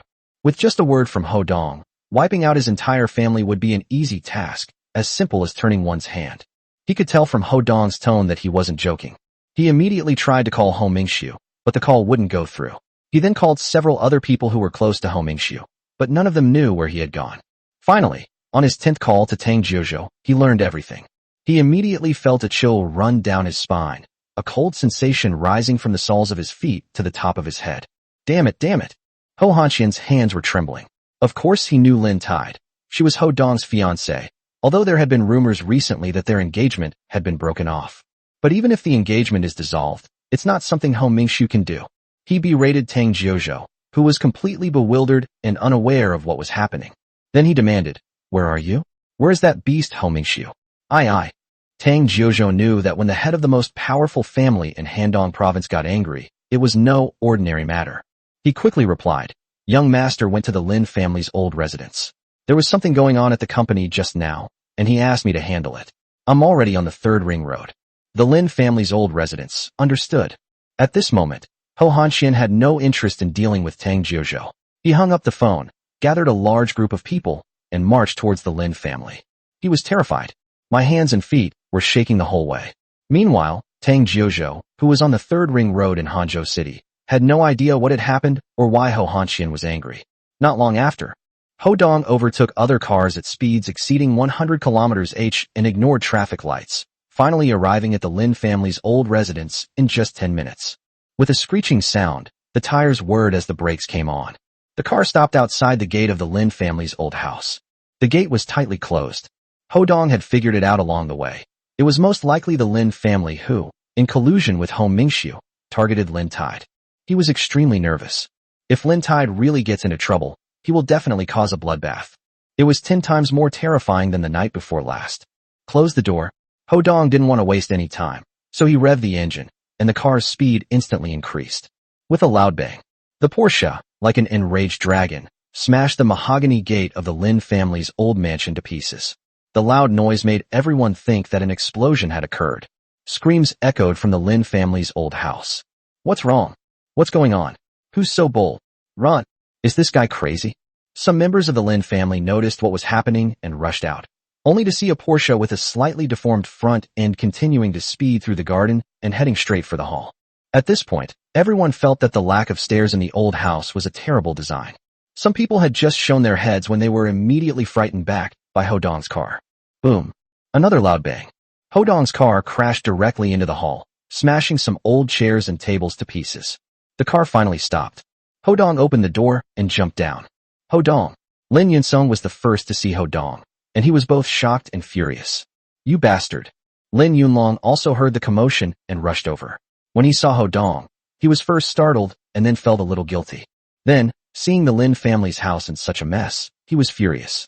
"Where is Xiaoxi?" Ho Dong rushed over like an enraged bull, and before Lin Yunlong could react, Ho Dong grabbed him by the throat and slammed him against the wall. Caught off guard, Lin Yunlong's face flushed red, and he struggled to breathe. "Stop!" With a sharp shout, old Mrs. Lin, trembling with anger, entered the chaotic hall. This is the first time in all these years that someone has come knocking on the Lin family's door. Her face was ashen, and she glared angrily at Ho Dong. Ho Dong pushed Lin Yunlong aside, turned to look at old Madame Lin, and said sternly, "Where is Xiao Tide? If anything happens to her, the entire Lin family will be executed." When Grandma Lin saw that Ho Dong's eyes were bloodshot, and he was almost spitting fire, she was intimidated by his imposing manner. Adding to the fact that Lin Tide's affair was already disgraceful, she couldn't help but feel indignant and pointed upstairs, "Up there." Upon hearing this, Ho Dong immediately rushed over. After Ho Dong left, old Madame Lin finally came to her senses, gritting her teeth. "You wretched child." She then looked at Lin Yunlong. "Go and call for help." We can't let this go today. Good. Upon hearing this, Lin Yunlong was overjoyed and immediately planned to call people to settle old scores with Ho Dongxing. He also knew that the old lady was furious this time and no longer cared about Hanxing Group or Sun Manyan. Just then, another series of footsteps sounded. They turned around and saw a dignified middle-aged man leading a large group of people striding in. The one leading this group is Ho Hanxian. Chapter 67 Whipping. This, Ho Hanxian, as the head of the Ho family, had seen countless things in life, but the scene before him made him feel flustered. They drove in recklessly. To others, Ho Dong was simply reckless. Ho Hanxian, however, could see just how furious Ho Dong was. Who can withstand Ho Dong's wrath? Ho, Chairman Ho. Although old Mrs. Lin and Ho Hanxian were not on the same level, she had met Ho Hanxian on some occasions. Suddenly seeing Ho Hanxian leading his men, charging menacingly, the anger in his heart was instantly extinguished as if a bucket of water had been poured on it. All that remained was fear. It's him. Lin Yunlong was startled and his whole body trembled. Their Lin family was merely a second-rate family, far inferior to even first-rate families. The Ho family was a level below ordinary first-class families. When a big shot like Ho Hanxian arrived, how could they not be panicked? Snort. Ho Hanxian already knew the whole story from Tang Jiuzhou. He came to the Lin family mainly to prevent things from getting worse. He arrived at the Lin family's house as quickly as possible. But it was too late. Where is Miss Lin Tide? Where is that beast Ho Mingxiu? Ho Hanxian didn't have time to settle scores with old Madame Lin. His gaze was like a knife as he stared at old Madame Lin's face and demanded. Upon hearing this, old Mrs. Lin shuddered. Ho Hanxian's question was more than 10 times more oppressive to her than Ho Dong's. She swallowed hard, suddenly realizing that trusting Lin Yunlong's plan was perhaps the biggest mistake she had ever made. She quickly pointed upstairs. They're upstairs. Yunlong, lead the way. Yes. Lin Yunlong's mood was also very uneasy, and he was extremely anxious. This is probably the first time I felt so uneasy since I was born. He quickly walked ahead, leading Ho Hanxian and the others towards the side gate, and then went upstairs. Upstairs. Ho Dong had already broken down the door when he saw Ho Mingxiu, dressed in a light blue, fluffy pajama set, tidying up his shackles and whip. He glanced over again and saw Lin Tide curled up on the bed, mumbling incoherently, clearly somewhat delirious. But he breathed a sigh of relief. Thankfully, he wasn't late. You. At this moment, Ho Mingxiu was overwhelmed with emotion and could not control himself, but he had not yet made a move against Lin Tide. It turns out he had a peculiar fetish, and naturally he would use this method on Lin Tide, whom he had long coveted. Therefore, he asked Lin Yunlong to prepare this set of props. No one in the Lin family liked this style, and Ho Mingxiu couldn't possibly carry it with him, so it was delivered just now after about 10 minutes. Just as he was about to handcuff Lin Tide, Ho Dong suddenly burst through the door. When he saw Ho Dong, he was terrified. Snort. Ho Dong only calmed down at this moment. Only at this moment did he realize that Lin Tide held a more important place in his heart than he had imagined. As he walked over, the memory of his reckless speeding flashed through his mind, and he felt a wave of fear. If anything goes wrong, he might not only fail to save Lin Tide, but also lose his own life. But he has no regrets. He swept Lin Shi up in his arms, her cheeks flushed, her expression alluring, and with her eyes slightly narrowed, she gave Ho Dong a charming smile. That smile was in no way inferior to Sun Minyan's. Her smile completely captivated Ho Dong. At that moment, Lin Tide took the opportunity to hug Ho Dong's neck and kiss him on the cheek. You're here. I missed you so much. Ho Dong was instantly struck as if by lightning, his heart surging with emotion. Yes, I'm here. You're safe now. Ho Dong smiled slightly, took a deep breath, and tried to calm himself down. He could clearly tell that Lin Tide had been drugged. His eyes immediately sharpened, and he looked coldly at Ho Mingxiu. Did you lay a finger on her? No. Ho Mingxiu felt a chill run down his spine when he saw Ho Dong's cold gaze, and quickly waved his hand. I haven't had time yet. Tap, tap, tap. At that moment, a group of people rushed in. Seeing Ho Dong yelling at Ho Mingxiu and then hugging Lin Tide, Lin Yunlong didn't have time to think carefully. He just wanted to make a good impression on Ho Hanxian. Ho Dong, how dare you? He shouted. Who do you think you are, daring to speak to young Master Ho like that? Snap. Before he could finish speaking, Ho Hanxian slapped him so hard that he saw stars. You bastard, did I give you permission to speak? Ho Hanxian shouted. Lin Yunlong immediately staggered back several steps, stunned by the blow. Ho Hanxian, come in. Everyone else, get downstairs. Ho Dong shouted as he saw Ho Hanxian. Upon hearing this, Lin Yunlong and the old lady of the Lin family widened their eyes in disbelief. Who in this world would dare to speak to Ho Hanxian like that? They were terrified. The men Ho Hanxian brought were both surprised and angry, but they were very well-mannered and dared not act on their own without Ho Hanxian's orders. Get down. Seeing this, Ho Hanxian knew he had lost face, but it was better than making Ho Dong even angrier. He waved his hand, and everyone else retreated downstairs. Xiao Dong, haha, I'm sorry, I failed as a parent. After Ho Hanxian and the others left, he hurried over, forced a smile, and apologized. How do you suggest we punish him? Ho Dong. No. Young Master Ho. Ho Mingshu lowered his head and quickly explained. I'm sorry, it's all my fault. I thought you two had broken up and had nothing to do with each other, so I accepted the invitation from that old woman from the Lin family. However, they did all of this. I only found out later. His words, though sincere, sounded humble and lacked confidence. A look of pain flashed in his eyes. Several years ago, when he faced Ho Dong, he was just as timid and submissive. However, back then, Ho Dong was still very easy to talk to. In the time that followed, he turned the tables and trampled Ho Dong underfoot several times, humiliating him. But now we're back to where we were before. However, Ho Dong is no longer the Ho Dong he used to be. Yes. Upon hearing this, Ho Hanxian quickly laughed and said, Xiao Dong, Mingshu is wrong, but the Lin family is even more unforgivable. I'll have someone deal with them right away. Did I ask you to make the decision? Ho Dong's gaze was sharp as he looked at Ho Hanxian. Ho Hanxian shuddered and hurriedly waved his hands awkwardly. No, it was my fault. Please tell me, please tell me. Ho Dong glanced at Lin Tide, who was writhing and swaying in his arms, and could feel her body temperature even through her clothes. His anger subsided considerably. He glanced at Ho Mingshu. Kneel down. Huh. Ho Mingshu was taken aback. Ho Hanxian cursed. You beast, Xiao Dong told you to kneel. Why aren't you kneeling? Yes. Ho Mingshu gritted his teeth, then suddenly knelt on the ground. Ho Dong pointed to the whip on the ground and said to Ho Hanxian, take off his clothes and give him 20 lashes. Yes. Ho Hanxian saw that the whip was a pure leather horsewhip used for horse racing. A single lash from it would surely cause excruciating pain. 20 lashes would probably make a person faint from the pain. He was actually very indulgent towards his son, and he couldn't even bear to slap him, let alone whip him. But how could he not listen to Ho Dong? Without hesitation, he picked up the whip, ripped off Ho Mingshu's pajamas, and exposed Ho Mingshu's back. Crack! The whip lashed down. Ho Mingshu immediately let out a shrill scream. A bloodstain was a shocking sight. Ho Mingshu was in so much pain that he trembled all over, his fingers gripping the ground, his handsome face contorted in pain. Ho Hanxian had clearly used all his strength in that whip strike, and he felt a pang of heartache seeing the blood-stained whip. However, if he doesn't do everything in his power to please Ho Dong and appease him, the Ho family will be in danger, and Ho Hanxian's entire family will be in danger. Snap, snap, snap. Second lash. The third lash. Ho Hanxian worked very hard, whipping Ho Mingshu again and again until he was covered in blood and screamed in agony. Ho Mingshu had already fainted by the 15th lash. Ho Hanxian gritted his teeth and lashed out 5 more times.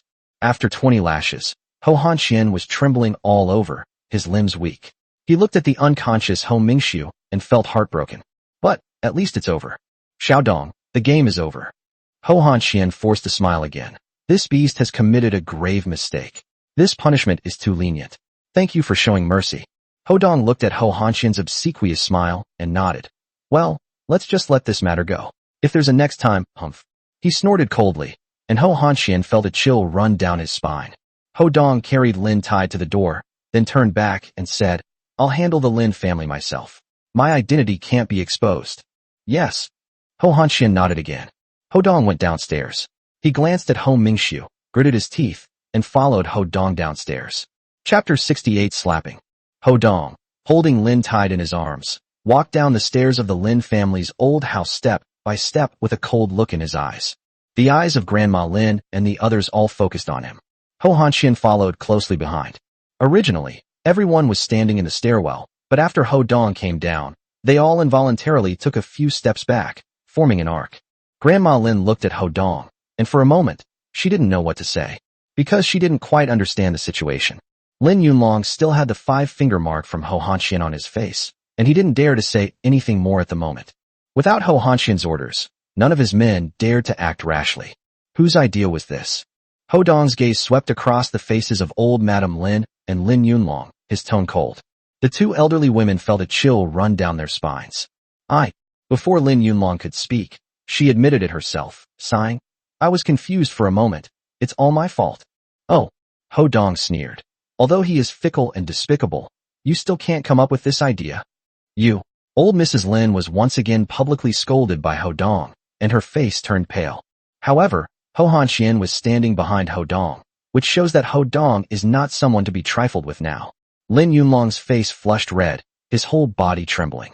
He took a step forward and roared. You fucking dare say that again? Slap him. Ho Hanxian snorted coldly. Immediately, a burly, dark-skinned man stepped forward and grabbed Lin Yunlong. Stop, the old lady screamed, and the rest of the Lin family rushed over. Ho Hanxian sneered. What? The Lin family, who schemed against me and young Master Ho, dare to retaliate. Upon hearing this, the old lady was speechless, and fearing the consequences, she dared not provoke the Ho family. Attack! Ho Hanxian waved his hand. Slap! Slap! The burly man immediately slapped Lin Yunlong twice more across the face, causing Lin Yunlong to scream in agony. His face swelled up, blood trickled from the corner of his mouth, and he was filled with shame. Ho Dong then looked at old Madame Lin and asked, Should I repeat what I just said? No need. Old Mrs. Lin said through gritted teeth, shaking her head. She still couldn't figure out Ho Dong's true identity, and still thought that Ho Dong was only able to get Ho Hanxian to listen to him because of the Sun family's power. Although they despised Ho Dong for being a pretty boy, there was nothing they could do about it. Ho Dong then looked at Lin Yunlong and asked, Was that your idea? So what if I paid for it? Lin Yunlong couldn't take it anymore and shouted, This is my family's business. What's it to you? Xiaoxi's affairs are my affairs. Ho Dong's gaze sharpened as he looked at old Madame Lin. If you want to avoid affecting the agreement with Hanshin Group, make Lin Yunlong kneel at the entrance of Zedong community for a whole day tomorrow. What? Lin Yunlong was furious. Old Mrs. Lin frowned. Ho Dong coldly said, If you don't come, the Lin family will be destroyed. Believe it or not, it's up to you. After he finished speaking, he picked up Lin Tide and went straight outside.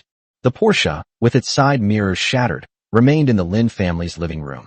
Zheng Yingyi, I respect you as a senior and will let it go this time.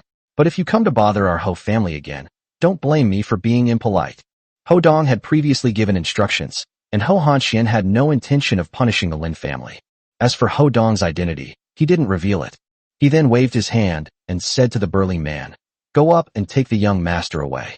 He's caused such a big mess this time. Lock him up for 10 days or half a month. Yes. The burly man nodded and immediately led his men upstairs. Ho Hanxian left with a furious expression. Before long, the burly man, supporting the unconscious Ho Mingxiu, also left. A moment later, only the Lin family members and that Porsche they were ashamed of remained in the hall. The Lin family members remained silent. Many people feel that the Lin family has been having a run of bad luck lately, with one bad thing after another happening. But no one dared to say a word. Everyone get out. After finally catching her breath, old Mrs. Lin waved her hand, dismissing Lin Yunsong and the others, and looked even more exhausted. Lin Yunlong looked at Grandma Lin and said, Grandma, is the Sun family really that powerful? Even Ho Hanxian doesn't dare to mess with Ho Dong. Ho Dong is just Sun Minion's gigolo. He asked angrily. The old lady waved her hand. Who knows? None of the families in the capital are simple. Be careful if you run into them in the future. She added, Tomorrow, just do as Ho Dong said. Grandma, Lin Yunlong was furious. How could he, the eldest young master of the Lin family, be expected to kneel in the Zedong residential area for a whole day? Grandma Lin sighed. The Lin family is now counting on you and on Hanshin Group. Although Ho Dong may not really have that much influence, but... She shook her head. What if the new president of Hanshin Group has a special relationship with the Sun family? This 4 billion is crucial. She looked at Lin Yunlong with pity and patted his arm. The Lin family will be yours in the future. It's worth enduring this humiliation. I understand, Grandma. Lin Yunlong gritted his teeth and nodded, then suddenly asked, Grandma, when can we make a move against Ho Dong? I want him dead. His tone was extremely resentful. Old Mrs. Lin also had a ferocious look on her face. The grandfather and grandson, who usually acted arrogantly and domineeringly, repeatedly suffered setbacks at Ho Dong's hands. How could they tolerate this? A venomous glint flashed in old Madame Lin's eyes. After Sun Manyan leaves, I know some people at Handong Wyman. Then, humph, I'll let that brat know that I, Zheng Yingyi, am not someone to be trifled with. Good. Lin Yunlong was overjoyed. The old lady stood up abruptly. All right, I have to go to a meeting. We still need to discuss how to contact Hanshin Group afterwards. As she spoke, she took 2 steps, then suddenly everything went black, and she collapsed to the ground with a thud. It turned out that she was in poor health and had been repeatedly provoked by Ho Dong, so she finally couldn't hold on any longer and collapsed to the ground. Lin Yunlong rushed forward. On the other side, Ho Dong carried Lin Tide, got into a taxi, and returned to Zedong residential area. Lin Tide's drug effects intensified, her body became burning hot, and she left red lipstick marks on Ho Dong's neck and face. Ho Dong was also distracted. Even the taxi driver was somewhat surprised. However, Ho Dong did not do anything excessive to Lin Tide. He swiped his card to enter the residential area and arrived at Lin Tide's home once again, knocking on the door. Huh, you. Lin Yuezhi opened the door and saw Ho Dong, her face filled with disgust and contempt. She was about to make a sarcastic remark to Ho Dong when she saw Lin Tide and the lip print on Ho Dong's face. Brute. She flew into a rage and slapped Ho Dong across the face. What did you do to Xiao Tide? Are you even human? As she spoke, she went to snatch Lin Tide. Ho Dong frowned. If you used your brain a little, you should know what's going on. If I wanted to do something to Xiao Tide, would I have to send her back? As he spoke, he stepped aside from Lin Yuezhi's hand and entered the door, intending to put Lin Tide in the bedroom. You. Lin Yuezhi was left speechless after being confronted by Ho Dong. This made her realize it very quickly. His face turned pale. However, upon seeing Ho Dong, she felt an inexplicable annoyance and shouted, Who let you in? Get out of here. Ho Dong carried Lin Tide in and saw that there were 3 other people in the room. One is Huang Haoshuan, and the other 2 appeared to be Huang Haoshuan's parents. Ho Dong's face darkened. Clearly, this is another blind date arranged by Lin Yuezhi for Lin Shi. Ah, it's you. Huang Haoshuan's expression changed drastically when he saw Ho Dong, remembering everything Ho Dong had done to him. But at this moment, he couldn't say it out loud. Then he saw Ho Dong holding Lin Tide, his face covered in lipstick marks, his complexion alternating between pale and flushed. What's going on? Huang Haoshuan's parents stood up abruptly, furious. They brought their son to discuss marriage, but their supposed future daughter-in-law was being so intimate with a strange man. How could they not be angry? Haoshuan's parents, please let me explain. Lin Yuezhi's mind raced as she tried to think of an explanation. Ho Dong coldly looked at Huang Haoshuan. You, get out of here right now. Chapter 69 Kneeling in Public. What did you say? Huang Haoshuan's father was so angry, he almost jumped up. Huang Haoshuan quickly stopped his father. He knew Ho Donghan's identity as the president of the group, but he didn't want to mention it. He said coldly, Dad, forget it, let's go. As he spoke, he pulled his parents outside. His parents followed him out, grumbling and complaining angrily. Lin Yuezhi knew that it wasn't appropriate to continue today, so she apologized and saw Huang Haoshuan and the others to the door. Bang! After seeing Huang Haoshuan off, Lin Yuezhi slammed the door shut and returned to the living room. Ho Dong had already escorted Lin Tide to the bedroom and then came out. You're like a persistent ghost. Although Lin Yuezhi guessed that Lin Tide might have been tricked by the old lady today, Ho Dong saved Lin Tide. However, Ho Dong's actions also ruined her blind date plan for Lin Tide. She showed no gratitude towards Ho Dong, but was instead full of resentment, pointing at him and saying, You've already broken off your engagement with Xiao Tide. Why don't you look at yourself in the mirror? Who do you think you are? It's all because Huang Haoshuan has a good temper. Otherwise he would have given in to you. Please don't come again. Lin Yuezhi shouted at Ho Dong in rapid succession. Ho Dong frowned. Lin Yuezhi sneered again. Didn't you say before that you would be in charge of the company's affairs? What was the result? It was Xiaoxi who risked her life to solve it. What else can you do besides brag? Grandma and Lin Yunlong have treated us so badly. Can you get Grandma to apologize in person? Or can you get Lin Yunlong to kneel down before us? She launched into another round of sarcastic remarks. Ho Dong listened to her words and didn't bother to argue with her. Even if everything he said was true, she wouldn't take it seriously. He knew that you could never wake someone who was pretending to be asleep. Prejudice is always prejudice. He waved his hand. I'm leaving Xiaoxi in your care. After saying that, he turned and left. Snort. Lin Yuezhi was furious, but Ho Dong remained unmoved and indifferent, leaving her helpless. The 2 ignored Ho Dong and went to take care of Lin Tide. Lin Yunlong's medicine, although exceptionally effective, did not have significant side effects on the body. In addition, Lin Tide had taken the antidote once before, so her body had developed resistance. Not long after, the effects of the medicine wore off, and it took an hour for him to return to normal. She told Lin Yuezhi about what had happened at the Lin family's old house, which greatly surprised both of them. When she found out that the old lady had drugged Lin Tide, she was furious. When she learned that Ho Dong had become the representative of Hanshin Group because of Sun Manyin, she cursed Ho Dong for being shameless. Her expression softened somewhat after she learned that Ho Dong had completely resolved the problem. At least he did what some other people did. After Lin Tide finished speaking, Lin Yuezhi snorted coldly. However, Xiao Tide, you can't be soft-hearted towards this kind of man. Lin Tide listened in silence. Lin Yuezhi added, all right, don't overthink it. You now have the opportunity to contact Hanshin Group and see if you can get to know the new president.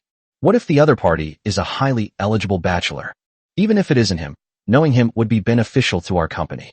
Also, we must be extra careful with the old lady. This time it was extremely dangerous. She was actually worried about Lin Tide. Lin Tide simply nodded in response. The next morning, after getting up, Lin Tide planned to go to Hanshin Group and make contact with them. Just then, he received a phone call from the old lady. After the call connected, the old lady apologized to Lin Tide, telling her not to be angry, that she had been confused and listened to Lin Yunlong's words.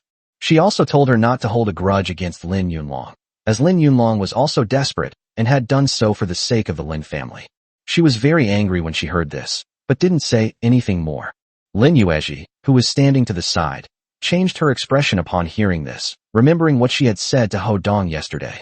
The old lady actually called to apologize in person. All right, Xiaoxi, just remember, you are still Grandma's darling. As she spoke, Grandma Lin added, Yunlong will come and kneel down to apologize to you later, which will show his sincerity. However, please take good care of him and make sure he doesn't go hungry. The old lady's words left Lin Tide completely bewildered. Lin Yuezhi was also very surprised when she heard this. Soon, the old lady hung up the phone, and Lin Yunlong called back. Lin Tide, you're amazing. I've come to kneel down and apologize to you. Don't tell Ho Dong that I didn't come. Lin Yunlong angrily hung up the phone. What? He really came to kneel down and apologize? Ho Dong sent him. Lin Tide and her daughter exchanged a glance, even more surprised. However, Lin Tide understood that the old lady Lin called not to apologize, but mainly to ask her to take care of Lin Yunlong. Clearly, Lin Yunlong's kneeling apology was due to external pressure. Soon, they hurried downstairs and arrived at the main gate of the residential complex. Sure enough, at this moment, Lin Yunlong knelt on the ground, his face gloomy. Many people were watching, pointing, and commenting. Upon seeing this, Lin Yuezhi hurriedly ran over and said, Yunlong, what's going on? Is there some misunderstanding? Please get up. I wouldn't dare. Lin Yunlong snorted coldly. Just kneel when Ho Dong tells you to. Don't pay him any attention, Lin Yuezhi said again. Stop talking nonsense. Lin Yunlong said coldly. I, Lin Yunlong, can endure any hardship for the Lin family. He looked at Lin Tide again. Unlike you, who seduced outsiders and made Grandma so angry that she had to be hospitalized. If anything happens to Grandma, I'll never forgive you. You. Lin Tide turned pale with anger upon hearing this. Even though they used despicable means against her, it sounds like it's her fault. She looked at Lin Yunlong and sneered. Then you can kneel here. Mom, let's go. But, deep down, Lin Yuezhi was still somewhat wary of Lin Yunlong and the old lady. Lin Tide said no more and turned to leave. As for whether the old lady was hospitalized, she remained skeptical. She had already seen through Lin Yunlong and his ilk. Without Ho Dong, her life is ruined. Meanwhile, in a Volkswagen parked by the roadside, a man was live streaming Lin Yunlong kneeling on his phone. Of course, the onlookers also posted on their WeChat moments and shared the videos in their group chats. Lin Yunlong made a fool of himself, attracting a large crowd of onlookers.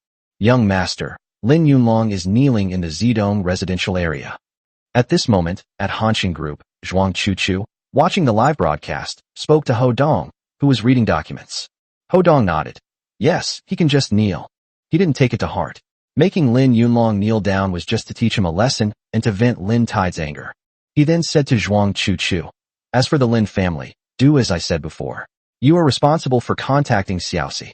He paused for a moment, then added, of course, we must urge Grandma Lin to handle Xiaoxi's company's problems properly. Yes. Zhuang Chuchu nodded. But she secretly envied Lin Tide.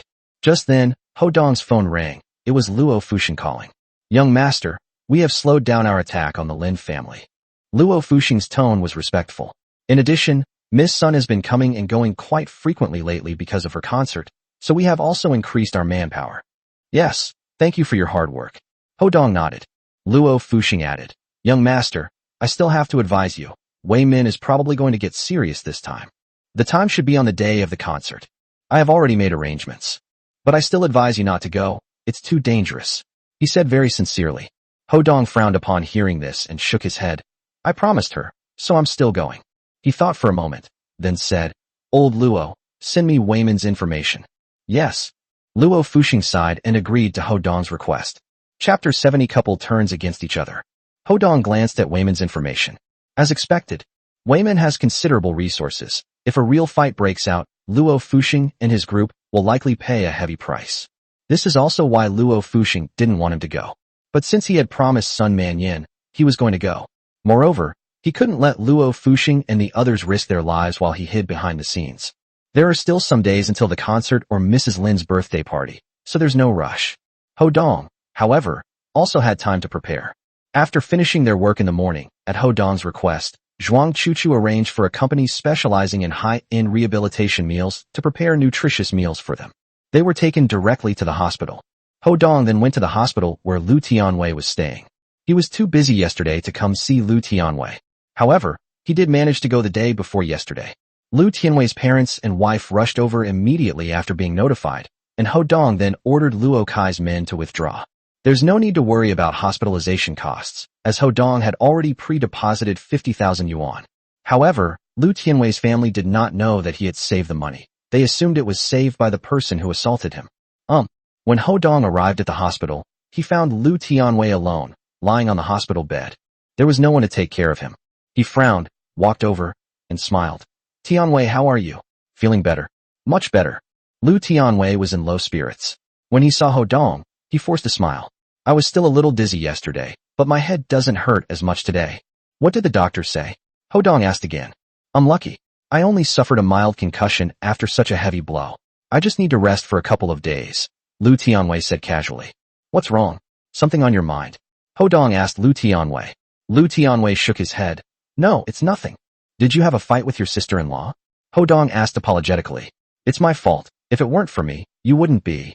Brother Dong, if you say that, you don't consider me a brother anymore, Lu Tianwei said seriously. Okay. Ho Dong sat down beside Lu Tianwei's hospital bed. How could he not be moved by Lu Tianwei risking his life to save him? This debt of gratitude can never be repaid in a lifetime. However, between brothers, there are indeed many things that don't need to be said. True brotherhood isn't about words, it's about the heart. He patted Lu Tianwei's hand and said, Get well soon, don't overthink it. I can tell you're not in a good mood. You must not have gone out. Hee. Lu Tianwei gave a wry smile. Maybe. Ho Dong frowned. Lu Tianwei was clearly preoccupied, and it was probably related to his wife. But he didn't want to ask too many questions. I just feel even more guilty. He laughed and said, I've ordered food for my sister-in-law. We'll eat together later.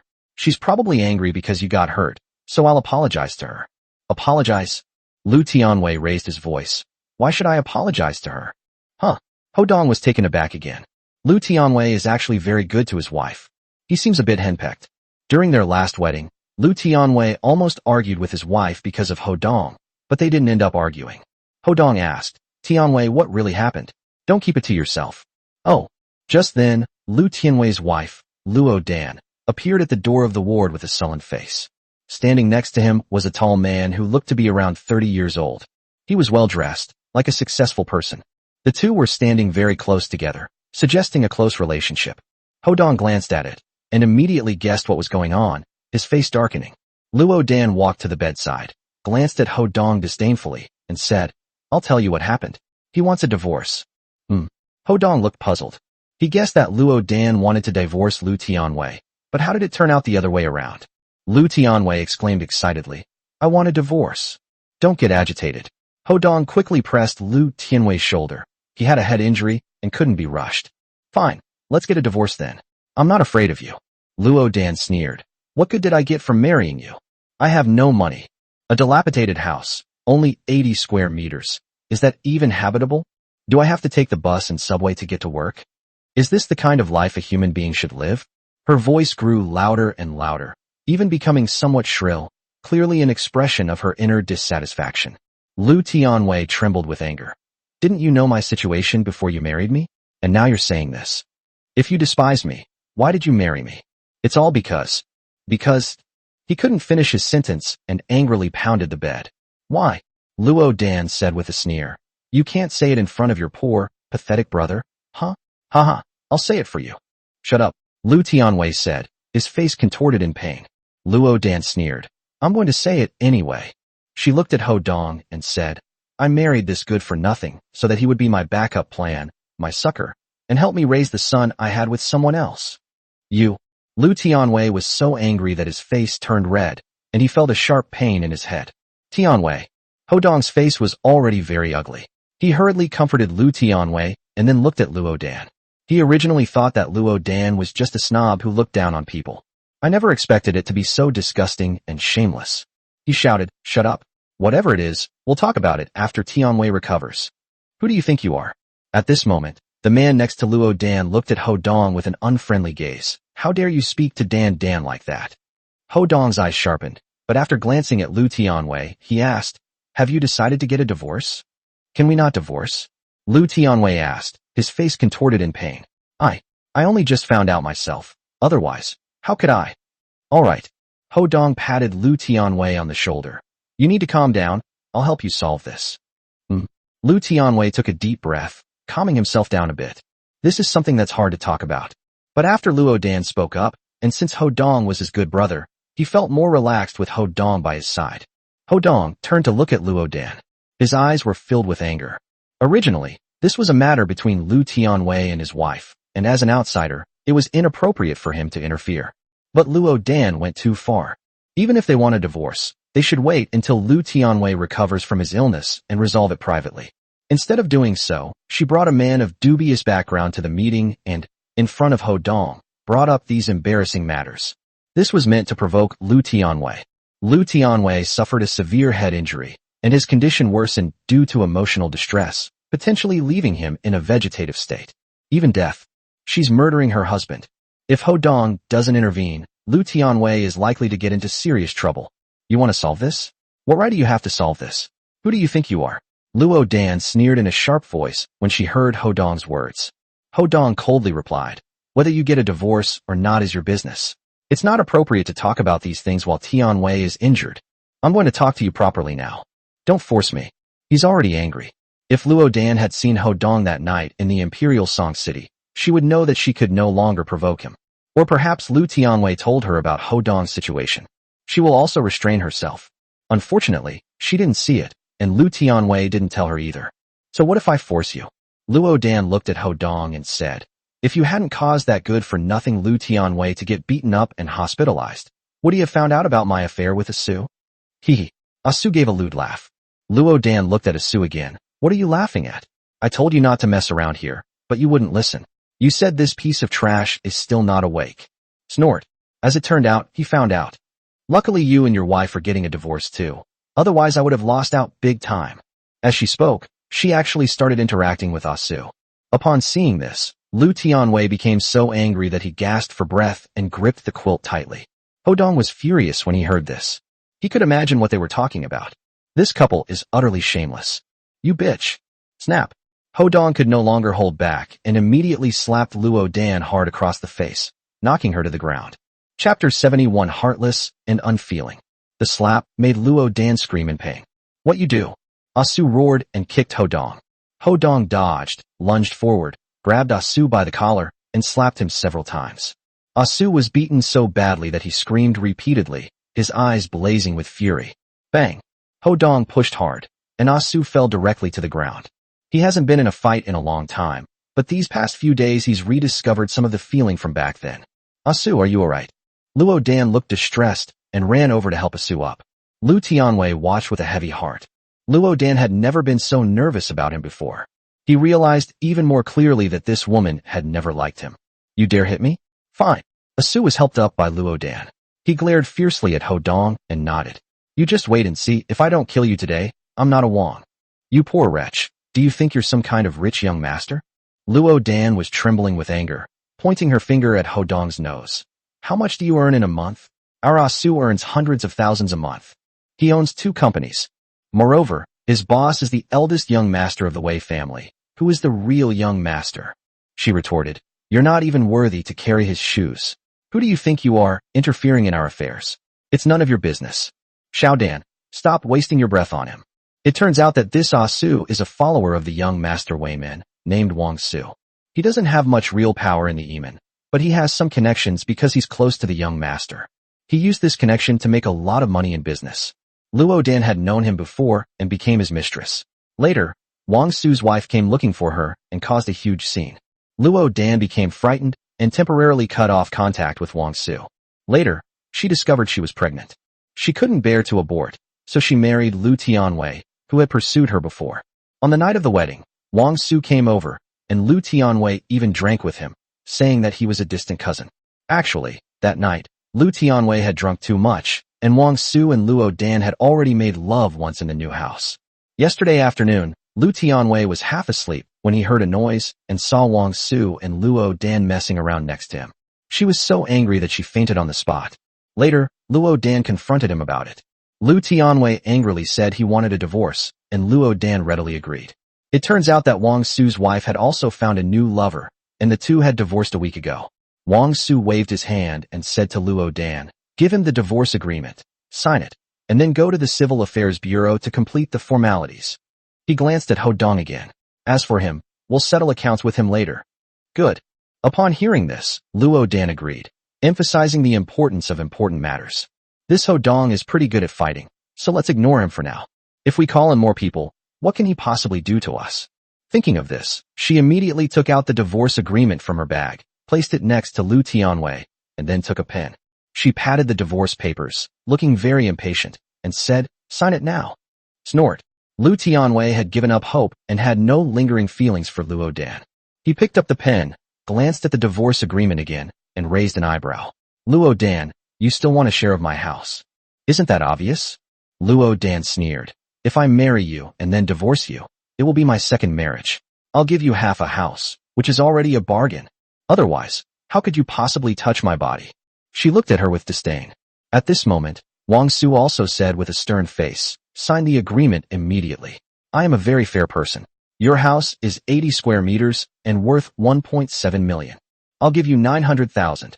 After that, the house was transferred to Xiaodan's name. He then pointed at Lu Tianwei and said, "If you say another word against it, I'll have someone kill you right now." "That's outrageous." Lu Tianwei trembled with anger. "The down payment for the house was given by my parents, and it's premarital property. Why should it be given to you? You think what I say is just nonsense." Wang Su had already walked to Lu Tianwei's bedside, pointing at Lu Tianwei's head with a fierce and menacing look. "Get out of my way." Ho Dong looked at Wang Su coldly. Wang Su glanced at Ho Dong, immediately cowered, and gritted his teeth, saying, "Fine, you'll sign it, right? You wait. Once you die, the property will all belong to Xiaodan." He then pointed at Ho Dong and said, "You just wait and see." He waved his hand. "Xiaodan, let's go." "Good." Luo Dan glanced at Lu Tianwei with disdain. "Lu Tianwei, you're not a real man at all. I really misjudged you. Luckily, I didn't plan to spend my whole life with you. Otherwise, I'd be disgusted to death." After she finished speaking, she turned and walked out. Well, after they left, Lu Tianwei looked at the divorce agreement and sighed heavily. Ho Dong shook his head. He never expected that Lu Tianwei's marriage would be so complicated. Moreover, the other party was actually related to Yimin. After thinking about it, he called Luo Kai and asked him to bring some men to wait outside the hospital. If the other side dares to make a move, they will make a move in return. After finishing his call, he walked over to Lu Tianwei and patted him on the shoulder. "It's all right. It'll be good for you to see this woman for who she really is sooner rather than later." "Right." Lu Tianwei nodded. "Fortunately, I was injured this time, which allowed me to see her true colors." He sighed. Even if she hadn't gotten hurt or stumbled upon their messy affair, she would definitely have found an excuse to divorce him. At that time, I might actually have given her half of the property. His eyes narrowed sharply. "You want my property now?" "No way." In just a short while, he figured it out. He no longer has any feelings for this woman. It was all one-sided on his part before, and they haven't been married for very long. This latest shock made him lose all attachment to her. It was just that his male pride had been hurt once, which made him extremely upset. Fortunately, Ho Dong is a good brother, so he can accept it to some extent. "Do your parents know you're getting a divorce?" Ho Dong asked. "Have no idea." Lu Tianwei shook his head. "I'll talk to them slowly later. It was because of this that I told them not to come to the hospital. Is Lu Tianwei here? At this moment, a few thugs knocked loudly on the ward door and spoke arrogantly. They came in, asking questions as they went. The man at the head of the group had a ponytail and kept looking around as he walked. He then looked at Lu Tianwei. Huh. Rich people, living in single rooms. As he spoke, he reached the bedside and placed one foot on the bed. You're Lu Tianwei? It's me. Lu Tianwei frowned. The despicable couple Luo Dan just left. So who is this person? They seem to have ill intentions. Ho Dong walked to the man's side, but only in case the man suddenly attacked and hurt him. Lu Tianwei is currently in poor health and cannot afford to get injured again. The man glanced at Ho Dong, sneered, then looked at Lu Tianwei and pulled a slip of paper from his pocket. Snap! He slammed the note down in front of Lu Tianwei. Look carefully, it's a gambling debt of 600,000. With interest, it's a total of 900,000. 900,000. Lu Tianwei was shocked. He looked at the note again and saw that he did indeed owe a principal of 600,000. Then, he also wrote his name at the end. There is also a handprint. He didn't write the name, but the handprint was his. Because there's a broken line on his thumb, which is quite noticeable. He shook his head. I don't owe you any gambling debts, and I didn't sign this. Yo! The man laughed and said, You're trying to renege on your debt. He sneered again, looking at Lu Tianwei. Luo Dan is your wife, right? It's only right that you pay back the debt she owes. Besides, there are handprints on it. She said she left her handprint on yours. He added, I'm not here to talk to you about evidence. We have our own rules in this industry. We only come to you after we've investigated everything. I don't want to pay. Hee. I'll make sure you never have a moment's peace for the rest of your life. Beating you up is the least of my worries. You can forget about ever working again. He shook his head and waved to the crowd. Come on, let's teach him a lesson first. Smash it, it's on him. Haha, okay. Let's smash the machine too. Judging from his appearance, no one should die. His men also laughed, looking very smug. With a loud clang, the man had already made his move, smashing the kettle on Lu Tianwei's bedside table to the ground, and the others were about to follow suit. Lu Tianwei was both anxious and angry. Ho Dong's eyes narrowed, and he shouted, Stop! Chapter 72 Satisfying. Oh. The leader glanced at Ho Dong and sneered. What? You want to make a move? He turned around and said, Brothers, this kid's trying to make a move. Haha, I'll kill him all by myself. We're civilized people, we won't resort to violence if we can avoid it, but I'll use a knife. Those people burst into laughter again. By this time, a crowd had already gathered outside the ward. Many people were worried about Ho Dong and his group, knowing they were debt collectors, but also afraid of getting into trouble. Everyone knows that this is the kind of person you absolutely shouldn't mess with. 900,000, right? Ho Dong looked at the other party indifferently. Oh. The man looked Ho Dong up and down. I didn't realize you were so rich. That's great. 900,000. Is there? The man's face darkened. If you don't have it and can't produce it, then stop messing with me. I'll make you regret it. Only 900,000. Ho Dong shook his head. I'm afraid you won't dare to take it. He added, Wait a moment. Someone will bring it to you right away. What arrogance. The man sneered. I'd like to see just how capable you are. Can you manage in half an hour? It won't take that long. Ho Dong waved his hand. Good. The man clapped his hands. Brothers, let's take a break and wait here. I've never stayed in a private room before. After he finished speaking, everyone burst into laughter, sprawling out on the sofas and chairs in the ward. Playing games. Those who want to eat fruit, eat fruit. Lu Tianwei had no choice but to let these people run rampant here. Ho Dong simply told him to get some rest. Just then, a few people walked in through the door. It turned out to be Zhang Feng, Dian, and others, carrying fruit baskets, clearly there to visit Lu Tianwei. As soon as they entered, they saw these thugs and were taken aback. Did they bring the money? The man with the ponytail asked Ho Dong. No. Ho Dong waved his hand, ignoring the man, and looked at Zhang Feng and the others, nodding. Zhang Feng and the others immediately smiled and hurried over. Brother Dong, it's been a long time. Brother Dong, it was a misunderstanding last time, please don't mind. These people couldn't figure out the identities of the men with ponytails, and they didn't want to ask too many questions. As soon as they came over, they started calling Ho Dong, Brother Dong this, and Brother Dong that. Ho Dong knew that their visit to Lu Tianwei was actually an attempt to curry favor with him. He waved his hand and asked, Are you here to visit me, or to visit Tianwei? Ah yes. Zhang Feng and the others nodded hurriedly, quickly placed the fruit basket aside, and showed great concern for Lu Tianwei, asking him about his well-being. Huang Lu and Zhou Sun saw the broken pieces of the kettle on the ground. Huang Lu laughed and said, Anyway, We have nothing else to do. Brother Dong, let me tidy up this place. Me too, Zhou Sun said, not wanting to be left behind. The two were clearly trying to impress Ho Dong. If Ho Dong takes a liking to them, they'll be transformed from chickens to phoenixes and enter into a wealthy family.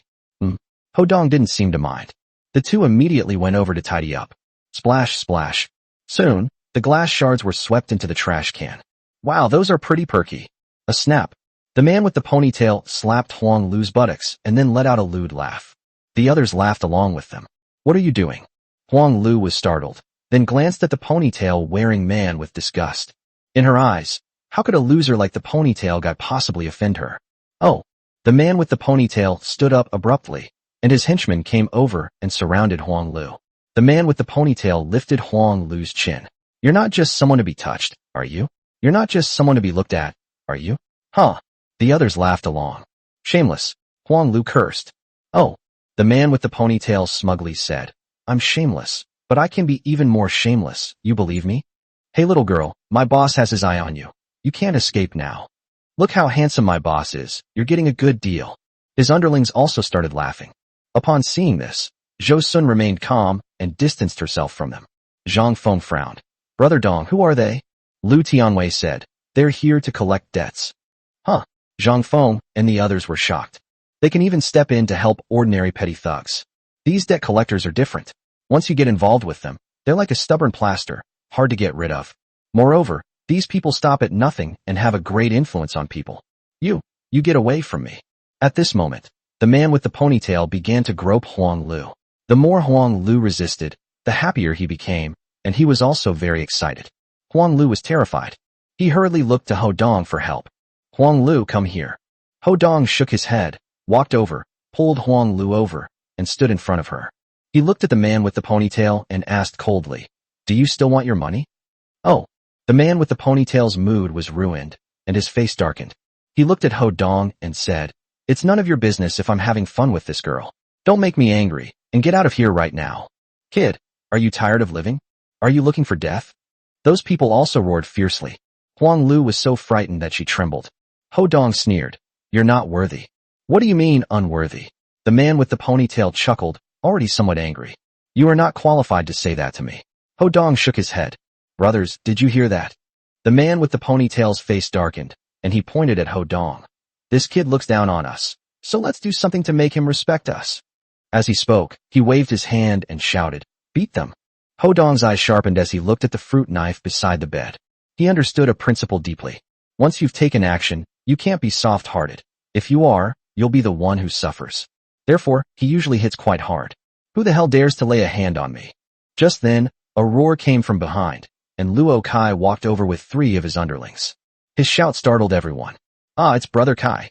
The man with the ponytail immediately became meek and obsequious when he saw Luo Kai, forcing out a fawning smile.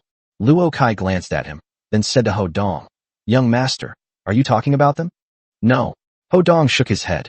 Young master? The man with the ponytail was startled and quickly looked at Ho Dong. What kind of young master is this? He knew he had run into a brick wall this time. You sons of bitches, you tried to harm my young master just now. Luo Kai said fiercely, looking at the ponytail-wearing man and his companions. Thump, thump. Seeing this, the men were so frightened that their legs went weak and they immediately knelt on the ground. Brother Kai, I was wrong. I'm sorry, Kai. These people immediately begged for mercy. This also demonstrates how famous Luo Kai is in the Hangzhou city circle. Is it because you've wronged me? Luo Kai asked with a gloomy face. Yes, yes. The man with the ponytail looked at Ho Dong and quickly bowed. Young master, I was wrong. I was blind and didn't recognize your greatness. I'm sorry. The first thing everyone noticed was how fierce the man looked. At this moment, however, they acted like dogs. They couldn't help but admire Ho Dong greatly, and felt even more awe towards him. Ho Dong looked at the man with the ponytail. 900,000. Do you still want it? No, no. The man with the ponytail shook his head hurriedly, trembling with fear, and quickly picked up the note and tore it up. Lu Tianwei breathed a sigh of relief upon seeing this. Ho Dong then asked, where did this IOU come from? It's Brother Su. Oh no, it's Wang Su and his girlfriend. They asked me to act in this, mainly to get the house. He's now completely open with his information. If we can get 900,000, that would be ideal, but if not, we'll have to mortgage half of the property. Upon hearing this, Lu Tianwei became even angrier. That woman is so vicious. Ho Dong had guessed it too. Otherwise, what a coincidence that a gambling debt suddenly appeared. Exactly 900,000. That despicable couple was blatantly robbing us. He then pointed at Huang Lu. Which hand offended her just now? Huh? The man with the ponytail was startled, but he gritted his teeth and held out his left hand. This one. He quickly looked at Huang Lu and said, "Beautiful lady, miss, I was wrong. I'm sorry, please forgive me." He was trembling with fear. In this industry, such an incident would at least result in losing a finger. Humph. Huang Lu snorted coldly. Ho Dong added, "I'll teach you a lesson." As she spoke, she stretched out her foot and stepped on the ponytail man's injury, stomping on it forcefully back and forth, causing the ponytail man's face to contort in pain. "I am in so much pain." But he gritted his teeth and dared not utter a sound. His face was flushed red, and he was sweating profusely. Everyone who saw it felt their scalp tingle. Before long, his fingers were broken, swollen, and his joints had suffered some tissue damage. Ho Dong had already withdrawn his foot and looked at Huang Lu. "Feeling better now?" Huang Lu nodded quickly. "Thank you, Brother Dong. That made me feel better." The man with the ponytail breathed a sigh of relief and quickly said, "Thank you for your mercy, young master." Just then, Luo Kai's phone rang. He answered it and then looked at Ho Dong. "Young master, Wang Su from Weimin is downstairs, but he's been stopped by our men." "Oh." Ho Dong nodded, then looked at Lu Tianwei. "Tianwei, can we come together?" "Yes." Lu Tianwei gritted his teeth. He rested for 2 or 3 days. In fact, he stayed in the hospital for observation and continued to recover from his injury, as long as he didn't get too emotional or get injured again. He's fine. When he heard Ho Dong's meaning, he realized that Ho Dong wanted to avenge him. How could he miss it? Chapter 73, Turning Against Each Other. "We're going out for a bit. You can go back first, or you can wait for us here." After Ho Dong finished speaking, he asked Lu Tianwei to change his clothes. Then, they went downstairs together. Lu Tianwei seemed to be in good spirits at the moment, indicating that he had indeed recovered well. As soon as they left the hospital, one of Luo Kai's henchmen came up to them. "Young master, Brother Kai." The younger brother had met Ho Dong the night before last, and his expression was very respectful. "The man has already been taken to the Yunwan tea house, next door." "Yes." Luo Kai nodded, then smiled at Ho Dong and the other man. "Young master, Mr. Lu. This way, please." Soon, they arrived at a charming tea house next to the hospital. 2 people stood at the entrance of the tea house, giving the impression that strangers should not enter. Upon seeing Ho Dong and his companion, the 2 men immediately approached them, addressing them respectfully as young master and Brother Kai. Afterwards, they went into the tea house. Inside was a very large hall. At this point, all the tables had been pushed aside, leaving a large open space. There were about 20 men standing around him, and they were quite fierce. Several people were kneeling on the ground in the middle. "It's them." As soon as Lu Tianwei entered, he saw Luo Dan and Wang Su. Luo Dan was all right. She was just trembling with fear, but wasn't injured. Wang Su, however, had a bruised and swollen face, bloodstains all over his body, and looked extremely disheveled. The others were in similar condition, clearly having been badly beaten. "Young master, Brother Kai." At this moment, the others saw Ho Dong and his 2 companions and shouted in unison, scaring Luo Dan and Wang Su so much that they almost lost their souls. "It's you?" When Wang Su and Luo Dan saw Ho Dong and Lu Tianwei, they were shocked. "Young master." Luo Dan nearly fainted, staring at Ho Dong in disbelief. You're not a penniless wretch, are you?" "Snort." Lu Tianwei sneered. "That's because you look down on people." Wang Su looked at Ho Dong. "It's you." "So it was you." Wang Su's scalp tingled. "You're that mysterious young master. Was the Luo family's kill order issued because of you?" He almost fainted. The incident the night before last caused quite a stir. How could Wang Su not know about it? Although he was not a high-ranking member of the Weimin organization, he was unaware of the grudges and conflicts between Ho Dong and the Weimin organization. But they were also terrified of Ho Dong, this mysterious young master. He never dreamed that simply bullying an ordinary person would provoke this person. Fu Cahao's status and position far surpassed his own. He was someone Fu Cahao could not possibly be worthy of. But Fu Cahao died at the hands of this mysterious young master. Who is he? He even threatened to kill him before. "At least you're not stupid." Luo Kai sneered, glancing at Wang Su with disdain. "You wretched woman, you've ruined me." Wang Su looked at Luo Dan with annoyance, then slapped her across the face, knocking her to the ground. Blood was seeping from the corner of his mouth. That slap was clearly not light. Tears streamed down Luo Dan's face. If she had known Ho Dong was so terrible, she wouldn't have done these things. Wang Su hurriedly kowtowed to Ho Dong and said, "Young master, I was wrong. Please spare my life since I am a member of the Wei clan." Ha! Luo Kai laughed loudly. This person was clearly unaware that Wei Min and the 4 tigers of Hanzhou were now irreconcilable enemies. Did he still hope to save his life by relying on his identity as a guard? Brother Dong, Brother Dong. Luo Dan quickly got up, knelt in front of Ho Dong, and begged for mercy. "I was wrong. He's the one who harmed me. He assaulted me first. I'm a victim too. Dong Ji, please let me go. I'll live a good life with Tian Wei from now on, and I'll treat him well with all my heart." She was trembling all over, and tears were streaming down her face. She was filled with extreme regret. She looked at Lu Tianwei. "Tianwei, it's not what you think. Please help me. Please help me. I was wrong." Her voice was hoarse and full of regret. Ho Dong remained silent at this point. He originally did it for Lu Tianwei. Lu Tianwei took a deep breath, looked at Luo Dan, and then shook his head through gritted teeth. "If you had told me from the beginning. If you hadn't been so heartless. If you weren't so shameless as to do something that insults me. Perhaps I can forgive you." He sneered, remembering this woman who not only humiliated him to his face, but also fooled around with other men. And they also coveted his property. He said coldly, "I'm sorry, I once swore to protect you for life, but you no longer deserve it." Ho Dong glanced at Lu Tianwei. He nodded secretly. Lu Tianwei is a decisive and efficient person.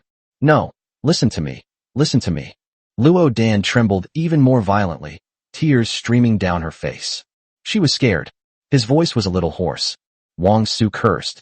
"You filthy bitch, what are you pretending for? The first time I forced you, but the next time you did it willingly. You were the one who brought up the real estate issue first." He looked at Lu Tianwei again and said, "I was misled by her. Otherwise, I would never have done those things. I'll compensate you. 1 million. I can only come up with 1 million. That's right. I still have 2 companies. How about I compensate you? Let me go, and I'll give you anything you want." He was also extremely annoyed. If he had known that this person was a friend of that mysterious young master, he would never have bothered Lu Tianwei, even if it meant his death. He now hates this woman to the core. "I may not have money, but do you think I don't know how to work hard?" Lu Tianwei scoffed. "Why would I care about your money?" He looked at Ho Dong and said, "Brother Dong, you make the decision, I'll watch." "Good." Ho Dong admired Lu Tianwei even more. He patted Lu Tianwei on the shoulder, smiled, and then looked at Wang Su. "You're a member of Wei Min. I'll give you a chance." Upon hearing this, everyone was puzzled. Wang Su was overjoyed. "Thank you, young master. Thank you, young master." "Don't thank me yet." Ho Dong shook his head, then looked at Luo Dan. "I'll give you a chance too. Only one of you can live. Within 10 minutes, whoever is still standing can leave alive." After he finished speaking, everyone felt a chill run down their spines. This young master is not someone to be trifled with. Luo Dan was also stunned for a moment, then looked at Wang Su with a sinister look in her eyes, and then smiled slightly. "Brother Su, if you don't care about me, at least care about the child." She stroked her belly. "You've never had a child. Do you want to keep this one? Save your mother." Wang Su cursed. "You bitch, you've ruined me. How am I supposed to know whose child you're carrying? I did it with you back then, whose wasn't yours?" Luo Dan shouted. "Fuck you." Wang Su stood up abruptly, glaring fiercely at Luo Dan. "Even if she's mine, so what? At worst, I'll just find another woman and have another one." As he spoke, he reached out and grabbed Luo Dan by the neck. Luo Dan was furious, but she couldn't speak. She could only do her best to punch and kick Wang Su. Wang Su's hands became increasingly ruthless.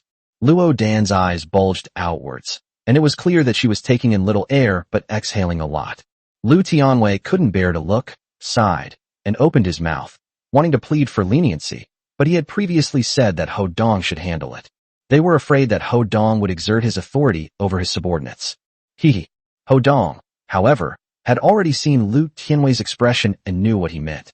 In reality, he would never actually kill Luo Dan. Luo Dan is a despicable woman, but she doesn't deserve to die, especially since she's pregnant. He was just teaching her a lesson. He waved to Luo Kai. "Separate them." "Yes."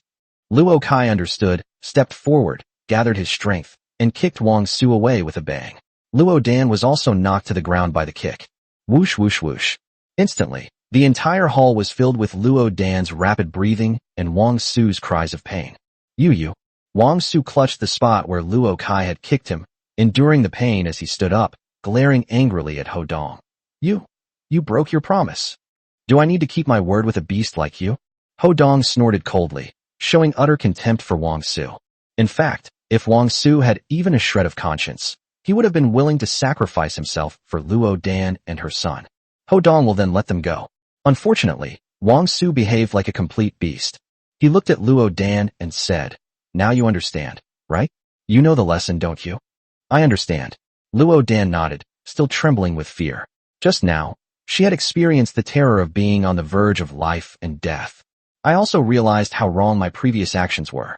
Ho Dong added, "Don't bother Tianwei anymore. Once the formalities are completed, don't let me see you in Hangzhou City. Get out." "Yes, thank you." Luo Dan, who had survived the ordeal, was still trembling and her face was covered in tears.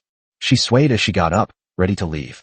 Just then, a quarrel broke out at the door, and then several people forced their way in. The one leading them was a young master. "Young master." Upon seeing the person who arrived, Wang Su was overjoyed. "Young master, save me." It turns out that this person is none other than Wei Wenxuan, the eldest son of the Wei family. Chapter 74. Young Master Weiman. Wei Wenxuan was tall and straight, with a cold expression and angry eyes. He walked over, his gaze sweeping over Ho Dong before turning to Wang Su and coldly snorting, "Trash." Wang Su quickly lowered his head. However, he was extremely excited. At this critical moment, Wei Wenxuan had arrived, and he should be all right now. "You're Ho Dong." Wei Wenxuan clearly knew Ho Dong's identity, and gave Ho Dong a cold look before asking, "Who are you?" Ho Dong asked calmly, looking at the other person. He could roughly guess Wei Wenxuan's identity. "I don't know him at all." Wei Wenxuan chuckled, pointing at Luo Kai. "Ask him, he knows who I am. If my young master asks you a question, just answer it. Don't talk nonsense." Luo Kai showed no respect for Wei Wenxuan. Wei Wenxuan's face darkened. He didn't actually know much about the situation in Hangzhou, and was even a bit arrogant. He felt that the four tigers of Hangzhou were already giving them face by treating them as equals. Therefore, he can put on airs because he is the young master and Luo Kai is just Luo Fuxing's nephew. Others will give him face. Unfortunately, he had no idea that Luo Kai didn't care about him at all. He stared coldly at Luo Kai. "What did you say? Say it again if you dare." "Close the door." Luo Kai didn't waste any words and waved his hand to give the order. Clang. The door was slammed shut. Luo Kai brought more than 20 people, which was more than Wei Wenxuan brought. Moreover, the Luo group's main business was security. The men under their command could easily take on 3 or 4 ordinary people. They are all elites. At Luo Kai's command, these people immediately surrounded him. Wei Wenxuan's heart skipped a beat. The script wasn't unfolding as he had imagined at all. As the eldest son of the Wei family, does he not even have the dignity to protect a mere underling? Why don't these people play by the rules? He shouted angrily. "What are you trying to do? Idiot." Luo Kai sneered, looking at Wei Wenxuan. "Who do you think you are, making such a fuss in front of my young master?" He waved his hand. "Take down his men first." "Yes." Before Wei Wenxuan could react, Luo Kai's men had already pounced on him at his command. Many of them have received professional training. He even served in the government. Their fighting strength far surpasses that of the men Wei Wenxuan brought. After a series of thuds, Wei Wenxuan's men were all knocked to the ground in no time. He kept crying out in pain. Being trampled underfoot is extremely painful. Wei Wenxuan's face turned pale. He glanced at Wang Su and felt a pang of regret. He did it for the sake of saving face, and he also happened to get the news that Wang Su had been arrested by Luo Kai of the Luo group. He brought a few people with him out of a sense of to beat a dog before beating its owner mentality. Little did he know, the other party didn't take him seriously at all. He glanced at Luo Kai, whose expression was unfriendly, and couldn't help but feel a little flustered. He quickly said, "Are you crazy? Do you want to start a fight? You know who I am, yet you still dare to attack me. Idiot." Luo Kai cursed again. "It's a real tragedy for Wei Zishi to have a son like you." "You." Wei Wenxuan was furious. Ho Dong looked at Wei Wenxuan indifferently and said, "Tell me your name." This time, Ho Dong's words had a different impact on Wei Wenxuan. The pressure increased sharply. Wei Wenxuan glanced at Ho Dong, swallowed hard, and snorted, "Old? I am Wei Wenxuan, the eldest young master of the Wei family." He originally wanted to call himself lousy, but then he thought about his current situation. We have no choice but to admit defeat. There was a hint of resentment in his admission of defeat. It's very contradictory. "It really was you." Ho Dong remained calm, pointing at Wang Su. "Is he your lackey?" So what if it is? Wei Wenxuan retorted. You want to protect him? Hodong asked again. Right. Wei Wenxuan nodded. Even when beating a dog, you have to consider its owner. Whether it lives or dies is not important. Where does that leave my pride? He added. From now on, who in this circle will still want to hang out with me? He looked at Hodong and said, name your terms. If they're reasonable, I'll agree. He hadn't thought of it that way before he came. He thought that he could use his influence to take the person away directly. Who knew? Before negotiations even began, the people I brought were already being trampled underfoot by others. He found himself in danger. That's why he decided to back down. Hodong smiled faintly. What can you give me? Just tell me how much you want, Wei Wenxuan said impatiently. 1 million or 10 million? He said coldly. My young master Wei's reputation is worth 10 million. Upon hearing this, Wang Su was thrilled. Luo Dan, who was standing to the side, was even more surprised. He did so many absurd things for someone who earns hundreds of thousands a month. But they can easily negotiate for millions or tens of millions. The gap is too big. She glanced at Hodong and gave a bitter smile. She had really thought of him as a penniless wretch before. Do you think I'm someone who needs money? Hodong sneered. Looks like you have nothing left to give. However, I'll do it for the sake of young Master Weiman. He paused for a moment, then said calmly, kneel down and beg me, and you can take the person away. What? Wei Wenxuan screamed as if his tail had been stepped on hard. When Hodong said he was doing it out of respect for young Master Wei, he felt a little smug. Hearing the last sentence, he completely lost his temper. He glared angrily at Hodong. Are you playing me? Not kneeling. Hodong shook his head. He could also see that Wei Wenxuan was nothing special, just a spoiled brat with low emotional intelligence and poor brains. He waved his hand. Luo Kai, beat him up, teach him a lesson, then throw him out. Yes, young master.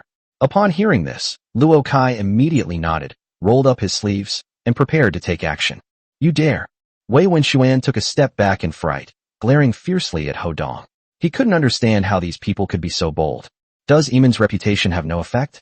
He had just taken a step back when he was blocked by several burly men behind him. Luo Kai had already reached Wei Wenxuan's side. He grinned maliciously, grabbed Wei Wenxuan's collar, and pulled him forward. Wei Wenxuan is actually quite powerful. But now there's a panic. Secondly, Luo Kai is stronger. Pulled by Luo Kai, he leaned forward and fell to the ground with a thud. Luo Kai laughed and said, a mere guard dares to be arrogant in front of the young master. Who do you think you are? He had a mocking look on his face. He later learned from Luo Fuxing that Hodong's true identity was actually the true heir of the 5 major groups. Moreover, he is the master of the legendary 24 iron-blooded guardians. If he really pushes him too far, killing Weiman would be a piece of cake for him. However, Hodong is not currently able to use the power of the 5 major groups and the iron-blooded guardians. Bang! Luo Kai stomped on Wei Wenxuan's back, causing Wei Wenxuan to scream in pain. Stop! Wei Wenxuan was filled with pain and humiliation. He gritted his teeth and said, if you dare to touch me, I will kill you all. Bang! Luo Kai kicked Wei Wenxuan on the back again. Wei Wenxuan let out another scream. Wang Su was completely stunned. His proud young master was also humiliated in this way. Most importantly, once this matter is over, Wei Wenxuan will definitely kill him to vent his anger. He was filled with utter despair. My whole body is shaking. Hodong, I challenge you to a one-on-one duel. Knowing he couldn't beat Luo Kai, Wei Wenxuan quickly shouted, are you a coward? Do you dare to fight me one-on-one? Bang! At this moment, Luo Kai grabbed Wei Wenxuan by the hair and slammed him to the ground. The blows caused Wei Wenxuan's head to bleed profusely, and he saw stars. He cursed, who do you think you are, daring to challenge our young master to a duel? He just doesn't dare. Wei Wenxuan shouted, enduring the pain. Hodong then came out. He glanced at Wei Wenxuan indifferently, then said to Luo Kai, give me 2 daggers. Young master, Luo Kai dared not let Hodong put himself in danger. Give it to me. Hodong's tone was calm, yet it was filled with an undeniable air of authority. Luo Kai sighed, took 2 sharp daggers from his subordinate, and handed them to Hodong. Young master, be careful. Hodong nodded and casually tossed a dagger in front of Wei Wenxuan. A one-on-one duel, huh? Stand up. Let's fight with our knives. After he finished speaking, everyone gasped, and Wei Wenxuan was also startled. The so-called knife fighting is a game in which 2 people tie their left hands together with a long rope and then engage in close hand-to-hand combat with knives.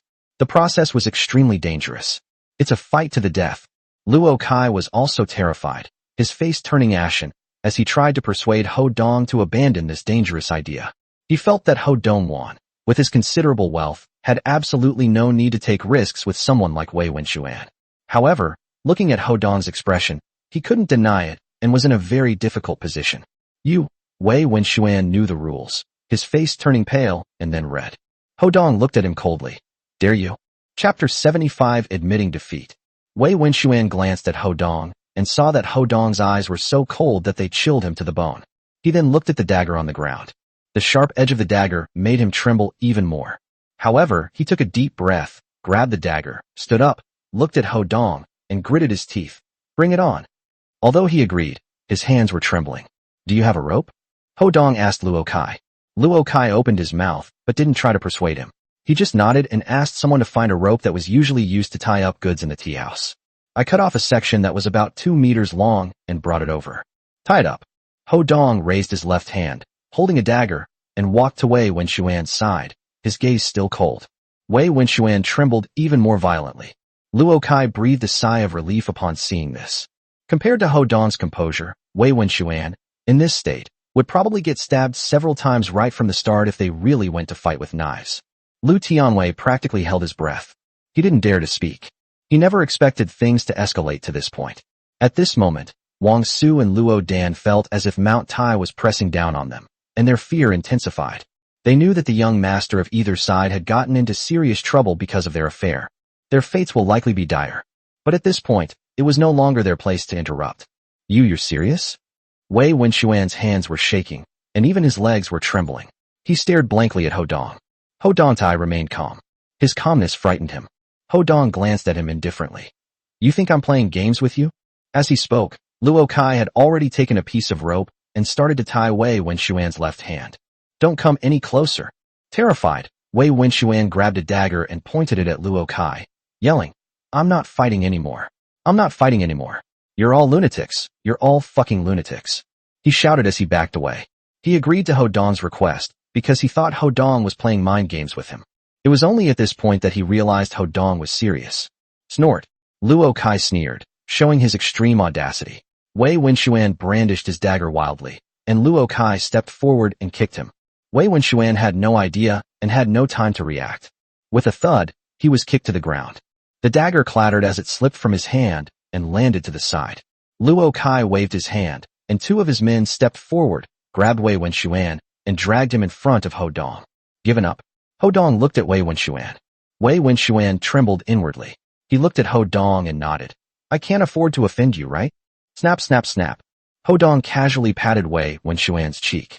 Not heavy, but for Wei Wenxuan, it was the greatest humiliation of his life.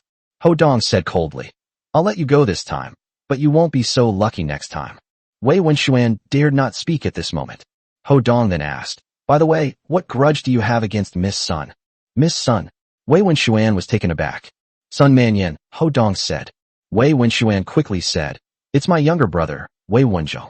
He offended Sun Manyan in the capital and got kicked by her. One kick turned him into a eunuch. After he finished speaking, he stopped talking. Forehead. Ho Dong was taken aback, and only then did he understand why Wei Min was willing to offend the 4 tigers of Hanzhou and disregard the prestige of the Sun family in the capital in order to capture Sun Manyan. He had read the information. Wei Wenxuan was not valued, and his younger brother, Wei Wenzhou, was regarded as the successor of the Wei family. Sun Manyan, this ice queen, seems to have some serious footwork skills. That kick was like severing Eamon's root. He nodded, then waved his hand at Luo Kai. Give him a beating and throw him out. Keep hitting me. Wei Wenxuan was on the verge of tears. Before he could finish speaking, Luo Kai ordered his men to give him a brutal beating, which caused him to scream in agony. A moment later, the tea house door opened, and Wei Wenxuan and his men were indeed thrown out. Wei Wenxuan was in so much pain that he couldn't get up. It attracted a lot of onlookers. He was furious and tried to climb up several times before finally getting up unsteadily. Enduring the excruciating pain, he quickly ran away. This is probably the greatest humiliation in the young master of the Wei family's life. Wang Su was already in despair, and now he felt that he probably wouldn't even live to see tomorrow. Ho Dong glanced at him and sneered. He didn't intend to do anything to Wang Su. Killing someone comes at a cost. It's not something you can just do on a whim. This time, Wang Su will probably never be able to turn his life around. Even if he survives, he will likely be missing an arm or a leg. In fact, for some people, living is more painful than dying. Wang Su's fall from heaven to hell was a punishment worse than death.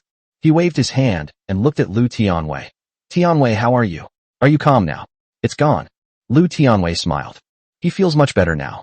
Seeing the tragic state of Wang Su and Luo Dan, one has to say, this is retribution. Of course, without Ho Dong, he might have been in a terrible situation.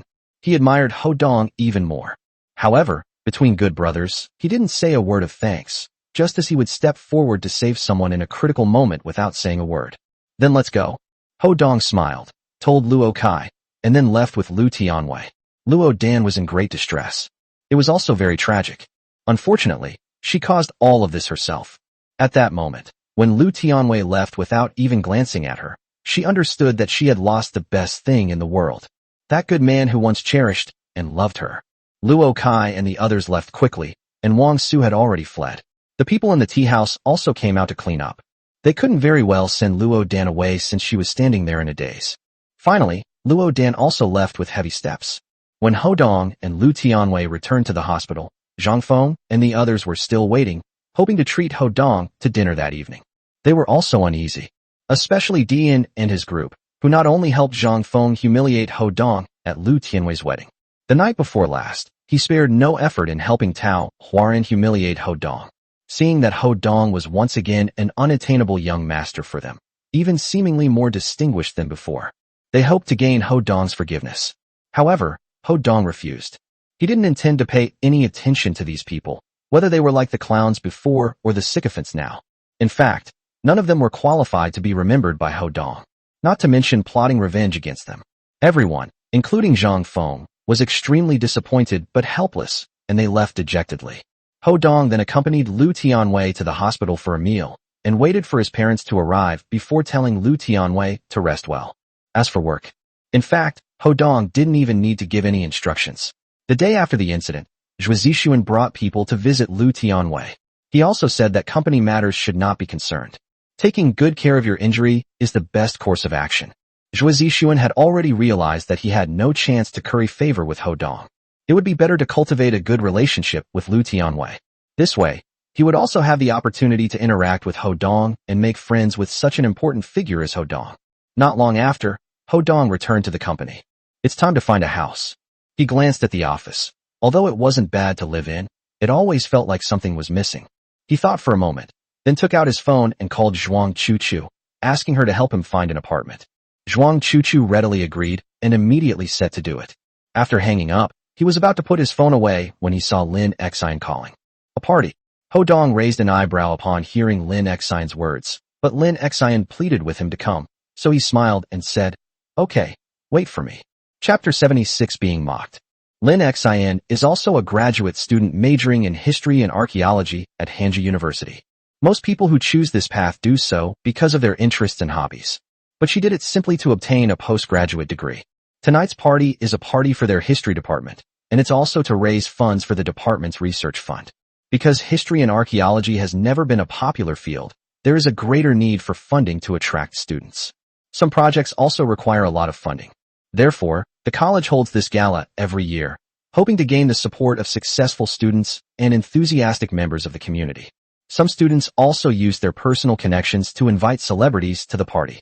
In previous years, Lin Xian usually invited Lin Tide or other members of the Lin family. However, Lin Tide's beauty is too great, which can easily cause a lot of trouble. In the past few days, Lin Tide has just taken complete control of the company and has many things to do. The rest of the Lin family now avoids them like the plague. If it weren't for Lin Tide being in charge of contacting Hanshin Group, their attitude would probably have been even worse. That's why she found Ho Dong. The purpose, of course, was also to meet Ho Dong. On the street near the south gate of Hangzhou University, Lin Xian and two girls who were fairly good-looking were waiting for Ho Dong. "Xiaoxing, is your brother-in-law really that handsome? He must be someone important to you as your brother-in-law, right?" The two girls, Luo Hui and Zhou Qi, were her roommates and asked Lin Xian questions out of curiosity. Lin Xian nodded, very proudly. "Of course.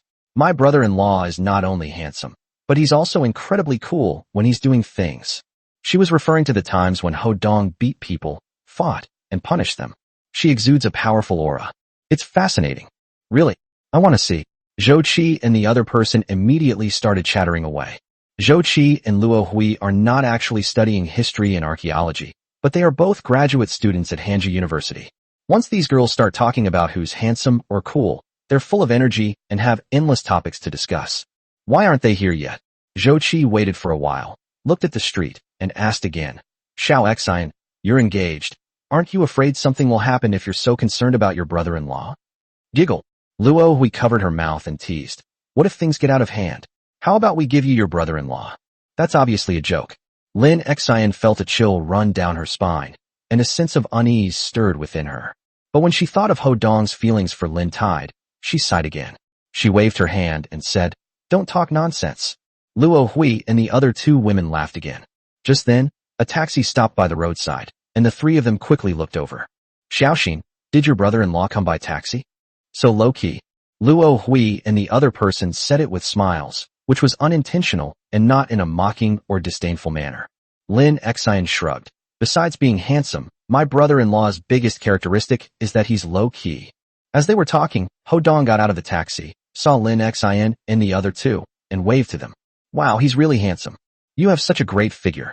Luo Hui and Zhou Qi's eyes lit up, and drool dripped from their mouths. As for Ho Dong's attire, they didn't care much. Although graduate students have more social experience and are much more mature than ordinary undergraduate students, they cannot be simply regarded as students. But both of them were relatively naive. Ho Dong's looks, physique, and temperament were not bad to begin with. Brother-in-law. At this moment, Ho Dong walked over, and Lin Xian hurried over, grabbed Ho Dong's arm, and called out to him in a very warm and affectionate manner. Ho Dong nodded. Xiao Xian. Hello, brother-in-law. I'm Zhou Qi, Xiao Xian's roommate.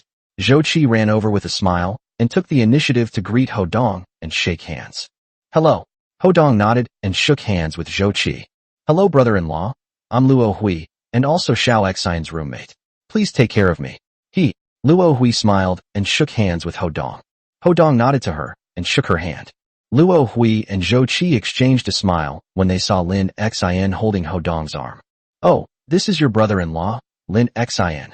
Just as Ho Dong was exchanging a few words with them, a woman with a hot figure and a breathtaking chest walked over from not far away. This woman, dressed in revealing clothing, had a unique charm. It's incredibly eye-catching. It sparks the imagination. She is a rare and stunningly beautiful woman. However, if we're just talking about charm and temperament, she falls short compared to a wealthy girl like Lin Xian with good genes. Her only advantages are probably her breasts and her uninhibited nature. Chen Xiaofei. Lin Xian frowned upon seeing Chen Xiaofei, clearly indicating that their relationship was not very good. Chen Xiaofei crossed her arms in front of her chest and walked over with her high heels clicking on the floor. She looked Ho Dong up and down, then chuckled. This is the brother-in-law you've been praising to the skies. He's nothing special. Her tone was extremely contemptuous. Lin Xian and the other two women all looked indignant. Zhou Qi quickly said, Xiao Xian never told you about her brother-in-law. You overheard it yourself. When did Xiao Xian ever brag about him?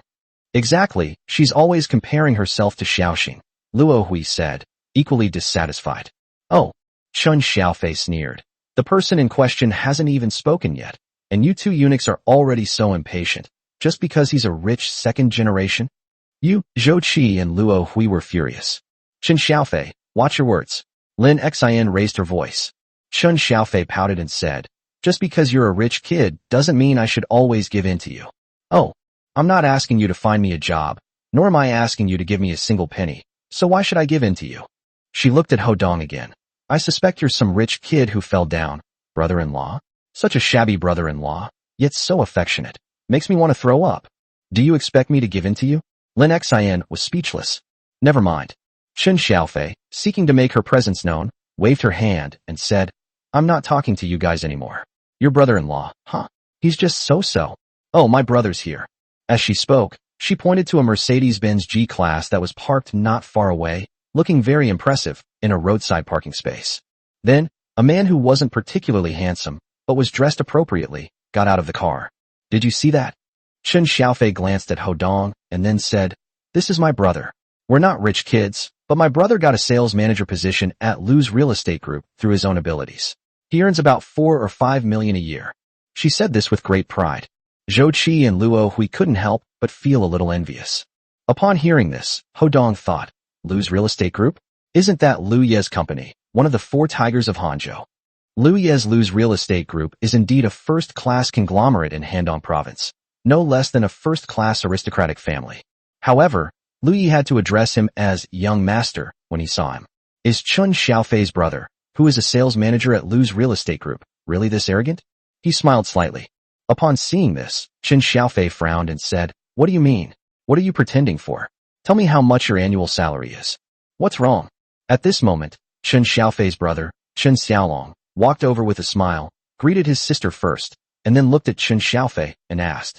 Chun Xiaofei pointed at Ho Dong and said, This is my classmate Lin Xian's brother-in-law. I told him that you earn 4 or 5 million a year, and he seemed to find it very funny. Chun Xiaolong frowned. Then, he waved his hand and laughed. Xiaofei, Hangzhou City is full of hidden talents. What's a salary of 4 or 5 million a year? Don't say that next time. He spoke with a sense of pride and smugness. He looked at Lin Xian again. He had always known Lin Xian and wanted to get close to her, but he was unaware of Lin Xian's engagement to the Zhou family. He inadvertently revealed his Rolex and laughed. However, not everyone can earn such a high salary. He looked at Ho Dong and smiled. Sir, you must be very capable, right? Oh. Ho Dong shook his head after hearing this. I'm just average. My annual salary isn't much. Haha. Chun Xiaolong laughed loudly. This gentleman seems to be quite modest. The donations for the gala later will depend on you. Him. Chun Xiaofei pursed her lips. Donating this much money for a set of clothes. Haha. Chun Xiaolong waved his hand. Then let's call it naked donation. He paused for a moment, then added. But even if I donate it all, it'll probably only be 100 or 200 yuan, right? Chun Xiaofei also giggled. Chun Xiaolong said, Xiaofei, let's go over first. Okay, I'll introduce you to some leaders. Chun Xiaofei nodded, gave Ho Dong a disdainful look, and then they walked away. Ho Dong was taken aback and looked at Lin Xian. Am I being mocked? Lin Xian covered her mouth and laughed. Aren't you often the one being mocked? The two looked at each other and smiled. Chapter 77 The Petty Man's Triumph. Lin Xian also found it amusing that someone who earns millions a year was mocking someone who could make a splash in the entire city's underworld with just a single sentence. However, Ho Dong's outfit is indeed easy to be ridiculed. Didn't she used to despise Ho Dong? Now she understood that Ho Dong dressed like that simply because he was used to keeping a low profile. Moreover, looking at it now, it doesn't seem like there's anything wrong with it. Let's go over there too. Lin Xian smiled and said, Tonight's party is held in the school's art hall. Some artists have been invited to perform. It will end around 7 or 8 o'clock, and there may be a dinner afterwards. Yes, I'm fine. Ho Dong nodded, and then, together with Lin Xian and the other two girls, they walked through the school gate for about 5 or 6 minutes and arrived at a magnificent building. Hangzhou University is also a well-known university in the country.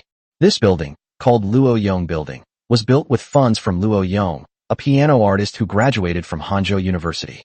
In the square at the entrance, there is a forest of statues, all of which are portraits of musical masters such as Beethoven and Chopin.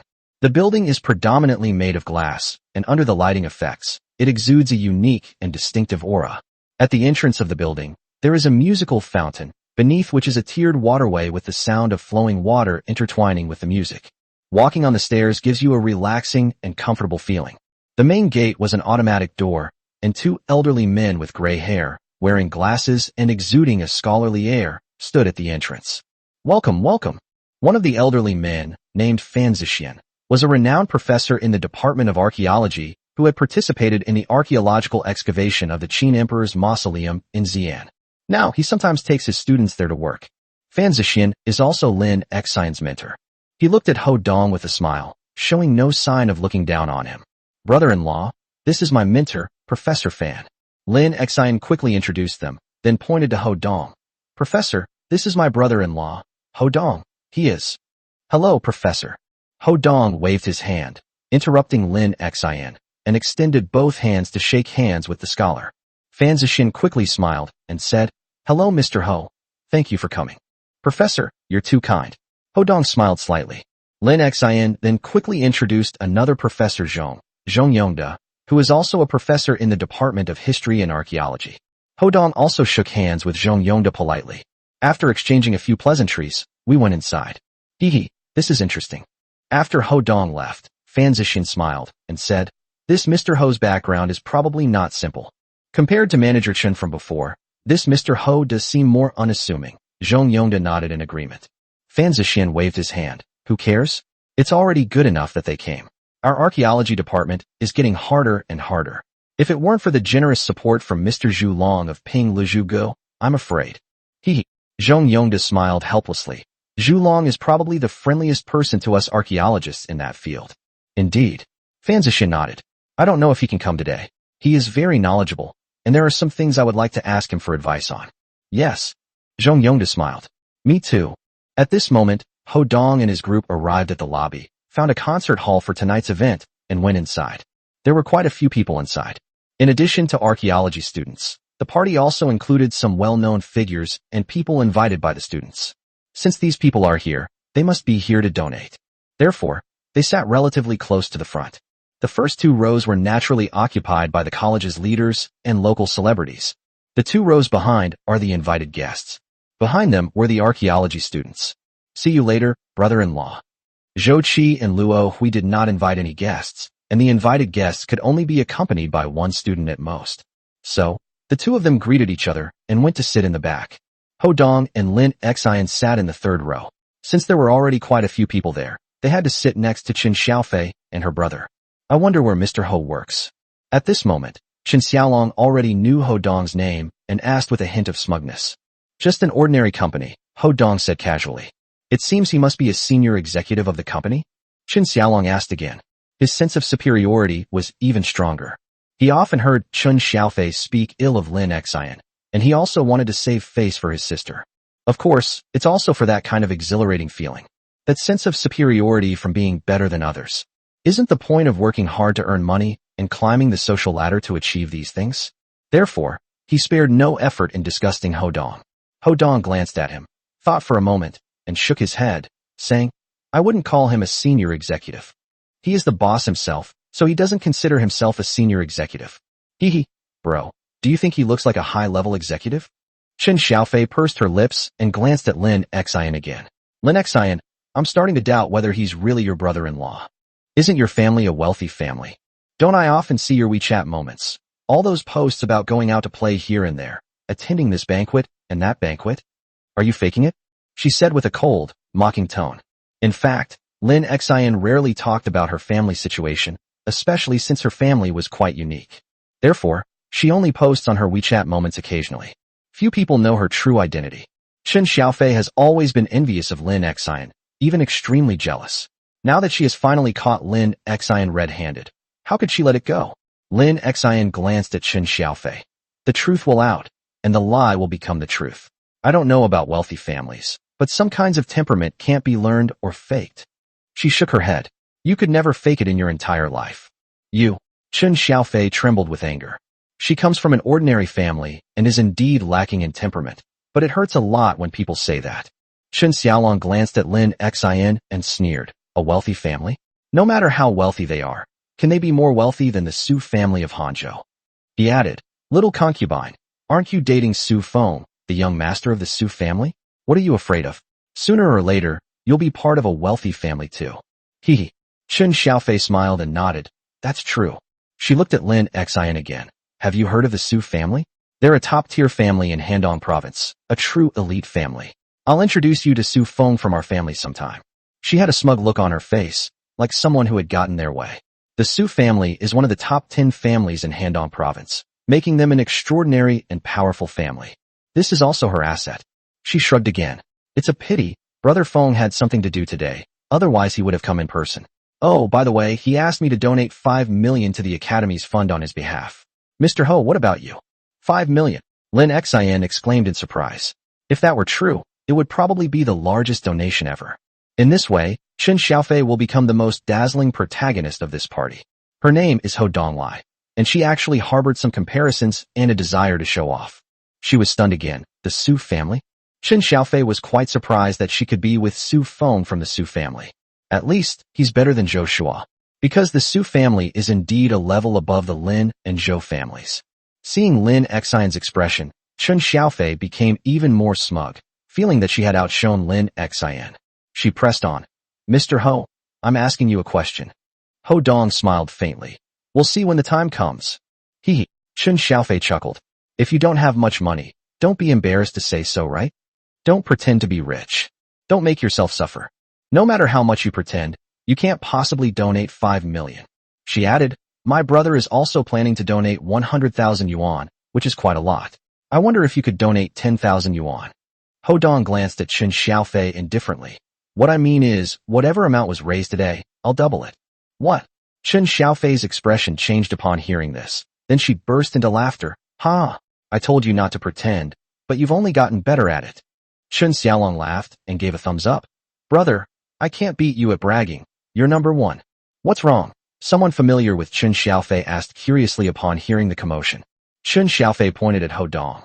This big shot said, ha! He said that he would donate the same amount as everyone else did today. Puff. Awesome. When the others heard this, they spread the word and laughed. The person sitting in the third row, dressed like that, actually made such a boast. Most people know that Chen Xiaofei's boyfriend, the son of the Su family, is going to donate 5 million, plus some other big shots are also donating. It's easily worth at least tens of millions.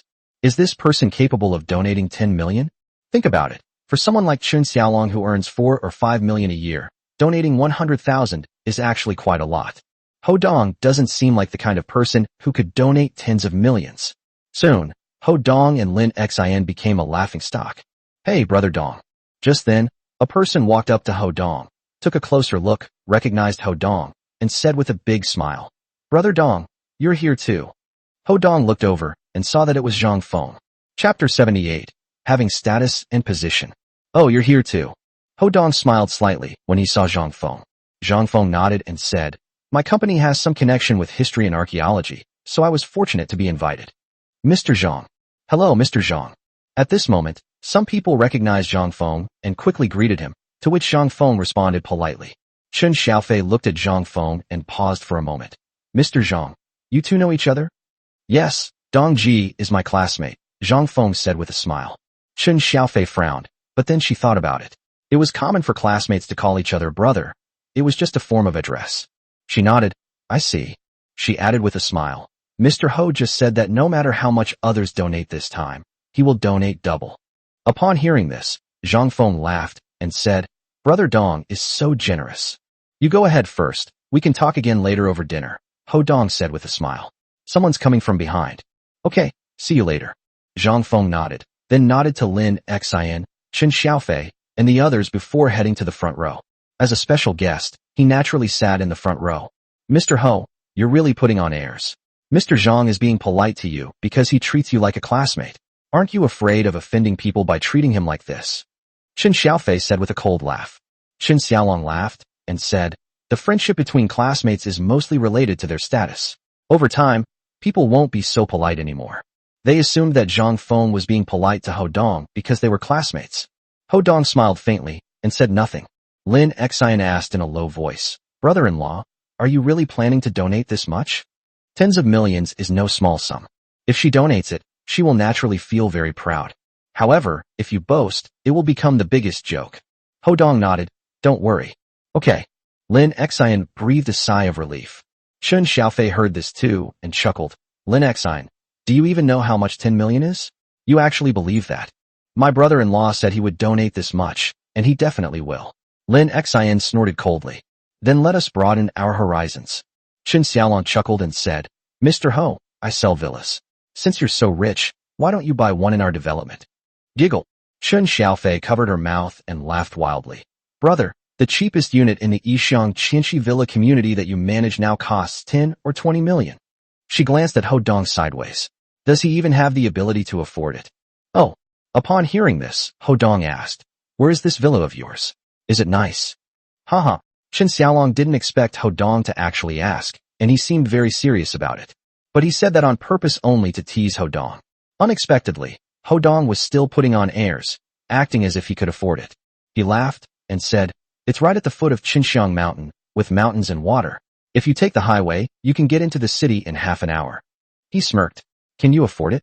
I'll go back and take a look, Ho Dong said calmly. He really wants to buy a house. Chen Xiaolong was speechless, feeling that this person's skin was much thicker than he had imagined. He laughed and said, then I'll be waiting for you. provided you have the money. Ho Dong smiled, but remained silent. Qin Xiaofei also thought Ho Dong was really good at showing off, and looked at him with disdain. She smiled and said, I don't know if Mr. Ho can afford it, but Mr. Su and I are going to look at a house in Yixiang Qianxi. Lin Xian was also envious when she heard this. The Yixiang Qianxi villa community is a symbol of status and prestige. She pouted and said, Su Feng went to look at houses. Did he say he was buying them for you? Big families all talk about marrying someone of equal social standing. You're probably just his girlfriend. You. Lin Xian's words struck a nerve with Qin Xiaofei because she didn't know whether she could marry Su Feng. It's still far from over. Rich kids are all womanizers. She scoffed. Sour grapes. It's still better than you and your sister stuck with a poor loser. Lin Xian frowned. Just then, people started greeting each other from behind, as if someone had arrived, and everyone turned around to look. It turned out to be Professors Fan Zixin and Zhong Yongda, accompanying a young and beautiful woman. Many students greeted the two professors. Ho Dong recognized the woman at a glance as Xiao Xiao from Ping Le Zhuge. While chatting with Zhu Long, Ho Dong already knew that Xiao Xiao's background was not simple, but he didn't know the specifics. Some people seemed to know Xiao Xiao and greeted her warmly. This is Miss Xiao from the Zhu Pavilion in Pinglo. I heard that her knowledge of antiques and collectibles is even better than that of the two professors. Her boss, Zhu Long, is not only a great expert, but also a very wealthy man. They sponsor our college with 5 million every year. People started talking about it. It turned out that Xiao Xiao was a big celebrity in the archaeology department. Young master, so you're here too. Xiao Xiao saw Ho Dong at this moment, and quickly walked over to greet him warmly. Young master? Could he really be some young master? Upon hearing this, Qin Xiaofei and her brother were both taken aback and looked at Ho Dong in disbelief. However, Qin Xiaofei, in particular, knew Xiao Xiao's identity.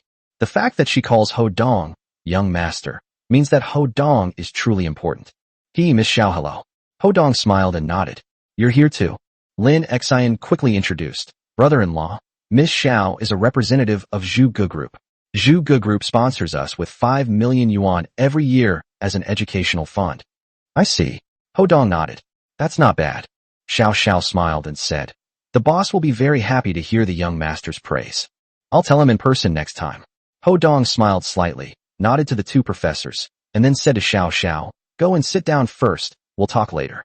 Young master, how can I dare to go if you don't go sit in the front? Xiao Xiao said, then turned to Professor Fan Zixin. Professor Fan, why don't I sit here?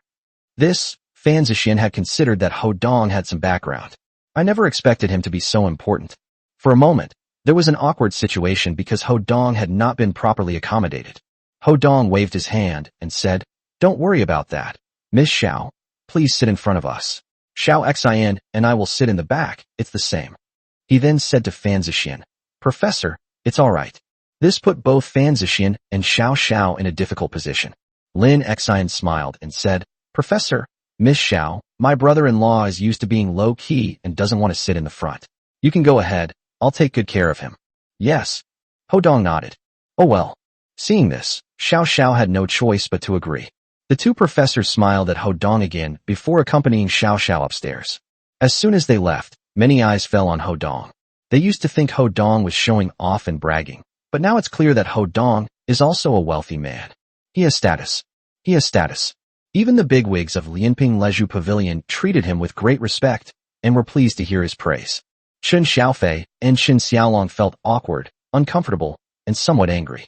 They were the ones who looked down on Ho Dong first, but now they're blaming Ho Dong for being too low-key and deceiving them. Who exactly are you?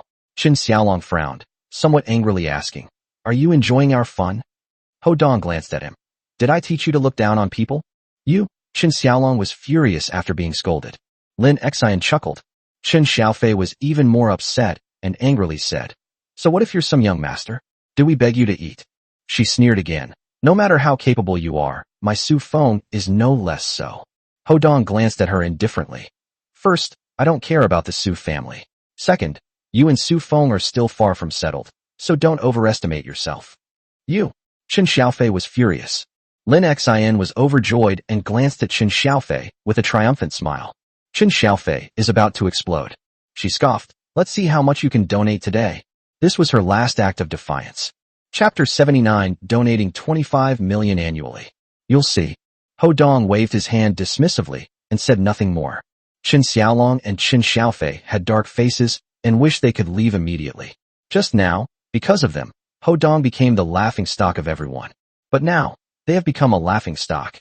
However, leaving before it even begins would be a huge loss of face for them, so they are now in a dilemma.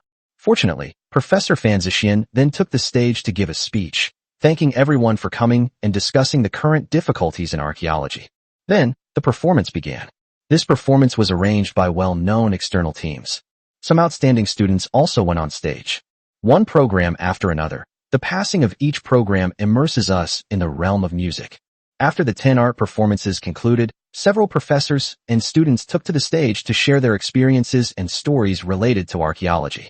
It had a touch of mystery, and everyone who listened was captivated. Although it can't compare to tomb raiding novels, it's still quite memorable. Finally, Professor Fan stood on the stage and sighed. I thank everyone, and I am especially grateful to the students in our major. Because of your choices, our profession can continue. I won't go into the significance of history, historical sites, and archaeology here, but I hope you can persevere. It's very bitter, very tired. Without a very promising future, you can't make big money, he said with a smile. But history will not forget us. Everyone immediately stood up and clapped and cheered loudly, as a tribute to the profession and to the professor's dedication. After a while, Professor Fan pressed a button, and the applause stopped. He gave an awkward smile. Next, it's time for fundraising. We promise that all funds raised will be managed entirely by the foundation. Every penny will be published on the official website and subject to supervision by the government and the public. As he spoke, he cupped his hands in a respectful gesture and then bowed deeply. Then, one by one, some students handed out a whiteboard with an amount to write on and a pen to each of the guests in the first 4 rows. People wrote down the amount they wanted to donate on this board that looked like a check. The foundation's public account number was also displayed on the large screen on stage. Professor Fan said, "Thank you all for your support. Every penny you gave represents your help, and we are all very grateful." After a while, everyone had finished writing. He smiled and said, "Please put on your checks and come up on stage one by one to take a group photo and receive everyone's grateful applause." Then, Zhang Feng, Xiao Xiao, and others from the first row went on stage. About 10 people lined up in 2 rows, holding checks, and someone took their picture. Everyone applauded enthusiastically. Those in the front row mostly donated 100,000 or 200,000 yuan. Zhang Feng also donated 500,000 yuan, and Xiao Xiao donated 1 million yuan. However, this 1 million yuan was not included in the scope of the other 5 million yuan fund. The second row is similar, mostly around 100,000.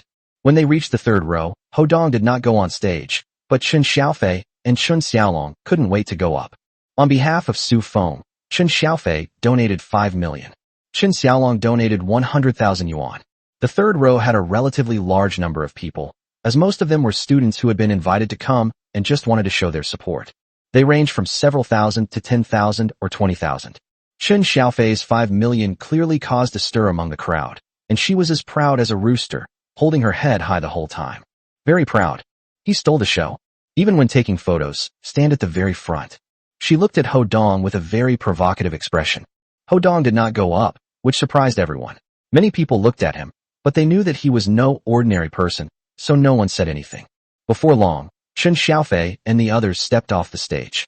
Chen Xiaofei looked at Ho Dong and laughed. This time, it's probably not as simple as 10 million. Hee hee, are you regretting it now? Ho Dong glanced at her indifferently. You talk too much nonsense. Chen Xiaofei was once again cornered. At this moment, the fourth row also came up on stage, taking photos to commemorate the occasion, and Professor Fan expressed his gratitude. Meanwhile, on the big screen, donations were quickly credited to the accounts, and the system beeped continuously. Receive XXX, transfer of 100,000. Receive XXX, transfer of 200,000. Other voices also kept coming in. Although Professor Fan did not intend for these people to compete, there were still some among them. Ding dong, received from Su Feng, transfer of 5 million. This sound caused everyone to gasp in surprise. Chen Xiaofei stood up, nodded to everyone, and looked very pleased with herself. Although some people were unhappy with her high profile, it was indeed the 5 million that she had raised. This 5 million was very important for the upcoming archaeological activities, teaching activities, and support for students and graduate students in need. Therefore, no one dared to say anything. Lin Xin snorted coldly, expressing her dissatisfaction. Before long, The accounts were transferred into the public account one by one. After the verification was completed, Professor Fan smiled and said, "Thank you all for your generous support. This time, a total of 12.5 million was raised. Thank you all, thank you all." He was very grateful. With this large sum of money, they can now make great strides in the future. His words meant that the party was about to end. At this moment, Chen Xiaofei suddenly stood up and said with a smile, "Professor Fan, wait a minute, there is still one big shot who hasn't donated yet." Her voice came out of nowhere, but everyone heard it and looked at her. Everyone suddenly realized that Ho Dong had not yet donated money. Professor Fan waved his hand and said, "We invite guests without any pressure. It's all voluntary. Chen, don't do that next time." "Oh." Chen Xiaofei shrugged. "Sorry." She glanced at Ho Dong with disdain, thinking that Ho Dong felt that more than 10 million was too much and was regretting it, so he wanted to get away with it. She said that to embarrass Ho Dong. She smiled and said, "Young Master Ho, I apologize to you." She did this on purpose again. Everyone else looked at Ho Dong, some with disdain, others with understanding. After all, over 12 million is a considerable sum of money. In the past, donations were usually 2 to 3 million. Ho Dong slowly stood up, glanced at Chen Xiaofei, and shook his head. "You're too impatient." "Huh." Chen Xiaofei sneered. Ho Dong added, "I was just thinking about what Professor Fan said. There are many secrets in the long river of history that we need to explore.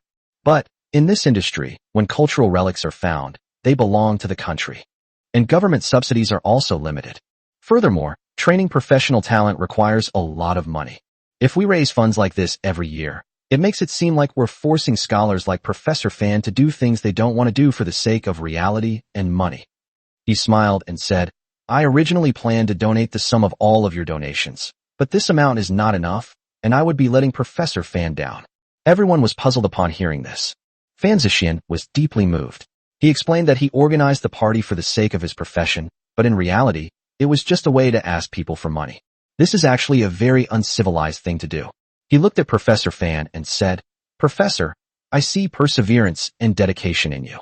Therefore, I have decided to donate 25 million to your foundation every year. In the future, you won't need to do these kinds of activities for money. 25 million every year. Oh my God, that's a real boss." His words were very sincere. He was clearly not trying to show off or gain fame. Immediately, the crowd gasped in surprise, followed by applause. "Ding dong, received your esteemed Central Bank Black Gold Card, Hanshin Group President's official account, transfer of 25 million. At that moment, a sound came from the screen. Everyone was stunned. Chen Xiaofei was also stunned. She stared blankly at Ho Dong, then exclaimed, "Hanshin Group's president's account? You're the president of Hanshin Group." Chen Xiaolong's face turned bright red, and he felt a jolt in his heart, as if he had been slapped hard across the face. How dare he, a mere sales manager, put on airs in front of the president of Hanshin Group? Chapter 80 Strange Tales. Fan Zixin almost burst into tears and quickly cupped his hands in thanks, saying, "Thank you, Mr. Ho. Thank you for your generosity." The others also expressed their gratitude. Ho Dong waved his hand and said, "I hope that Professor Fan and you will be able to focus on your studies and research in the future and make more contributions to human history." He added with a smile, "If you encounter any difficulties, you can come to me or Lin Xi." Okay. Fan Zixin nodded quickly. Ho Dong smiled slightly and sat down. Lin Xin was overjoyed, and everyone around her cast envious glances. She was truly the center of attention. Chen Xiaofei was extremely frustrated and just wanted to escape immediately. She glared at Lin Xin. She was supposed to be the one in the limelight, but Ho Dong made a move and she was overshadowed. Chen Xiaolong was quite embarrassed and didn't know what to do for a moment. At this point, Professor Zhong delivered a speech, summarizing the results of the fundraising and reading out the list of each donor. Finally, everyone took another group photo. These group photos are to be kept at the college for future students to view. Then came the dinner party. Most students naturally wouldn't participate because the subsequent dinners and banquets were actually to express gratitude, instead of squandering the money. Even so, there were still over 50 people in the end. Ho Dong didn't want to go at first, but Lin Xin showed great interest, so Ho Dong agreed. As soon as the party ended, they left one after another. Zhou Qi and Luo Hui waited excitedly at the door for Ho Dong and the others. "Brother-in-law, you're amazing. Haha, just thinking about Chen Xiaofei and her brother's faces makes me want to laugh." When Zhou Qi and Luo Hui saw Ho Dong and his companion, they burst into laughter, feeling very pleased and relieved. Indeed, the more arrogant they were before, the more miserable they are now. Haha, that's really funny. Lin Xian nodded. I earn 4 or 5 million a year. Not many people can earn such a high salary. She imitated Chen Xiaolong's speech perfectly, making Zhou Qi and the other girl giggle. Humph, what kind of person is someone who gossips behind people's backs? At this moment, Chen Xiaofei walked up behind them, her face ashen, looking as if she had eaten excrement. Chen Xiaolong looked displeased. Lin Xian was not afraid at all, looking at Chen Xiaofei. It's the same, even in front of you. Don't you know what kind of faces you had just made? She glanced at the onlookers and raised her voice slightly. You look down on my brother-in-law for dressing simply, but you don't know that some rich people in the world like to dress like this, huh? Everyone nodded in agreement. They also mocked Chen Xiaofei and her group. Chen Xiaofei trembled with anger and shouted, What are you so smug about? Your brother-in-law is just the president of Hanxing Group. Besides, isn't the CEO just a high-level employee? Can anyone compare to my boyfriend, Su Feng, the young master of the Su family? She added, You have no self-awareness at all. Look at your ignorant faces. After saying that, she pulled her brother along and walked straight ahead. Actually, she was just trying to prove herself, like making a harsh statement.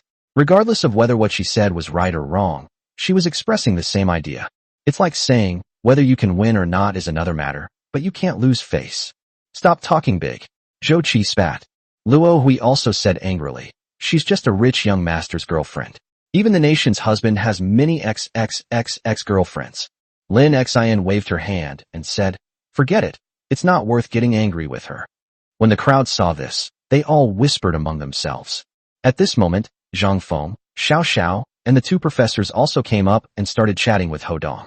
Zhou Qi and Luo Hui were not originally qualified to attend the banquet, but they were invited by the professor because of Ho Dong. Some other guests also came up, but since they couldn't get a word in edgewise with Ho Dong, they talked to Lin Xian and the other two women. Lin Xian, being well-informed and experienced, handled the situation with ease. Zhou Qi and Luo Hui, both graduate students from ordinary families, were a little nervous but also excited. Before long, they arrived at a large restaurant outside the school. Everyone took their seats. Ho Dong and Lin Xian naturally sat at a table with Zhang Feng, Xiao Xiao, the professor, and others, while the others also sat down. The professor first offered a toast. After a few rounds of drinks, everyone started chatting. Ho Dong was naturally the focus of everyone's attention, but he also kept consulting with Professor Fan and Professor Zhong. He did gain a lot of knowledge and heard some secrets. At this moment, Chen Xiaolong raised his glass to Professor Fan and then asked, Professor Fan, have you ever encountered any supernatural phenomena? His question drew curious glances from everyone. Although archaeology is based on scientific research and exploration, it ultimately carries many mysterious attributes. Curses, myths, secret histories, and more. Many people also got into the hobby for these reasons. Hee. Professor Fan smiled and put down his cup. What everyone loves to hear about are these kinds of supernatural events, but as a scholar, I can't talk about them carelessly. However, we have indeed encountered several cases where ancient tombs were excavated at the construction site, resulting in a series of murders and bizarre deaths. There are also some ancient tombs and historical sites that can even cause hallucinations. He sighed and said, However, the most dangerous time was when we excavated a tomb that was suspected to belong to Prime Minister Zhuge. Upon hearing this, everyone held their breath, filled with anticipation. Professor Fan glanced at everyone and continued, That time, we finally managed to open the tomb door and enter through the passageway. Unexpectedly, as soon as we entered, some people started hallucinating, and then the whole group was thrown into chaos. When we were about to leave, we couldn't find our way back. That time, we were trapped in the tomb for about 30 hours. We were hungry and tired. We don't know how we got out. He paused for a moment, then said, Later, based on the records from the instruments we brought, we discovered that we hadn't even explored 1/10 of the tomb at the time. Everyone listened intently, and when they heard that they had been trapped for over 30 hours, they all gasped in shock. Lin Xian then asked, What does this mean? Professor Fan chuckled, a look of approval in his eyes, and nodded. The underlying meaning of your question is, what exactly is trapping us, right? Lin Xian nodded. The others were also filled with doubt. Professor Fan waved his hand, but I really can't answer that. I can only say that the ancient tomb has hallucinogenic elements. There is also a maze-like layout. He shrugged again. However, what's most puzzling is how we got out. We have absolutely no memory of it. Is it a formation? Or a ghost? Finally, someone uttered those two terms, but it was somewhat disrespectful to say such things in front of a scholar like Professor Fan. They held it in for a long time before finally speaking out. Professor Fan, however, didn't take it seriously and simply waved his hand. I can only say that it's something beyond our knowledge and understanding. Even aliens might be involved, haha. Everyone burst into laughter. Professor Fan raised his glass again, drank with everyone, and then changed the subject. The banquet ended around 9 p.m. Everyone bid farewell to the two professors, leaving behind endless longing, doubt, and reverie. Ho Dong and Lin Xian were walking outside when they ran into Chen Xiaofei and Chen Xiaolong. Humph! Chen Xiaofei rolled her eyes and snorted coldly when she saw Ho Dong and the other man. Chen Xiaolong just gave an awkward smile.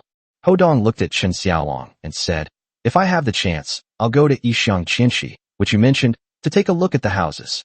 Chen Xiaolong frowned, recalling the scene of them mocking Ho Dong, and felt as if he had eaten shit. He could only manage a week, whatever you say. The next morning, Ho Dong received a call from Zhuang Chuchu. It turned out that they had finally found a house suitable for Ho Dong. Let Ho Dong go and take a look for himself. However, Zhuang Chuchu has many projects at her company recently, and she also needs to hand over the reins to Lin Tide and prepare for cooperation with the Lin family. At the same time, she also had to help Lin Tide handle the affairs of Lin's cosmetics company. Therefore, she was unable to attend to everything herself, so she contacted the Villa Development Center and asked them to take good care of her. Coincidentally, the villa community that Zhuang Chuchu found was none other than Yixiang Qianxi. Ho Dong didn't mind and just took a taxi there. We arrived at Yixiang Qianxi Villa Garden, the most upscale villa area in Hangzhou City, located in the suburbs. This villa area has been under construction for over a year and has already been occupied by some wealthy and influential people. There are still some houses that haven't been sold. The main problem is that the price is too high. The property center is built outside the villa complex. At first glance, the property center alone is magnificent and unique. High-end and classy. Ho Dong took a taxi and got out at the entrance. The air here is quite nice. Ho Dong smiled and said, "It's just a bit far, so I'll have to buy a car." He looked around as he pondered, then walked toward the property center. Chapter 81 blocked. Two saleswomen were standing at the entrance of the property center. They were dressed in professional office attire and exuded elegance, like the prestigious signboard of a real estate center. Her makeup was exquisite and very appealing. They were looking out, as if waiting for someone. Ho Dong and the others had already seen him. Not only was he poorly dressed, but he had also arrived in a taxi, so he was obviously not the person they were waiting for. They frowned when they saw Ho Dong approaching. "Looking at villas?" The beautiful saleswoman on the left asked Ho Dong in a mocking tone. Ho Dong frowned, but didn't intend to argue with these people, and nodded. The beautiful saleswoman also frowned. Actually, she had already thought about what to say next. If Ho Dong says no, she will reply, "If you didn't come to see the villa, then why did you come here?" Based on her many years of experience, she simply couldn't believe that Ho Dong was the kind of person who could afford a villa. Normally, if he were to shamelessly go in and take a look, she wouldn't stop him. At most, she would just ignore him. However, a very important person is about to arrive. What if they let such a poor, unsophisticated person in? People will think their property development is lower in quality. That's why she wanted to drive Ho Dong away. However, Ho Dong's surprised her at first, and then made her furious. She sneered, "How big do you want to buy? 1 square meter? Still 10 square meters? Sorry, you've come to the wrong place." Her words were rather malicious, implying that Ho Dong was there to buy a burial plot. Ho Dong glanced at the saleswoman. "What do you mean?" Another saleswoman chuckled sarcastically. "You're still asking us what we mean? Is this a place you can just come here to?" She said with a sneer. "Do you want to go in, take pictures to post on WeChat moments? Or do you just want to broaden your horizons?" Then she waved her hand. "Don't even think about it. You can't go in today." Ho Dong raised an eyebrow. To be honest, he was quite satisfied with the location. He just came to check out the floor plan and orientation. "If there are no problems, I'll just buy it." The saleswoman was sarcastic and made a very bad impression on him. He waved his hand. "Your manager's name is Chen Xiaolong, right? Call him over." "Oh." The saleswoman on the left sneered. "Who is our manager, Chen? And who are you? What gives you the right to see our manager?" The saleswoman on the right said, "Do you think you're a billionaire or the son of an official?" Ho Dong shook his head, too lazy to argue with the two of them. He took out his phone and dialed a number. "Choo-choo, I'm at the sales center. Tell the manager to come out. There are 2 dogs blocking the way." Upon hearing this, Zhuang Choo-choo was startled. However, upon recalling Ho Dong's habits, she couldn't help but feel helpless. Such a fine young master, always dressed so casually. In this world, there are many people who look down on others, and even more who judge people by their appearance. However, she immediately called the sales manager of Yishang Qinshi Villa Garden after hanging up the phone. What did you say? Who are you pretending to yell at on the phone? The two saleswomen were furious. They looked Ho Dong up and down, their faces contorted with rage, their fingers almost pointing at his face. Just telling the truth, Ho Dong said calmly. You wait. Dare to cause trouble at Yishang Qinshi? The two women were furious, but seeing that Ho Dong was tall and strong, they didn't dare to start a fight directly. They immediately turned around and went inside to call for help.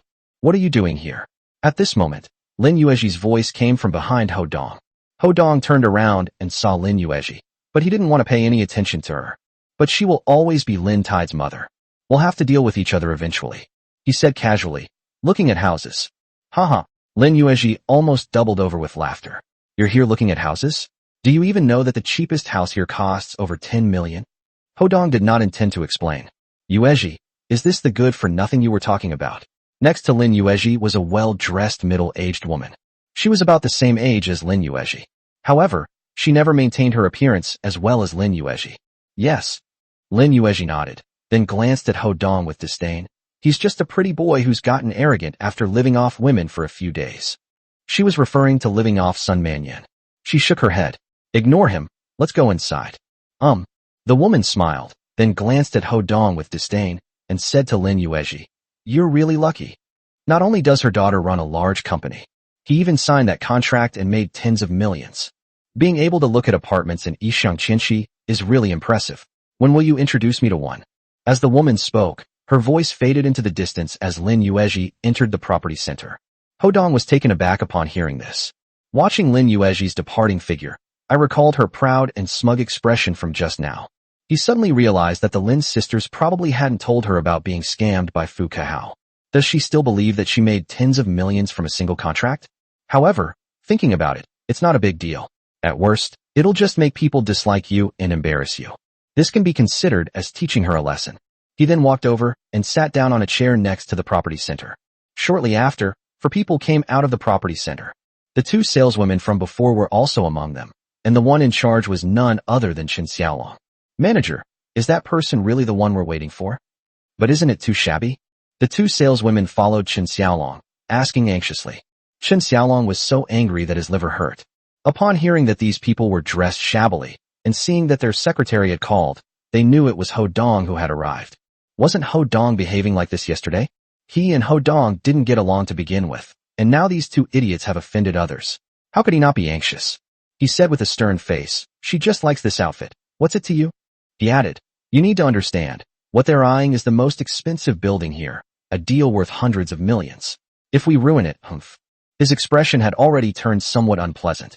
If the other party hadn't been eyeing the most expensive villa, he really wouldn't have given Ho Dong a friendly look. However, given the scale of the transaction, he dared not act recklessly.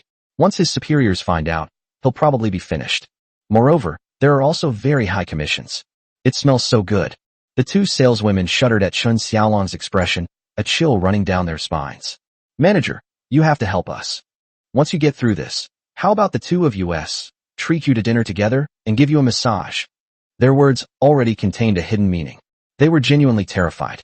So, she didn't care that there was a colleague next to her. Upon hearing this, Chen Xiaolong's heart skipped a beat. These 2 girls are indeed quite good-looking, and they've already slept with him. But he has never tried having both of them together, like a dragon and 2 phoenixes. Group activities are something to look forward to. His expression softened a bit, and he waved his hand, saying, I'll do my best. Okay, that's enough. By this time, they had reached the steps outside the property center. Where did everyone go? The manager glanced around and, not seeing Ho Dong, felt a sinking feeling in his heart, assuming that Ho Dong had left in anger. That would have blown up. Just then, a beautiful woman with a cute appearance and a hot figure, who was a level above the previous 2 saleswomen, pointed at them. Look, is that him? This woman, named Huang Ying, was a newcomer. She is currently interning with Chen Xiaolong. Chen Xiaolong is also trying to figure out how to get her. Yes. That's him. At this moment, the 2 saleswomen breathed a sigh of relief when they saw Ho Dong sitting there. Walk. Chen Xiaolong secretly breathed a sigh of relief and quickly led the 3 women to Ho Dong's side. He glanced at Ho Dong, and sure enough, He was still dressed like that. No wonder they were stopped at the door. However, at this moment, he forced a smile. Young Master Ho. Heh, we meet again. Oh. Upon seeing Ho Dong, Huang Ying exclaimed in surprise, Ho Dong. Huang Ying. Ho Dong was taken aback. Unexpectedly, I met my college classmates here. You two know each other. Chen Xiaolong raised an eyebrow. Ho Dong's face darkened as he looked at Chen Xiaolong. Whether we know each other or not is none of your business. He glanced at the two women again and sneered. You arranged for them to be there, didn't you? How is this possible? Chen Xiaolong looked aggrieved. He had previously thought that if Ho Dong Lai came, he would make things difficult for him. But now it involves transactions worth hundreds of millions. He wouldn't dare. He quickly added, I swear to God, I absolutely did not instigate it. Ho Dong looked at him and saw that Chen Xiaolong's attitude was different from before, and he didn't seem to be lying. He then looked at the two saleswomen and asked, Didn't you two go and get someone to beat me up? He leaned back in his chair. Come on, I'm waiting. His tone clearly indicated that he was angry. Upon hearing this, the three men felt their hearts sink to the bottom. Chapter 82 Regret. No, young Master Ho, you've misunderstood. Chen Xiaolong's lips twitched, wishing he could slap each of the two women so hard they'd fly off the planet.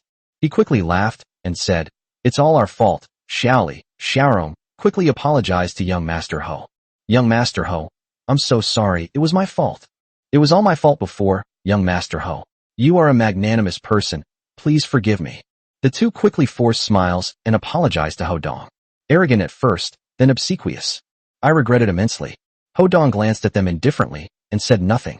Chen Xiaolong quickly said, Young Master Ho, let's not stoop to their level.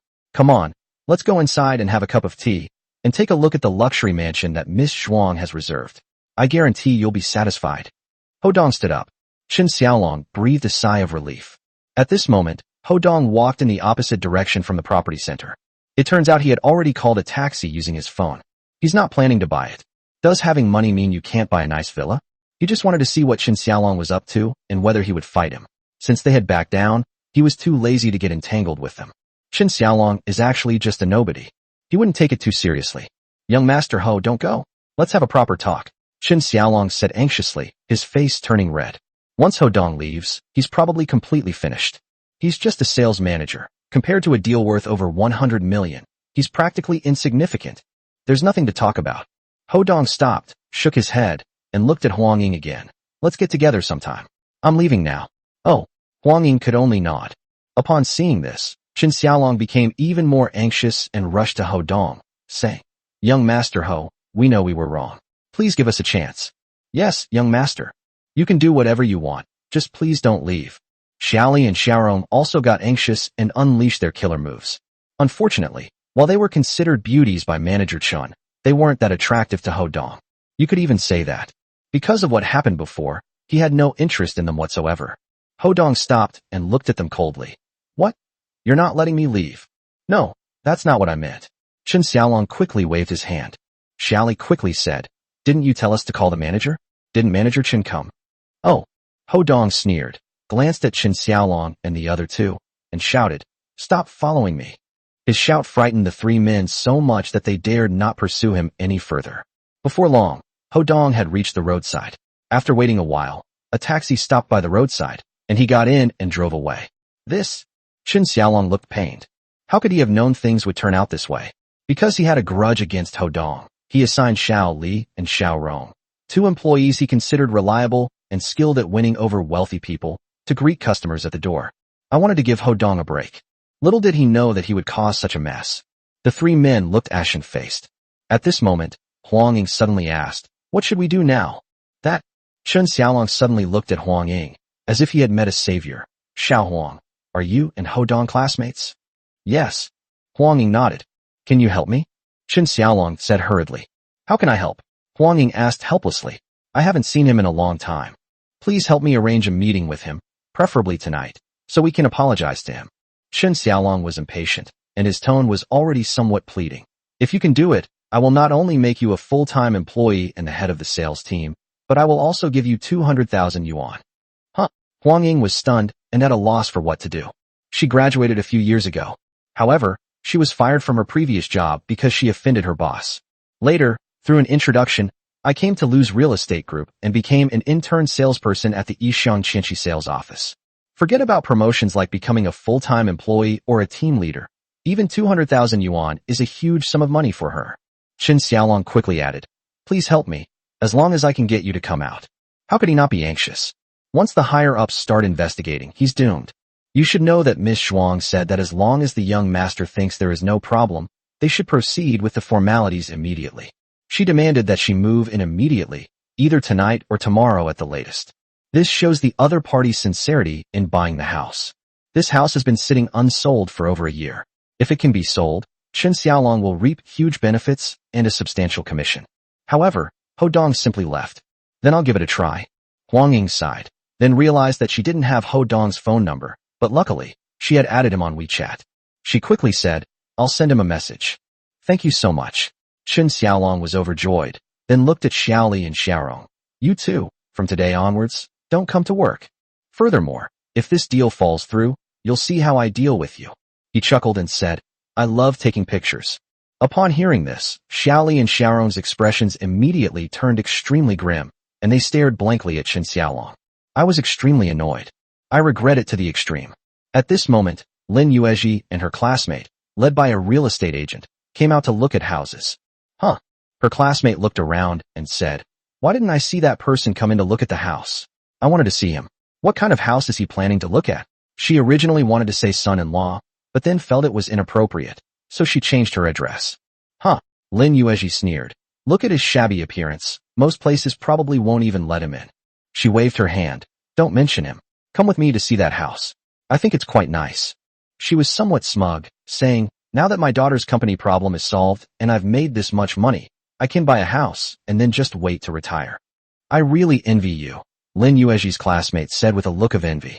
Upon hearing this, the saleswoman next to her knew that Lin Yuezhi was sincere about buying a house, and that she was someone who could afford it. This made them even more enthusiastic. He led them to Yixiang Qinshi Villa Garden. Ho Dong was already in the car, heading back to the city.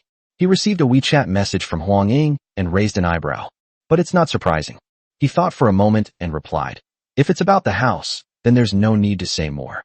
Not long after, Huang Ying, after hearing Qin Xiaolong's words, sent another WeChat message, meaning that the two saleswomen had been fired. Qin Xiaolong hopes he can give him a chance. Ho Dong never returned. Villas aren't exclusive to Yixiang Qinshi. In fact, he wasn't that picky. He was happy to have a place to live. Back at the company, after learning what had happened, Zhuang Chuchu quickly apologized, saying that she had made a mistake at work. Ho Dong didn't care. Just let Zhuang Chuchu buy any house she wants. Zhuang Chuchu immediately agreed, and then relayed today's events to the senior management of Lu's Real Estate Group. The senior management of Lu's Real Estate were furious. Launch an immediate investigation into today's events. Qin Xiaolong, Xiaoli, and Xiaorong were naturally all expelled. Afterwards, Ho Dong continued to focus on his work and forgot about what had happened before. Huang Ying sent another message later, not to persuade him to continue buying a house, but simply to express her apology. Ho Dong replied with a message saying that everything was fine. That evening, Lu Yi actually called him and kept apologizing. It was only then that Ho Dong remembered that Qin Xiaolong had mentioned that he was a manager at Lu's Real Estate. Yixiang Qinshi, a popular villa development, is owned by Lu Yi, one of the four tigers of Hangzhou, a real estate tycoon. If Lu Yi hadn't been out of Hangzhou, he probably would have come over to apologize directly. Furthermore, he stated that he would give the most expensive villa to Ho Dong. Ho Dong refused outright, but promised to go to Yixiang Qinshi again tomorrow to take a look at the villa, and if it was suitable, he would buy it himself. The two bargained. Finally, Ho Dong agreed to Lu Yi's offer to buy the villa for 50 million yuan, half the price. The scene of haggling was quite unique. The next afternoon, Ho Dong planned to visit Yixiang Qinshi again. In fact, he intended to go there directly to sign the purchase contract. After all, he had already discussed this step with Lu Yi. Zhuang Chuchu dared not let Ho Dong go alone, so even though she had a lot of things to do, she put them aside and became his driver herself. I drove my Bentley to Yixiang Qinshi Real Estate Center. At this moment, more than 20 sales staff members and senior executives of Lu's Real Estate Group lined up to welcome them in front of the real estate center. The scene was very grand. It made people think that some high-ranking official had arrived. Chapter 83 Exorbitantly Priced Mansion. Ho Dong got out of the car and was stunned by what he saw. He was just looking at apartments.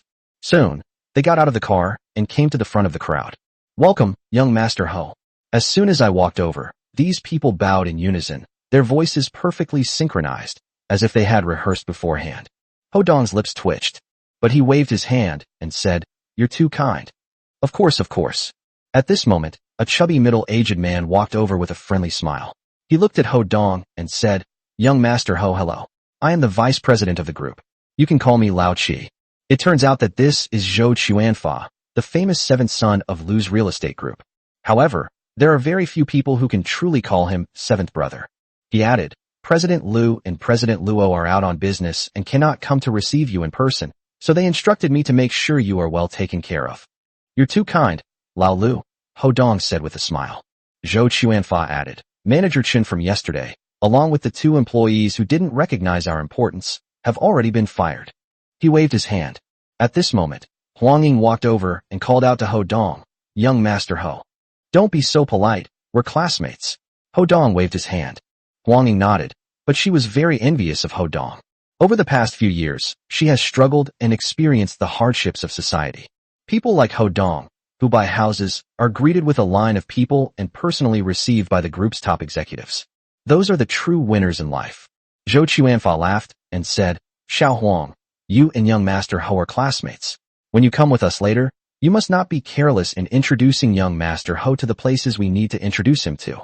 "Yes, Mr. Zhou." Huang Ying was a little flustered, but still nodded. Ho Dong smiled and waved his hand. "All right, tell everyone to get back to work.